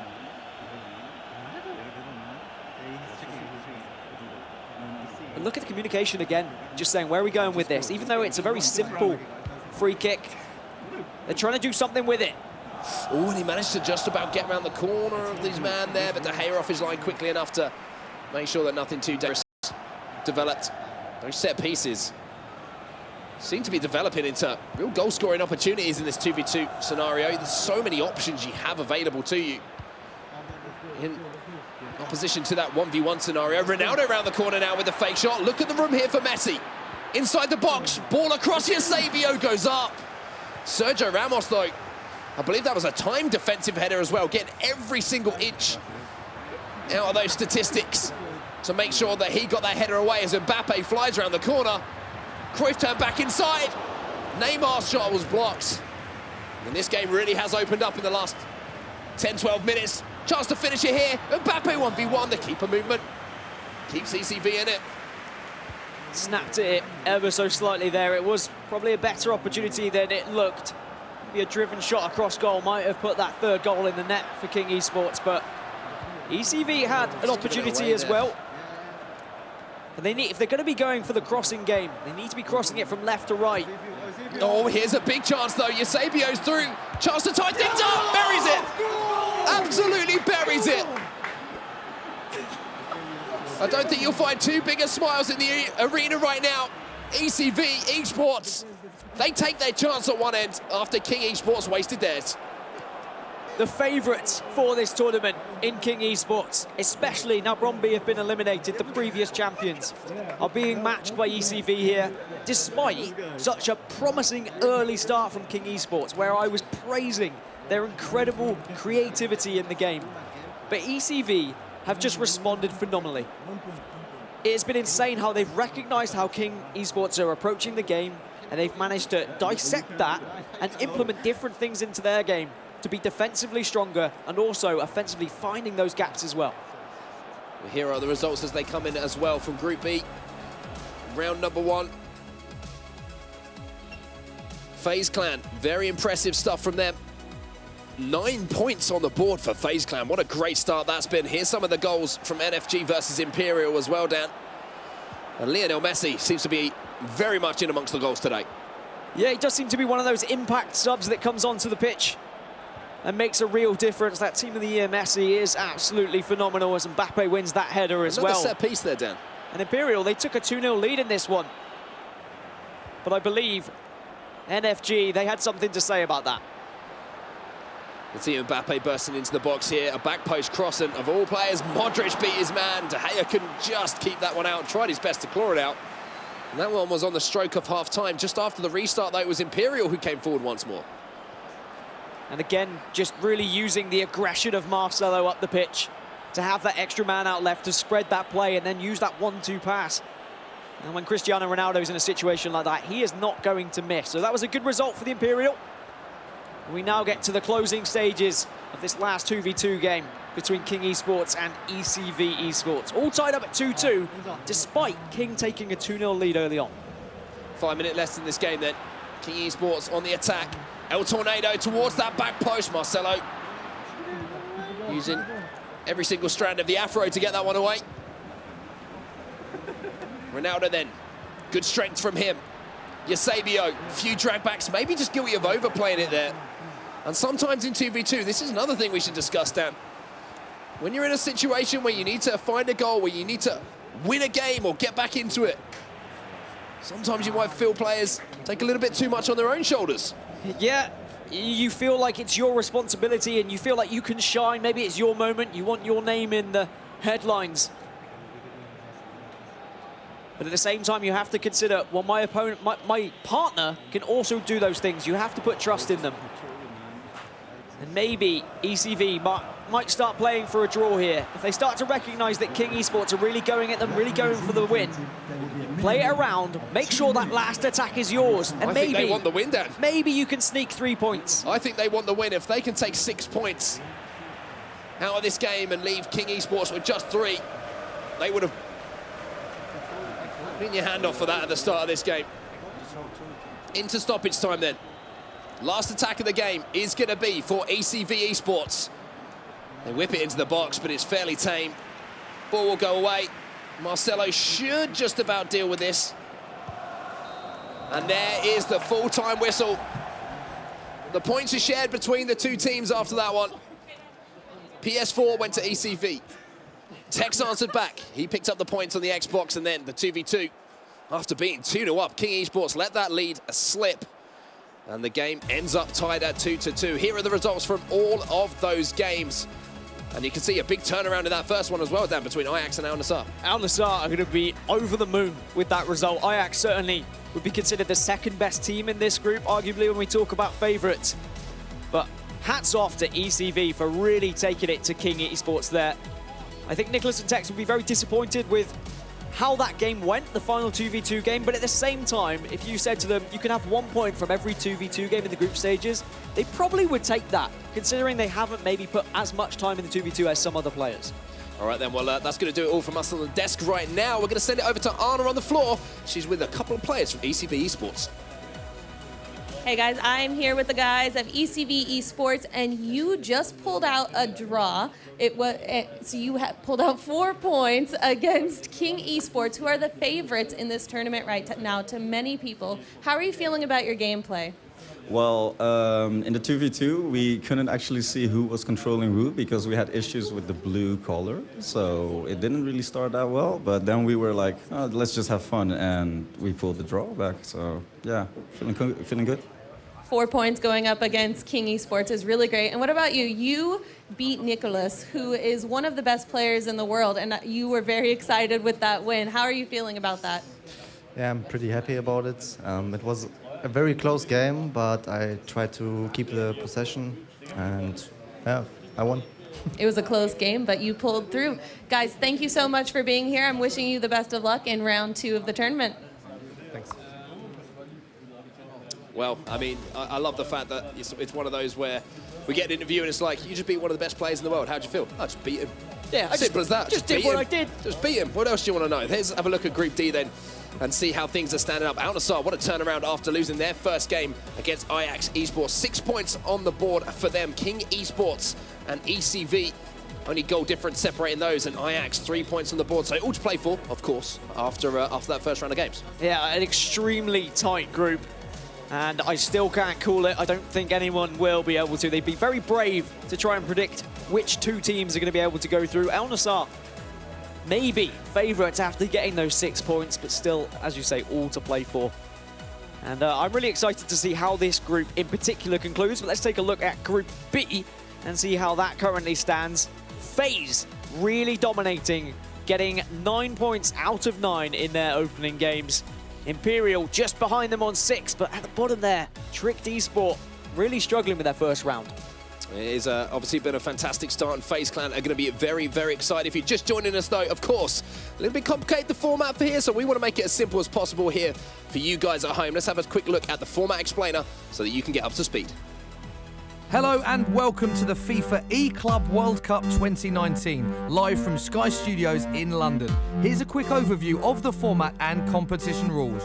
Over the next 2 days, 16 professional esports teams made up of 32 of the best FIFA 19 players in the world will compete in an action-packed tournament looking to be crowned the 2019 FIFA E-Club World Champions and earn some priceless Global Series rank points in order to qualify for the FIFA eWorld Cup. Matches last 12 minutes and there will be no extra time or penalties in the group stage. The group stage will consist of 4 groups of 4 teams competing in a traditional round-robin format with a 2v2 feature new to this year's tournament. The teams will submit 1 player for each console and complete 3 games during the matchup. The first leg will be on PlayStation, the second leg on Xbox, and the third and final leg in a 2v2 co-op match. The console for the third match is predetermined, with each team submitting their console preference versus each opponent, with the highest priority triumphing. If these preferences are tied, there will be a coin toss. Each game within a matchup counts individually. Teams will be awarded 3 points for a win, 1 point for a draw, and 0 points for a loss. Each team can amass a total of 9 points per matchup, and the top 2 teams from each group advance to the knockout phase on day 2. Throughout the knockout stages, teams will play 2 1v1 legs on each console. If the results are tied, regardless of the aggregate score, there will be a deciding 2v2 match. The team with the better aggregate score picks their preferred platform. As well as thousands of FIFA prize money up for grabs, the winning duo will get their hands on a whopping 1,500 FIFA Global Series rank points each. Those all-important points will become crucial en route towards qualification for the major end-of-season event, the FIFA eWorld Cup Grand Final. Best of luck. Welcome back to the FIFA E-Club World Cup, of course, live from London. We've had a short break. We enjoyed the first round, of course, of Group B and D action there. For me, I'm looking at TAS. We had a little joke about this, like this new patch has brought back TAS, Shells. Where's Rocky when you need him? Who else is coming back? Of course, fantastic to be here for the group stages of today. Still so much action to come from it. And we're looking to go down, of course, to our last 8 players from the 16 and go through to day 2 of the knockouts, where there's Global Series ranking points and $40,000 going to one team that goes all the way and wins the 3rd E-Club World Cup. And there will be a brand new name on that trophy. That's the most important thing to mention. Bromby, the previous 2 Club World Cup winners, they're out of here. They've been knocked out earlier on in the day. We're going to see a brand new name on the Club World Cup trophy for the first ever time.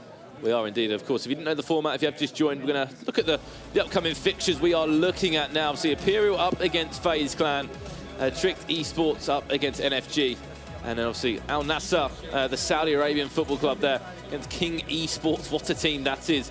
And then Ajax against ECV Esports. Technically an all-Dutch derby there. Obviously ECV, a Dutch esports organisation there. But actually used to look after Danny, I believe, and ensure that he gets the best treatment as one of the best Dutch pros in the scene. And this is the game we're looking at. Well, what a first game it's been for FaZe. We have to say that they won all 3 games. They went 9 points there. It'll be FaZe Lev kicking off against Christian Spiteri, the Maltese FIFA player there. We saw him a little bit earlier on this year. But what performance from FaZe, which I mentioned it there. They won all 3 games. TAS looks so good, winning this game 5-1.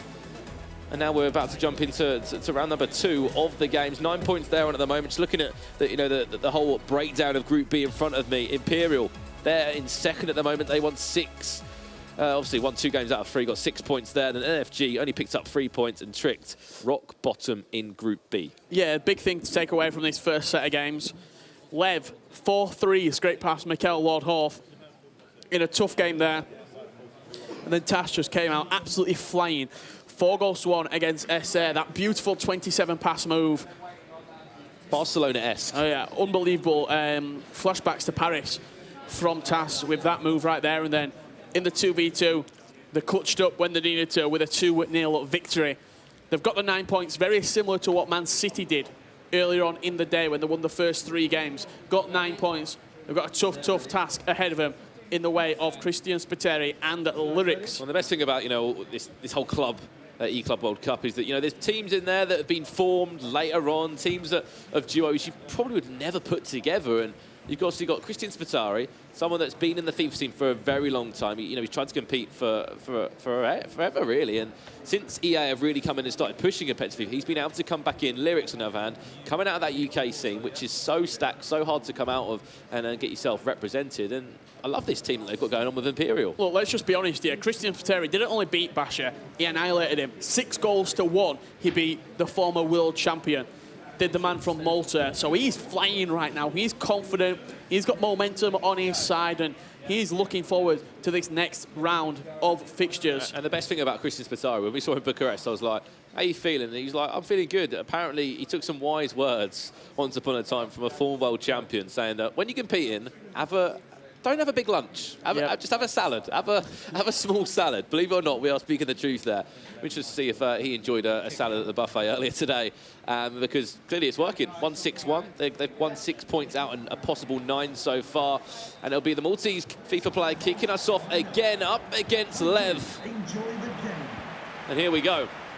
Round 2 out of 3 of the action here. Group game number 2 on PlayStation as well for these guys. They're on 6 points at the moment, out of 9.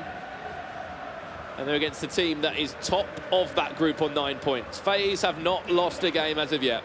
We'll bring you all the other scores as they go in around the grounds as well throughout this crucial second round of fixtures here in groups B and D. If you didn't know already, of course, it is FaZe from left to right. In that FaZe kid that, of course, is in the game.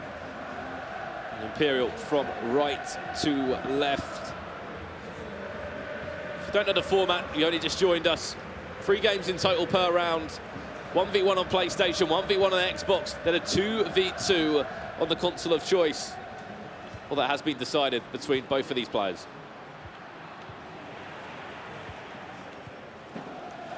And we saw some fantastic action earlier today. The Group A and C lived up to everything that this tournament can offer. This 2v2 format that has been so great and so taken so well. To add those extra stories, here comes Christian Spiteri now, all the way across to the back post. No, Sergio Ramos leapt up there, and that's the first warning sign for Lev. Lev, formerly of Ajax, now free agent. He's on loan currently at FaZe Clan. I'm sure if he has a good performance in this tournament, they might be looking to extend that loan. The North American organisation. Or if not, I'm sure Team Bundle will be moving him on to a club very soon. One of the hot talents from Holland that we saw his journey when it all started a few years ago. And the progression that man has had has been insane to see. As he comes on the attack now, Kylian Mbappe. What can he do with this one? We'll just lay it back to Marcelo as far as Vieira. Can he get a shot away? It's been interesting to see the combinations of play so far. Here's a chance. Tried to just do a drag back. Nearly would have pulled away as well from, I think that was Maldini potentially at the back. Yeah, that drag back would have been perfect there. In that perfect opportunity, just inside the box. Create a little bit of space and then you can either cut it back or shoot on your own. Be interesting to find out as well from when you're watching somebody else play. Do you pick things up? For example, that drag back, very similar to what Tass did earlier on in the day. Do you look at something and think, you know what? I've actually got that in my locker as well. Let me pull that out. It's been interesting to see how both players support each other. Early chance. Oh, no! So close! I've never seen a goal so close to going in. You'll see it trickle across the line. That is so close to going in. That is tight. I often ask why are the goal line technology like the replays in the game sometimes, because you know it's not a goal. I don't know what it's sometimes showing you about, but that was needed. Edge of the box now. Christian Spitari so close to going 1-0 up. Is going to look to try on the second occasion there. Hullet was blocked, and just looking around at all the other games as well. Scores coming through at the top of handier screen. NFG Esports 1-0 up against Tricks. Unfortunately, Tricks' day continues not to look good. That was a weird shot from Christian Spitari. Yeah, it went near post with a finesse shot as well. The keeper moved. That was almost the smart play with that finesse shot, and just so unfortunate. Off the post, trickles across the line. And looking right now here, NFG needed a big performance from Basha after he got beat 6-1 by the hands of the man that you're seeing on your screen right now in Spiteri. If you're looking at who's been slightly better out there too, Christian Spitari probably should be 1-0 up. After somehow, I think it was Thibaut Courtois, just pulled that off the line. And what a start by Basha. 2-0 up now. You said it, Richard. Lost 6-1 in that first game, and that was a wake-up call for this competition. It certainly has worked for him. Christian Spitari now. Cristiano Ronaldo, heel to heel. Can he go anywhere with it? Still in possession. He's the man from Madeira. Lovely feet. Surely not. Oh, wow. That's a great goal. Could have easily taken that finesse with Ronaldo, but played the one more. And Kylian Mbappe will step up and put this 1-0 up. Really nice goal from Spiteri inside the box. Kept his composure. Kept close control with Mbappe and Ronaldo. 3 or 4 Lacroquetas there, back to back. Impossible to defend. You don't know if you're going to go left, you don't know if you're going to go right, and slotted past the goalkeeper. See the reaction there of Lyrics. Smiles all around because he knew how good that was and undefendable. Yeah, what a comparison. You saw Tassi in the back there as well. Didn't even want to watch that goal go in.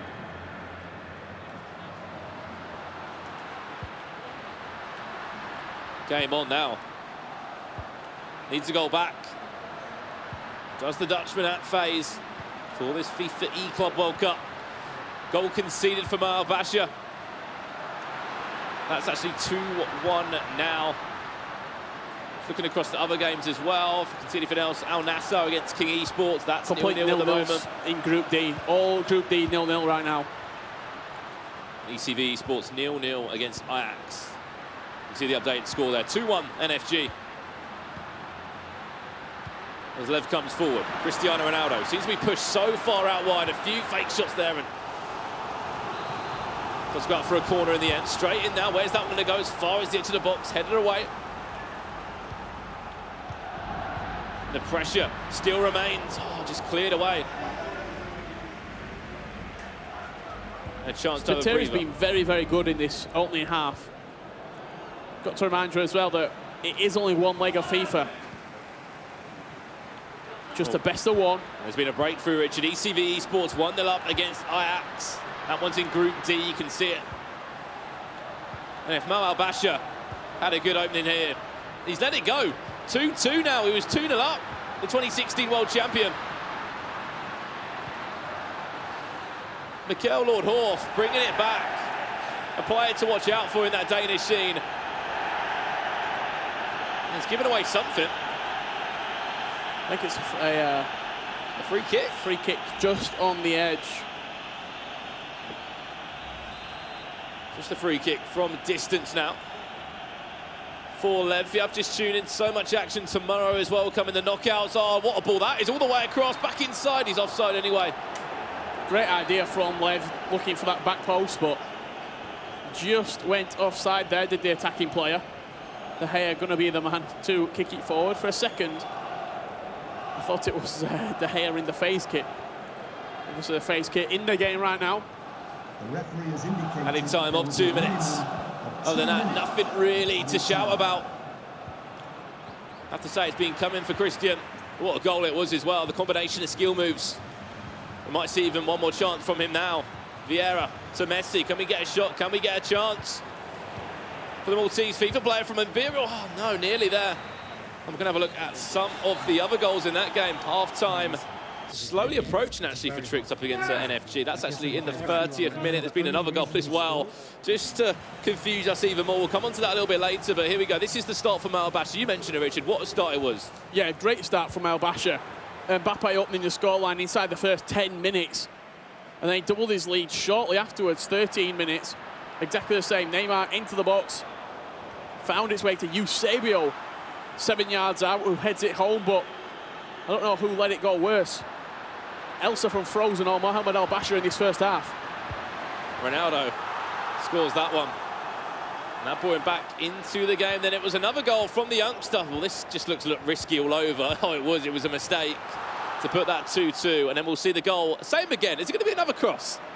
Neymar, El Tornado. Where's that one going? Into the space. Just seems a little bit undefendable for Mikel. He doesn't exactly know where these crosses are going to go. Yeah, he doesn't know where it's going to go. And right now, in that position, 3-2 the scoreline. 32 minutes on the clock as we get this second half underway between FaZe Clan and Imperial Esports. Of course, as we said, at the moment, top of, this is Group B we're looking at. FaZe have won every single game. They're on 9 points after a fantastic first round of action. Up against Tricked.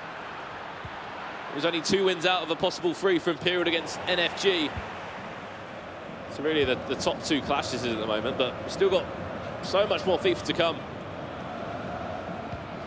Breakthrough as well on the stroke of half-time for King Esports against Al Nassr, the Saudi Arabian football club. So that's Nicholas kicking that one off, if you don't know already, on the PlayStation side. What a duo that is. Nicholas and Tex, but he lost his first game with Nicholas. He'll get a little bit of hairdryer treatment as well. Nicholas. He was a bit upset. He was frustrated at the game, how it went. We'll come on to that after this attack has fizzled out. There's a shot. What's happening with the keeper there?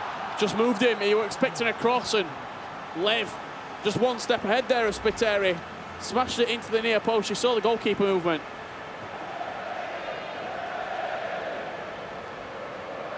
As I talk about Nicholas a little bit earlier on, I think he was more disappointed in his own performance because he expects better of himself. Rather on the flip side that he knows that he can do better. Seems like the crowd are cheering on every single pass at the moment as well. But no, yeah, it was an interesting one, Nicholas. Obviously, he lost that first game against Pro Hunter, a German player. He's had a bit of a breakout year. He's on loan to ECV for this tournament. Caused an upset, managed the game well. Ensure that they can get some points on the board. Of course, looking at that group now, if you don't know how that one is broken down, Group D, you got Al Nassr. They won 2 out of 3 games against Ajax. They're on 6 points. In second place, King Esports, a draw and a win for them. And we're all square once again over at Trick versus NFG. Mikel Lord-Horf bouncing back one more time. Yeah, what a Danish class that is. Mikel Lord-Horf and Mohamed Al Basha. It's the new up against, you could say, the Varens. There's that score coming through, 3-3. Both involved in the Superliga, as we know. And both playing for those all-important Global Series ranking points that this tournament can offer. I believe these two matched up in the E-Superliga, both representing their particular teams. I think it was Randers up against Via? On that occasion, it was 3-3 after the 2 games, and Mikel, it was a big performance from him. He won on away goals. I'm sure he'll be thinking about that back in his mind. That was an ultimate team as well. Ball inside of Christian Spiteri could do it. He's on the attack all the way to the back post. All the time in the world. Didn't even need to take a touch. Time finesse, time green. And now the Maltese FIFA players 2-1 up. What a goal. Didn't need to take a touch if you can time it green like he did. Messi on his weak foot, doesn't matter. Rifled into the top left corner from the Barcelona man. You see Spiteri there in a 4-4-2. It's a formation that he does like to play. That's what he has most success with. Won't be surprised to see him potentially change. I don't know what you make of the 4-4-2 though. For me, I just feel like when you play that 4-2-3-1, you can kind of get an extra man back in the centre of the field. When you got the 4-4-2, sometimes for me, I just feel like your 2 centre mids can be overworked. Well, it all depends as well. If you're 4-4-2, you might have your left mid and right mid tuck in. So if you've got them and cut inside and track back, get back while attacking, then you might start to see it change into more of like a 4-2-2-2, a 4-2-2. There's been a goal back. Ajax back in that one. Scored against ECV. They're back in the game. Obviously, that's Ajax. Danny. They're playing on the PlayStation. Unfamiliar console for him, you would have to say. He's played PlayStation in the past. I think he's played it. I've seen him play it definitely in a few tournaments previous. He's quite versatile. He can play on either side. I think if anything, it's just him happy to be here, you know. Yeah, I think also he's played into the hands of Joey. Joey being definitely more of an Xbox player through and through. So he played into your teammates' preferences as well. Of course, coming all the way from America is Joey there, qualified with Danny. Lovely ball roll. This is a chance for Lev all the way. Oh, you're going to say if you're going to play it to one man, it would be Huda. Varane was pushed over, actually probably keeping a few people on side as well. Oh, 2 scoop turns into a finish for Kylian Mbappe. And Touch just over his shoulder, hyping Lev Vinken up. 2-2, all to play for once again. It's a seriously great goal from Mbappe. And more importantly from Lev. The composure inside the box to keep the ball. Dual scoop turns inside the box and then just smash it past him. You're going to see it on the replay here. Beautiful scoop turn. The tackle came in manually from Spiteri. Nothing he can do about it.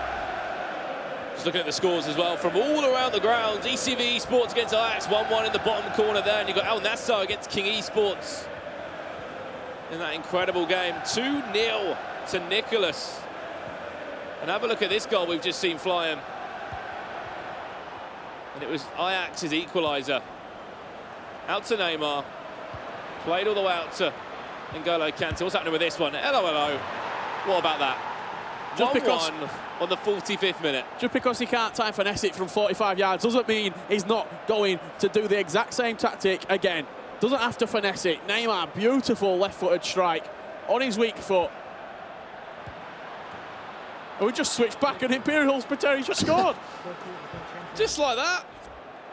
He responds straight away back into the tactics. Lyrics can laugh with him. Christian Spiteri saying, right, I'm not letting that one slip again, but what a goal it was for Lev. You can see Tass's reaction there behind him. Devastated there, looking at the chances he has had. Only created 2 big chances, Lev, scored them both. I think he's just looking. This is, of course, we're looking at the side of Imperial here, looking at all the chances, the goals that have been scored. Goals flying in all around the grounds right now. It's been a goal back for Al Nassr. Looks like against King Esports, that was in the 70th minute there. Nicholas, yep. Ajax in front, 2-1. 56th minute, there's the goal there, you can see in front of you. Cristiano Ronaldo. Little fake shot out with his feet. Gave him a little bit of room and then just slotted past the goalkeeper. No danger for Spiteri. Looks like Johan Cruyff coming on. For Lev? For Lev, yep. Dutch icon for... That's one thing I've noticed as well, is that all the Dutch players, they've got so much respect for Johan Cruyff to involve them in their teams. Especially the Ajax lads. Of course, did so much for that club. I mean, the arena's named after the man. Exactly. If that wasn't a big enough reason enough, then why would it be? But, you know, outside of Ajax, for me, I see a lot of Dutch players, you know, using him. Played a lot at the beginning of the year, but when those Team of the Year items came in, he kind of got pushed out a little bit. Sorry to interrupt you there, Brandon. I tell you what, King Esports just conceded another goal. It's now 2-2. Wow. Everything to play for over there, then, it looks like. People thought King Esports were going to walk this group, and it's getting very, very tight right now at the top. The way I'm looking at it as well, that here we go, we'll talk about after this attack. Christian Spiteri now, Kylian Mbappe, surely, time in the world, plays back inside, off the bar, the rebound, yes, it's in, to be honest. He worked that move so well, and probably deserved the goal out of it. Rebound falling to Ronaldo, look at the jump of the man. Great leap from Cristiano, it's what you expect. If that went in, the original finesse, how much power to lift that to the top corner? I reckon he'd be a cracking hurdle jumper, Ronaldo. He'd win everything. Hurdles, high jump, triple jump. Any jump. Get me in the Olympics. Goal for the visitors. Number 18, Cristiano. It's going to be Lev coming back again, 4-2 the scoreline. They were unbeaten until this point, were FaZe Clan. 9 points out of 9. Can he maintain that unbeaten mantle? Or is it going to be Spiteri with another big victory? Beat Basher 6-1 in his first game. He's now on to beat Lev Vinken 4-2, might make it 5. Here we go, added time to come any second now. Ramos attacking, why not? Get yourself involved. 4-2 up, that's job done in game number 1. Christian Spiteri wants another to make it 5. He's going to work his chance as well. Kante, he's moving it, nearly for the Maltese FIFA player. After this game, we're going to go straight over to King Esports up against Al Nassr in that 2-2 thriller that's only got 10 in-game minutes left. Job done, seconds remain. What a game it's been for Christian Spiteri. Christian Spiteri scored 10 goals in 2 games of FIFA. Amazing stats from him. You might have just heard a big roar there. Ajax, Danny, 3-1 up, getting Joey up for it as well. This could be a great goal down the other end. Referee, are we all done? Yes, we are. Commiserations, Lev. He will lose that one. It's only the first loss that FaZe have picked up in the competition. You've got to remember that. You know, they've played really well. You can see Ajax 3-1 up there, but 4-2, the final score. Imperial will take the PlayStation's leg. Yep, still on 9 points. Our FaZe Clan. Imperial starting to catch him. I think, does that put Imperial also on 9 points right now in this group? I believe so. It will do, yes. So they're joined FaZe at the top 2 right now, and we're moving on into Group D. A lot of people said this was a group of death. Well, here we go. King Esports have just responded as well, Richard, just before we arrived. I think the one thing I want to talk about with King Esports, right, I think you've got 2 players in there, ranked number 1 on PlayStation, ranked number 1 on Xbox, on those Global Series rankings. But it feels like in this tournament so far, yes, touchwood, Nicholas is winning this game, but it hasn't been the best yet, you know? We've not seen, we're by far seen the best from Tex and Nicholas. Well, to be honest, we might have just asked for it, might be getting it. What's a save? Nobody's showing them any respect. Yeah, that's the one thing. And I also think it's a new patch as well. We've not yet seen any of these 2 players on this iteration of the game. So maybe other players are just better at this version of the game. And some players are more suited, naturally. Yeah. You know, to playing like that. But they've both got unbelievable ability at the game, though. You can't not say that. Well, what a start to the year they've had as well. Both booking themselves a grand final spot, probably undoubtedly, for those FIFA World Cup grand final spots. There's not many of them, but they've definitely got themselves one. Added time of 2 minutes. What a turnaround it's been. 5 goals in it. Nicholas will be picking up his first win in the tournament. It's an important win for that man. Lost his first game against ECV Esports, and there we go. That is concluded. Nicholas picks up the result there against Al Nassr. That's Saudi Arabian team. We're jumping straight to another game now, Richard. Off to ECV up against Ajax. This is still a Group D game. Ajax have only picked up 1 win so far. This is their 4th game they're playing, so this will be 2 wins on the board if they can hold this out. Yeah, big performance needed here from Ajax, Danny. You'd say the captain of Ajax Esports. Longest serving man at the club. There's a reason he signed a contract extension for multiple years. And tricked. That game, it's had 8 goals. 4-4. It's like Mobasha scores, Mikel scores. Mobasha, Mikel, Mobasha, Mikel, Mobasha, Mikel. And that's where we're at right now, 4-4 the score between the 2. In this one, though, Ajax Danny on the attack. 3-1 up against Pro Hunter. Ball inside. What a save. David Haya, we nearly had a big roar there from that man again. Not a great ability there from Danny as well to take the scoop turn as the ball was dropping to him. Of course, in that corner, I've got Coach Bass over there, looking to take Joey and Danny through as far as they can in this competition. And you know what a tournament this would be for Ajax to win. You know the stuff they do in the FIFA esports scene already. As a club and to probably win this event would be special. Yeah, it would indeed. Multiple Eredivisie champion is Ajax Danny. And if you're Joey behind him, Danny stepped up there. Yeah, stepped up. You need to as well. Have a big second game. Ball comes in. And Joey will know that. Oh, of course he will. He'll not need telling. A lot of land experience to that man as well. Flying all the way from America. If anything, just a consolation here. Kick it out. Danny knows that's job done. Well done for bringing his goalkeeper out. And it will go out for a throw-in. After this, we'll jump over to the last game that's left to be concluded, and there's been another goal in it. I think Mikel, obviously that was the goal that Mikel scored, I believe. Yep, that's 4-4 still. Added time. Job done, Ajax. Danny, second win on the bounce. I'm going to goals in this game. Straight over to this one, Richard. It's got a few minutes left.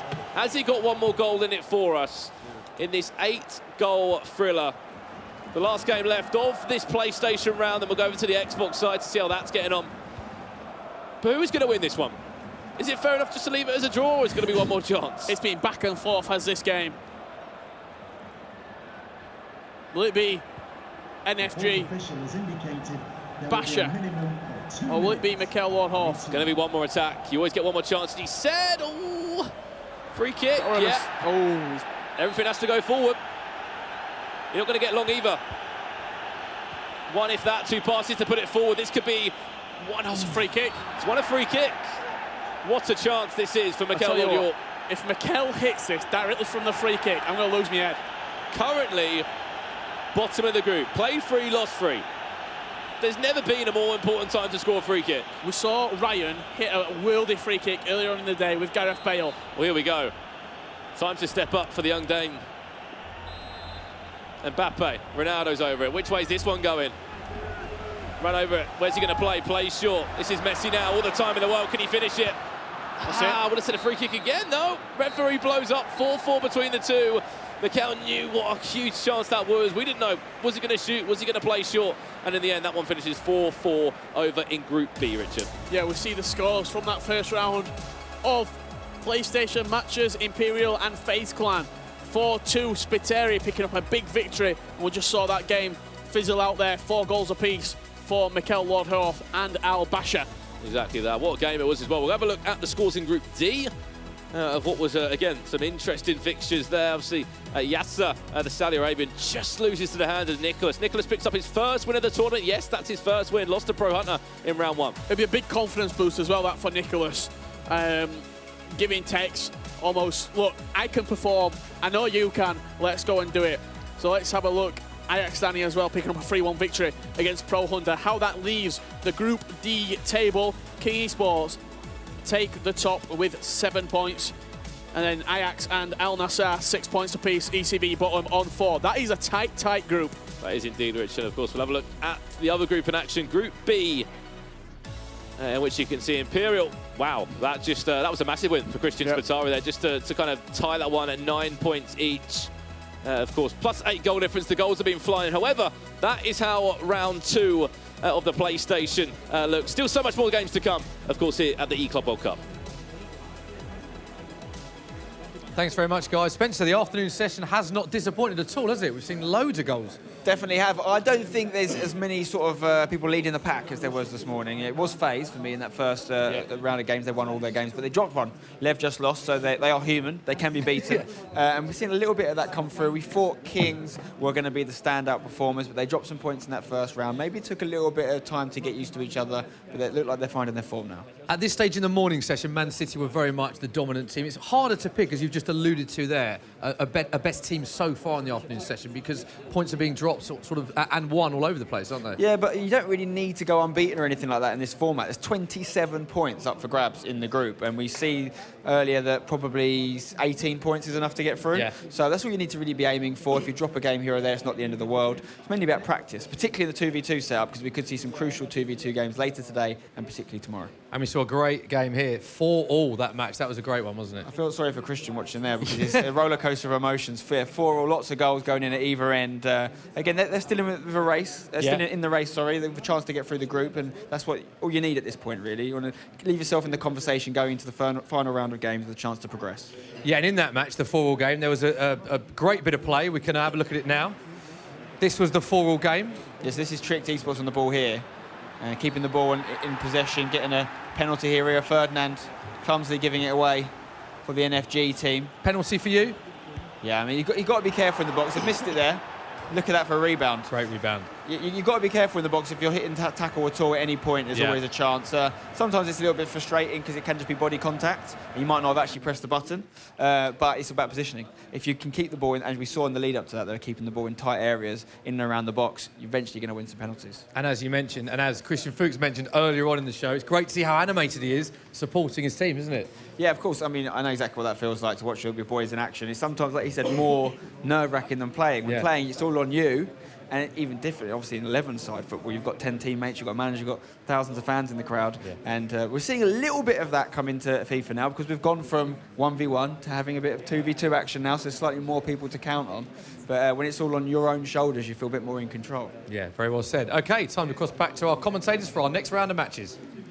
Thank you very much, guys. And yeah, it's great to see, you know, there's people that are supporting, you know, competitive FIFA. There's professional footballers getting involved, and Christian Fuchs, one of those players that has got involved. And it's great to see him down here. Obviously, got a match tomorrow, obviously in the Premier League, but in his spare time, down here supporting his boys. You know, he's invested into this organisation, and it's great to see him down, getting involved. I've seen him do maybe a hairdryer treatment as well after. I did see that as well. Some of these interesting games we've seen so far. This is the reaction when one of his players scored earlier today. Maybe it was the Mo Basha roller coaster. There we go. There's a bit of passion. We'll get the same passion from him out on the real pitch as well. And that is what competitive FIFA can do on the virtual one. Yeah, it can. The hairdryer treatment you're talking about looks like it came in for him because Basha then, better performance. We're going to see more of manager Christian coming in and giving us the Claudio Ranieri pizza if they go through, maybe. If anyway, just, you know, whether it's esports or sports, that experience of competing, you know, get an arm around you, say, right, just relax, you know. It's only the first game, we've still potentially got 6 points to pick up. And that's why with the 2v2s, I think it's very interesting to see the better players who are doing better in 2v2, other friends, other people who have played before, who have socialised together. Look at Ryan and Shells.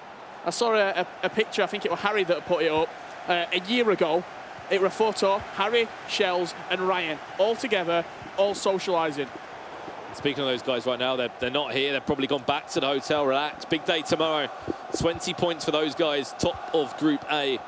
And what a day it was for them. However, into the Xbox games now. This is our game of folks, obviously Al Nassr. If you don't know who's playing on the Xbox side for these guys, it is the Royal. Played for Team Falcon last year at the E-Club World Cup in Paris when he was with MS Desari. Then they parted their own ways.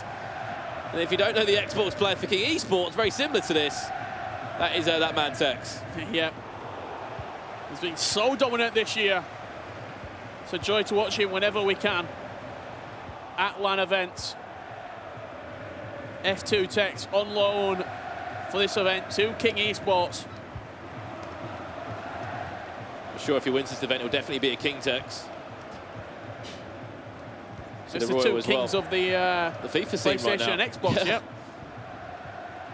Just looking at the table as well, how it's all looking. These are Group T, by the way, if you don't know already, how that is all looking. So, of course, King Esports are currently top of the group.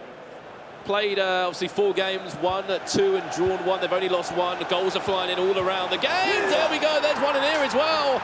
The Royal kicking things off like he means to go on. 1-0 up in this game and another game as well. Tass has just gone 1-0 up too. Yeah, Tass scored pretty much the exact same time that the Royal, right side of the right boot there, slotted it home for Al Nassr. You see there a little fact file on Al Nassr. It's Yasser and Royal participating. Of course, both Saudi Arabians, and that scene just continues to deliver so much FIFA talent. This year we've seen the emergence of Abu Azza, also known as the Demon. Seen Mr. Dunn back in competitions as well, and of course, they got their Saudi Premier League recently announced as well, so expect some big things from those guys. And MS Desari, you can't really forget about him, can you? I'm sure he'll be supporting the Royal. Really good friends of him. Yeah. I think he was partnered with Nightwatch for the Club World Cup. Unfortunately, did not qualify, though, for those guys. On the other side of it, King Esports. We'll talk about that after this attack has come in. No, it's fizzled out in the end, but Tex currently #1 on those rankings. Picked up 2 trophies this year. LQE in Bucharest, and of course the first FUT Champions Cup of the year in Bucharest as well. 3 semi-finals as well in those last 3 events that he's participated in. And he tweets every single day those rankings to let everybody know, I'm top and I'm staying there. Nicholas, on the other hand, 2 grand finals back-to-back. And I'm just looking across, Ajax have just missed a penalty against ECV Esports there. Of course, that's Joey up against Renzo in that one. All the stats there. Nicholas, we don't really need an introduction on that man. Won the playoffs last year in Amsterdam, grand finalist. Yeah, people think it was quite fluky, like Nicholas's rise. This man was in the 2017. Oh, it could be worse. Oof. It will be 2-0 to the Royal. What a 20 minutes this guy's happening. Nicholas, it was in the 2017 grand final in London at Westminster, where I think he got through to the quarterfinals, getting eliminated to the hands of Mo Aubameyang on that occasion. I think it was extra time in the end. It was unbelievable. FIFA. Then 2018 made it through to the semi-final on the console, the top 4 on PlayStation. And this year has been absolutely fantastic, winning his first cross-console final only a couple of weeks ago. Do you think it adds something if you're playing against a Tex or a Nicholas, that extra 10% that you want to go and win that game? Do you think it adds something? Because you look, every single player that comes up against Tex and Nicholas, it's a final. It literally is a final for them. 100%, 110%. It's like any FA Cup tie when you get a Man United or a Man City and they might match somebody lower down the rankings. It's exactly the same. You've got that one game and you have to perform in that one game. If you do, you get in the headlines. Every little small thing that's going against the Royal, anything that's going right for him, lots of reaction from him. He knows how big of a game this is. Played short, going to hit it straight in from Ronaldo. Will go for a corner. This is Tex, a big chance for him to get himself a goal back in this one. A breakthrough over in the other one. NFG up against Trick. That's 1-1 at the moment. Ronaldo scores for Essa. Probably one of our younger esports teams in this competition in Trick. See that score at the top of your screen. 1-1 in Group B. Haven't picked up a win yet. Oh, what's happened there? Massive hand from there. Lucky no one was at the back post to get on top of that. You see Nicholas there just peeking around the corner. Literally, seeing how the game is going on.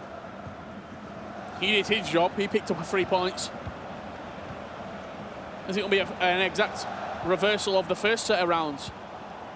On that occasion, it was Tex winning when Nicholas lost. Is it going to be Nicholas winning when Tex has lost? We'll have to wait and see. And there we go. I think Ajax Danny celebrated that one more than Joey. What a goal that was. That puts them 1-0 up against ECV Esports. Tell you what, Rich, so have you just seen that goal?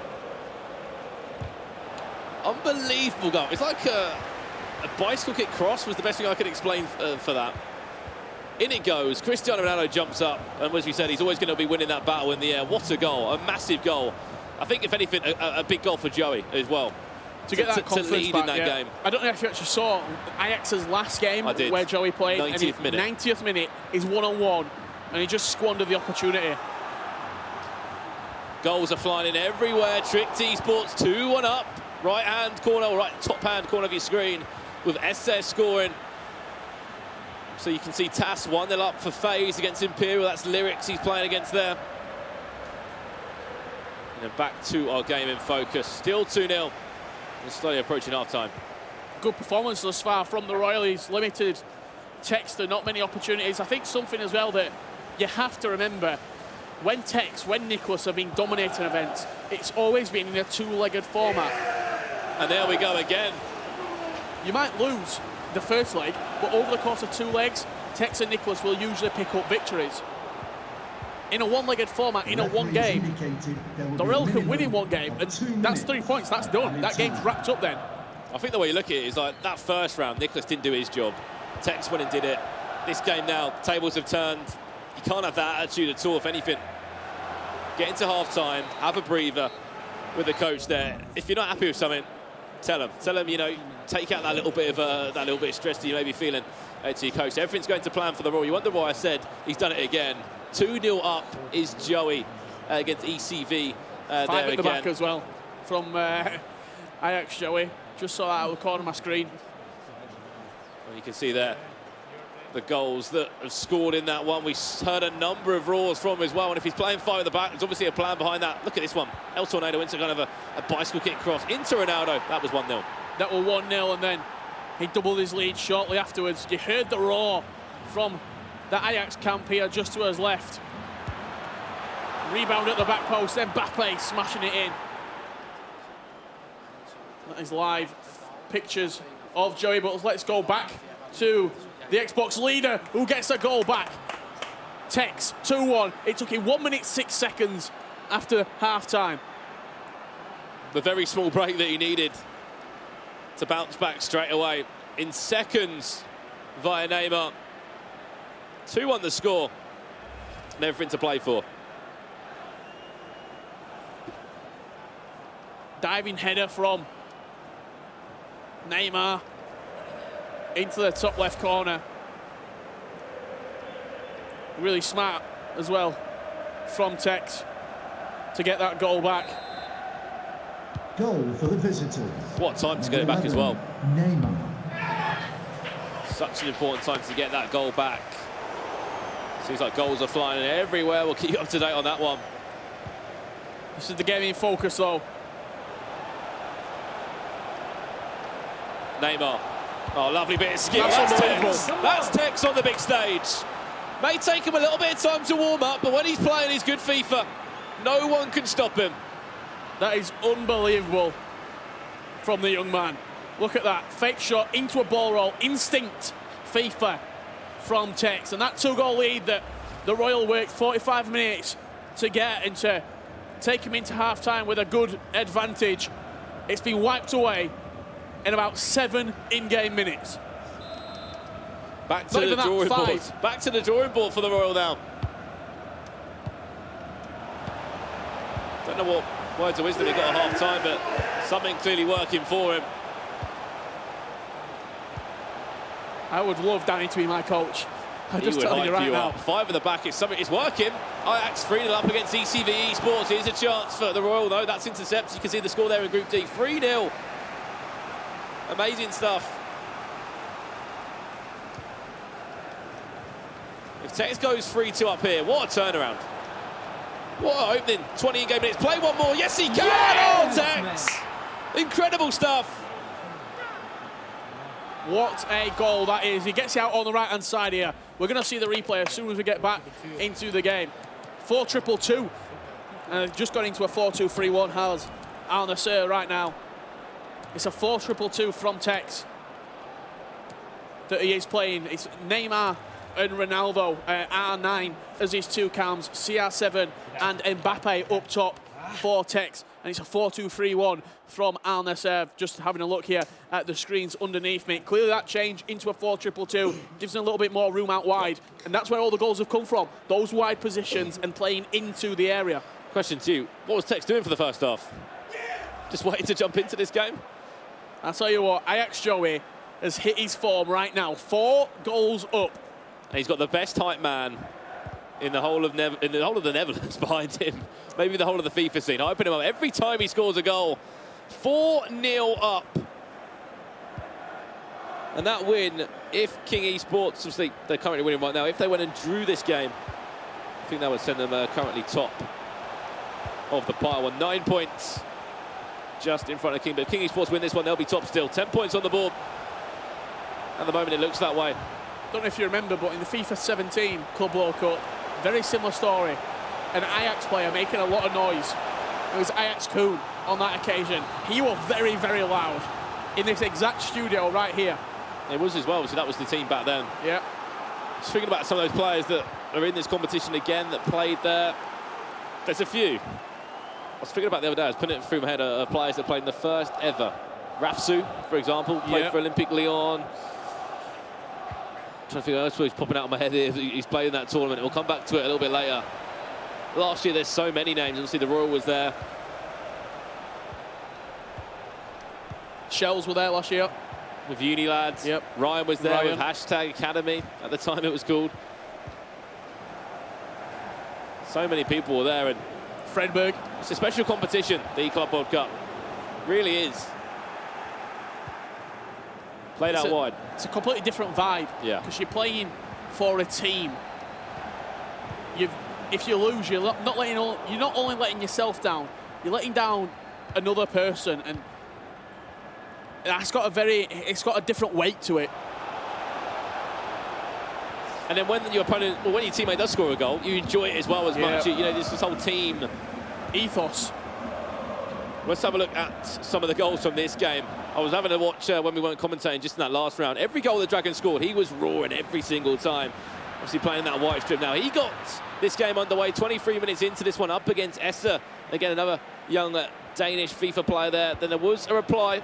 Yeah, straight away from Esser. Went with R9 and just smashed it in off the post. And he actually did take the lead then shortly afterwards. João Cancelo getting on. Surely not Cancelo scored. Oh, he played it to the back post. Courtois, again, first time really seen that happen. They got to get a hand to it and played it straight to Ronaldo. And this was down the other end. 2-2 is the latest score in that one. Lovely turn, lovely goal. Sean Allen, some superb FIFA from that man. Back to the Royal versus Tex. It was 3-2 when we did leave it. It's now 4-2. Just seen another goal from Tex. Reverse pass into, I think that's R9, and just smashes it home at the near post.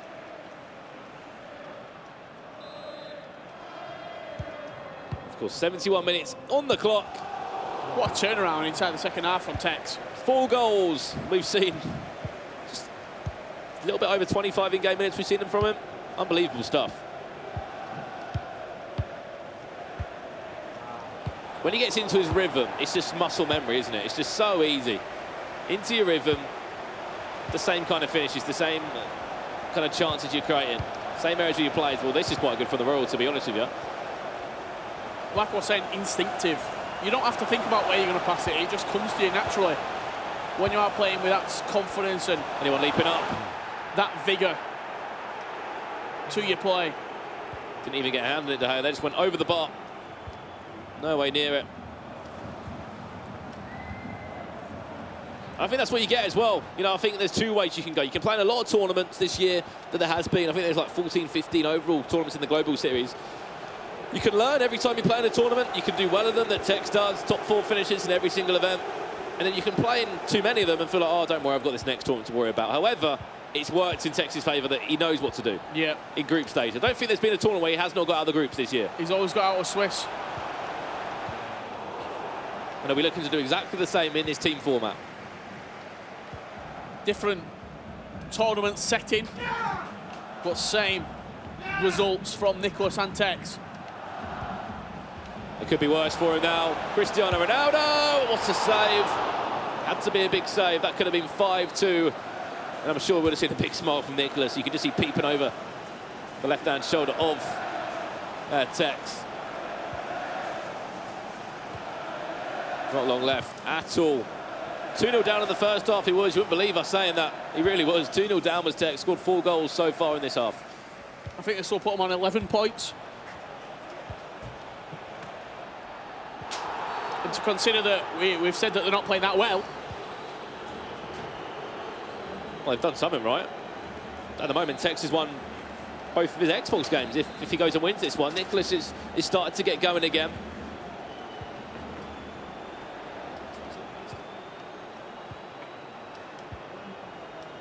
Of course, as you mentioned, if they win this game, they will be still at the top of the pile. Could be a consolation more than anything. What a recovery tackle that was from Muller. I'm sure we'll shoot in another game as well straight after this one.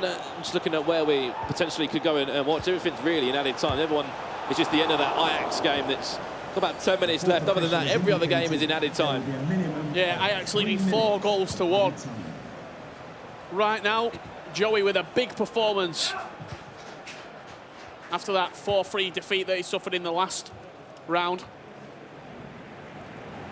Added time of 3 minutes. Not long left at all. Job done by Tex. And how is that not a pen? It is a penalty. It is going to be a penalty. If he put that away, the composure to pull that out, that would potentially be up there for tournament, or goal of the tournament, I should say. Yeah, lovely rainbow flick over the goalkeeper. I tell you what, I think I've just seen a TAS 1-0 victory for FaZe Clan. Ronaldo's about to step up for this. to make it 5-2. Which way will he go? This is F2 Tex playing on loan. What a save, but it doesn't really matter anyway. The game is over. Cleared away. He can laugh, he can joke about it. What a bit of skill that was as well. Rainbow flick over the goalkeeper, Zenin Davidea. It will go into the book. However, we're going to leave that game where it is. That's a win for Tex there, and over to this one. Just as we join it there, it might be 4-1 up, but just that little bit of goalkeeper movement there from Joey to move the ball, to move your goalkeeper across and to still save it at 4-1, that shows that he's a winner.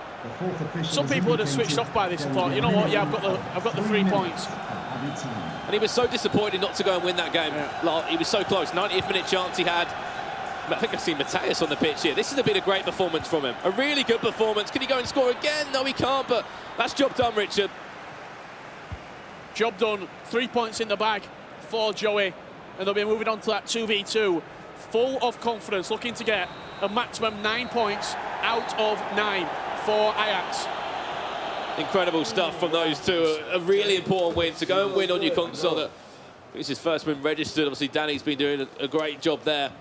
And of course, as the hype man for him as well, hyping him up every single goal that goes in. That's in Group, obviously, D, we're talking about there. You're looking at a result from King and Ajax, which means that those two will be pushing towards the top of the table. Now, just looking in front of me, that's actually going to be King Esports on 10 points, and then Ajax will be on 9. 1 point below them. We've still got a 2v2 game, though, of this round to come. Yeah, we've still got one more game of this round to come up with. And I tell you what, it's looking very, very tight, this group right now. And those two teams have actually still got to play against each other, Ajax and King Esports, in the final round of today. That's going to be a great game, of course. You've got Joey, Danny up against Nicholas and Tex in that one. And just looking across from all the grounds, any scores there? I'm just looking here. I think Sean Allen's just snatched that 3-2. The result from me, we didn't actually switch to it because there weren't that many goals scored in this game, but it was a 1-0 victory for TAS, okay? To actually grind out a 1-0 is unbelievably sort of just composure. It shows what TAS has got about him. But let's have a look at some of the goals from around the grounds in that round of fixtures. And what a game it was. So this was literally a story of two halves. This is, not just being cliche, it really was. Royal went 2-0 up and looked so good in the first 45 in-game minutes. It really did, and then it was must have been a half-time team talk from Tex because he came out second game absolutely firing. I think Yasser was even surprised there. You could see the reaction there. He went 2-0 up, and this was the start to the second half. He would have wanted ball across the box. Neymar will score it. And, of course, that put him just a goal still in front. Another few minutes later, Richard, you said it the best. 7 minutes, I think it was difference in game time when and made it all square. Yeah, it did. The lead that Royal had accumulated over 45 minutes. Tex had knocked it down inside 10 minutes himself. Look, right here, you see it. Down this right-hand side. Lovely drag back into the box. One more pass to R9 at the back post. And this is where Tex just sort of got into his groove. R9 near post, smashed home. 4-2, but more importantly, 3 points on the board for King Esports. Exactly that. You highlighted this game, Richard. Take it away. Yeah, it was a 1-0 victory for TAS. The goal, CR7. Lovely drag back. He scored 7 minutes into the game. He saw out a 1-0 win. 83 minutes left of the game. He just saw it out. That's what they say. Got the 1-0. That's why he say TAS it out. Yeah. I'm sure he'll be saying that all day long if he can continue doing that. TAS played 2, won 2. 5-1 win, 1-0 win. This is over in the Joey game now. He needed a win. He needed to pick up a win on his console. And that's exactly what he did. Great leap there early on. And he got a second goal just before half-time. Did Ajax Joey. Rebound at the back post. Mbappe following in with a good finish there. And did make it 3 just before half-time. Played all the way across there. Cristiano Ronaldo leaping up above the rest. Time green, time to perfection. I think at this point it was like 5 at the back as well. Absolutely clattered inside the box there. Maldini coming across. Ronaldo steps up to the spot, seals the win. 4-0. ECV Esports did get a late consolation goal, but that's all it was, a consolation. Another 3 points in the bag for Ajax. currently second in Group D.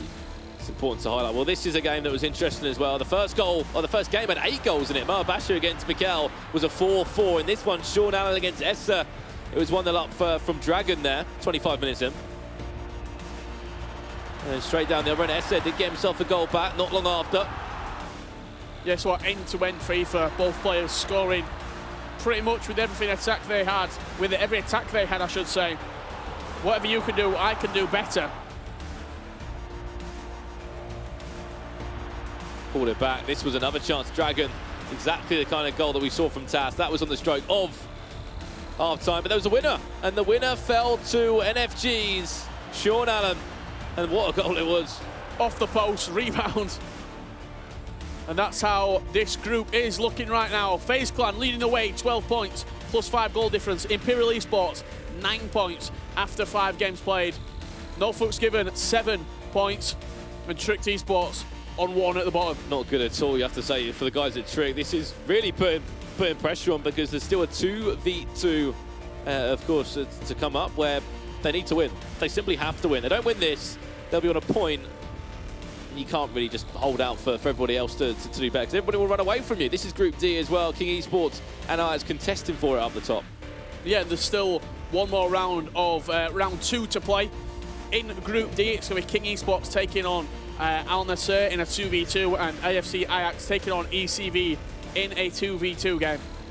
Exactly that, and we will be obviously focused on one of these 2v2 games. You can see the arena in focus now, looking so good. Of course, here back in the Sky Studios, you can actually see us right down the back as well. Everyone's got a pod, haven't they? Yeah, they have, and I think looking at it, you see a few greens and a few blues. I think that's going to indicate which that preferred pod is playing on, if it's a PlayStation or an Xbox. If that is, that's very clever. Of course, PlayStation in the blue, Xbox in that green. And those games, of course, they've got so much at stake. The 2v2 games, you know, you look at, of course, I'm just looking at some of the group standings in front of me here of the likes of the, you know, the guys at the bottom. They need to win. Trick need to win. For a fresh again, ECV Esports. ECV have to win this next game. Kind of need to win these games. I mean, if they do win, puts 7 points on ECV Esports. Group D is just completely blown open. Yep. Any of the 4 teams can go through if ECV do win that next game. If Ajax win it, they'll get another 3 points on the board and just start to bump up towards the top alongside King Esports. Exactly that. It was not the best first game from King Esports. Obviously, Nicholas went and lost that. However, it was kind of just getting into emotion for those guys. We'll check up on them, obviously, a little bit later on when we're looking at that Group D. Group B, though, this is the table for it. FaZe Clan, what a tournament these guys are having. Obviously, the only game they have dropped at this moment in time was that game. I think it was a 2v2. Sorry, ignore me there. They won all the first 3 games. Lev lost his in that round, and then obviously just won that 1-0 from Tas. So they still could get 15 points, is what I'm trying to say. Well, if they win their 2v2, arguably they're through. Our FaZe Clan, 15 points should definitely be enough to send them through. Imperial on 9, and Tricked coming up the rear, 1 point for those guys. The game we are going to be jumping on is Tricked Esports taking on NFG Esports. What a Basher and Dragon. What a game this is going to be. Versus Essa and Mikel. What a game it is going to be indeed. Here we go then. You can see all the players involved. You wonder why everyone's sitting with each other. It's a 2v2. One-legged FIFA. 3 points up for grabs for one of these two to pick. And to be honest, Tricked really need these points. Of course, currently played 5 games. They've only got 1 draw so far in the competition. Mikel Lord York, seen him a lot on the pro scene, especially in the Danish scene as well. Essa, one of the newcomers into the scene. Good to see him competing some of the E-Superliga briefly. However, you look at that team, NFG, it was kind of the story coming into this tournament. The 2016 Grand Finalist, the cross-console Grand Final, and now his teammates here at the E-Club World Cup. A lot of people regarded Mikel as sort of the future of Danish FIFA. Right now, I'd say he's one of the present players in it. Him alongside Aga, alongside FIFA Houston, Marcuso. And the man he's playing right there, the 2016 world champion, Mohamed Al Basha. Someone that I'm sure he would have been looking up to back in New York 2016, but seeing him win that in an entertaining cross-console final there. Obviously, Trick playing the blue strip, if you didn't know already, from left to right. And that white strip of NFG. Can he play it through? This is Trick now. We don't know who's controlling who, but we know it's a 2v2. I'm sure off the reactions we can see as well, we can kind of guess as well of who's scoring the goals. We can see your tweets coming in as always. Hashtag FIFA eClub World Cup as his attack comes in now for Trick. Great, off the bar, through the legs, it looked like of the keeper, then it hit the bar in the end. I thought that was going in. I thought that was bouncing in there from Trick. Just cannons off the crossbar. And NFG coming forward again, but Maldini across to snuff out any danger. 86 pace centre half. Paolo Maldini, the prime. He's pretty special with all these special centre halves, all these special cards in the game. Well, here we go. What a tackle to still be in the teams. Well, Rio Ferdinand as well. I think you've hit the nail on the head there. You spoke a great point that there's all this temptation with the team the fighters, but you said it, Maldini still can play, Rio Ferdinand still can play, people still prefer them. Sometimes we see Laurent Blanc still in teams as well. Just for that personal preference. You have to say, Trick to be knocking on the door twice now. No answer on both of those times. They're going to try and knock on it once more and see if the third time lucky they can bypass. Thibaut Courtois played short. Can he whip it into the box? Just tees it up, punched away.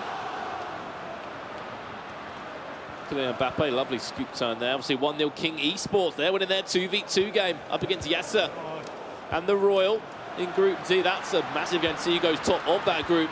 Trick Esports on the attack now. Ball across. Too heavy though. He will pick it up into a scoop turn. Where's this one to go? Drag back now. This is Neymar. Drag back again and into that into Thibaut Courtois. Yeah, just never really going anywhere there. NFG under pressure earlier doors here. Not really being able to get out by Trick. This is going to be the first attack that they do have. Can they make it count? Not on this occasion. And King Esports 2-0 up inside 8 minutes. These guys are not playing games, Tex and Nicholas, right now. They really aren't, Richard. They'll be going top of this group if Ajax... No, they'll be top anyway. But if Ajax fail to win, they'll go an extra 2 points clear than they already are. Ball into the box now, punched away by David De Gea. Of course, the Ajax game up against ECV Esports is underway. That's 0-0 at the moment. And of course, the last game just about to kick off in Imperial up against FaZe Clan. Still nothing to cheer about in this one, though. It has been all Trick, though, in what we have seen. Maybe it's the chemistry between these two. Could have the slight advantage. Marcelo just found that pocket. They opened up a bit of space. Great feet from the Brazilian. As far as into the box, Vieira switches out again to Kylian Mbappe. Great save. It's coming. It's definitely coming for Trick. Yeah, you've got to say it is. It's going to play it onto the penalty spot, it looks like. Ooh, interesting corner. He plays it straight to Eusebio. Falls back instead now to Trick. Vieira intercepted. Just the reluctancy to shoot there from Patrick Vieira. You only want to take a shot on the edge of the box if you know that you've got a good chance of it going in. This could be it now. We said it was coming. That's the chance off the post. Yes, it's in the end. It has been coming, you have to say. That chance, definitely. It's been brewing for Trick Esports. It took them 35 minutes to break the deadlock. Ball rebounds kindly inside the box, suing off the post. And you see discussions going on right now between Basher and Dragon. Whoever it is, it needs to be better. Al Nassr score a goal. They're back in the tie there. The left bottom, 0-0. FaZe Imperial. Oh, no, not 1-0 instead. Imperial, I think, taking the lead.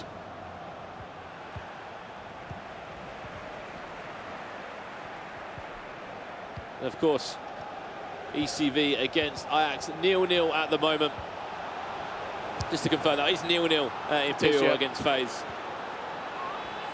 And King Esports extend their lead again. They go 3-1 up. The dynamic duo. Tex and Nicholas.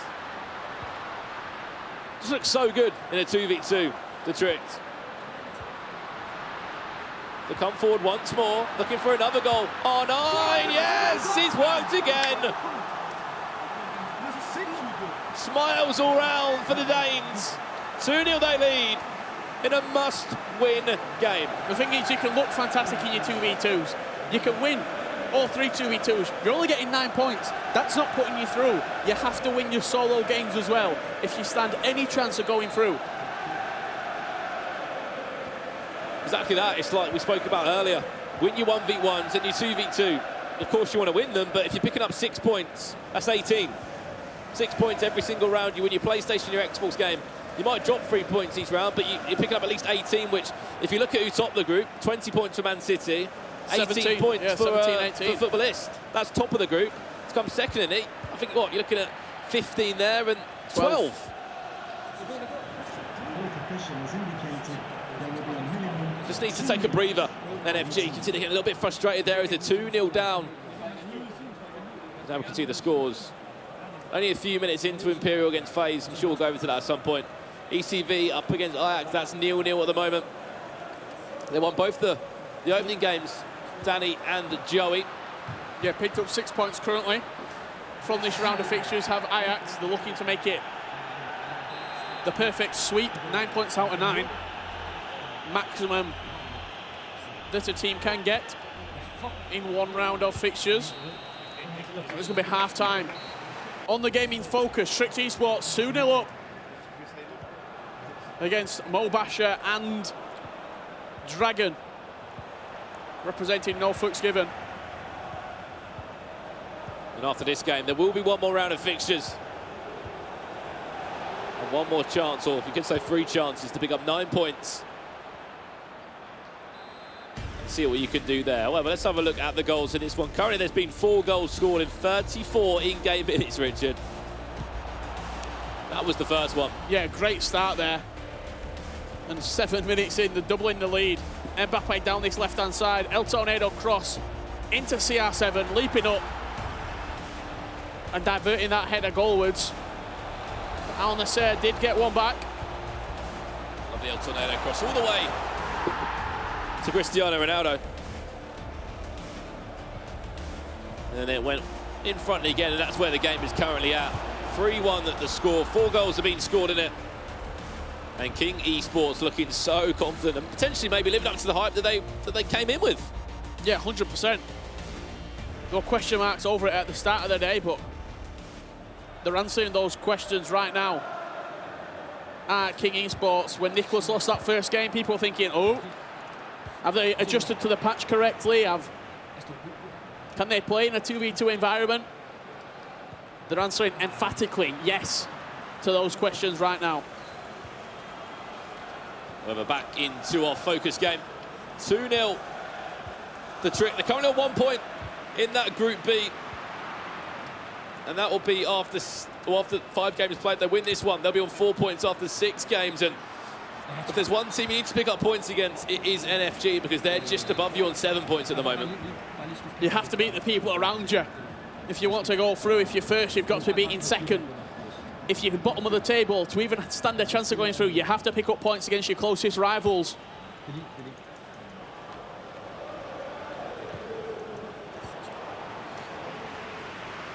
If that run down the line. I just feel like, again, though, when we go into that next round, we'll be saying, Tricked, you needed a better first 3 games. You needed a better round 1 of the competition. Perfect example, you look at Prime Ninja, you look at Bromby. Of course, you go down to the other side, the likes of Vitality, ball across! The goal for Really good NFG. cross. Really good cross as well into that near post. Ronaldo getting there in front of him.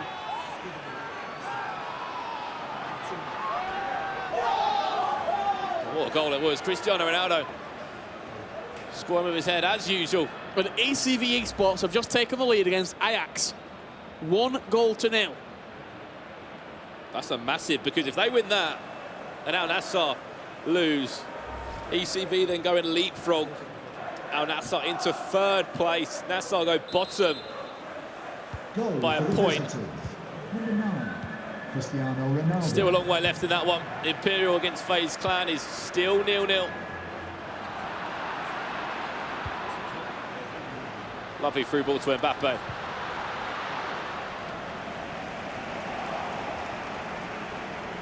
So he did the El Tornado then and looked for a cross, and instead of the ball being a cross, an actual cross into the box, it's registered as a switcher play.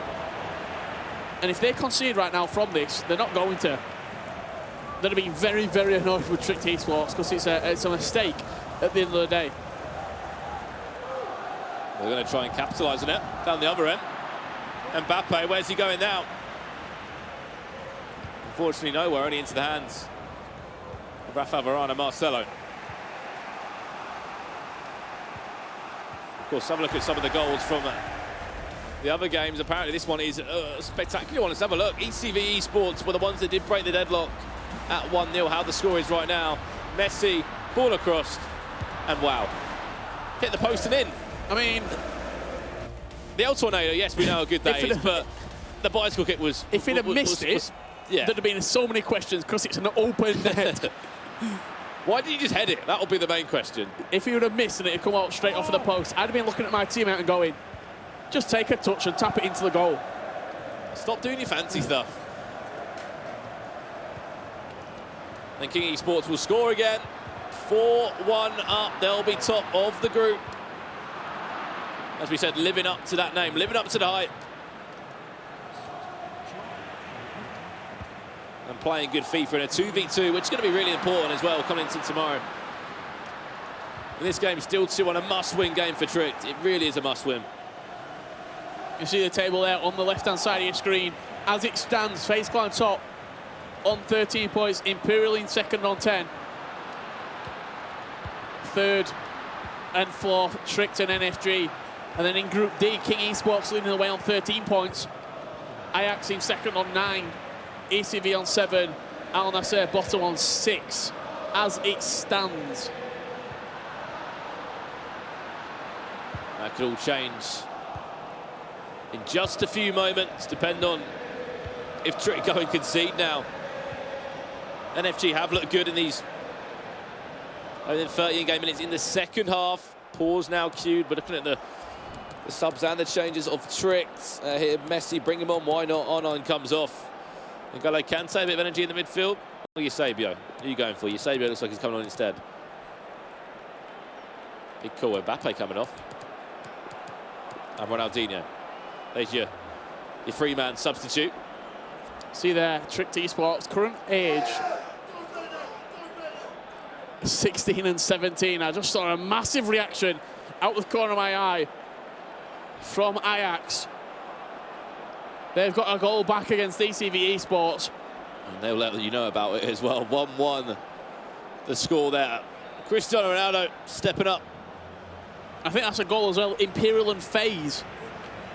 I think Imperial have just scored to make it 1-0 there. They have as well. See the scores coming across there. Imperial 1-0 up. That'll be in the 2v2 game. Christian Spitari and Lyrics. Of course, up against Ledvinken and Tass. The 2v2 is throwing all sorts into the works, really is. It's a question of who is being able to just play better. For me, I think we saw the best performances early today in the third game, where everyone's played 2 games already at 2v2. Yeah, 100%. And they've just got that bit more experience. You know, close to calling a penalty there for NFG. Here comes Trick now. Eusebio, here we go. This could be another one off. What's the save? No one was there on the rebound.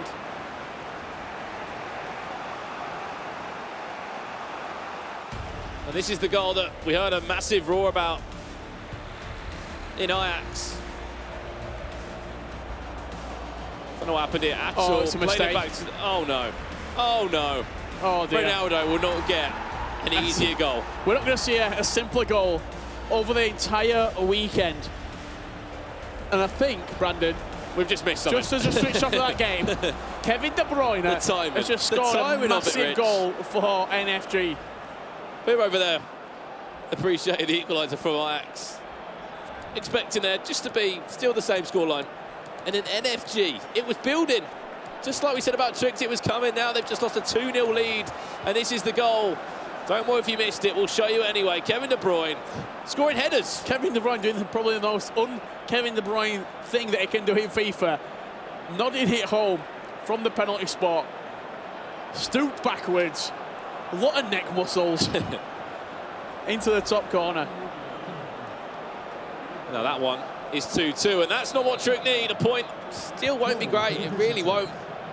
They'll put them on, what, 2 points? Not good enough, really. They need to get this win. NFG need it as well. NFG win this, that'll put them on 8 points. They win it. They'll be chasing Imperial. But if Imperial win, they'll be joint top with FaZe Clan, 12 points each. Trick, this is your last chance. There was a big one for Mikel a game or two ago. This is the chance, played across, surely not. Yes, he's done it! Look at the passion as well from the young Danes. They had one more chance, and they had to score it. Yeah, we'll talk about how they'll be on 1 point if they didn't win this game. They've just got a 90th minute winner. That'll put them on 4 points and still in the hunt. They still need a massive round 3. They need to win everything. If they win both games, it'll put them on 13. 9 plus 4. Good maths. Thank you. It is obviously the groups you can see. This is how that's changed. That goal's changed a few things. It stopped NFG from going on 8 points. Back down to 7. And Trick still in the race. Well, I think in the final game as well, I think Imperial are going to be playing against Trick Esports. I've just seen the biggest Danny reaction of the entire day. The man just looked like he won the lottery. He's got an 84th minute winner, 2 goals to 1. Well, he's won the FIFA lottery, Richard. 2-1 up, 84 minutes on the clock. Ajax putting all the pressure on the world on King Esports. And that is full time. And what a game it was. Right in the end, right at the death of the game. Trick Esports finished round 2. And we've seen a lot of teams start playing well. End of round 2, all of round 3. Yeah, look at Prime Ninja. I don't know why. I honestly don't know why. They just start turning up, it feels like, in that last round. And what can they say? There's nothing really they can say. It was a great game. Yeah, given the fixtures that we're going to see as well. It's going to be Trick Esports against Imperial. So if Trick beat Imperial, 3 games out of 3, and FaZe Clan beat NFG, it's going to be FaZe and Trick going through. That final round is going to be very, very tight, very, very tense. That's going to be incredible there. Well, we saw reaction again. We've seen so many reactions. It was Footballists this morning, and now it's AFC Ajax this afternoon. Again, was it another mistake at the back? I'm not too sure exactly. This is kind of a fake shot. Chipped it through, got a penalty. I don't know if the celebration was for the penalty or the goal. R9 stepping up to the spot for Ajax. Goes to the left, scores it. And fires him into a 2-1 lead right now. And we're going to join the game as well, with not long left to play. I think it's, what, 6 minutes potentially? That penalty's just been scored, I think, as we join it. Perfect timing. There we go, ultra defence, I'm guessing, potentially from Ajax there. Just soak the pressure up, win this game. If King Esports win that one, they're winning 5-2 at the moment. There will still only be a point in it. 13 points for King Esports, 12 for Ajax. Still battling for top spot. ECV on the attack now in that wide strip with Neymar. A fake shot to the edge of the box. Ruud Hullit's going to pick up. Is he going to hit it? No, he is. Oh, he is. Always going over the bar there. Wasn't really... Probably like, what, a 60% chance of going in there with Hullit. And more importantly, gives Ajax the ball back.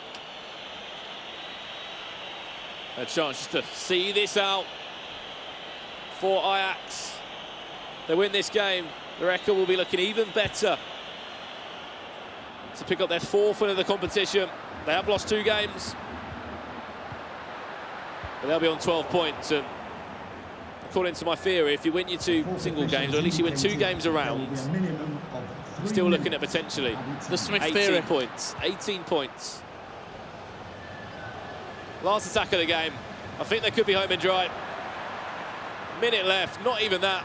In Group D, Ajax will continue to put the pressure on King Esports. They'll still remain in second place. And ECV will be at the bottom of that table still. Wins himself a corner, got to keep it in the corner. And that's going to be full time. We've had the 3 minutes of added time. The referee blows it. And Ajax, 9 points from 9 in round 2. What a performance when they needed it. What round of fixtures as well, Rich. You know, look at how they've got on there. Joey picked up a win, needed to on his console. And we're going to go over to the game that started a little bit later, but Imperial 2-0 up at the moment against FaZe. In that 2v2 game. I think it's 71st minute on this one. 4-4-2. Christian Spitari probably saying, right, Lyrics, we're playing 4-4-2, okay? We might be in a 2v2, but we're playing 4-4-2. 4-2-3-1 still from FaZe. And just looking here at how that table will look, I'm sure the guys will break it down as well. Over in Group B. Tricked will be playing against Imperial then, it looks like, potentially for the last game. And obviously there's been 2 goals in it. We'll have a look at the second goal that was scored. Obviously 1-0 in no time at all. 70 minutes on the clock. And this was the goal that was scored. Mbappe guessing the cross straight over. Oh, not even that. Just a low-driven little cross. Yeah, really nice pass there. I think that's on an R1 triangle or an RBY pass there. Beautifully weighted. This is what you're seeing live right now. And here we go. Straight back into the game. Everything to play for. Ronaldo on the score sheet all the time in the world. And that'll be 2-0 to Imperial. Christian Spitari and Lyrics up against FaZe Tas and FaZe Lev Vinken. This will actually put them both top, Richard, joint on points. Well, anything, I think Imperial will just go top on goal difference, actually. They'll be on +9 if they don't concede and stay at 2-0. And they'll be on 12 points as of each to the back post. Maybe not. FaZe got another idea. No. Oh, what a block. What a block there. Bodies on the line defending from Imperial. Neymar to Pele. In the end, just cleared. Oh, wait, there's going to still be a few attacks for FaZe to claw this back and to try and pull a draw out of this one. Still plenty of time. And what a duo this is just kind of looking to be. This Imperial team, this Imperial roster, they've got to defend this one, though. And they have indeed with Maldini. You spoke about him, Richard. There's a reason why he's in so many teams. Yeah, Maldini's just different level, to be fair. If you're looking at the centre halves right now, Varane, Ramos, Maldini, Rio Ferdinand seem to be the 4 that we've seen pretty much throughout the day. Ramos shoved out to right back pretty often. Van Dijk I've seen come in for the early rounds this morning, but I don't think I've seen him at all in this afternoon session. Little stat for you. Go on. Rafael Varane, 99 short passing. Maybe a big fan of the short passing. It was Ramos Big last fan. year. He's actually had an upgrade. Yeah. 1-1 this year, 97 short passing. Also, Sergio Ramos, more agility than Messi, believe it or not. Who'd have thunk it? And then Varane, he's the best at short passing, the best you can get. 99 short passing from that man. At the back, all the composure in the world as well. There's a reason why these players are in so many teams. Mbappe now. This is Imperial, 5 in-game minutes left as we conclude round 2 of fixtures. And of course, we'll be into the latter stages right at the end of day 1 here at the FIFA E-Club World Cup. Look for him down the line again. It's a good defensive performance from what we've seen here from Imperial. Which is hard to do, 2v2. Who's defending where? Who's controlling who?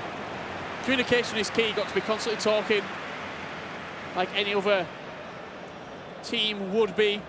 Who's controlling the keeper? what we're doing on set pieces. In comes the cross. Anyone at the back post? No. Rafael Varane, how about that one for a cross into the box? Sunday League football here, literally. Hoof into the box, have a shot. That one goes just wide of the box. Literally, you can't sum it up better. Ping pong football, isn't it then? Hoof into the box, anyone can do it. I think they know it's over. Stick it in the mixer, see what happens. That's going to be a 2-0 victory for Imperial Esports, beating FaZe Clan. And they're going to go, as I said, top of that Group B. I'm pretty sure on goal difference. Both will be on 12 points. And what a round of fixtures that has been for Lyrics and Christian Spiteri. Christian Spiteri is just winning every single game that he's part of right now. He's on some great form. It's the lunch, mate. I'm telling you, it's the lunch he's had. It's a small salad. It's the salad that has done that one. Of course, Group B, Imperial, as I said, they go top. The goal difference is in their favour. A +9 goal difference from those guys. I'm just looking down now at the goals that have been scored. They've scored loads. Any single player can go through this group still. All 4 teams could go through. Imperial top on 12 points. FaZe Clan joint second on goal difference. NFG 7 points. Strict Esports bottom on 4 points. Over in Group D, I believe it is King Esports leading the way on 13 points, and then AFC Ajax breathing down the neck on 12 points. Exactly that, Richard. Still so many games, obviously 1 more round, 3 games to come. Ajax still putting the pressure on King Esports. However, that team you mentioned, Imperial, are speaking to Anna right now. Hey guys, I've got the team from Imperial here. Now with this win, you have 12 points, meaning you have knocked out the lowest team. How are you feeling about this? We're feeling good, but we know that we didn't do the job yet.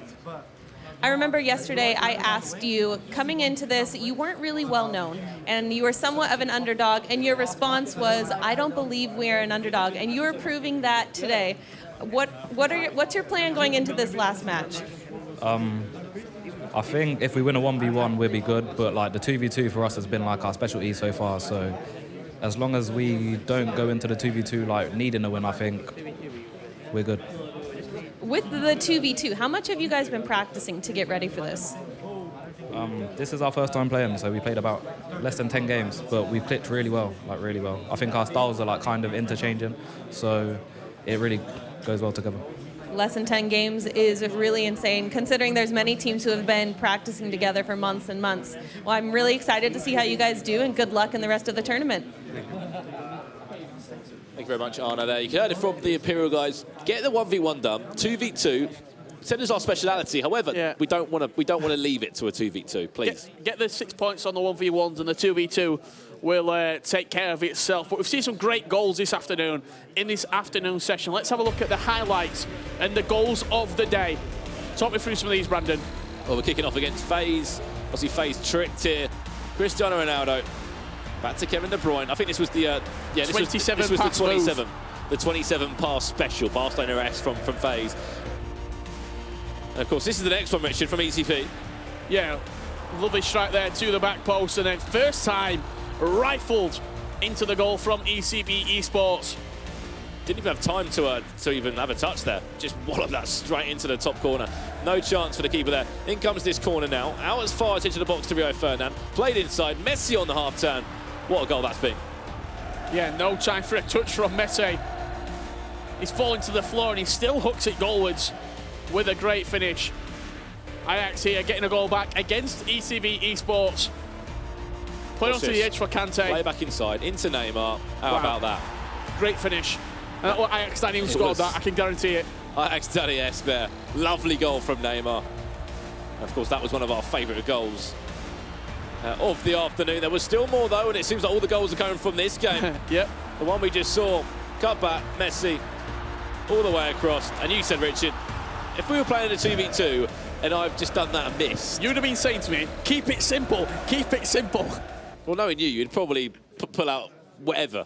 However, it went in, okay? It went in, and that is how that game did finish in the end. Some of our favourite goals from the afternoon, of course. Have a look at the format, as we know, for today. Still so much to see and do, but, you know, sit back, watch this format, and it will explain everything here at the FIFA eClub World Cup. Hello and welcome to the FIFA E-Club World Cup 2019, live from Sky Studios in London. Here's a quick overview of the format and competition rules. Over the next 2 days, 16 professional esports teams made up of 32 of the best FIFA 19 players in the world will compete in an action-packed tournament looking to be crowned the 2019 FIFA E-Club World Champions and earn some priceless Global Series rank points in order to qualify for the FIFA eWorld Cup. Matches last 12 minutes and there will be no extra time or penalties in the group stage. The group stage will consist of 4 groups of 4 teams competing in a traditional round-robin format with a 2v2 feature new to this year's tournament. The teams will submit 1 player for each console and complete 3 games during the matchup. The first leg will be on PlayStation, the second leg on Xbox, and the third and final leg in a 2v2 co-op match. The console for the third match is predetermined, with each team submitting their console preference versus each opponent, with the highest priority triumphing. If these preferences are tied, there will be a coin toss.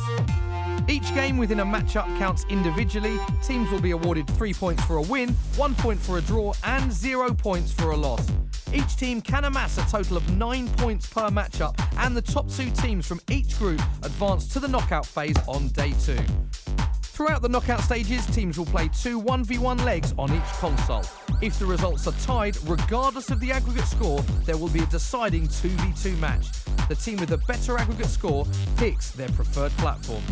As well as thousands of FIFA prize money up for grabs, the winning duo will get their hands on a whopping 1,500 FIFA Global Series rank points each. Those all-important points will become crucial en route towards qualification for the major end-of-season event, the FIFA eWorld Cup Grand Final. Best of luck.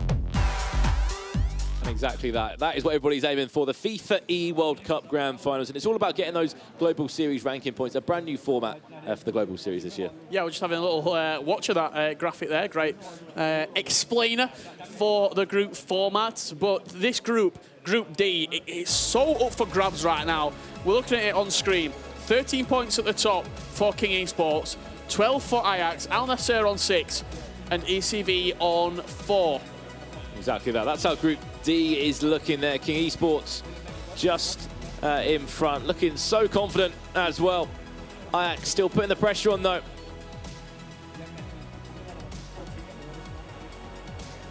Of course, as we know, still a lot of games. Of course, we need to get ourselves into at some point.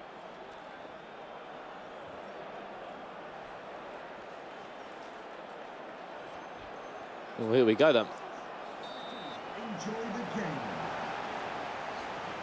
And this is round 3.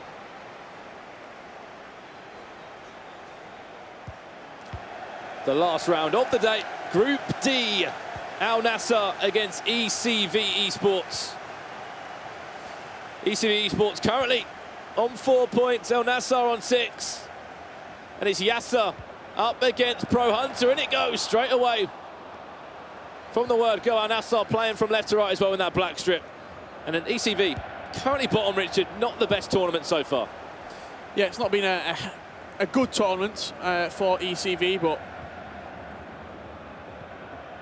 looking to get points on the board, try and make something possible for the 2 young players. They were actually here last year at the Club World Cup as well.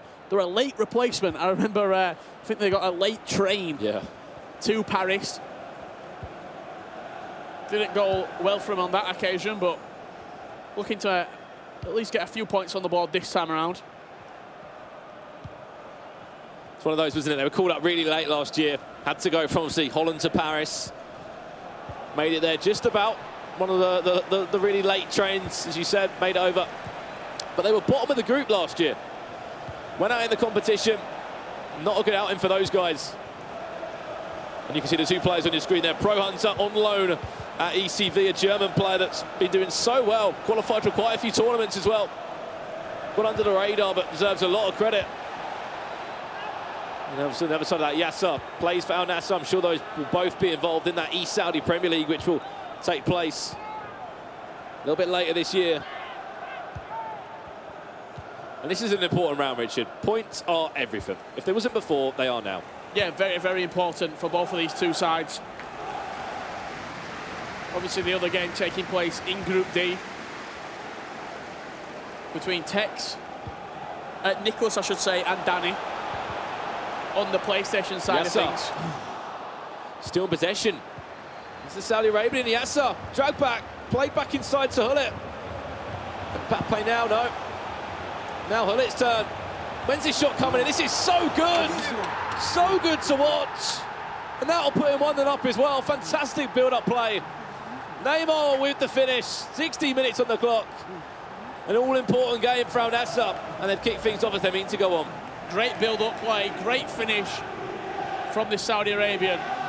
Slotted past the goalkeeper from close range, and just seen out the corner of my eye, Nicholas taking the lead against Ajax Danny from King Esports.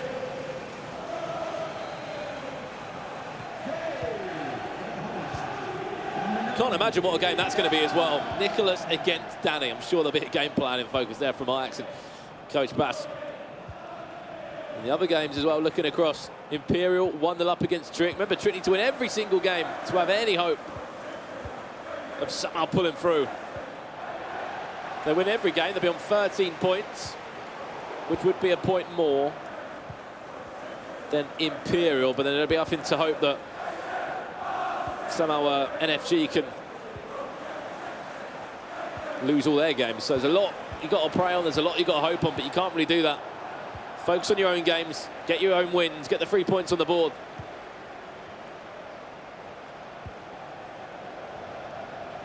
That's exactly what Al Nassr are going to be doing. Yeah, you can't focus on other games around you, you just have to hope those results go your way. Focus on your own game, focus on getting points on the board. Points earn placings. And that's the first step, is the playoffs. Get into that top 60, 64. We spent about how many points they need. NFG are actually 1-0 up in that game against FaZe Clan, which is actually, I believe, Lev Vinken against Mo Al-Basha. What an incredible game that one's going to be. If they can go on through. And that's on now, great. Shot originally, great save, nearly to the back post. Low driven, timed it green, and damn well did the goalkeeper just to palm that to safety. Often you see that go back to the attacking player. Is ECV on the attack now? First time we've really been able to have a look at them in the competition in a PlayStation matchup. Just offside is Pro Hunter, needs to keep his cool. Just looks like maybe a little bit tied up and frustrated. Had to probably wait around all these players today. Watched all the FIFA in the morning. Would have been so eager to play and get competing. They are now, and this is their last round to really make an impact, to send them through to tomorrow into those Global Series points. The more points, the better prize money. All that to play for. Yassar now. Nearly got past Marcelo, but Marcelo, on the second time of asking, will clear that one up. Again, what a leap from Ronaldo to win the second header.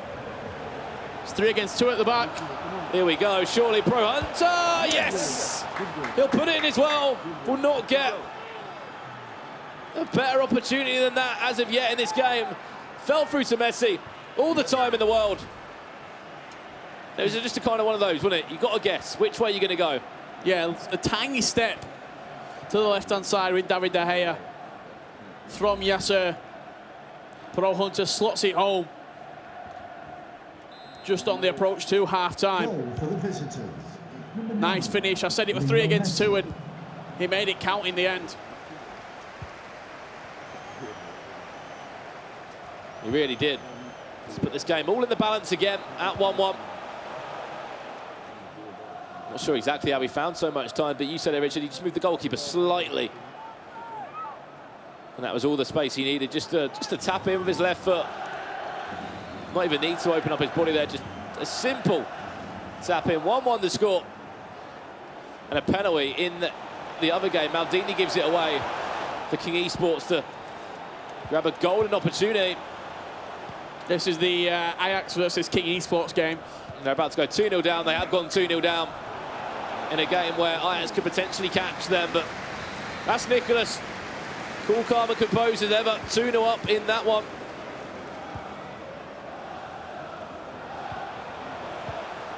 We'll be approaching half-time very, very soon. There you go, you can see the score coming in. King Esports 2-0 up. At the moment, NFG 1-0 up. In that one, and Imperial 1-0 up against Tricked Esports 2. All the scores as they stand at the moment. Added time of 2 minutes. 2 minutes of added time. It's been a tough game to break down, really. Other than the opening chance from Yasser. And the golden opportunity, the space that I think Piranha's surprised he even found.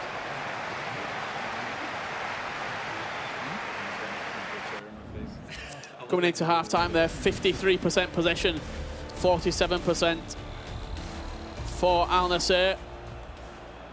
And here we go in this one. NFG against FaZe Clan, obviously Lev Vinkum. You can see the difference in how close both these players up to the screen. You've got FaZe, Lev up close. Now Bash, you can see the stance of all these players in their chairs, how they prefer to play. They have to be comfortable. Yeah, we saw Painter last week from Rebel FC, quite sat back far in his chair. Ismail Basha, ball across the box. Is there a winner there? I think Vieira found himself inside the box. What a pass that is from Ruud Gullit to the edge of the box. Vieira. Lovely fake shot from Mbappe. Still in possession is Mbappe. Mal Basha, this is on the attack for NFG. They need to win all their games. It goes across again. And David Gea had to be brave, jumped up and collected that ball. Yeah, just a pile up at the back post there. Though no real winner for it, David De Gea. Clinching onto the ball with 2 hands, making sure that it is his.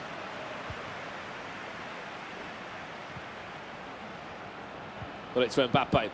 Nearly Nice found a way little skill through. move as well. You do the you do a baby spin while you're holding L2, but you do it the opposite direction.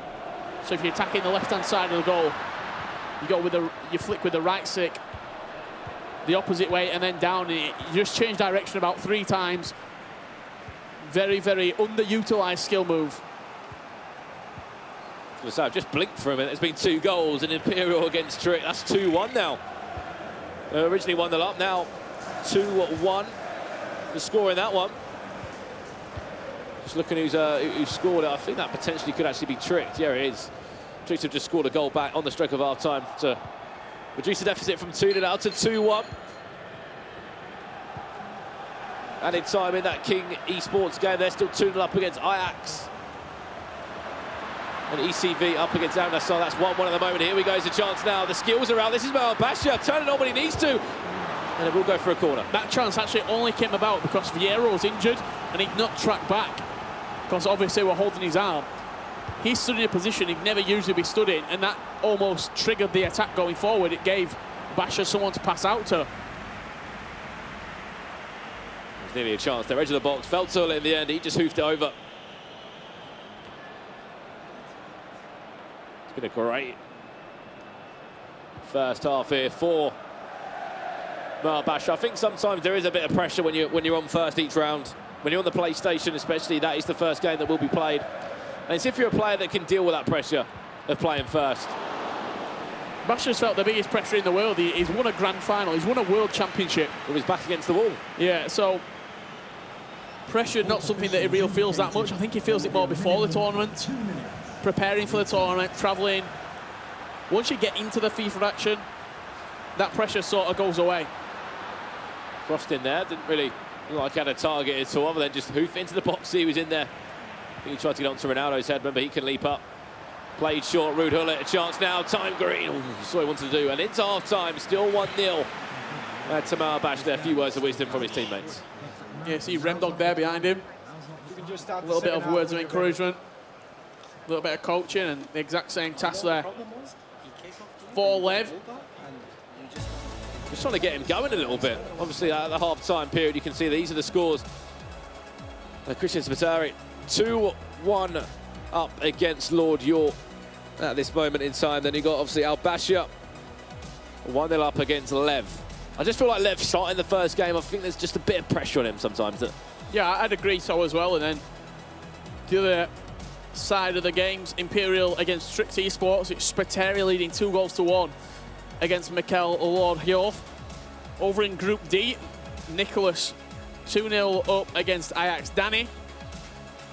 And Yasser and Pro Hunter level at half-time, 1 goal apiece. All square and nothing else to say really in that one. Into the second half now. This is a really important 3 games for NFG. Of course, it's important games for everyone, but currently on 7 points. If they go and win this one, they'll be on 10. 2 points behind FaZe. And if they go and win the next game, they'll be on 13 points. If somehow they can get a draw minimum in the last one, it's going to go down to goal difference to decide a second place spot between FaZe and NFG. If. There's a few ifs in there. Looking how good TAS has been today. Might not be that easy, plus there's still another 45 game minutes here for Lev, who's been good as well. That could be an interesting tackle there. It was quite late. I think it'll be a yellow card if anything. Not even a card. Straight shot over the wall from Basha. He's not messing about.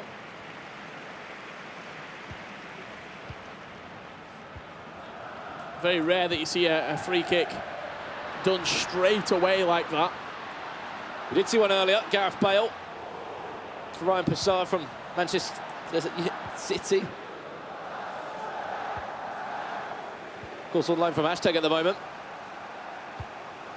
Didn't know who's already gone through in this tournament. Obviously, Man City are through. Wolverhampton Wanderers, Footballist, the Turkish esports organisation, Dijon.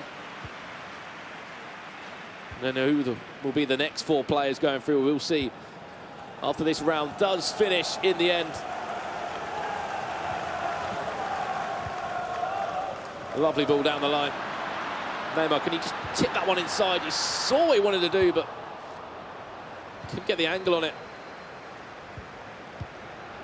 Basha with a big, big performance here with only 30 minutes left on the game. Has to show good time management, good man management right now. See this game off. There's been an equaliser trip back in it. They needed a huge performance. He's Lev now, ball roll with Marcelo, but no, straight to the hands of De Gea. You see there in the back, TAS living all the emotions, living every single kick right now for his teammate Lev. That was a crucial tackle. If he missed that tackle, he's pretty much in there down the left-hand side. Basha.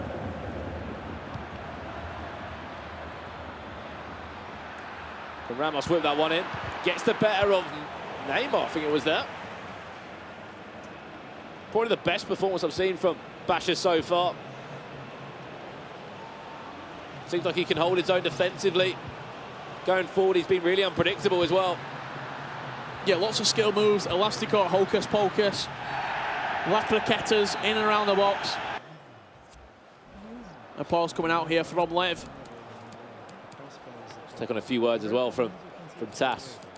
If you look at that duo there, you've got Lev, been in the scene for a few years now. You've got TAS, been in it for very experienced, a very long time. So much experience. Headset back on, game on, 20 minutes left. Still 1-0 down.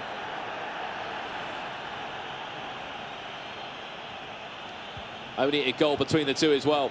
2-2, as you can see the score, Imperial against Strix Esports. 2-0 King Esports still against AFC Ajax. Ball across, here we go. This could be the chance now for Basha. Pele all the time, what a save, what a save, David Gea. That was a chance to seal the game.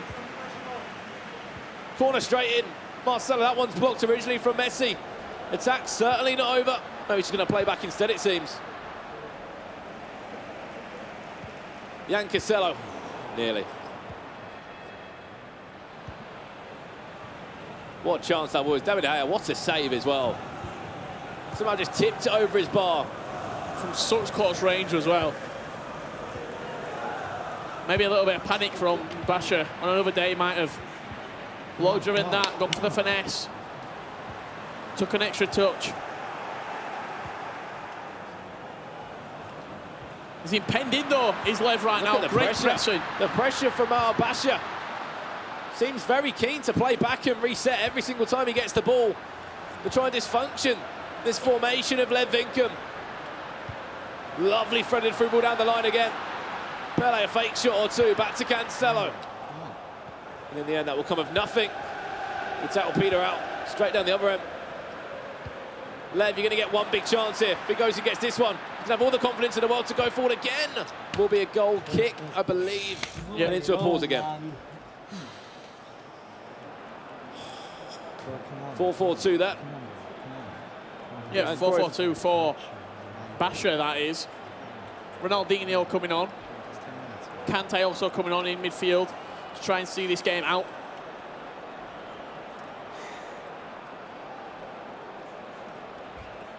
Going around the grounds, King Esports still leading 2-0 against AFC Ajax.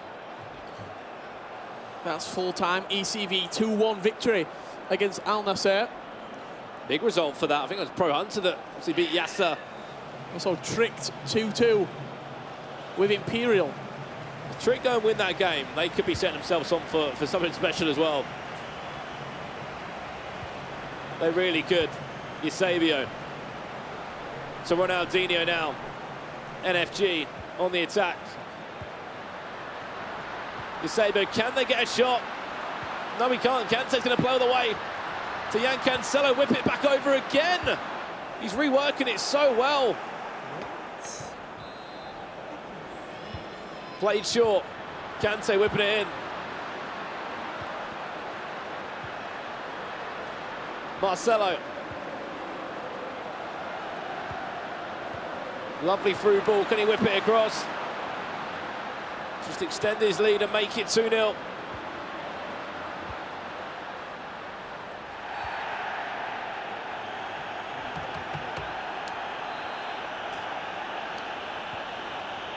Played short there. Nearly a free kick. Played it short instead. Here we go. This could be 2-0. This could be another one for Al Basher. Just goes to show the game management as well. He had a free kick probably 15 minutes earlier. He took a direct shot. On this occasion, he played it short and he's playing round the back. He knows that he has to get at least 3 points out of this matchup against FaZe Clan. Added time to come. What a big result this will be as well against Lev Vinkum. Look, Basher's not been great in single competition today. He suffered a 6-1 defeat. I think he then drew 4-4. There's one man that's going to dig Lev out of the hole. It will be the Dutch icon in Johan Cruyff, who's doing so well. Crosses it all the way across. No, there was a winner. No. Jan Cancelo back to Neymar. If he gets a point out of this one, it'll be devastation for Al Basher. He's there. He should be home and dry. That is game over, you have to say. Referee, blow that whistle. Full time here. Al Basher with a massive point in that PlayStation. The referee's not blown the whistle yet. The referee wants to play on. Still wants to play on, apparently. Yes, there we go. No, he doesn't. It's over in the end. A massive win there. And Tricked Esports have just gone 3-2 up in the 87th minute. So Tricked Esports are actually in this game. They're actually in for the hunt for second. And I've just seen the reaction. One off Mikel, one off Esser. Mikel's just scored a goal and just some sort of walk there. Incredible. 87th minute. Esser, you can see the reaction of that man. And what a fantastic PlayStation leg, of course, in this round 3. Still 2 more games to come here at the FIFA E-Club World Cup. Yeah. So this is what it means for Group D as it stands, Spencer. Group D, many people called the group of death before this tournament. King Esports doing very well, 16 points from 7 games played. AFC Ajax on 12 points, ECV 7 and Al Nassr on 6. So interesting group, that one. Yeah, it's the way we probably predicted it, to be honest. Yep. We'd say these 2 teams were likely to go through, and it's not finished, of course. There's still a chance for ECV and maybe even Al Nassr to get back in it, but it's very unlikely looking at the points that are available to them. Yeah. Only 6 points left. So you'd expect King Esports and AFC Ajax to progress from that group? Certainly King Esports, they've already booked their spot, but Yep. Ajax spot is pretty much secured as well, I'd say. Okay, let's have a look at Group B. The other group that is taking place right now, of course, worth pointing out, there's still a couple of games left to play. A very tight group, this one. 12 points from 7, Imperial at the top. Also, same points with a lower goal difference, Farsi Clan. And then no Fuchs given on 10, Tricked Esports 7. Very, very tight group, this one. We just saw a massive win for NFG against FaZe in the last game, which has opened it up. Now they've got 2 more matches to play, of course. They can not only overtake them, but there could also be a scenario where Tricked get involved as well. Yeah. If they win both their games, we could see the 2 teams that are currently out being in. And we can see some highlights of the previous game. These are some live shots we've got right now. Pele there, celebrating a goal, 88-minute goal. This is the end of the Imperial game, this one. So it's 3-2 at this point to Trick Esports, and we just saw important in the previous league table how big this game is. This is live. You're seeing this right now. Yeah. Trick Esports currently sitting bottom of the group. If they pick up this win, it opens things up a little bit. It opens it up massively, doesn't it? If anything changes now in these last few minutes. It's exactly the same situation we're seeing with the FaZe versus the NFG situation as well. We're seeing the guys who are underneath them in the table actually pick up wins. Chance here. Chance here. Massive tackle. Oh. Had to be made there. Trick Esports. Do you expect to see a late goal quickly? Not now, because it's gone into the 92nd minute. I think we're going to be good now once the ball kind of stops or goes out. It's going to be the whistle. There it is. There is the whistle. That's a big win. Big win. Yeah. So I think we can... we'll have a look at the table shortly because it'll see what that means for the table. So here it is. Group B, as we said, Imperial 12 points from the 7 play with a goal difference of +8. FaZe Clan also on 12 from 7. NFG on 10 points, so very, very tight group. Yeah, so that when we saw this earlier, I think it was live updated, so it was based on that scoreline. But if we can see some more wins for Tricked against Imperial and some more wins for NFG against FaZe, then it could flip. This could be literally anyone could go through still. Yeah, so of the 2 groups of the afternoon, we know we spoke, the team that's impressed you the most from the 2 afternoon groups, who are you going to go for? The 2 afternoon, probably have to say King, to be fair. They started a little bit slow, but they've ended up pretty dominant and have actually not dropped as many points as it looked like they were going to. So it takes a lot to be that highly regarded as favourites and still deliver. I want to pick you up on that point there, because they did start slow, didn't they? But they're top of the group now. We expect them to go through as winners as well. Why is it that they started slow, but now they look very good? Is it settling into the game? What do you put that down to? Could be a load of reasons. It could just be the matchup of who they're playing against, of course. You know, it's only single leg matches. But particularly in the 2v2, they've had a bit more time now to grow and play together and get their communication sorted. And it's crazy seeing these 2 on the same team, because this could, Nicholas versus Tex could be the cross-console final at the eWorld Cup Grand Final at the end of the year. Easily could be that based on the current form. So it's great to see them working well together. And speaking about individual players, any individual player that stood out for you in this afternoon session? Well, Tex always stands out, particularly when he gets a few goals. He starts to showboat a little bit, and he's the kind of player that can do that. I really liked it when he did a little rainbow flick over the keeper and won a penalty. Kind of wish he'd been allowed to carry on and score the goal. Fantastic. But no, this seems really good performances. Actually, got to give a bit of a shout out to Dragon as well at NFG, because he's pulled out some big points for his team. Okay, so loads of great performances. Let's cross live to the commentators for our next set of matches. Thank you very much, gentlemen, and we're back. It's Dan and Onset, of course, and where were you? I was waiting for you. You were late. What do you mean? Don't worry about it. Don't worry about it. We'll worry about that later. We'll talk about the permutations of what's happened, what's about to go on, because we've only got 2 matches left in these games so far. We've got the Xbox side of things, and we've got the 2v2 to come in this final round of games, and all to play for still, Dan, which is the most exciting thing. Yeah, King Esports are the team that have guaranteed their spot into the knockout rounds, but it's Ajax who still have everything to play for here to try and secure their spot in the knockouts. A win would do it for them. That's all they need. They just need a few more points on the board and they'll be sailing through. This group is kind of wrapped up. There is still a little bit of chance for some of the teams lower down to scrape their way back into things, but it's the other group where we're seeing everything be really closely contested. But I mean, these 2 players on your screen have done fantastically to answer their critics. People were asking how they would perform together. Would they be doing well in the 2v2 scenario? Well, you have to say, yes, they have done very well. They've been creative. I like what they've had to offer, and I'm excited to see what Tex can do now on the Xbox side of things. Now, on the other side of things, Dan, this is an interesting matchup, in my opinion, because you have the King Esports guys. They're kind of sitting pretty at the moment, top of the group. Ajax, they're in a good position. If they were maybe in this position, having already played King Esports, they'd be a lot more comfortable. But knowing that there's 2 teams behind them right now who are hunting them down, who are desperate for points, and one is going to take points off the other, that makes the pressure on this game for these 2 guys even more so. So Ajax, they're on 12 points at the moment. EVC are behind them on 7. So that means there's a 5-point difference. So all Ajax realistically need is a win. A draw would mean that maybe there could be a goal difference situation for them. But they just need 2 more points over these next 2 games to guarantee themselves into knockout round. Ajax Joey can get it done, but he's got to do it against arguably the best player in the world. I was just about to say, I almost said it in unison with you. The best player on the Xbox in the world, arguably the best full stop in the world. Of course, we're talking about the young man at the bottom of your screen, Tex, and it's going to be Ajax who are on the attack to start things off, but Tex wrestles him off the ball very, very early. Of course, we'll be keeping you up to date with all of the games that are going on. All of the different goals that are going in at any particular point. This is, of course, Group D. We have Group B going on at the moment, and Group B, I mean, that's a scary place to be at the moment for all of those players, all of those teams, especially with just 2 matches to go in this final round of games. As Tex is now looking for that drag back on the edge of the box. We were watching Tex earlier during round 2, and he was 2-0 down in one of those games. We were saying, oh, well, maybe Tex might be struggling on this new patch, and then suddenly, bish, bash, botch, he gets back into it, and he wins 4-2, I think, in the end. He was just able to bang goals in left, right, and centre. He just seems to be on a different level. He just switches it on sometimes.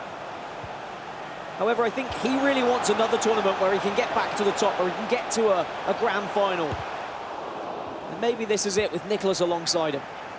Joey trying to do things that we normally see at the other end of the pitch from Tex. There's a couple of skill moves linked together there. Managed to find a little bit of space with R9, but just couldn't find the space for the shot. Having one possession back once again, now we're going to see him coming forward again. And you get the feeling that Ajax and Joey just want to get this done now. They need 2 points to guarantee themselves progression to the quarterfinals. You don't want to leave it to that 2v2 situation. You don't want to give the other teams in the group even a sniff of a comeback, because imagine the fire they'll go into that final 2v2 game with, knowing they still have a chance to progress. And there is still a chance there. I mean, even with just a draw here, Ajax could guarantee themselves through if EVC were to lose their game.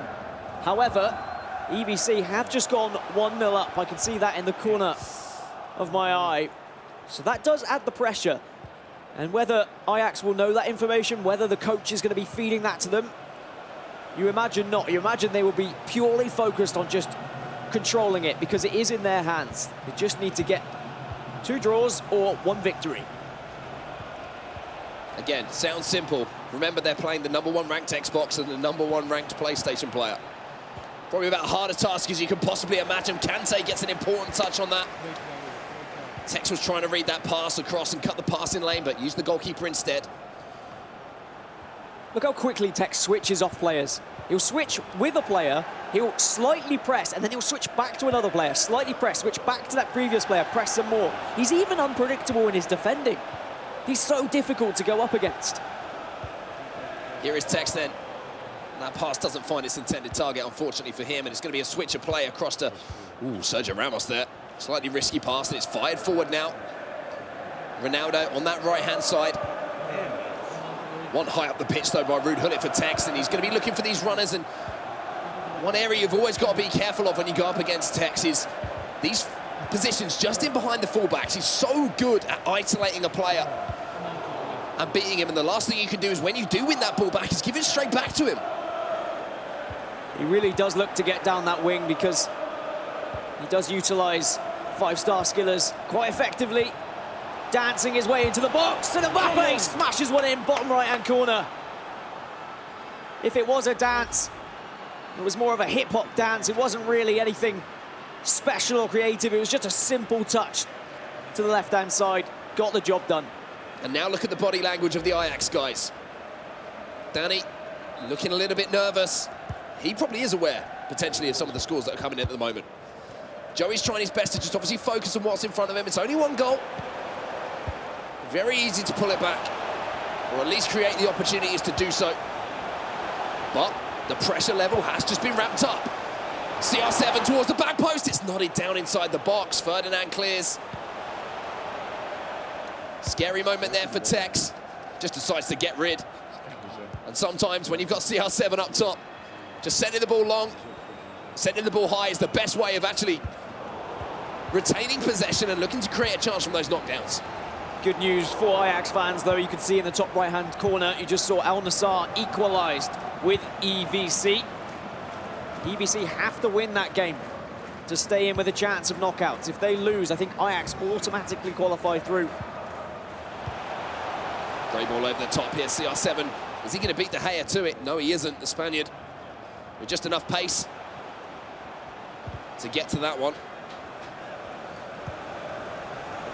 Joey has looked good going forward.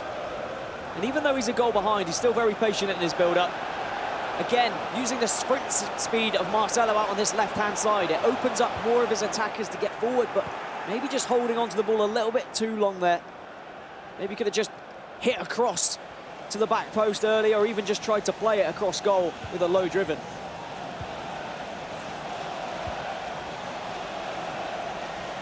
Marcelo at the other end of the pitch here for Tex.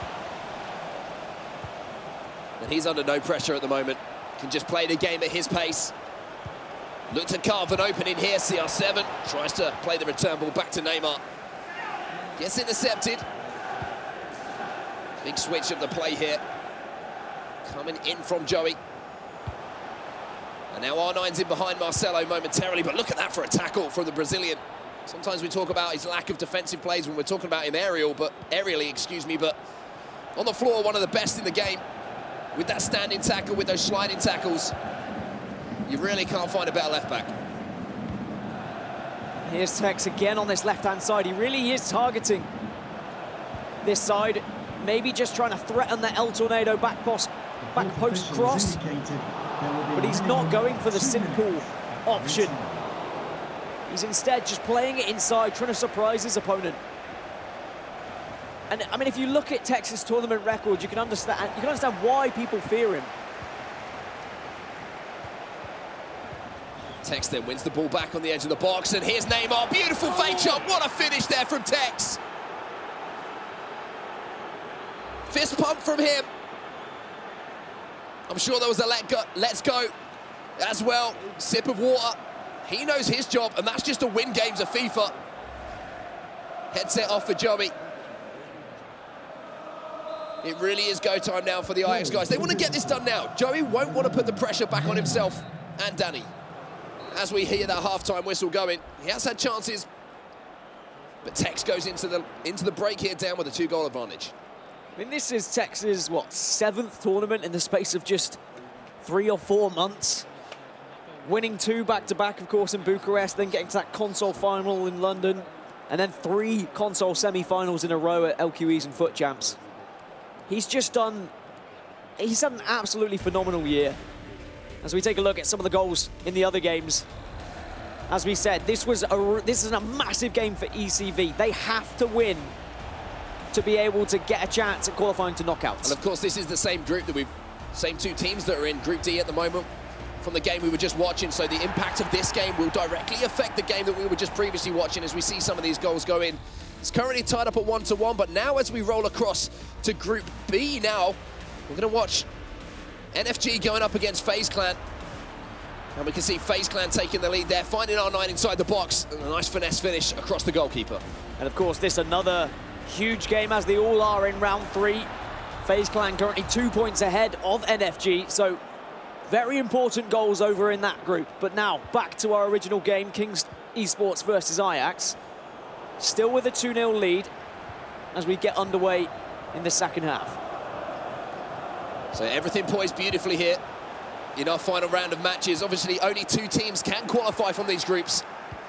And you have to say, all to play for. As you can see, that's how everything is sitting at the moment. As it stands, even with a loss here, Ajax still guarantee their way through because ECV are not winning. But here comes Ajax trying to do something, trying to get the job done. Joey there, but a decent push away from the goalkeeper. On the other side of things, I mean, look at Group B, Mark. Anyone could go through. Anyone could go through there. It really is crazy. We'll be keeping our eyes on that one, keeping you updated, of course. Just keep your eyes on those standings as well. Going to be some very, very tense moments towards the end of the day here in London at the Sky Studios. But Joey's trying to get something done here. Take the pressure off of that second game. Hearing a goal go in as well. I think it was Tricked Esports who might have just scored as well. So they're currently bottom of Group B, but a goal going in there might change the complexion of things. At half-time, Al-Nassr and ECV Esports is tied up at 1-1. And if it stays like that, Ajax will be going through. Scary factor is if Al-Nassr were to grab another goal. Ooh, yeah. Suddenly they're on 9 points, and then it goes down to goal difference if they were to win their final game and Ajax were to lose. But the goal difference is pretty poor on Al-Nassr at the moment. So I'm sure Ajax would have been very confident coming into this game. But Tex is still running the show here for King Esports. This is where he's dangerous. El Tornado now, little scoop turn after letting the ball drop. Almost managed to beat his man. But with a 2-goal lead, you can see him try and experiment with those skill moves. Try and score something a little bit special, but he's also got to think about seeing the game out. Well, he's just we have seen Tex let a few leads slip in the past. Yes, we have. I mean, we've seen a lot of top players let 2-0 leads specifically slip in these past couple of weeks. It doesn't seem to be the safest of scorelines. It's been that 3-goal cushion that players have been ever desperately searching for.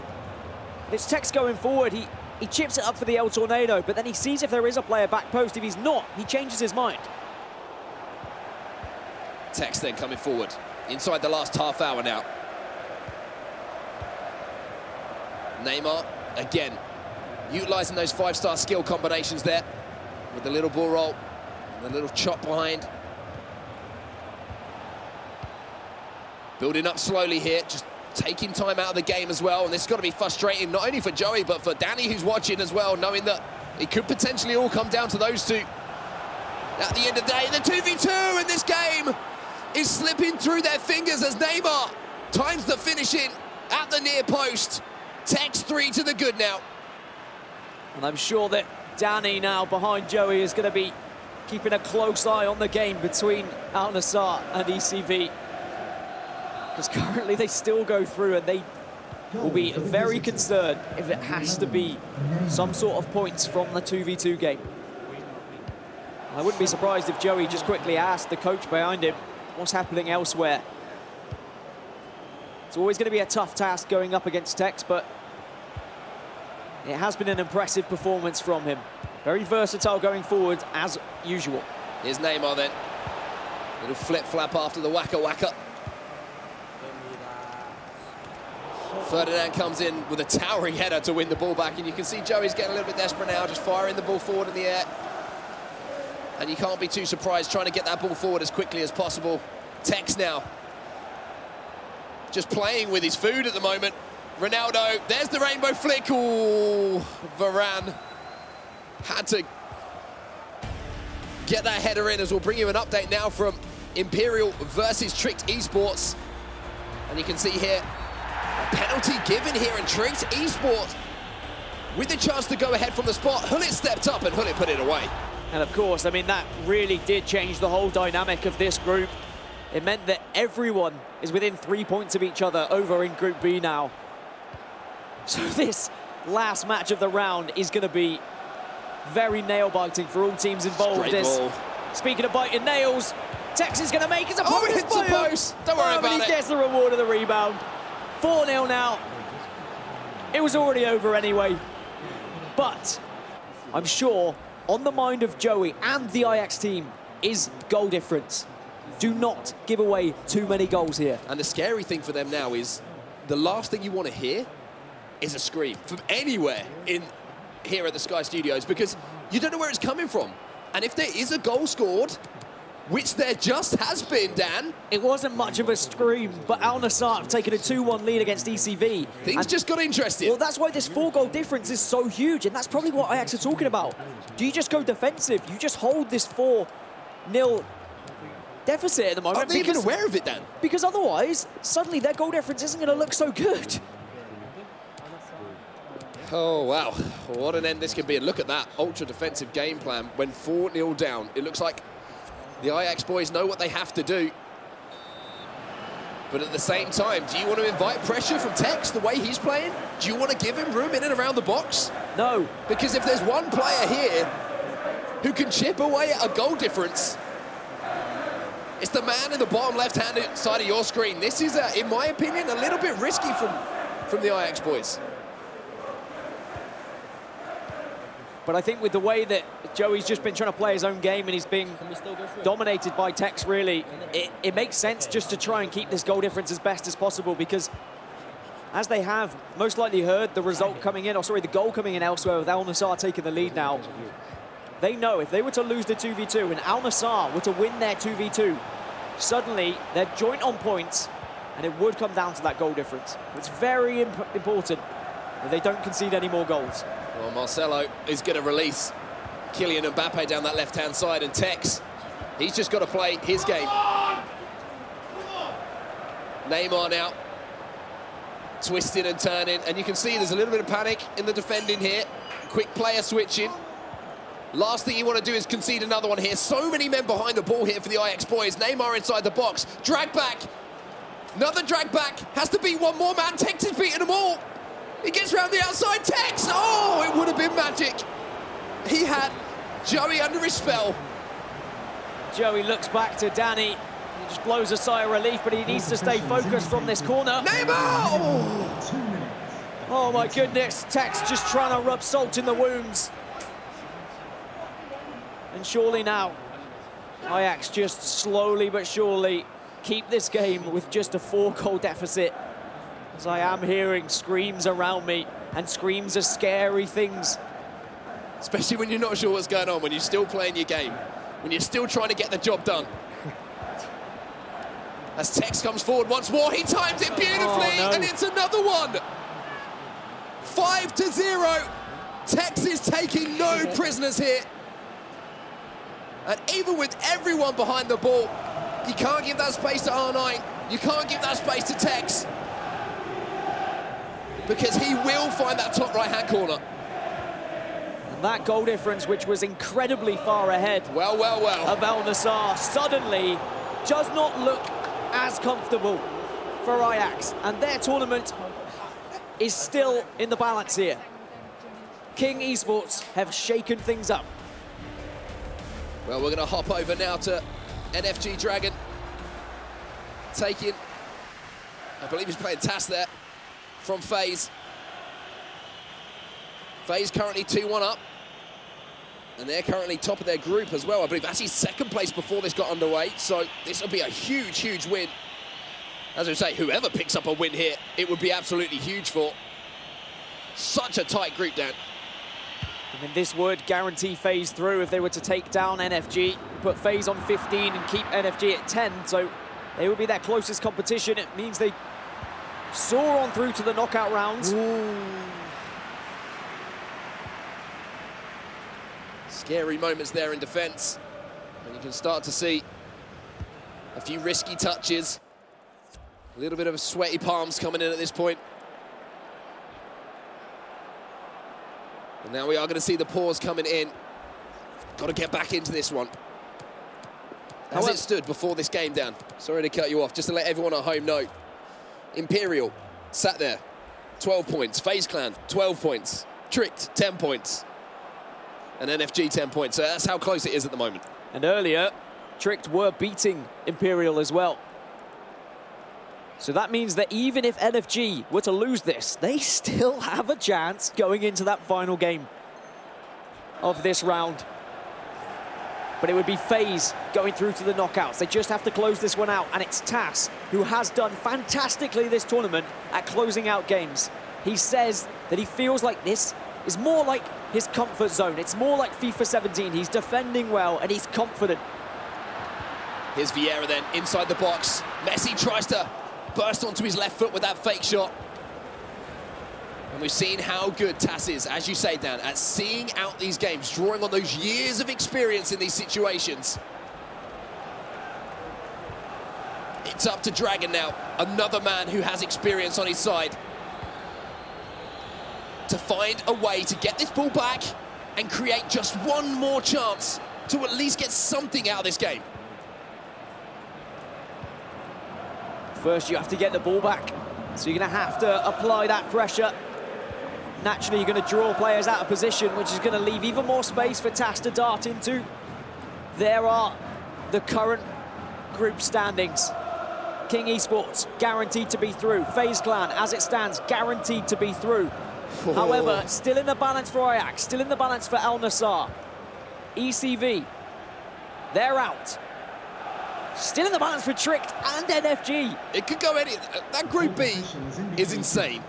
As you say, could go anywhere. Group D, still 3 teams in it as we can't come down to not even the final match, it's the final game of the match, the 2v2. As we see Dragon come forward. Now Ronaldo, he scored! That could be a point in the bag. And that point could be huge. A 92nd minute goal. Christian Fuchs is going to be going absolutely mental, because that means this group is blown wide open yet again. FaZe Clan not guaranteed through. NFG back on 11 points. All to play for going into the last game. What a crucial goal. What a moment for Dragon. One Englishman breaks another Englishman's heart. I don't think there will even be time to really get this restarted, to be honest with you. Going to be pretty much done as soon as the ball was moved off the kickoff, but what a goal that could be. In the complexion of everything, as it stands, FaZe Clan were top. They were looking pretty. Everything was going their way. With one goal, everything has just got even more crazy in Group B.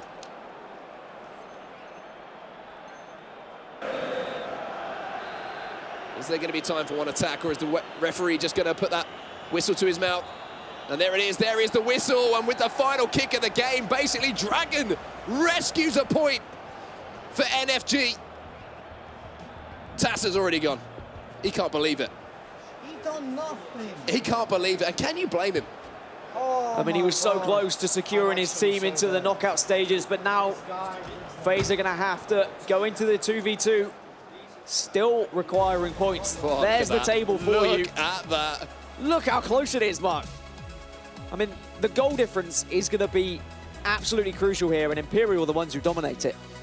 Well, as you can see, they're the Group B standings, but I believe that we're going to go over to Anna on the floor. She's with a man who's probably lost a few hairs in the last few minutes, and it's Christian Fuchs.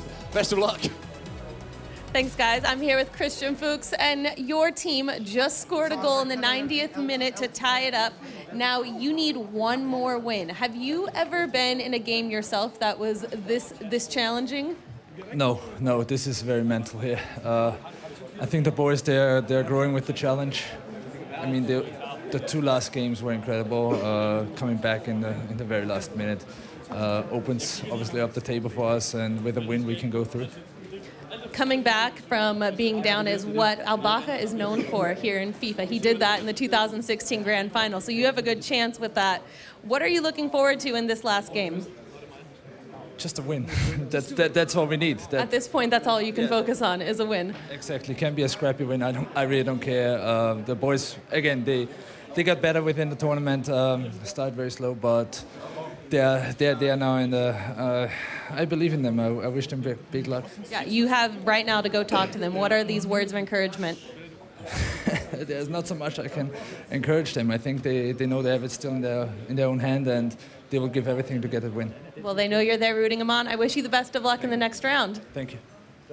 I mean, Dan, sometimes interviews can say more than we can. I mean, the emotion, you saw it. You saw the sweat on his head as well. He's gone through it all in those last few minutes. A very different situation for him to be in. I'm sure he's both loving and hating this scenario at the moment, but his boys still have a chance to get through to the knockout stages, and I think that's what's important here. What a crucial goal for Dragon. I mean, they still had a chance, even if Dragon didn't find that goal, but now their chances are better going into this 2v2 round. I think my favourite part of that is what part of this match you're looking for. And let's be honest, he was just thinking, I just want it to be over. I want to win. I want to get out of here. I want to be done. I don't want to have to go through the next 90 minutes of play. It's going to be incredibly stressful for every single player who is currently involved in Group B, still at a stage where any one of these teams can go through. Insane stuff. And of course, in Group D as well, there's only one team who can't make it, unfortunately, but three teams. I want to start with that big win. They've kept themselves in contention. They have, of course. King Esports, they're already through. They're guaranteed. Tex with a massive 5-0 win. But now the scary thing for Ajax, if they were to lose by a couple of goals, and we saw EVC win by a couple of goals, suddenly they're all tied up in goal difference. And that's terrifying for Ajax fans. Okay, well, before we get into our final game of the day, which is going to decide everything, let's hear from Adam and Spencer once more. Spencer, I need to take a breath after that. You worked it out a lot quicker than I did, but we were just backstage trying to work out all the permutations, because that group is wide open, isn't it, with one game remaining? There's going to be some drama. This is going to be the group you don't want to go out in. I mean, you never want to go out, but the two teams that don't go through are going to feel hard done by, because there's a lot of points spread across all four teams here. Yeah, we've got the goal. We know which goal we're talking about. This was in the dying seconds. We saw Christian Fuchs' reaction. Talk us through this. Look at the clock. This is Sean Allen coming up clutch here. Look at this. Gets the chance. Two defenders around him. Finds the gap. Gets it to 2-all. FaZe Tass not happy with that, of course, but Sean Allen absolutely delighted to do that for NFG, as was Christian Fuchs, of course. Yeah, and of course, all four teams can still qualify with only one game remaining. So how does the psychology affect it going into the last game? It's just win at all costs. Got to win. I mean, I hear these people talking about it. What do we need to do? You've always got to win. Always just win your game and you'll be fine. But no, more than ever, go and win your game and you're going to be okay. There's only one team which is tricked, who it's not in their hands, Yeah. they can still go through, but they need other results to go their way. Okay, well, with that said, let's have a look at the group. The group's just to remind us, this is the group we're all talking about, of course. Look at this, with 1 game to go. Farsi Clan top with 13 points from 8 games. 1 point behind them, Imperial. 1 point behind them, No Fuchs Given. And a point behind them, Trix Esports. So, Spencer, as you quite rightly say, everyone can qualify, but it's in the hands of the teams that are in the top 3. Yeah. They win, they're through. Simple as that. And what I love about this is it's coming down to 2v2. Yes. This is where it's crucial. I was just talking to the boys representing FaZe, Lev and Tass, and I was saying, because a draw sees them through, right? Yeah. But it's like, you can't, never can you play for a draw, but particularly in 2v2, it's so hard to control. There's so many different moving pieces, literally with players making different runs and the like. So you've got to play hard, you've got to play to win. And the best players might even still doubt themselves a little bit on 2v2 because they'll be inexperienced at it. Yeah, very good point. We've got to look at Group D as well. Of course, still 1 game remaining from Group D. A much different story from Group B that we just saw there. King Esports absolutely flying. 19 points from 8 played with a goal difference of plus 14. And AFC Ajax, 12 points. They're the teams, no disrespect, it's the group of death. All 4 teams, 4 fantastic teams. But going into it, Ajax and King Esports were the 2 that perhaps most people expected to go through, weren't they? Yeah, there's a big gap between them. And Ajax not necessarily through just yet. No. First of all, look at that goal difference for King. 14 positive, that's unbelievable. But if Al Nassr can pull out a big 2v2 win and get a few goals, and then King beat Ajax by a few goals, that goal difference, which is currently 4 between the -1 for Ajax and -5 for Al Nassr, could swing, and they could still squeeze through. Yeah, so loads to play for in both groups for the last game. We talk about King Esports, we've got to talk about Tex as well. He has been phenomenal so far in this tournament, hasn't he? He's been phenomenal this season. Yeah. Right, and what's amazing about what he's doing today is this is the first tournament after the most recent patch, and he's finding a new way to score goals, and that's what this guy does. When there's changes to the game or new games come out, he's one of the quickest to adjust to it, and he's done it again. And do you expect we know that King have qualified, do you expect Ajax to be the other qualifier, or do you expect to see... It'd be very disappointing from their perspective if they don't get through after the start they had, but they've got to prove it in this last game. They can't really afford to lose, so they need to go out there and get a result against a very, very good King team. Okay, huge last game to play. On day 1 here, let's throw us back to our match commentators for the last game. Thank you very much, and you can see the stress. The nails are being bitten. It's go time for all of the players here in Group B.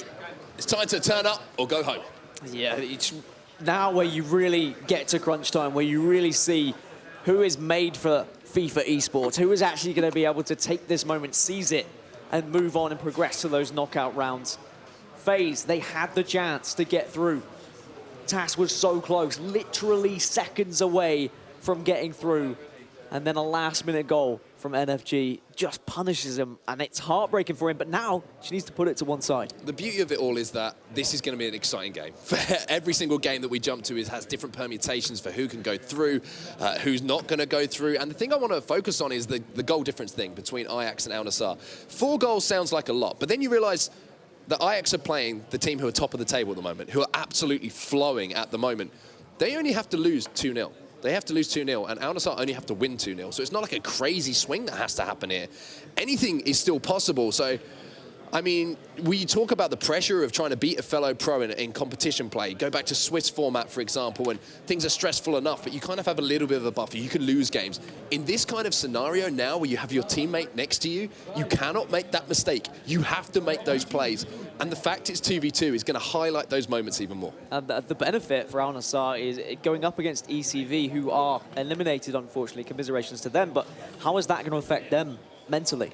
Now going into this game where they know they cannot stay in and they cannot get through to those group stages, to those knockout stages even. But here we go then. Al Nassr kicking things off against ECV. And the chance to maybe pull up an upset and pass Ajax. Well, first thing that Al Nassr have got to do is not get too carried away. They've got to get a win on the board. As we see the El Tornado cross come in. I think it was slightly misjudged there, to be honest with you, by the player on the back post. Decided to back off with Neymar, almost assumed that Marcelo was going to win that ball. And this is the thing, isn't it? You can't look over your shoulder in these situations. You can't get carried away with the moment. You just have to do the job that's in front of you as the ball is sent into the box from that El Tornado. Al Nassr have to score, and they have to get these 3 points on the board. Well, I think maybe that's an advantage for Al Nassr. They're not looking over their shoulders. They're looking ahead. It's Ajax who are going to be looking over their shoulders. They're going to be worrying every time they hear a scream throughout the studio. is that Al Nassr taking a goal lead? How does our goal difference look? They already suffered a 5-goal deficit earlier against Tex. What's going to happen now in the 2v2? Suddenly, if they go a goal down, they're going to be panicking. We can see another game that's about to kick off. We're going to focus on this game at the moment. This is one we're going to be spending our time with. NFG going up against FaZe. 2v2. The winner pretty much solidifies their place in the next round. The loser, I mean, anything can still happen. It's when you start to have to rely on results elsewhere, when group stages get very terrifying. But for FaZe, it's still in their hands. A win will still guarantee them through. That will be all they're thinking about here. And of course, with 2v2, it just makes everything a little bit more scary, as it is going to be FaZe now, down the wing. Ronaldo chips it in, but easily headed away that time. Now you're going to see NFG coming forward once more, trying to attack with pace on the counter-attack. And a pretty high-pressure game here. And we are hearing a goal go in. And the shouts are coming from Ajax as well. They take the lead. They're down in the box here for FaZe zone. Nothing given by the referee. And that's going to be a huge release to Ajax as the ball is in towards Modric. He can't make the contact he wanted on the header. Big chance there early on for FaZe Clan. You can see the amount of focus that for NFG here. Trying to defend all these red shirts attacking.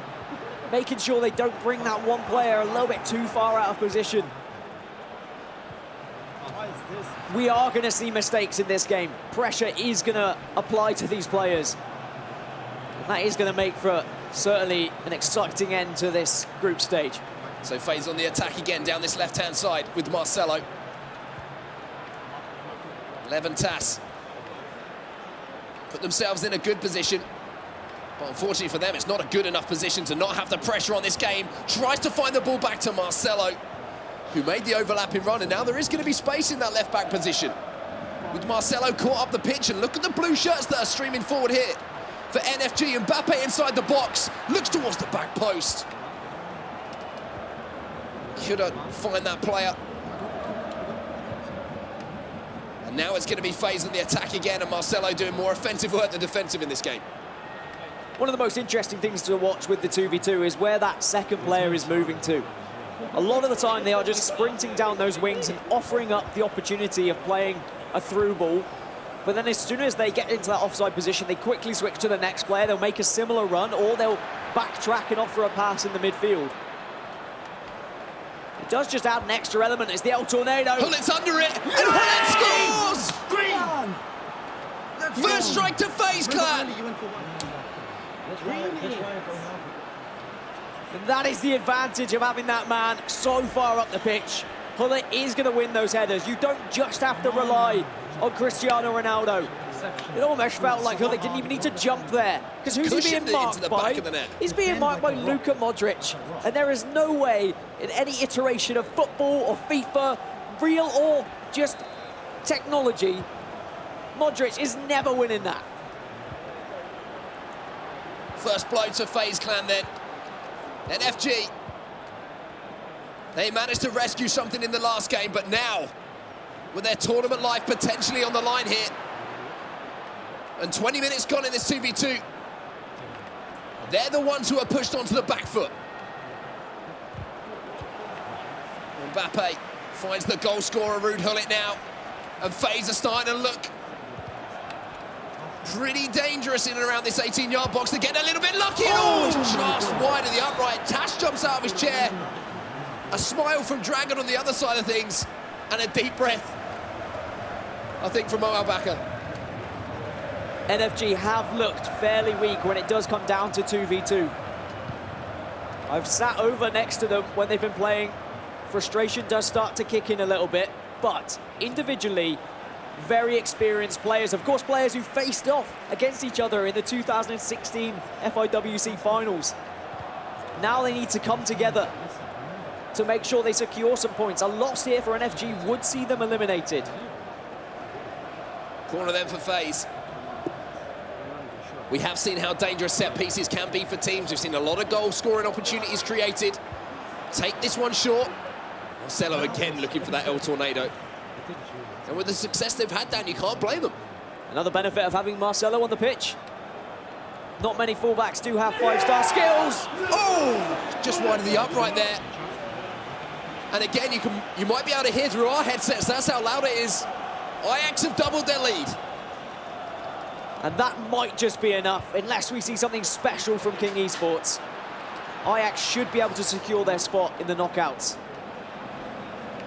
Which is a shame for Al Nassr, who have done so much to get so close at this point.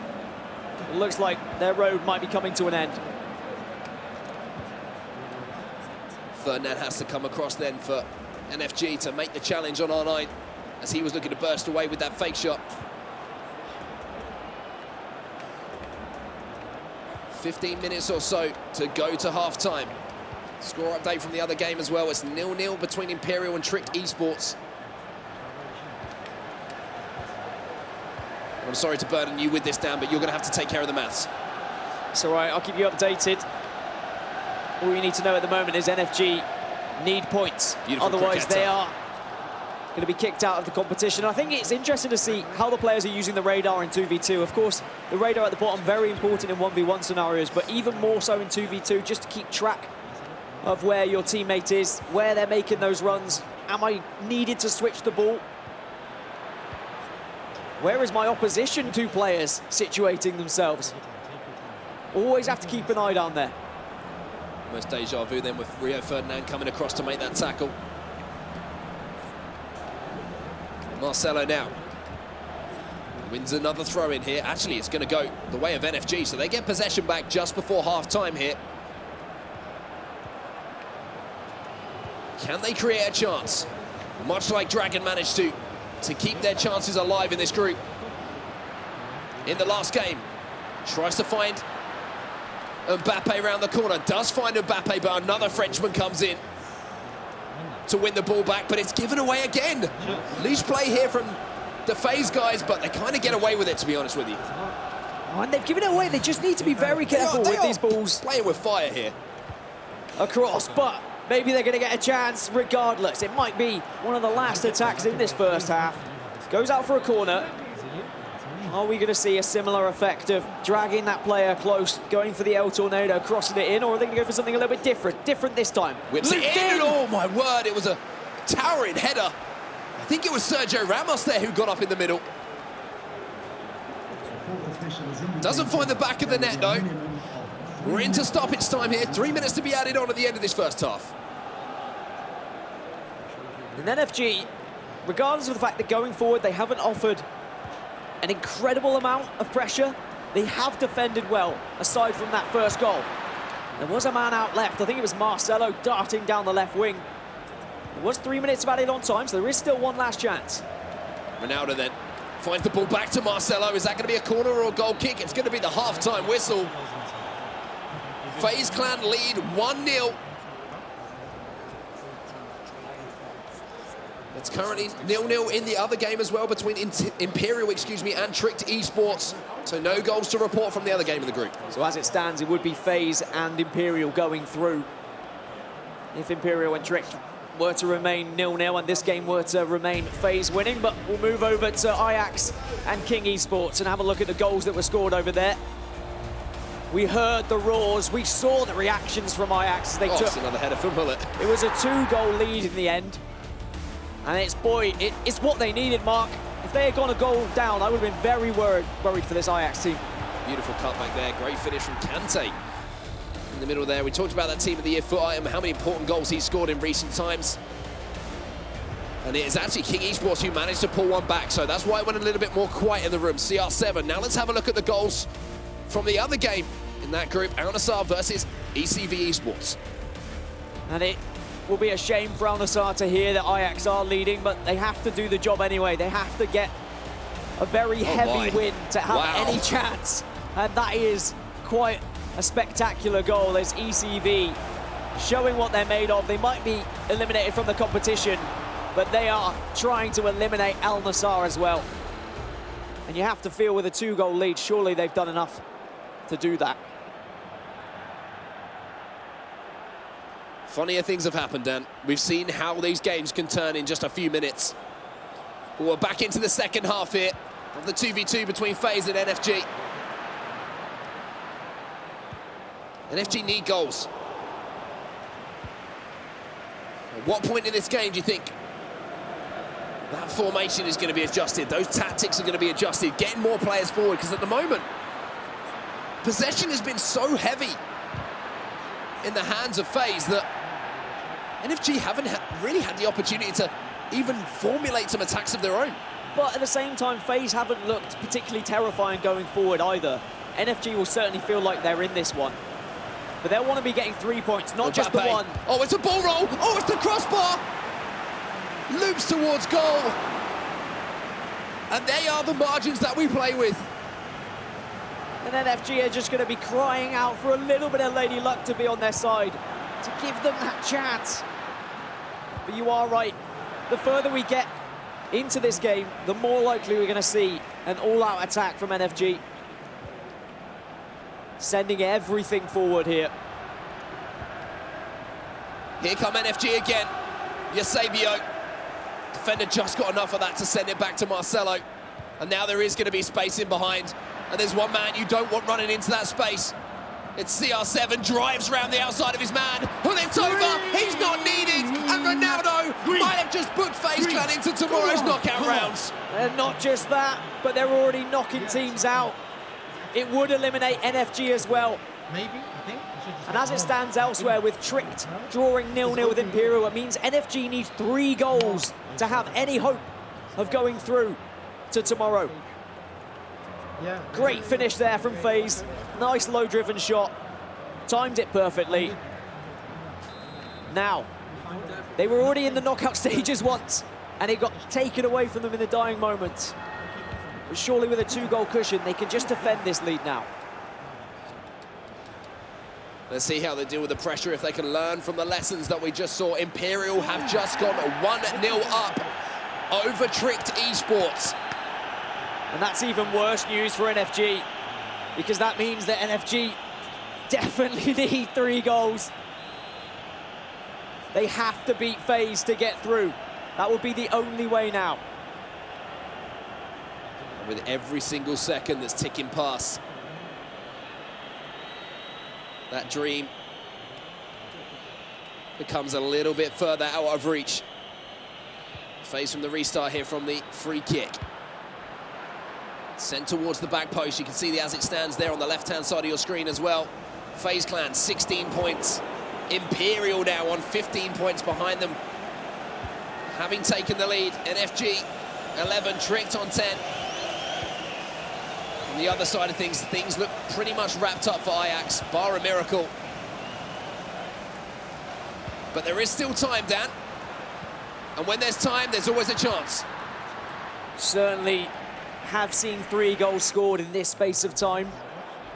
And we are going to get an update from the Imperial Tricked game. It was Imperial who were able to finally get that goal, finally get that breakthrough to guarantee themselves through, and it was a bit of a mess. It was all bumbling around in the box, but Imperial won't care. I was going to say, shoot with Vieira. He was about 6 yards out. He's still got 8-yard shooting. And it was Vieira who finished that one off, but now we'll pop back over to the game between FaZe Clan and NFG. Can NFG pull off the Cinderella story here?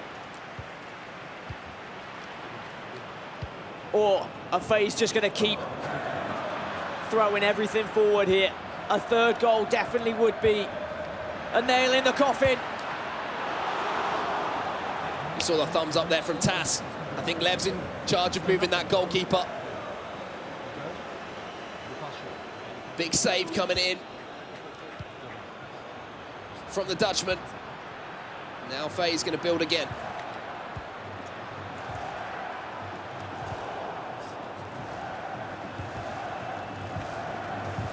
And now I think Lev's going to be looking for a little bit of task magic. Let's hold on to the ball, let's play possession, but no, they're still going forward. They want to finish it as it gets pulled back for a free kick here. It's 10 minutes gone from when we last looked at the time. nothing's really happened, to be honest with you, and that's how good FaZe are at managing these games. This is where Tass is so good. Tassing it around, he was known for it back in the day.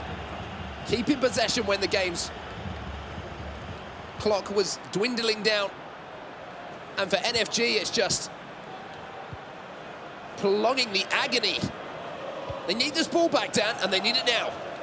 And what a potential tournament this could be for Levinkin as well.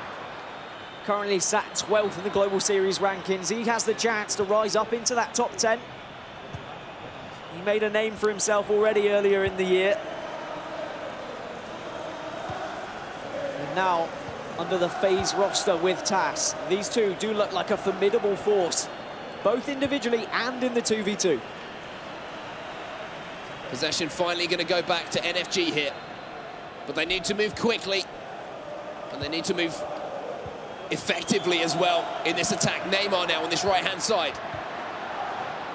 Ball going to fall back to Eusebio. Kevin De Bruyne on the pitch as well. And here is De Bruyne. He tackles him in the box, but the ball just will not fall for him. They can't get the breaks. And Courtois will gleefully hold that one here for FaZe. And now it is just slowly slipping away for NFG, and you can start to see it on their faces as well, that realization of maybe it's over. And it's going to be pass and pass again. Are you going to be able to score that goal to give us hope, or am I?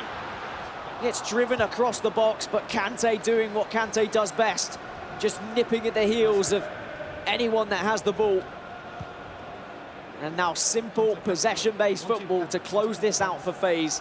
They would go through first in the group, Imperial just behind them. A very tight group indeed. Just a few moments left.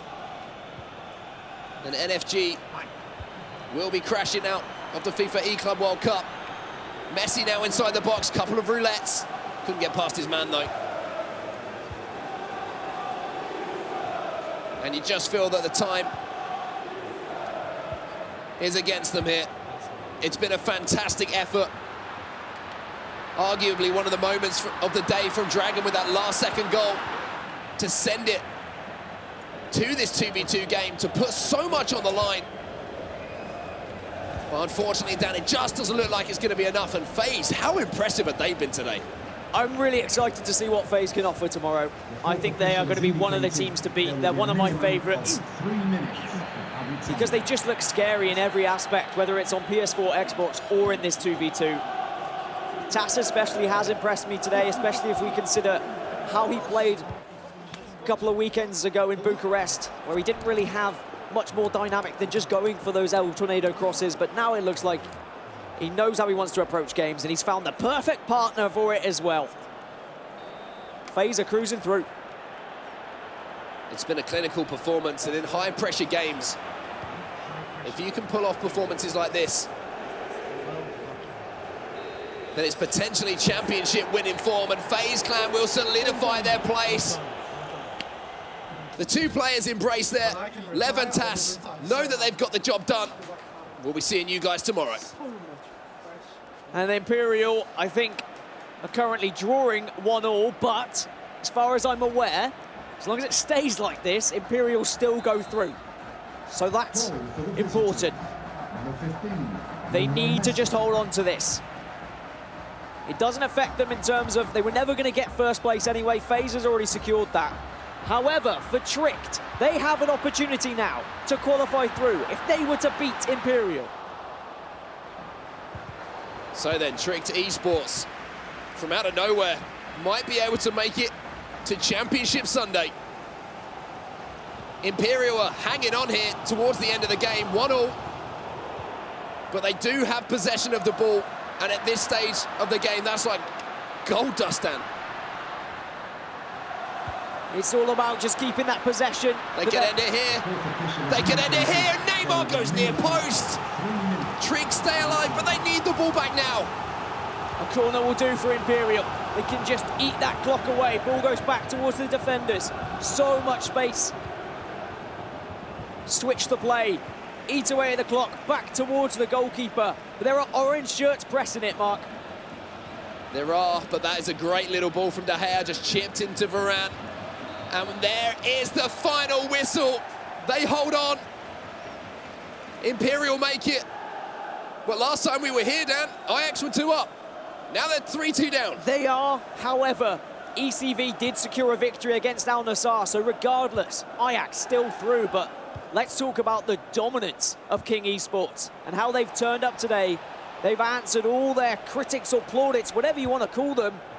They've shown up and they have definitely proved themselves to be one of the favourites, if not the favourites in the tournament. And they've shown incredible resiliency as well. We've seen Tex come back from 2 down to win his game, as we're going to see them find a 4th goal here in added on time. Eusebio will be the goal scorer. As I say, resilience, as well as technical brilliance, is a pretty good formula for me. I'm equally excited to see these two compete tomorrow. I mean, a dream for me would be see FaZe go up against King Esports. And boy, if that came down to a 2v2 scenario, that's exactly what this tournament was made for. Tournament favourites before the match. Matches got underway, to be honest with you, those two who are on our screen at the moment. But let's have a look at the Group B standing and see exactly how everything finishes off after an insane final game there in the final round of matches. FaZe Clan with a big win in their final game, 16 points on the board. They take first place, and in second place, Imperial squeaked through on 13 points. And you can see how important that goal was for Trip. They had that chance at the end.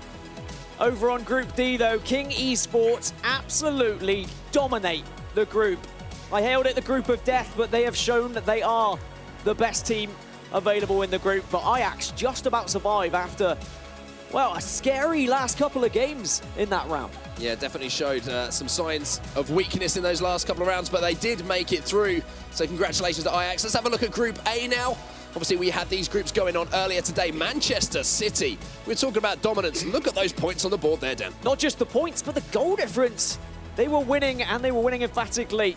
Plus 12, as Wolves were able to creep through as well. Unfortunately, putting out Brondby, our previous double-time champions here at the FIFA E-Club World Cup, will not get a third chance.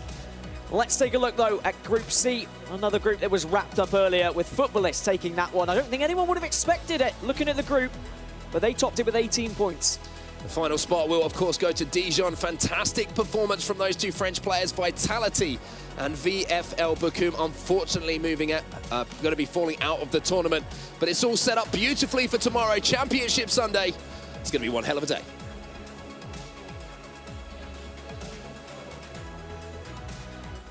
So, Spencer, that's the end of the play for day one. Where do we begin to start? So much great action. Just try and sum up that first day for us. It's brilliant, wasn't it? It's fantastic. I mean, it's fantastic. We saw all kinds of different goals, which I think is something that we've been looking forward to seeing with this new patch, and we've seen a lot of that. We've seen some great performances, great comebacks, great drama. Atmosphere's been good. Reaction's been fantastic. So, yeah, very much enjoyed today. So many times, I've said this so many times at different events, Adam, over the years, people have good first days and bad second days. You do not want to be in that conversation tomorrow. You want to make sure you carry the form over. If you've got yourself in that top two in your group and you are going through, make sure you turn up when it matters, and that's tomorrow. Before we bring you the draw, let's show you the goal of the day. Spence, this is one that you were particularly impressed with. Yeah, and this is one for the football purists. 27 passes in the lead-up. This is FaZe TAS in the FaZe Clan red here against Tricked Esports. Now, just watch this and appreciate it. None of the individual passes or anything particularly special. It's about the combination of them. It's about the composure and the possession play. He doesn't rush things. He doesn't look to shoot, in panic like someone like me would playing online, to be honest. Or me, yeah. He takes his time, and he finishes it with a really nice aplomb in the box. You'll see in a minute. Composure is the best word to describe, to be honest. It's frustrating for your opponent when you're starving them of the ball like this. And this is TAS in his prime, which we've seen a lot of today. And we've seen FaZe go through the group winners, of course. So they've done very well, him and Lev together. This is just getting to the business end of the goal now. Watch as it gets into the box. Doesn't rush here. 4 blue shirts around him. Superb composure on the ball. Great composure. Picks out a man. Some people would call that a sweaty goal because he passed it across the box. But no, the passes that go into it, the lead-up play is phenomenal. Yeah, it's a great finish, great composure as well. And we can see what that means for the draw tomorrow. Of course, tomorrow is the knockout stages. So Spencer, what takes your fancy from these? Because there's a lot of tough games to call, aren't there? There's some big games. You know what's jumping out at me is the 2 best performers today are at opposite sides of the draw. Man City at the top and King Esports at the bottom. I thought you'd say those Could two. be a final. It could be a final. Is that what you'd predict now, having seen them all play? today? On form, I'd say those two, yeah, but you never know the way the groups fell. Let's look at the individual games. Man City versus Dijon's going to be a really good game. City, obviously, that's probably the second best team today after King Esports, I'd say. Okay. So they're going to be the favourites for that one. FaZe against Ajax is fantastic. That is a game I cannot wait to see. You've got Lev and you've got Tass. Looking like they're working quite well together. But you've got Joey and Danny as well from Ajax, who've done quite well to come up second against the King Esports in their group. So they'll be looking to go through. So many points up for grabs. And you're talking about the team's individual performance of the day. Putting you on the spot again, if you had to pick one player individually that stood out for you? To be honest, if you'd asked me this before the tournament started to predict it, it would have been the person that has ended up getting it. It's Tex. Yeah. He's been the standout performer, not just of today, but of the year. Full stop, and he's delivered. Good point. It's a culmination of a year, the whole year, isn't it, for Tex? And you've got to give him credit because he's done it in a new format, new patch, but also he's always under pressure and he's delivering, and that shows that he's really kind of growing into his role as the #1 player in the world. Yeah, so if you want to watch it, day 2, the knockout stages of the FIFA E-Club World Cup will resume 9:45 a.m. London time tomorrow. You do not want to miss that. It's been a good day, isn't it? Fantastic. Well, I'm knackered. I'm knackered as well. So that is it from us. Spencer and I will be back tomorrow. We'll see you then.